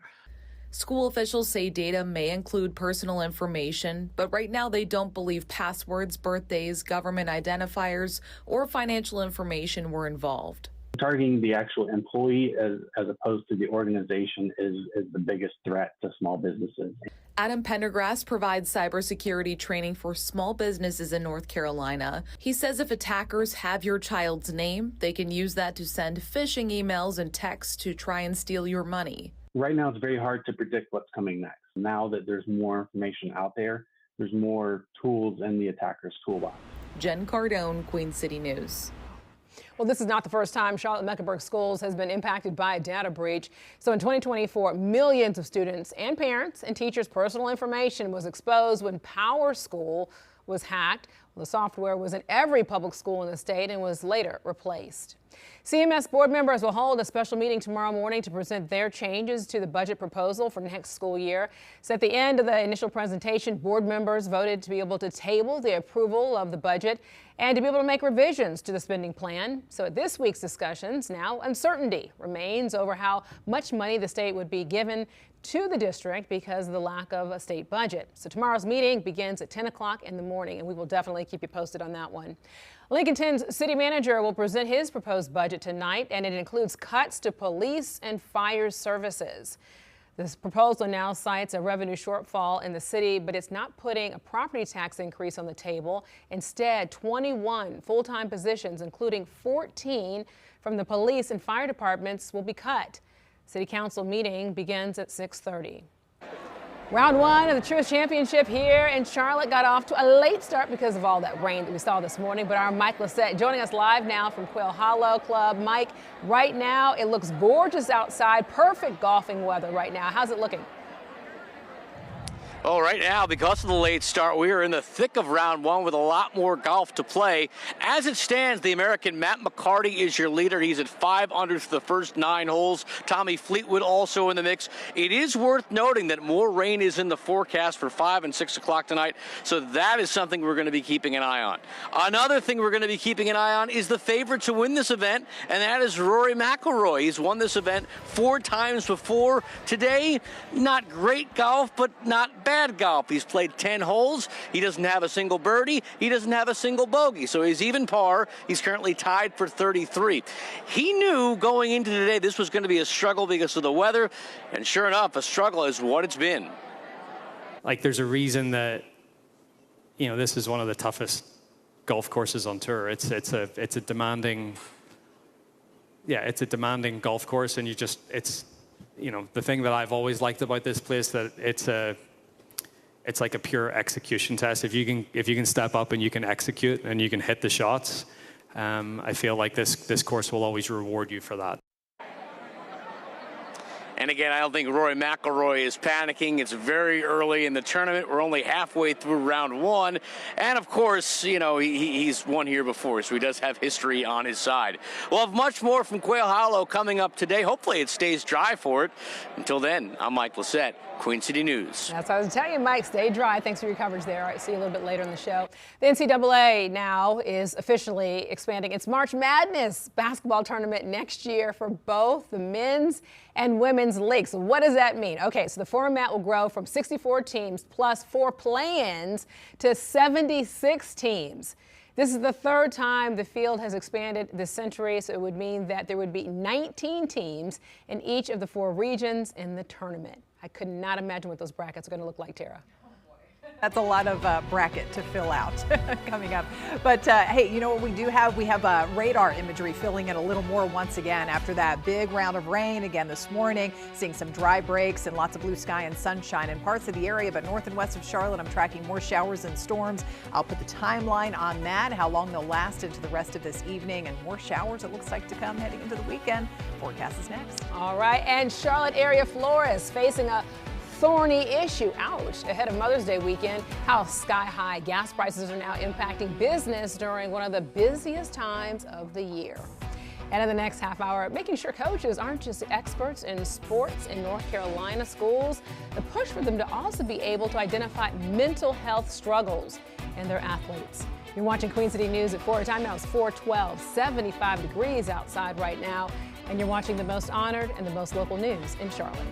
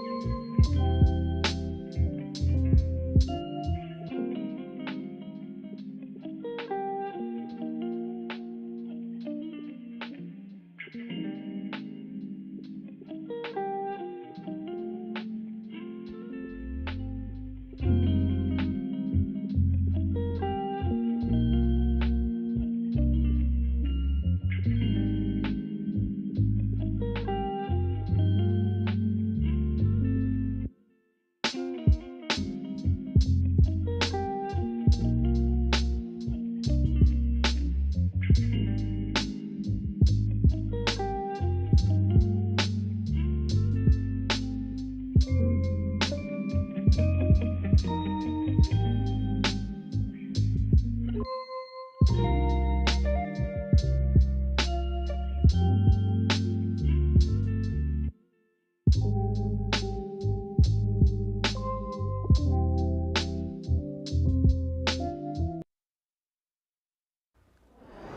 in the Charlotte area are just really feeling the squeeze right now of the ongoing tariffs and also the skyrocketing gas prices ahead of Mother's Day weekend.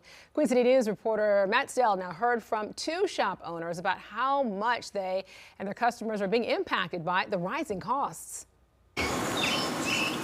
Last week we were actually working for the PGA, and then we start prepping for Mother's Day. And on top of that, we are doing corsages for proms this week, and then also Teachers Appreciation Week and Nurses Week as well. Staying busy typically means good business for florists like Jovi Byers, but she tells us higher gas prices have made this Mother's Day rush a bit more complicated. And it's very scary because obviously, you know, a primary of our business is deliveries. Buyer says to make up the difference, she's now charging $16 for delivery in her shop's zip code and up to $40 for delivery to places like Cornelius and Rock Hill. Ahead of Mother's Day, Buyers is encouraging customers to instead come pick up their flowers from Southern Blossom. For Valentine's, we had to raise our prices, and I don't want our customers also being affected by that, and I don't want them to not celebrate their moms. Buyer says ongoing tariffs, especially on vases, has forced her to offer more arrangements without them. So we had to pivot, that way we don't charge our customers more.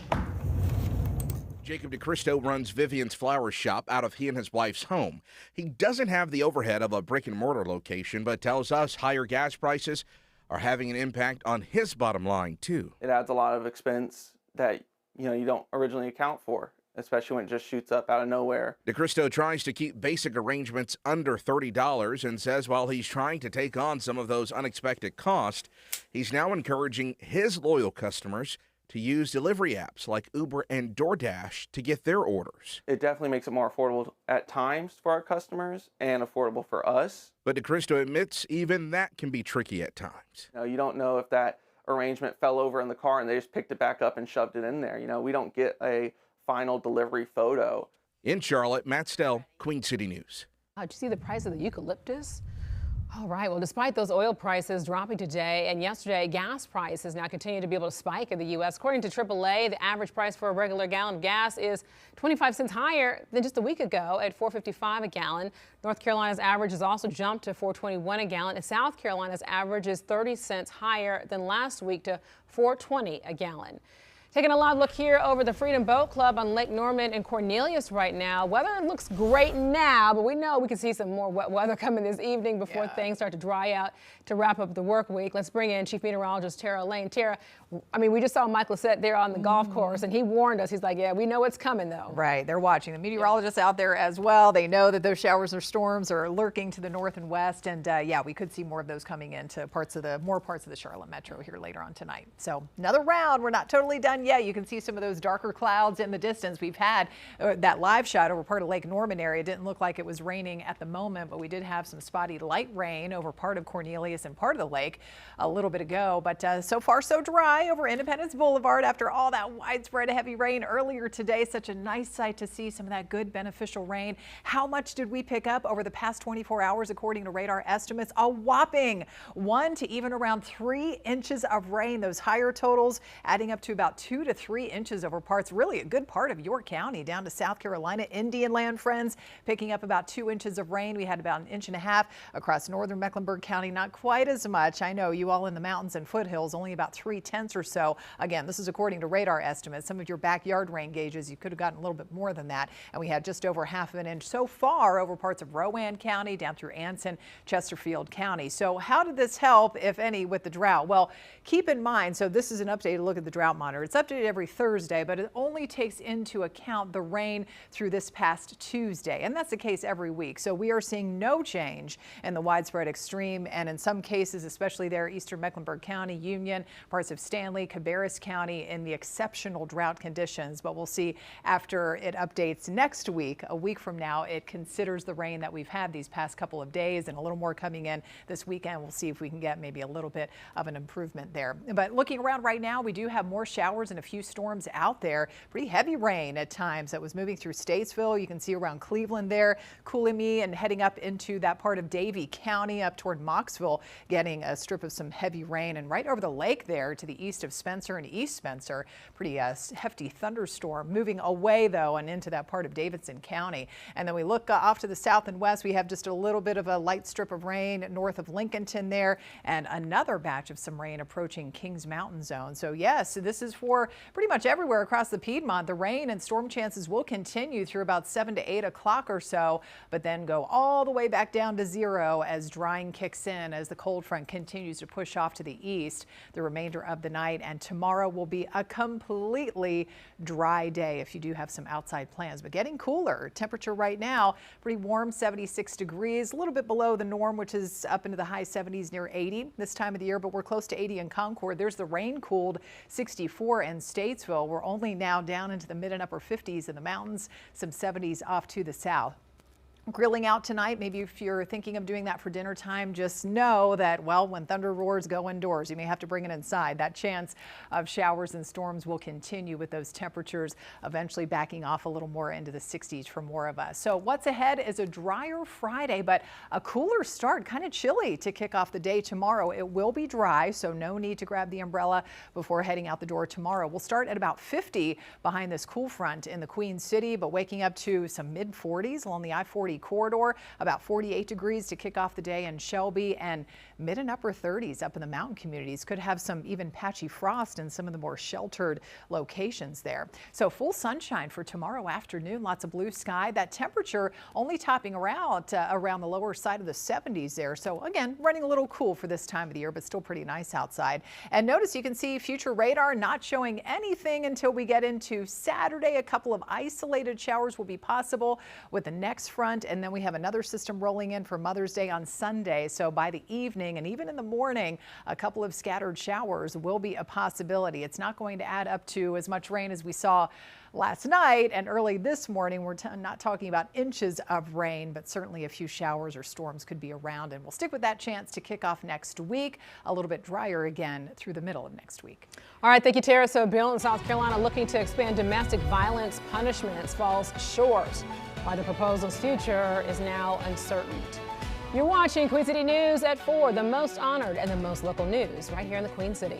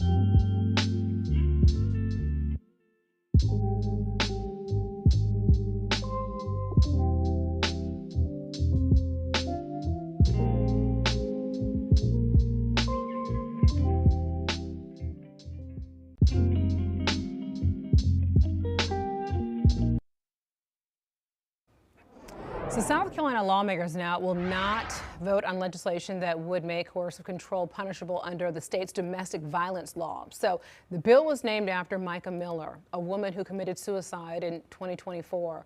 Her husband, Pastor John Paul Miller, has since been accused of controlling Micah, leading to her taking her own life. The sponsor of the bill says it's now stalled in the state house.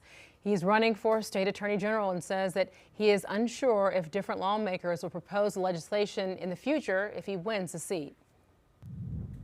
New data now shows how North Carolinians in the school voucher program, how it's impacting the state's public schools. So the program now provides tuition vouchers to any family in the state that enrolls their child in private school. Officials say more than 12,000 students have left public schools for a private school using funds from the program. So public schools now, officials estimate that they're owed $35 million due to the students leaving to use the taxpayer-funded vouchers for private school.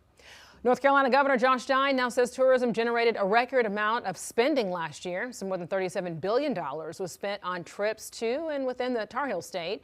The previous record of $36 billion was set for the year before in 2024. So that ranks North Carolina as 7th in the U.S. for domestic tourism. The man accused of the deadly stabbing on Charlotte's light rail now found mentally incompetent to stand trial in his federal case. So what this means and what prosecutors are planning next, we'll explain it all. And the first round of the Truist Championship now underway. Now that the weather's cleared out just a little bit, we have the very latest from Quail Hollow after a late start due to all that rain. You're watching Queen City News. Your time now is 4:26, 75 degrees outside the Queen City, and you're watching the most honored and the most local news in Charlotte.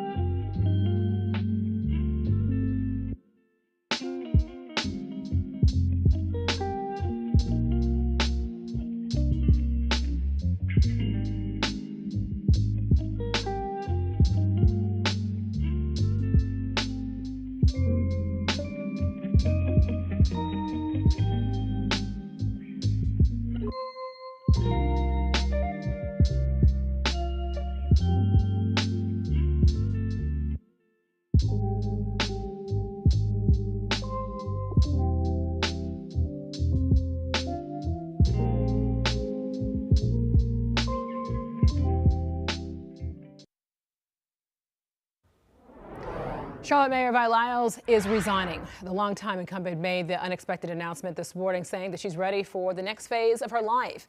And Chief Political Correspondent Andy Weber explains what happens next and takes a look at who's already considering a run for the office.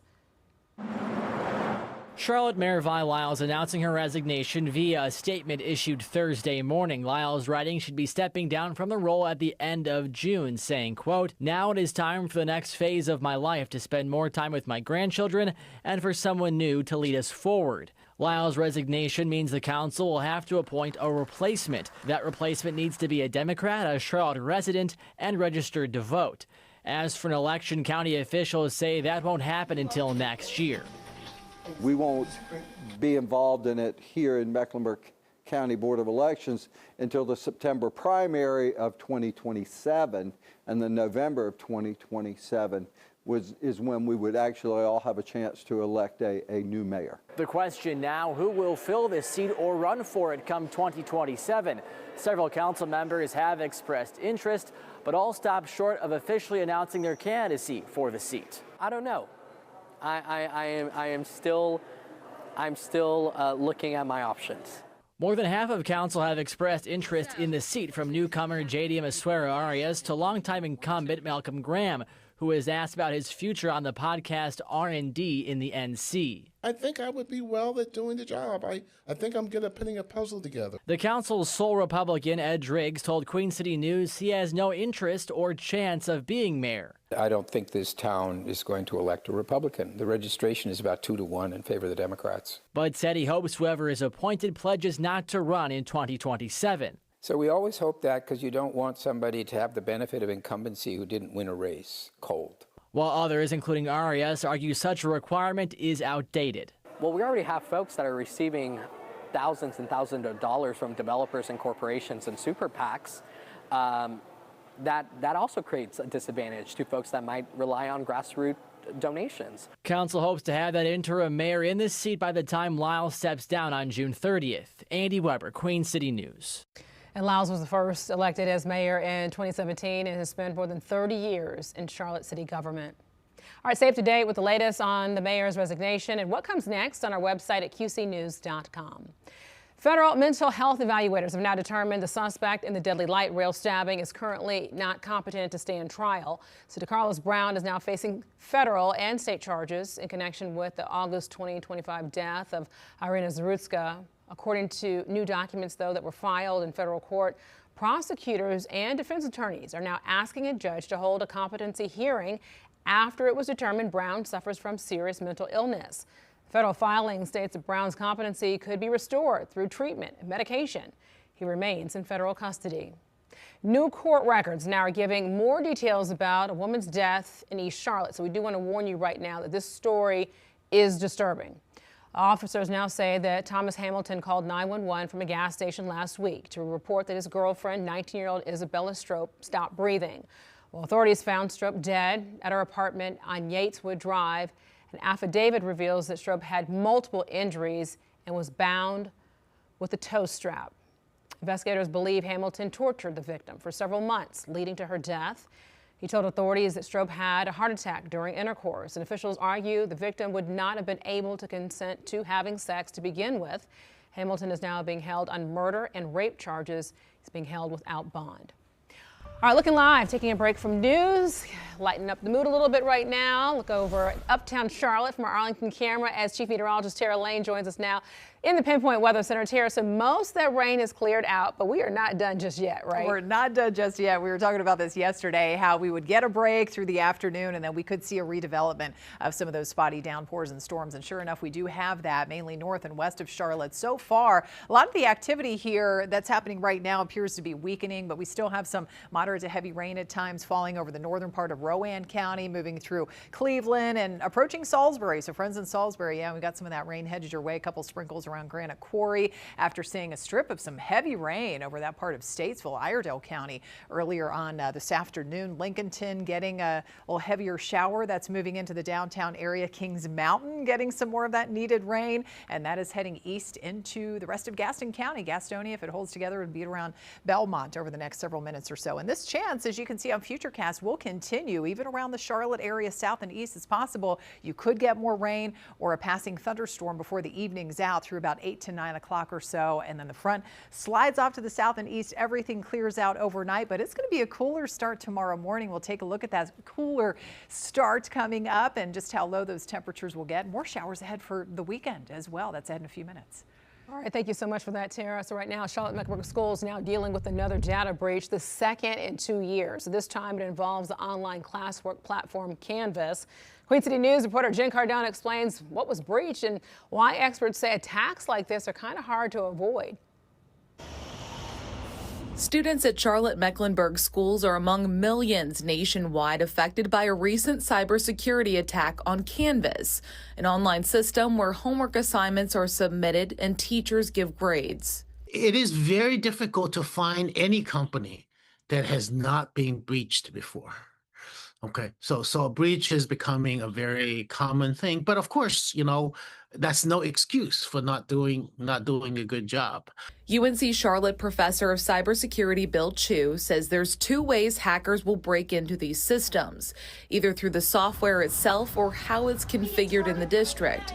CMS says this happened outside its walls. Unfortunately, people are pretty helpless. We increasingly rely on the digital world. We have a digital life. It's just whether you like it or not. Your identities are going to be everywhere. School officials say data may include personal information, but right now they don't believe passwords, birthdays, government identifiers, or financial information were involved. Targeting the actual employee as opposed to the organization is the biggest threat to small businesses. Adam Pendergrass provides cybersecurity training for small businesses in North Carolina. He says if attackers have your child's name, they can use that to send phishing emails and texts to try and steal your money. Right now, it's very hard to predict what's coming next. Now that there's more information out there, there's more tools in the attacker's toolbox.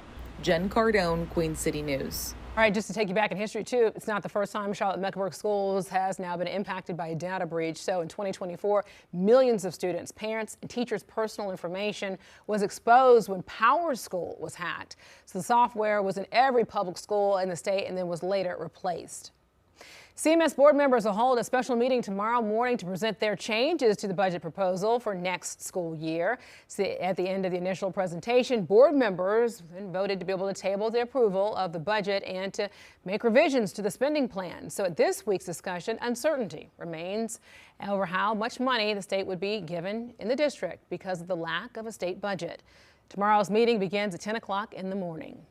Round one of the Truth Championship here in Charlotte got off to a late start because of all the rain, but our Mike Lizette joins us live now from the Quail Hollow Club. Mike, lots of noise behind you, a lot of excitement now that it's starting to clear away, but we know some more rain is coming tonight. Yeah, my goodness gracious. Please, rain, just stay away. We still got a lot more golf to go in the first round because of that late start. There's a lot of golf that needs to be decided today. And right now, we're looking at a tie for first place. Matt McCarty and Sunjay Im currently tied at 5 under. McCarty through the first 12 holes of the day, but Im, 5 of his first 6 holes were birdies. He's through 7 holes, so he is charging fast. We'll be keeping an eye on the battle for the lead. Another thing we'll be doing is keeping an eye on the guy that's won this event 4 times before. That'd be Rory McIlroy. He is the favorite to win this thing. He's kind of had not a great day, but not a bad day either. He's gone through 13 holes, 0 birdies, 0 bogeys. So that's been the kind of day, all even Steven from here on out. He knew the weather conditions were going to play a factor in this one. He was expecting it to be a struggle, and a struggle is exactly what it's been. Like, there's a reason that, this is one of the toughest golf courses on tour. It's a demanding golf course, and it's the thing that I've always about this place, that it's like a pure execution test. If you can step up and you can execute and you can hit the shots, I feel like this course will always reward you for that. Yeah, and he's a guy that has been in this spot before. He is not showing any panic. Of course, there's still a lot more golf to play. And another thing to keep in mind, there are no cuts in this tournament. So Rory, as long as he keeps it cool, he could find himself back in contention in no time. One thing that, again, we'll be doing is keeping an eye on the weather. I was doing a quick check at the conditions. Rain is expected in both the 5 o'clock and 6 o'clock hour. You can feel a little bit of a chill in the air. So, again, hopefully that weather stays away, and my premonitions of bad weather are all wrong. I am no Tara Lane. Alicia, I can give you that. So I'm going to stick to the sports, and Tara can tell me whether or not there's going to be rain in the forecast. How about that? Hey, we trust Tara. I love it. Mike, real quick, since I have you, any big moments for you that really stood out today that you were just like, wow? You know, not really. I mean, him coming out and hitting 5 of his first 6 for birdies, that was a big push to begin the day. Most part, guys were just sort of feeling their way into the event. The weather did slow things down at the start of the day. Now with the temperatures going up a little bit, it's dried the course out. Things are playing a little faster. So that's something that guys have had to adjust to on the fly. All right, Mike Lissette reporting from Quail Hollow. Appreciate it. All right, Mike, I appreciate that trust. And we are trusting that, well, hopefully the rain will stay away. You know what? It is possible that we could see a couple of scattered showers moving in. We already have a little bit of rain now over Lake Norman, just to the north and west. So we'll see if that holds together. Just know that, yes, an additional shower or storm is possible. How long that chance will continue into tonight. Mike mentioned also the chill in the air. It's going to be a cool start tomorrow morning. We'll check that out next. All right, thank you, Terry. And making sure coaches aren't just experts in sports in North Carolina schools, the push for them to be able to also identify mental health struggles. You're watching Queen City News, the most honored and the most local news in Charlotte.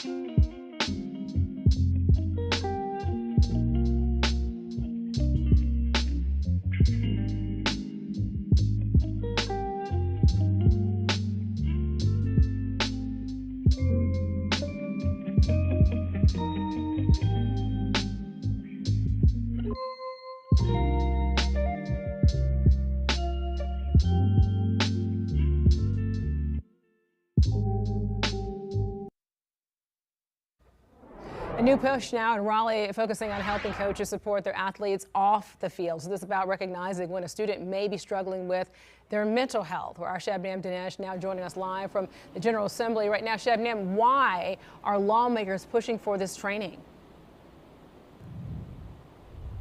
Well, they say coaches are often the first ones to know when student athletes are struggling mentally.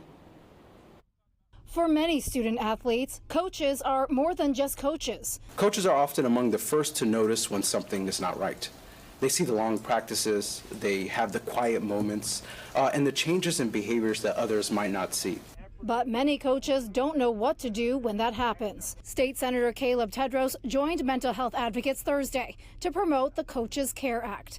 It's an effort to require youth mental health first aid training for middle and high school coaches across the state. This is not about asking coaches to become counselors.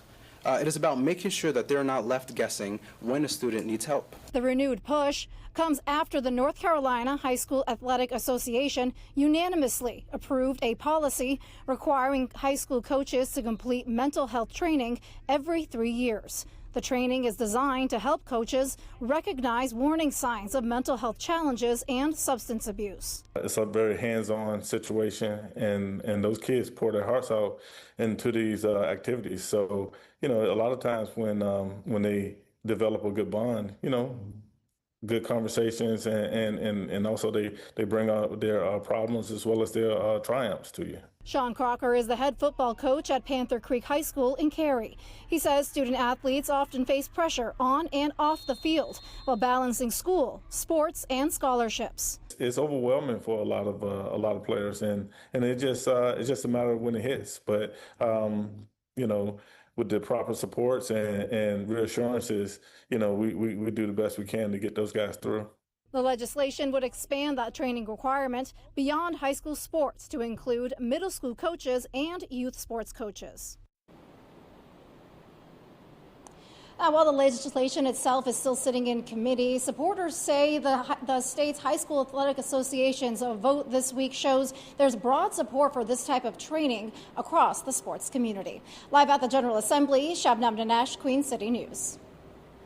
Thank you, Shabnam. So tonight on Queen City News, a local equestrian team made quite a jump, making history in the process. The team representing Waters Edge Farm won the Interscholastic Equestrian Association National Finals. Congrats to them. They are the first Charlotte area champs to win, led by a stable of talented riders. It's something that's really almost could be a once-in-a-lifetime opportunity for us and these kids. So this was a full circle moment for the coach, who also made history at the Nationals, and our John Lee tells us why the sport fosters teamwork among the riders and with the horses that they ride to. You can watch Faces of the Carolinas. That's tonight on Queen City News at 10.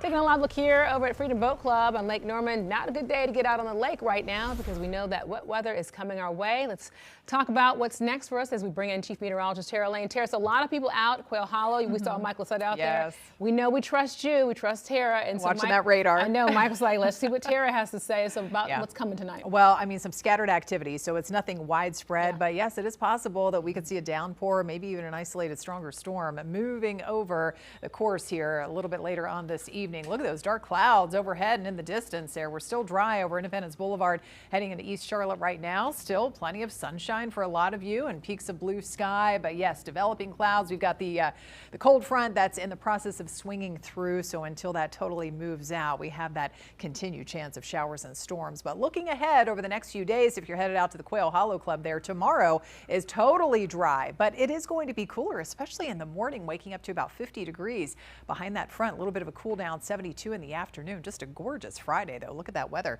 But then Saturday, the sky kind of clouds up a little bit. Small shower chance for Saturday, slightly better chance of a couple of spotty showers, maybe a thunderstorm for Mother's Day and for hopefully what is that final round, and they get that in to wrap up the event on Sunday. How much rain did we pick up earlier today and really over the past 24 hours? A whopping 1 to 3+ inches even in some communities. Boy, jackpot was down there into South Carolina over a good part of York County, picking up around 3 inches. And I know some of these numbers could be a little off compared to some of your backyard rain gauges. This is according to radar estimates here. Got a report from around Wadesboro of about 1 inch of rain out that way. Meanwhile, we're showing about 0.6 of an inch according to the radar. But yeah, up toward the mountains and foothills, not quite as much, but we do have more, again, rain chances going into the weekend. Activity out there right now mainly focused north and west of Charlotte. We have another round of some heavy rain moving over part of the Statesville area there along that stretch of 77, part of I-40. A couple of weakening showers there, just some leftover sprinkles over parts of northern Rowan County.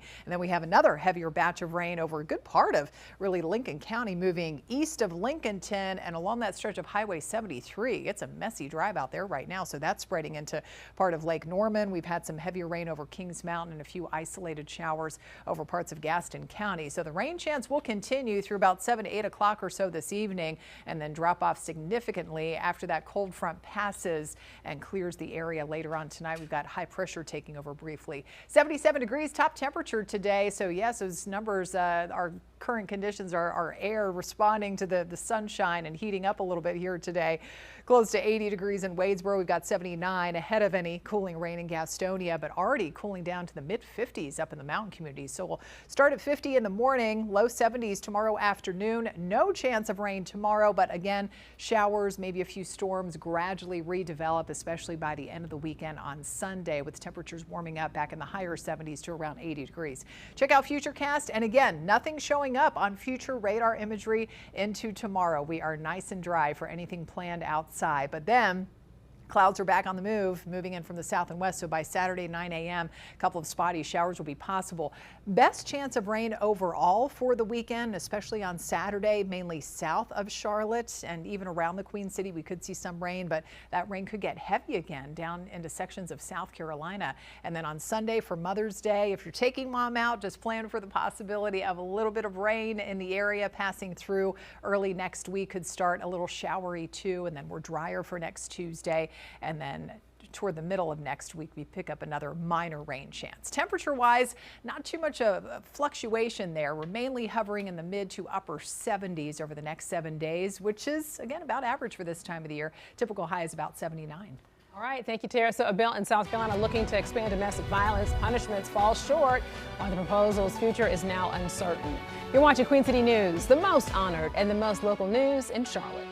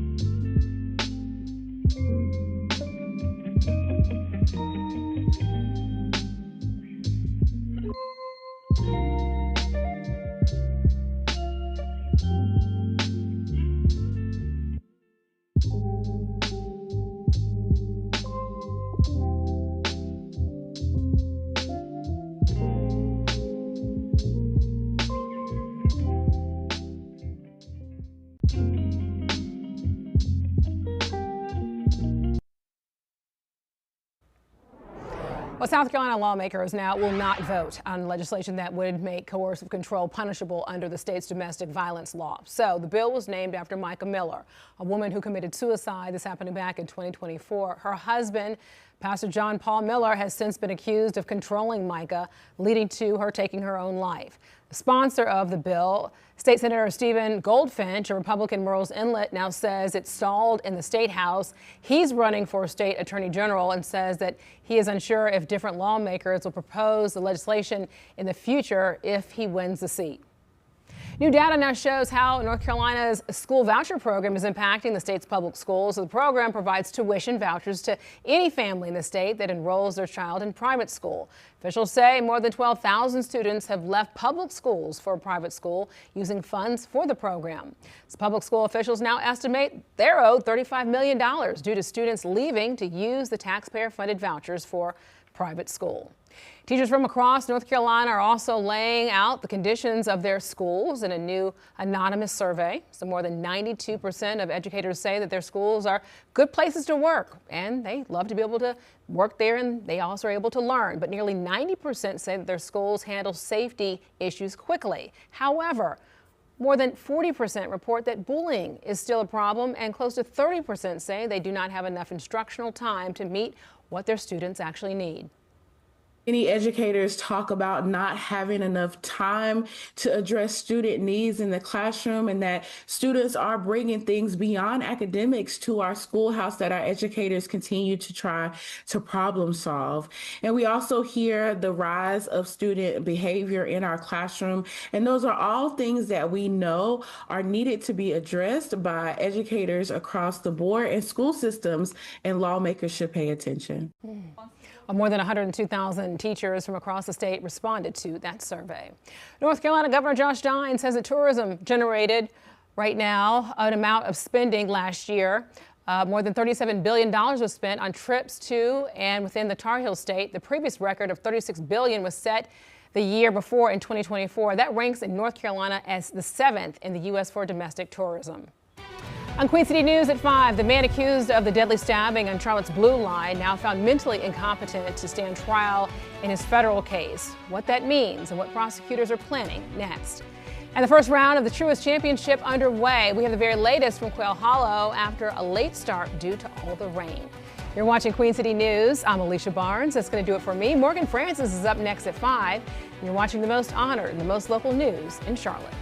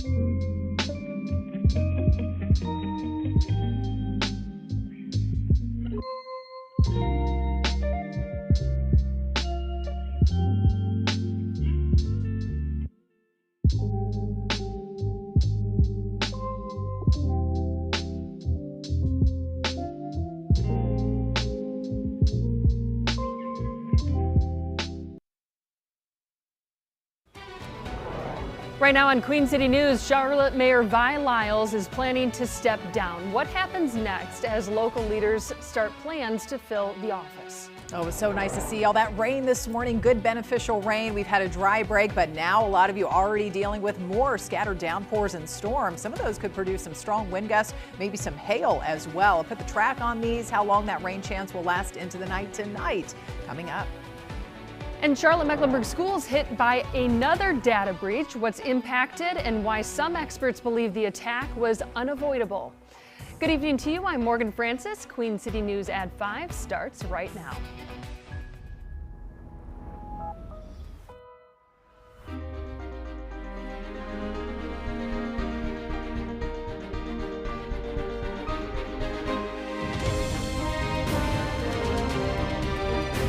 Queen City News starts now. First at 5, Charlotte Mayor Vi Lyles is resigning. The longtime incumbent made the unexpected announcement this morning, saying she's ready for the next phase of her life. Chief political correspondent Andy Weber explains what happens next and takes a look at who is already considering a run for the office. Charlotte Mayor Vi Lyles announcing her resignation via a statement issued Thursday morning. Lyles writing she'd be stepping down from the role at the end of June, saying, quote, "Now it is time for the next phase of my life to spend more time with my grandchildren and for someone new to lead us forward." Lyles' resignation means the council will have to appoint a replacement. That replacement needs to be a Democrat, a Charlotte resident, and registered to vote. As for an election, county officials say that won't happen until next year. We won't be involved in it here in Mecklenburg County Board of Elections until the September primary of 2027, and then November of 2027 is when we would actually all have a chance to elect a new mayor. The question now, who will fill this seat or run for it come 2027? Several council members have expressed interest, but all stopped short of officially announcing their candidacy for the seat. I don't know. I'm still looking at my options.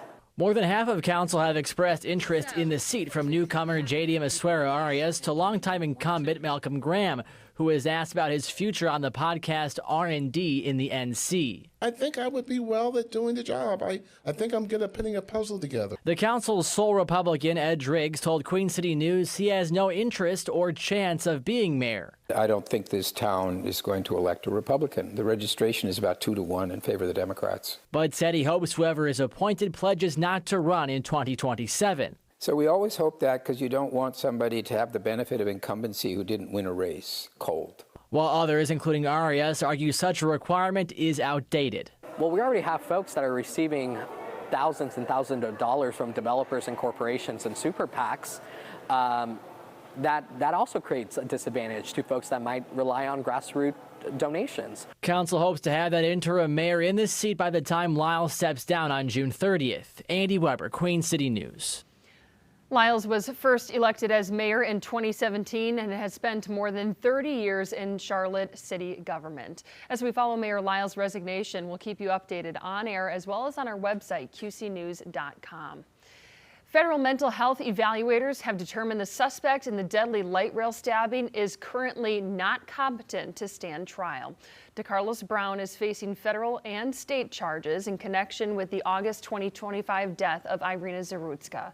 According to new documents filed in federal court, prosecutors and defense attorneys are asking a judge to hold a competency hearing after it was determined Brown suffers from serious mental illness. The federal filing states Brown's competency could be restored through treatment and medication. He remains in federal custody. A preliminary report from the NTSB details the moments before a deadly tanker explosion in Mooresville. It happened a month ago at the Carolina Beverage Group manufacturing facility. According to the report, the tractor-trailer driver reported a leak and was trying to fix it when the explosion happened. A white vapor was also seen in the area of the leak.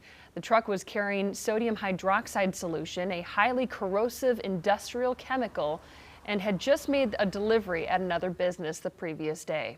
The driver was killed and an employee at the facility was injured. The investigation is ongoing. Looking live at Uptown Charlotte from our Arlington camera as Chief Meteorologist Tara Lane joins us from the Pinpoint Weather Center. Tara, most of the rain has cleared. Golfers at the Truist Championship are out on the course, but we're not done with that rain just yet. We are not, and we have some heavy showers and storms awfully close to the Quail Hollow Club too, and especially north and west of town here, hearing maybe some of those rumbles in the distance. We have a line of some pretty strong storms here moving through really a good part of Lincoln County, still heavily raining over Lincolnton, maybe some gusty wind, and small hail can be ruled out of some of these stronger storms for the rest of this evening. So this continues to spread east into Huntersville, Cornelius, and heading into part of Cabarrus County too, just to the west of Kannapolis proper in the downtown area there. Just a couple of sprinkles so far north and west of the Queen City here in Uptown, but you can see all this activity kind of moving generally due east, a little bit of a southeast jog at times. So we'll keep an eye on that, and more heavy rain that continues to move back over that I-40 corridor around Statesville,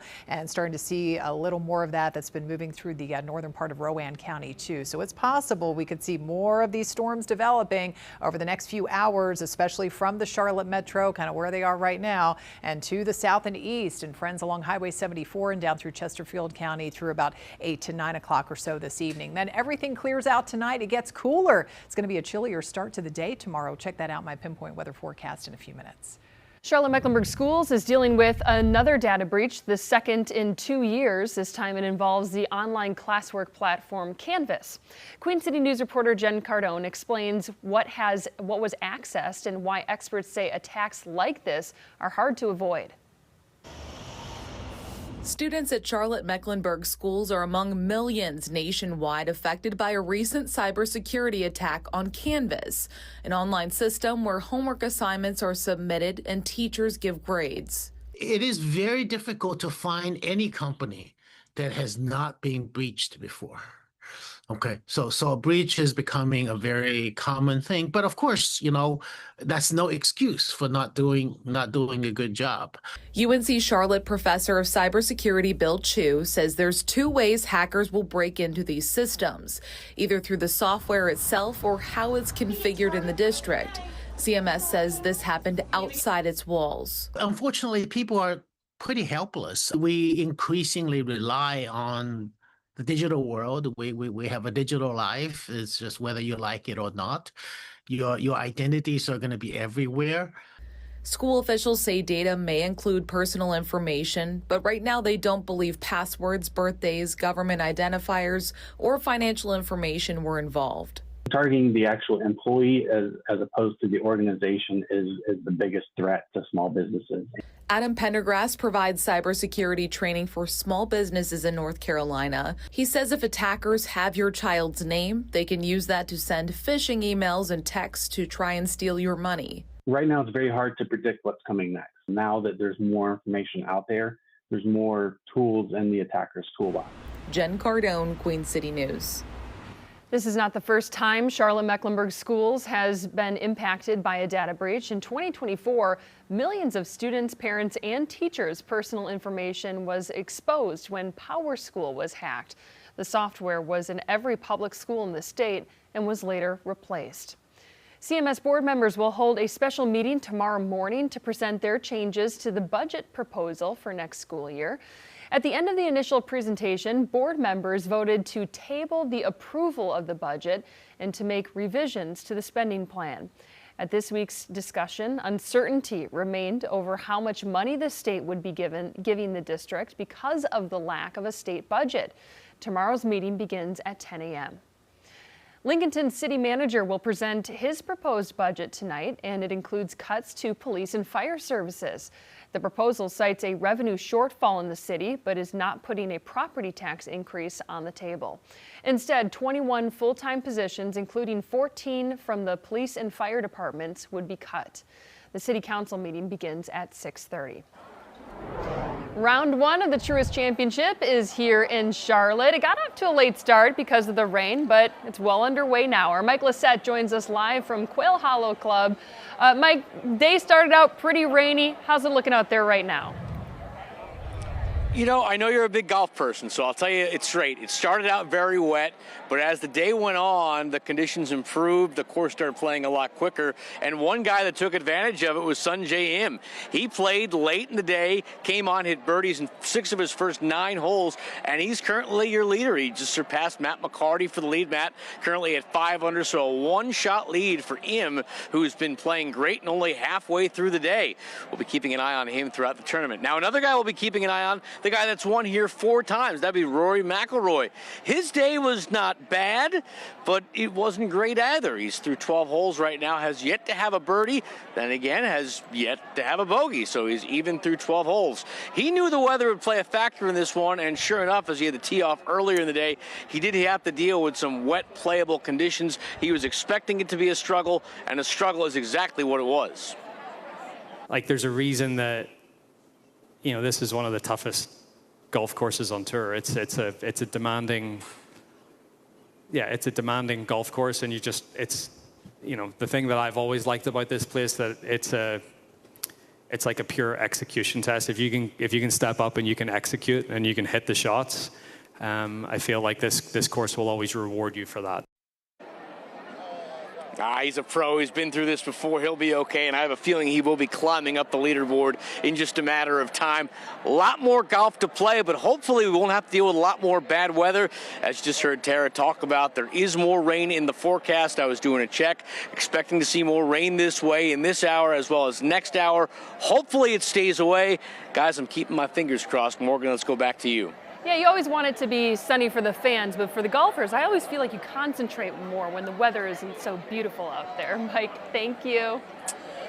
The NCAA is officially expanding its March Madness basketball tournament next year for both the men's and women's leagues. The format will grow from 64 teams plus 4 play-ins to 76 teams. This is the 3rd time the field has expanded this century. It would mean that there will be 19 teams in each of the 4 regions in the tournament. Tara? We have got the showers and storms expanding across the region here today. Parts of it, especially north and west of Charlotte so far, a little bit of rain just to the north of uptown, kind of closing in a little more on the area, so we'll track that. And we've got some drier conditions ahead before more rain chances develop over the weekend. Pinpoint weather forecast is next. Charlotte area florists facing a thorny issue ahead of Mother's Day weekend. How sky-high gas prices are impacting business during one of the busiest times of the year. And in the next half hour, making sure coaches aren't just experts in sports in North Carolina schools. The push for them to also be able to identify mental health struggles in their athletes. You're watching Queen City News, the most honored and most local news in Charlotte.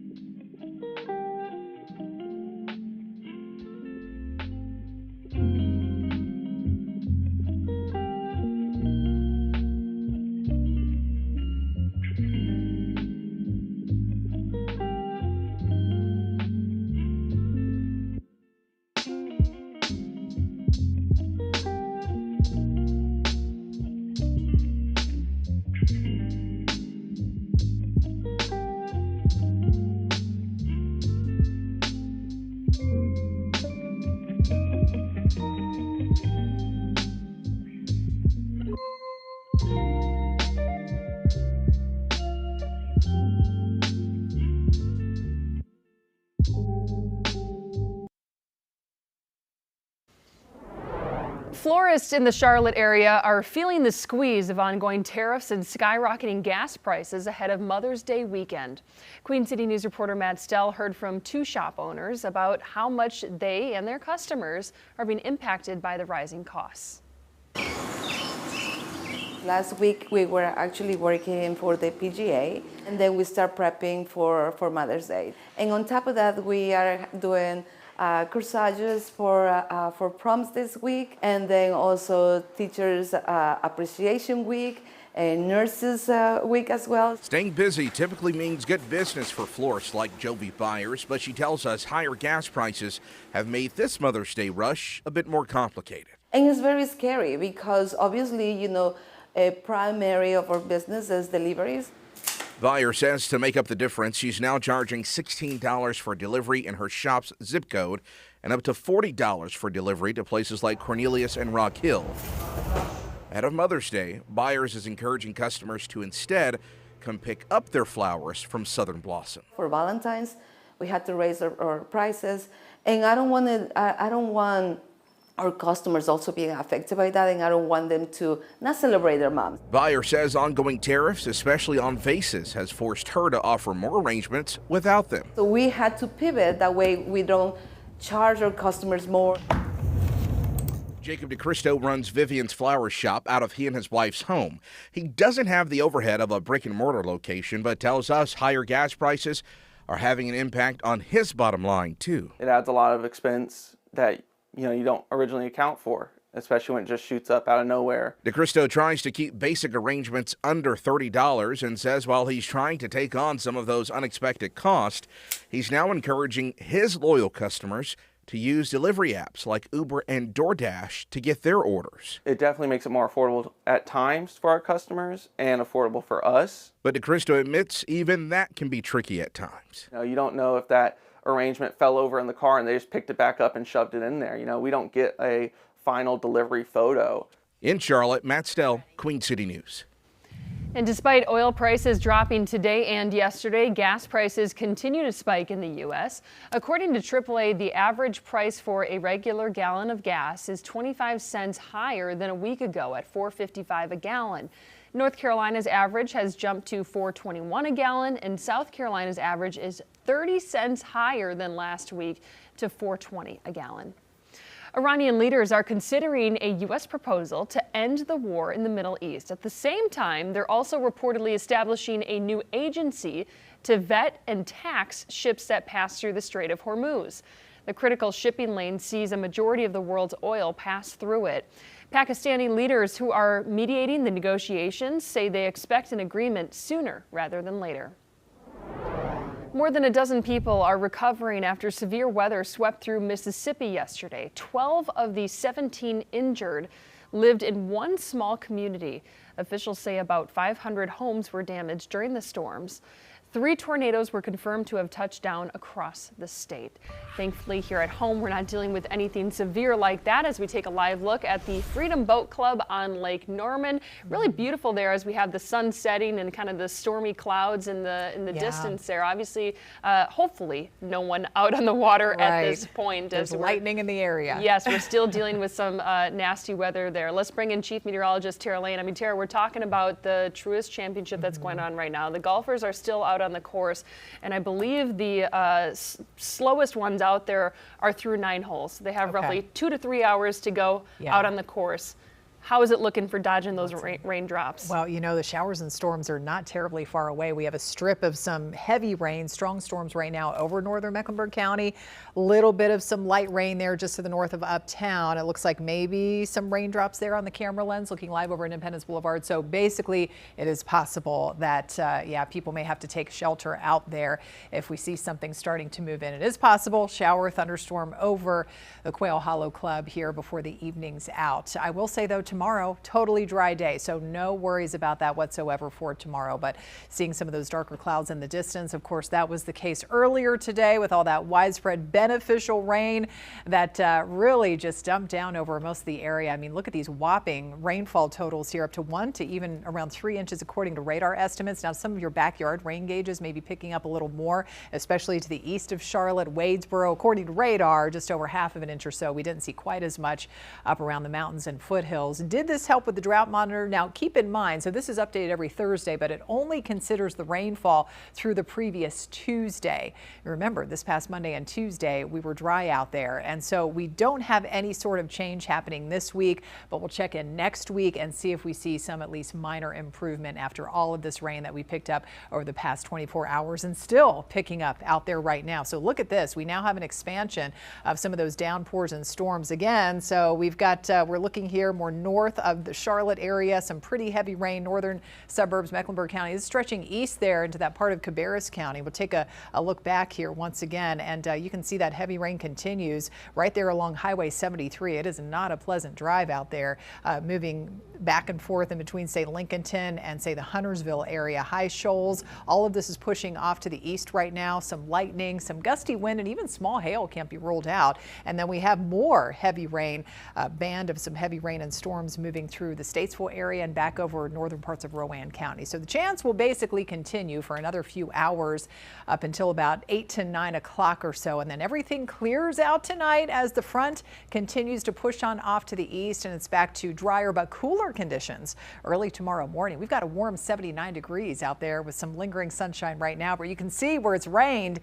We're now down to 60 in Statesville and Salisbury. We've got the cooler low and mid 50s up in the mountains, still close to 80 out there in Chesterfield County at Cheraw. So what's ahead? A drier Friday. Great weather for anything outside, including the Truist and the second round of play there. Will be mostly clear eventually later tonight and waking up tomorrow morning, but definitely a cooler start. Upper 30s up in the mountains. Will be waking up to mid 40s along the I-40 corridor around, say, Hickory and down through Lincolnton. 50 in the Queen City and some lower 50s down to South Carolina. But nice little warm up tomorrow afternoon. Still running cool for this time of the year. The average high is about 79. So high temps tomorrow only around the lower side of the 70s, but we will see lots of blue sky all day long and plentiful sunshine. So not a drop of rain showing up on Futurecast into tomorrow, but that changes pretty quickly already as we advance into Saturday. Clouds are back on the move, increasing moisture ahead of our next system from the south and west, and waking up Saturday morning, especially south and east of Charlotte. An additional few showers will be possible with more rain in the forecast, especially from Charlotte south on Saturday. Slightly better chance for Mother's Day on Sunday that we could see a little more coverage with this next front moving in.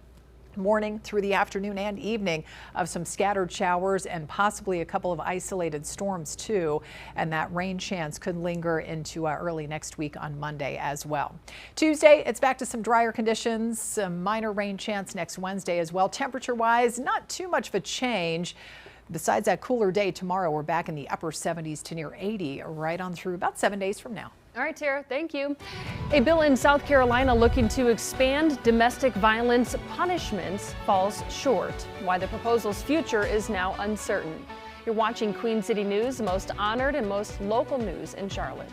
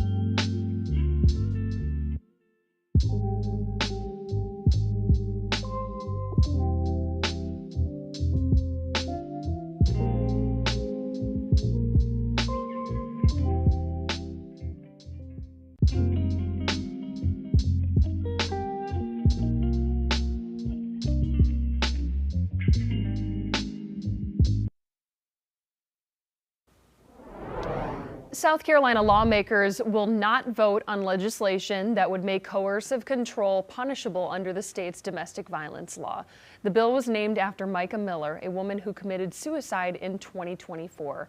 Her husband, Pastor John Paul Miller, has since been accused of controlling Micah, leading her to take her own life. The sponsor of the bill says it stalled in the state house. He is running for state attorney general and says he's unsure if different lawmakers will propose the legislation in the future if he wins the seat. New data shows how North Carolina's school voucher program is impacting the state's public schools. The program provides tuition vouchers to any family in the state that enrolls their child in private school. Officials say more than 12,000 students have left public schools for a private school using funds from the program. Public school officials estimate they're owed $35 million due to students leaving to use the taxpayer-funded vouchers for private schools. North Carolina Governor Josh Stein says tourism generated a record amount of spending last year. More than $37 billion was spent on trips to and within the Tar Heel State. The previous record of $36 billion was set the year before in 2024.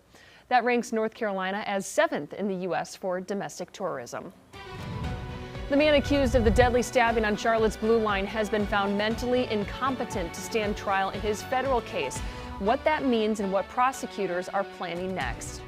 And the first round of the Truth Championship is underway. We have the latest from Quail Hollow after a late start due to the rain. You're watching Queen City News, the most honored and most local news in Charlotte.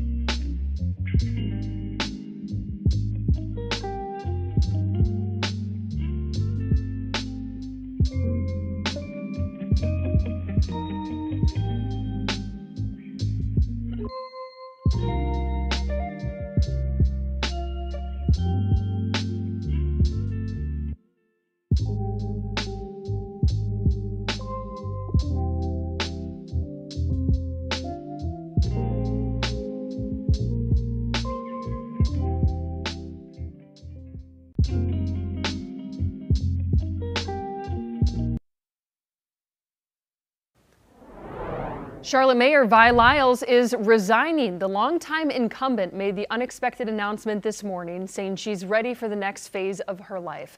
Chief Political Correspondent Andy Weber explains what happens next and takes a look at who is already considering a run for office. Charlotte Mayor Vi Lyles announcing her resignation via a statement issued Thursday morning. Lyles writing she'd be stepping down from the role at the end of June, saying, quote, "Now it is time for the next phase of my life to spend more time with my grandchildren and for someone new to lead us forward." Lyle's resignation means the council will have to appoint a replacement. That replacement needs to be a Democrat, a Charlotte resident, and registered to vote. As for an election, county officials say that won't happen until next year. We won't be involved in it here in Mecklenburg County Board of Elections until the September primary of 2027, and then November of 2027 is when we would actually all have a chance to elect a new mayor. The question now, who will fill this seat or run for it come 2027? Several council members have expressed interest, but all stopped short of officially announcing their candidacy for the seat. I don't know. I'm still looking at my options. More than half of council have expressed interest in the seat, from newcomer J.D. Masuero Arias to longtime incumbent Malcolm Graham, who was asked about his future on the podcast R&D in the NC. I think I would be well at doing the job. I think I'm good at putting a puzzle together. The council's sole Republican, Ed Driggs, told Queen City News he has no interest or chance of being mayor. I don't think this town is going to elect a Republican. The registration is about 2-1 in favor of the Democrats. But said he hopes whoever is appointed pledges not to run in 2027. So we always hope that, because you don't want somebody to have the benefit of incumbency who didn't win a race cold. While others, including Arias, argue such a requirement is outdated. Well, we already have folks that are receiving thousands and thousands of dollars from developers and corporations and super PACs. That also creates a disadvantage to folks that might rely on grassroots donations. Council hopes to have that interim mayor in this seat by the time Lyle steps down on June 30th. Andy Weber, Queen City News. Lyles was first elected as mayor in 2017 and has spent more than 30 years in Charlotte city government. As we follow Mayor Lyles' resignation, we'll keep you updated on air as well as on our website, qcnews.com. Federal mental health evaluators have determined the suspect in the deadly light rail stabbing is currently not competent to stand trial. DeCarlos Brown Jr. is facing federal and state charges in connection with the August 2025 death of Irina Zurutska. According to new documents filed in federal court, prosecutors and defense attorneys are asking a judge to hold a competency hearing after it was determined Brown suffers from serious mental illness. The federal filing states Brown's competency could be restored through treatment and medication. He remains in federal custody. New court records are giving more details about a woman's death in East Charlotte, and we want to warn you, some viewers may find the information disturbing. Officers say Thomas Hamilton called 911 from a gas station last week to report his girlfriend, 19-year-old Isabella Strope, stopped breathing. Authorities found Strope dead at her apartment on Yateswood Drive.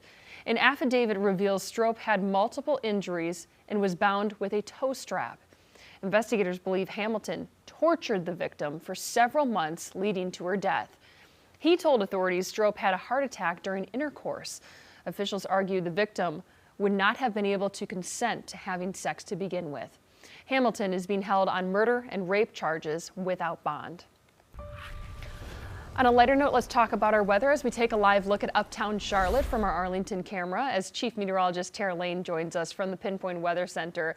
Tara, most of that rain has cleared. We're not done just yet. Still flirting with golfers out on the course at Quail Hollow Club. And staying just to the north of there so far. And boy, look at those ominous looking clouds over uptown right now. We definitely have that heavy activity right now. Some strong storms with the potential they could produce maybe some strong wind gusts, even some smaller sized hail. It was possible that maybe we saw a little bit of that out toward Lincolnton just a little bit ago. But look at this band of some just torrential rain, strong storms, lots of lightning at times, moving across anywhere from Lincoln County, good part of the county really, stretching pretty much due east through our northern suburbs, Cornelius, Huntersville, Davidson, and heading into Cabarrus County too from Kannapolis, stretching down I-85, some thunder and lightning down that way and through Harrisburg. So heads up friends, eventually towards Stanley County, that's going to be headed your way if it holds together, and more just scattered heavy at times showers and a couple of occasional storms still redeveloping around Statesville and heading into northern parts of Rowan County. So this chance of some additional showers and storms basically focused from kind of where they are right now, Charlotte Metro south and east,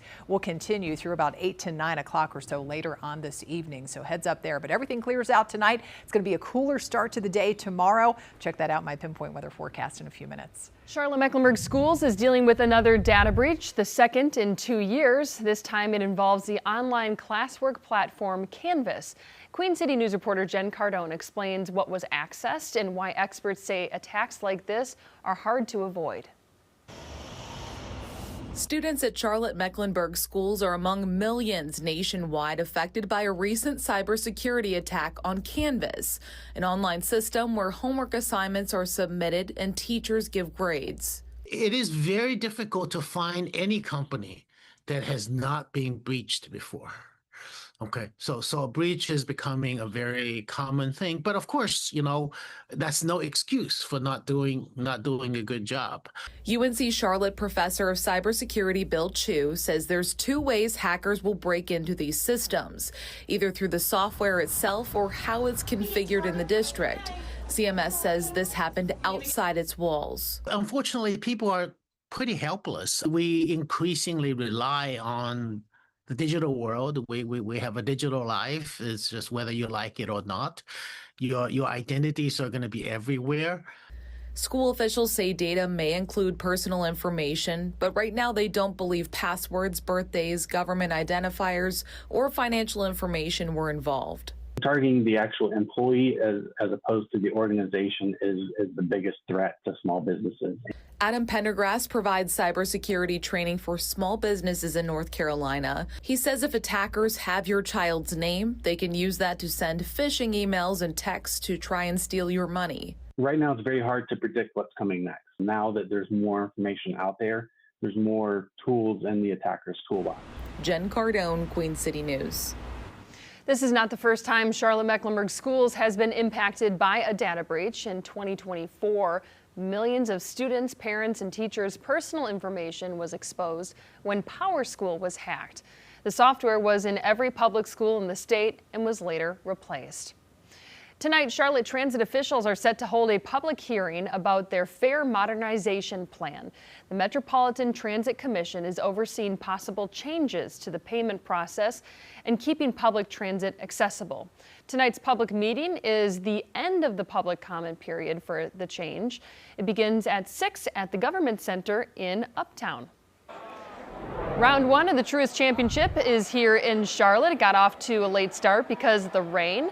Our Mike Lissette looks pretty dry out there right now, joins us live from Quail Hollow Club. Is the sun out, Mike? It looks pretty nice right now. We're playing with some cloud cover right now, I'll give you that. But the good news is, as you just heard Tara say, it looks as if the rain is going to stay away from us. I'm looking up in the sky, and I am not seeing anything ominous. It's all blue skies, and that is very good because we've still got a little more golf to play today. As you mentioned, late start to this one, which means we're still in the thick of round one, and it's getting interesting. Sanjay Im, your current leader at 6 under, he came out very hot. 6 birdies in his first 9 holes. He just completed the turn. He's leader over Matt McCarty, the American who is looking for his second victory of his career. He's at 5 under right now. A lot of guys playing at that 5 under range. It'll be something we'll keep an eye on throughout the day to see who comes away on top. One guy we know who's not going to be anywhere near the top of the leaderboard is the 4-time winner Rory McIlroy. Didn't have a bad day, but certainly didn't have a great day. He's through 16 holes. He's bogeyed 0 holes. He's birdied 0 holes. So he's at straight even. He, more than a lot of other people, because he started first, had to deal with the wet conditions, which definitely made things tough. He was expecting a struggle, and sure enough, a struggle is what he got. Like, there's a reason that, this is one of the toughest golf courses on tour. It's a demanding golf course, and it's the thing that I've always liked about this place, that it's like a pure execution test. If you can step up and you can execute and you can hit the shots, I feel like this course will always reward you for that. He's a veteran, a lot more golf to play, so he's not panicking. And the other reason why he's not panicking, remember, there are no cuts in this tournament, so as long as he positions himself better tomorrow, he'll be in great position going into the weekend. Reporting from Quail Hollow, I'm Mike Lissette, Queen City News. Mike, I hope you're near a tent, because you said no rain, and Tara whispered, for now. Oh, don't do that to me. Don't do that to me, guys. Come on. All right, we'll see if Tara can control that back here at the station. Many of the fresh faces on the Carolina Panthers roster will be reporting to Uptown tomorrow. Rookie minicamp kicks off at Bank of America Stadium. The 7 draft picks and undrafted free agents will be reporting tomorrow and Saturday.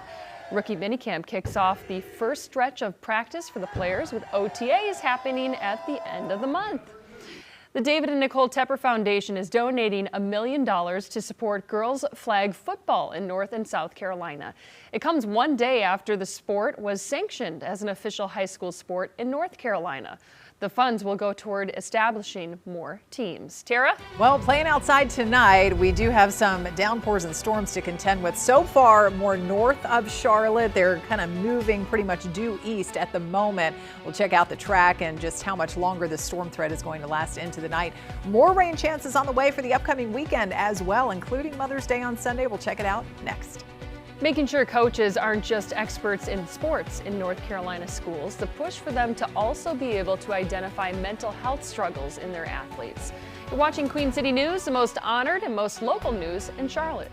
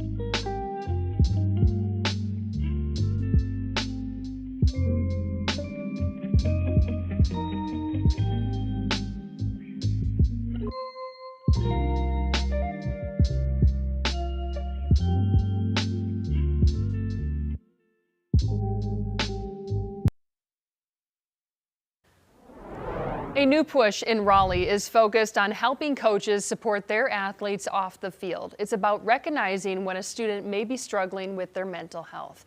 Our Shabnan Dinesh joins us live from the General Assembly tonight. Shabnan, why are lawmakers pushing for this training? Well, supporters say the coaches are the first trusted adult to notice when student athletes are struggling mentally. For many student athletes, coaches are more than just coaches. Coaches are often among the first to notice when something is not right. They see the long practices, they have the quiet moments, and the changes in behaviors that others might not see. But many coaches don't know what to do when that happens. State Senator Caleb Tedros joined mental health advocates Thursday to promote the Coaches Care Act. It's an effort to require youth mental health first aid training for middle and high school coaches across the state. This is not about asking coaches to become counselors. It is about making sure that they're not left guessing when a student needs help. The renewed push comes after the North Carolina High School Athletic Association unanimously approved a policy requiring high school coaches to complete mental health training every 3 years. The training is designed to help coaches recognize warning signs of mental health challenges and substance abuse. It's a very hands-on situation, and those kids pour their hearts out into these activities. So, a lot of times when they develop a good bond, good conversations, and also they bring out their problems as well as their triumphs to you. Sean Crocker is the head football coach at Panther Creek High School in Cary. He says student athletes often face pressure on and off the field while balancing school, sports, and scholarships. It's overwhelming for a lot of players, and it's just a matter of when it hits. But with the proper supports and reassurances, we do the best we can to get those guys through.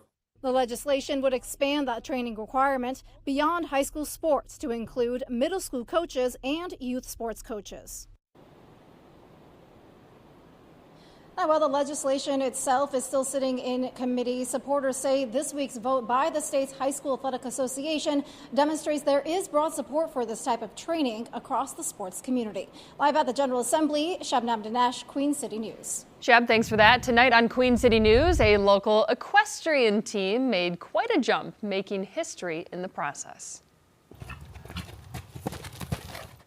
The team representing Waters Edge Farm won the Interscholastic Equestrian Association National Finals. They're the first Charlotte area champs to win, led by a stable of talented riders. It's something that's really almost could be a once-in-a-lifetime opportunity for us and these kids. It was a full circle moment for the coach, who also made history at nationals. Our John Lee tells us why the sport fosters teamwork among the riders and with the horses they ride too. Watch Faces of the Carolinas tonight on Queen City News at 10. We're taking a live look now at Freedom Boat Club on Lake Norman in Cornelius, where the rain is coming down hard. Actually, you can see in the distance when the see the raindrops the sheet of rain coming across the water too. Oh, yeah. You can see the really heavy stuff when it hits the water there, and that's as forecasted by Chief Meteorologist Tara Lane. She said rain is on the way, and it's north of us right now. I know. We had that big round this morning. Of course, nothing severe. It was just plain rain for the most part. Nice break this afternoon, and then we were watching for the possibility of some of those kind of redeveloping with that front. All needed though, and We'll take welcomed it. in some way, shape, or form, because Exactly. we've got drought conditions that we're still working through. Exactly. I know the widespread extreme and in some cases exceptional drought conditions, but getting some good help from that with even a few inches of rain in some communities from over the past 24 hours. Look at the dark cloud cover there in the distance, looking live Independence Boulevard. Nice and bright and sunny from this particular point of view, but boy, in the distance and especially to the north, it is heavily raining over part of northern Mecklenburg County, Cabarrus County, and west into Lincoln County. We'll take a look at that coming up. First, I just want to show you here how much rain we have picked up over the past 24 hours, in case you're wondering just how much. 1 to even 3 inches in some cases here. Jackpot down there into York County, parts of Chester County, South Carolina. This is according to radar, so some of your backyard rain gauges could have some different numbers, and especially to the east of Charlotte. And again, we're still adding to some of this. Up in the mountains and foothills, not quite that much. However, we do have more rain chances on the way for the upcoming weekend, where it's heavily raining right now, as I said, over northern Mecklenburg County, right over the heart of Huntersville, Cornelius, up toward Davidson, Mooresville, getting in on some of the lighter rain at the moment. And it is really coming down now over Kannapolis and Concord, Harrisburg, stretching south and east of there, south of Highway 73 in the Mount Pleasant area, with some occasional lightning as well, the rumbles of thunder. And you can see how it stretches west into Lincoln County, now dropping a little bit more towards Stanley and friends in Gaston County. Meanwhile, it's kind of tapering off after that second round this afternoon over Statesville and heading into northern Rowan County. So the rain chance is lingering for another few hours. Once we get into, say, 8, 9 o'clock or so,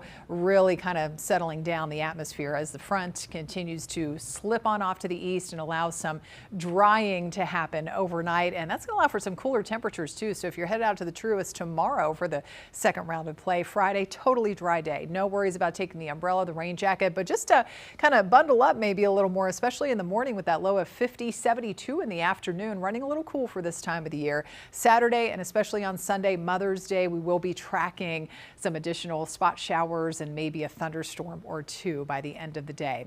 Meanwhile, today, sun coming out. We made it up to 79 degrees, 1 degree above average for this time of the year. You can see where it's rained. We've got the cooler 60s up to the north along I-40, still at 71 in Morganton, and dropping to only around 50 cool, kind of chilly degrees up in the mountains at Jefferson and Boone right now. So again, dry tomorrow. We'll pick up that minor rain chance, an isolated storm chance for Saturday, better chance on Sunday. Let's check out Futurecast. You can see how even the cloud cover clears out later on tonight. So waking up to wall-to-wall sunshine tomorrow morning, not a drop of rain in sight. However, that quickly changes after tomorrow afternoon and evening. Clouds are back on the move, moving in from the south and west. Best chance of rain for Saturday will be more from Charlotte south, where we could pick up on a few isolated showers, maybe a heavier shower there early in the morning, and that will continue into the afternoon. Best chance of rain, southern Mecklenburg County, east along Highway 74 and down into South Carolina. So that clears out briefly, but then we have another front on the way for Sunday, bringing another round of some scattered showers, maybe a storm. We'll stick with that chance to kick off next week, and a little bit drier again for Tuesday. Wednesday, another minor rain chance coming in. So if you live up in the mountains, temperatures mid to upper 60s, beautiful weather out there tomorrow, so closer to 70 for Saturday, just a little bit warmer on Sunday, but with some scattered showers and storms around,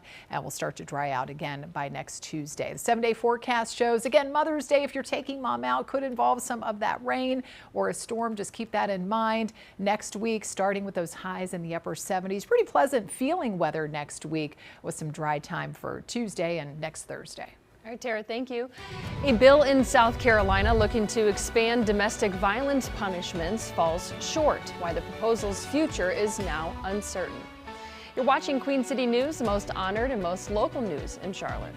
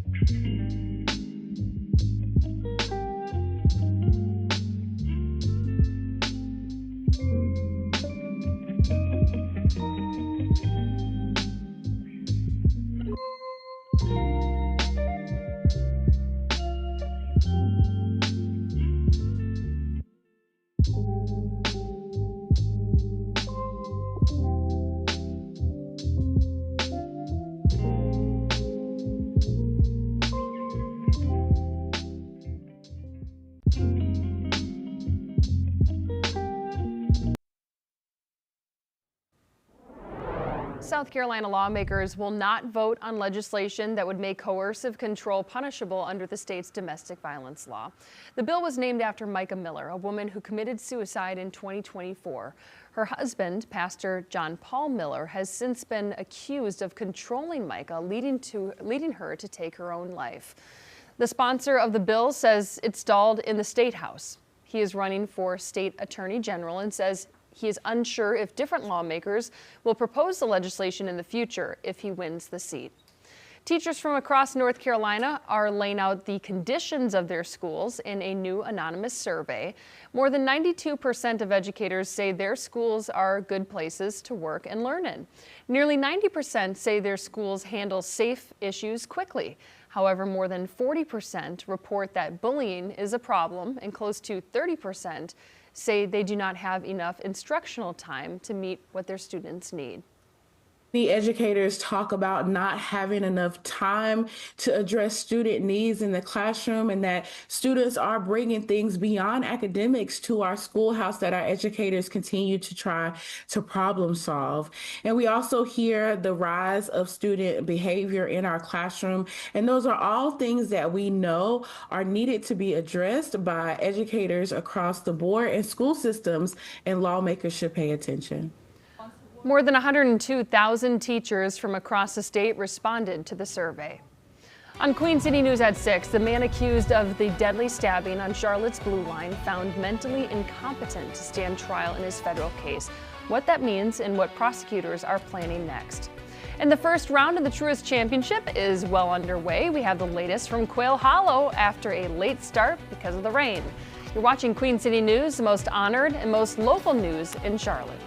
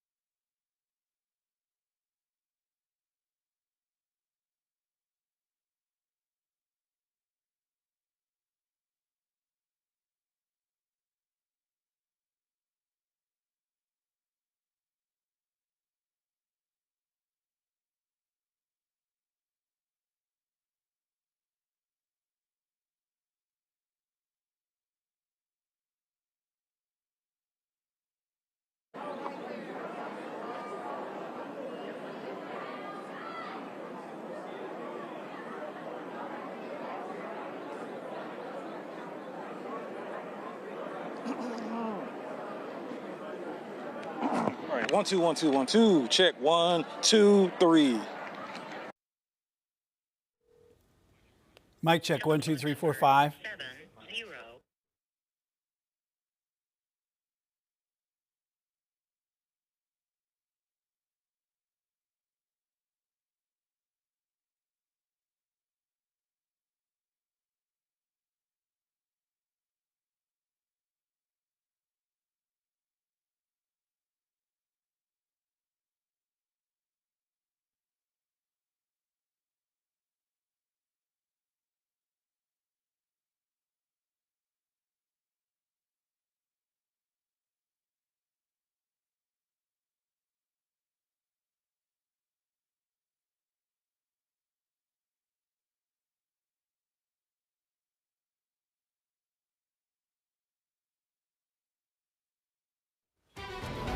Now on Queen City News, Charlotte Mayor Vi Lyles stepping down. Why and what happens next as local leaders begin planning to fill the office. After that big round of rain earlier today, we saw some sunshine. Now we're tracking more big showers and storms moving through, especially north and east of Charlotte. Some of the stronger storms passing through at this time. How long that rain chance will last into the night tonight. And, well, we've got some cooler temperatures ahead waking up tomorrow morning. Pinpoint weather forecast coming up. And Charlotte-Mecklenburg schools hit by another data breach. What's impacted and why some experts believe the attack was unavoidable. Good evening, I'm Brian Blakely. Queen City News at 6 starts right now.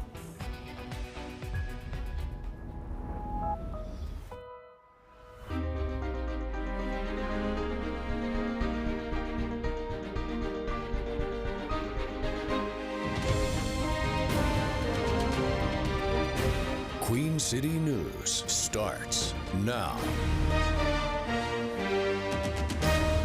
First at 6, Charlotte Mayor Vi Lyles is resigning. The longtime incumbent made that unexpected announcement this morning. It has many questioning why at this point after just being reelected, but she says she is ready for the next phase of her life.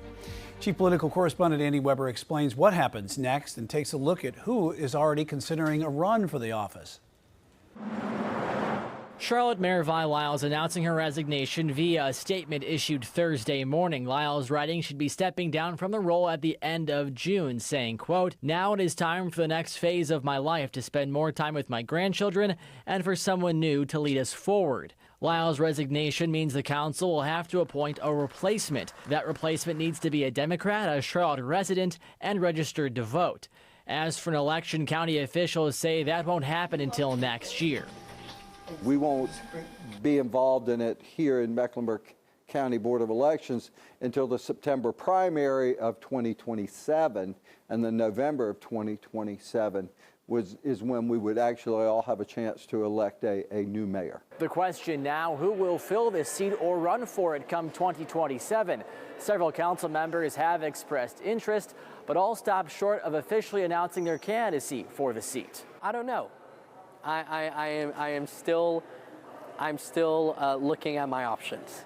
More than half of council have expressed interest in the seat, from newcomer J.D. Masuero Arias to longtime incumbent Malcolm Graham, who was asked about his future on the podcast R&D in the NC. I think I would be well at doing the job. I think I'm good at putting a puzzle together. The council's sole Republican, Ed Driggs, told Queen City News he has no interest or chance of being mayor. I don't think this town is going to elect a Republican. The registration is about 2-1 in favor of the Democrats. But said he hopes whoever is appointed pledges not to run in 2027. So we always hope that, because you don't want somebody to have the benefit of incumbency who didn't win a race cold. While others, including Arias, argue such a requirement is outdated. Well, we already have folks that are receiving thousands and thousands of dollars from developers and corporations and super PACs.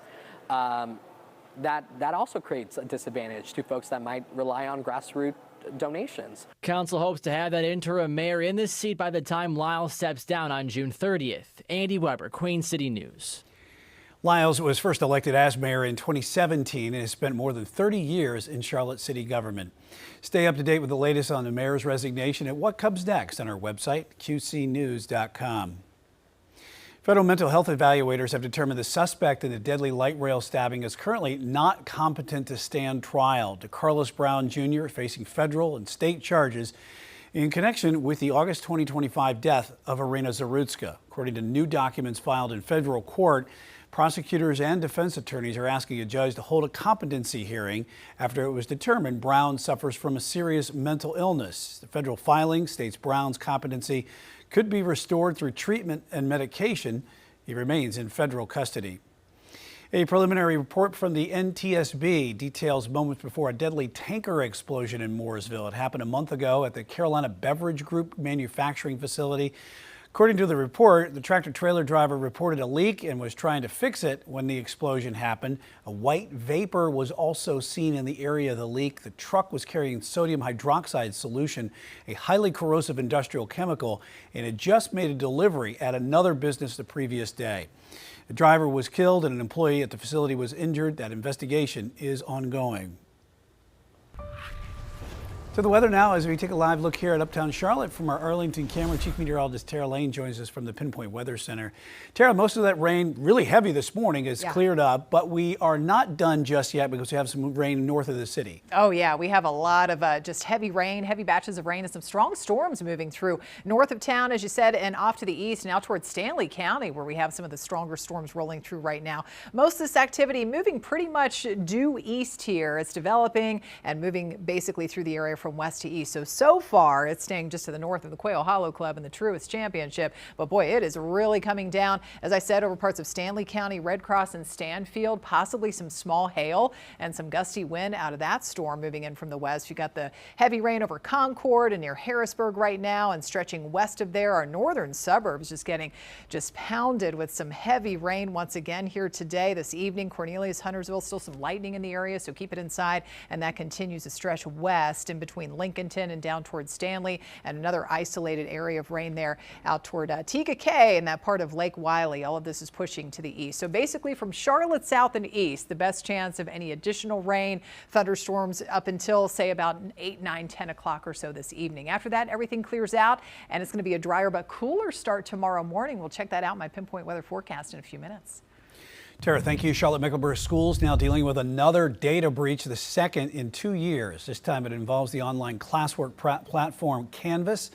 Queen City News reporter Jen Cardone explains what was breached and why experts say attacks like this are hard to avoid. Students at Charlotte-Mecklenburg schools are among millions nationwide affected by a recent cybersecurity attack on Canvas, an online system where homework assignments are submitted and teachers give grades. It is very difficult to find any company that has not been breached before. Okay, so a breach is becoming a very common thing, but of course, that's no excuse for not doing a good job. UNC Charlotte professor of cybersecurity Bill Chu says there's two ways hackers will break into these systems, either through the software itself or how it's configured in the district. CMS says this happened outside its walls. Unfortunately, people are pretty helpless. We increasingly rely on the digital world. We have a digital life. It's just whether you like it or not. Your identities are going to be everywhere. School officials say data may include personal information, but right now they don't believe passwords, birthdays, government identifiers, or financial information were involved. Targeting the actual employee as opposed to the organization is the biggest threat to small businesses. Adam Pendergrass provides cybersecurity training for small businesses in North Carolina. He says if attackers have your child's name, they can use that to send phishing emails and texts to try and steal your money. Right now, it's very hard to predict what's coming next. Now that there's more information out there, there's more tools in the attacker's toolbox. Jen Cardone, Queen City News.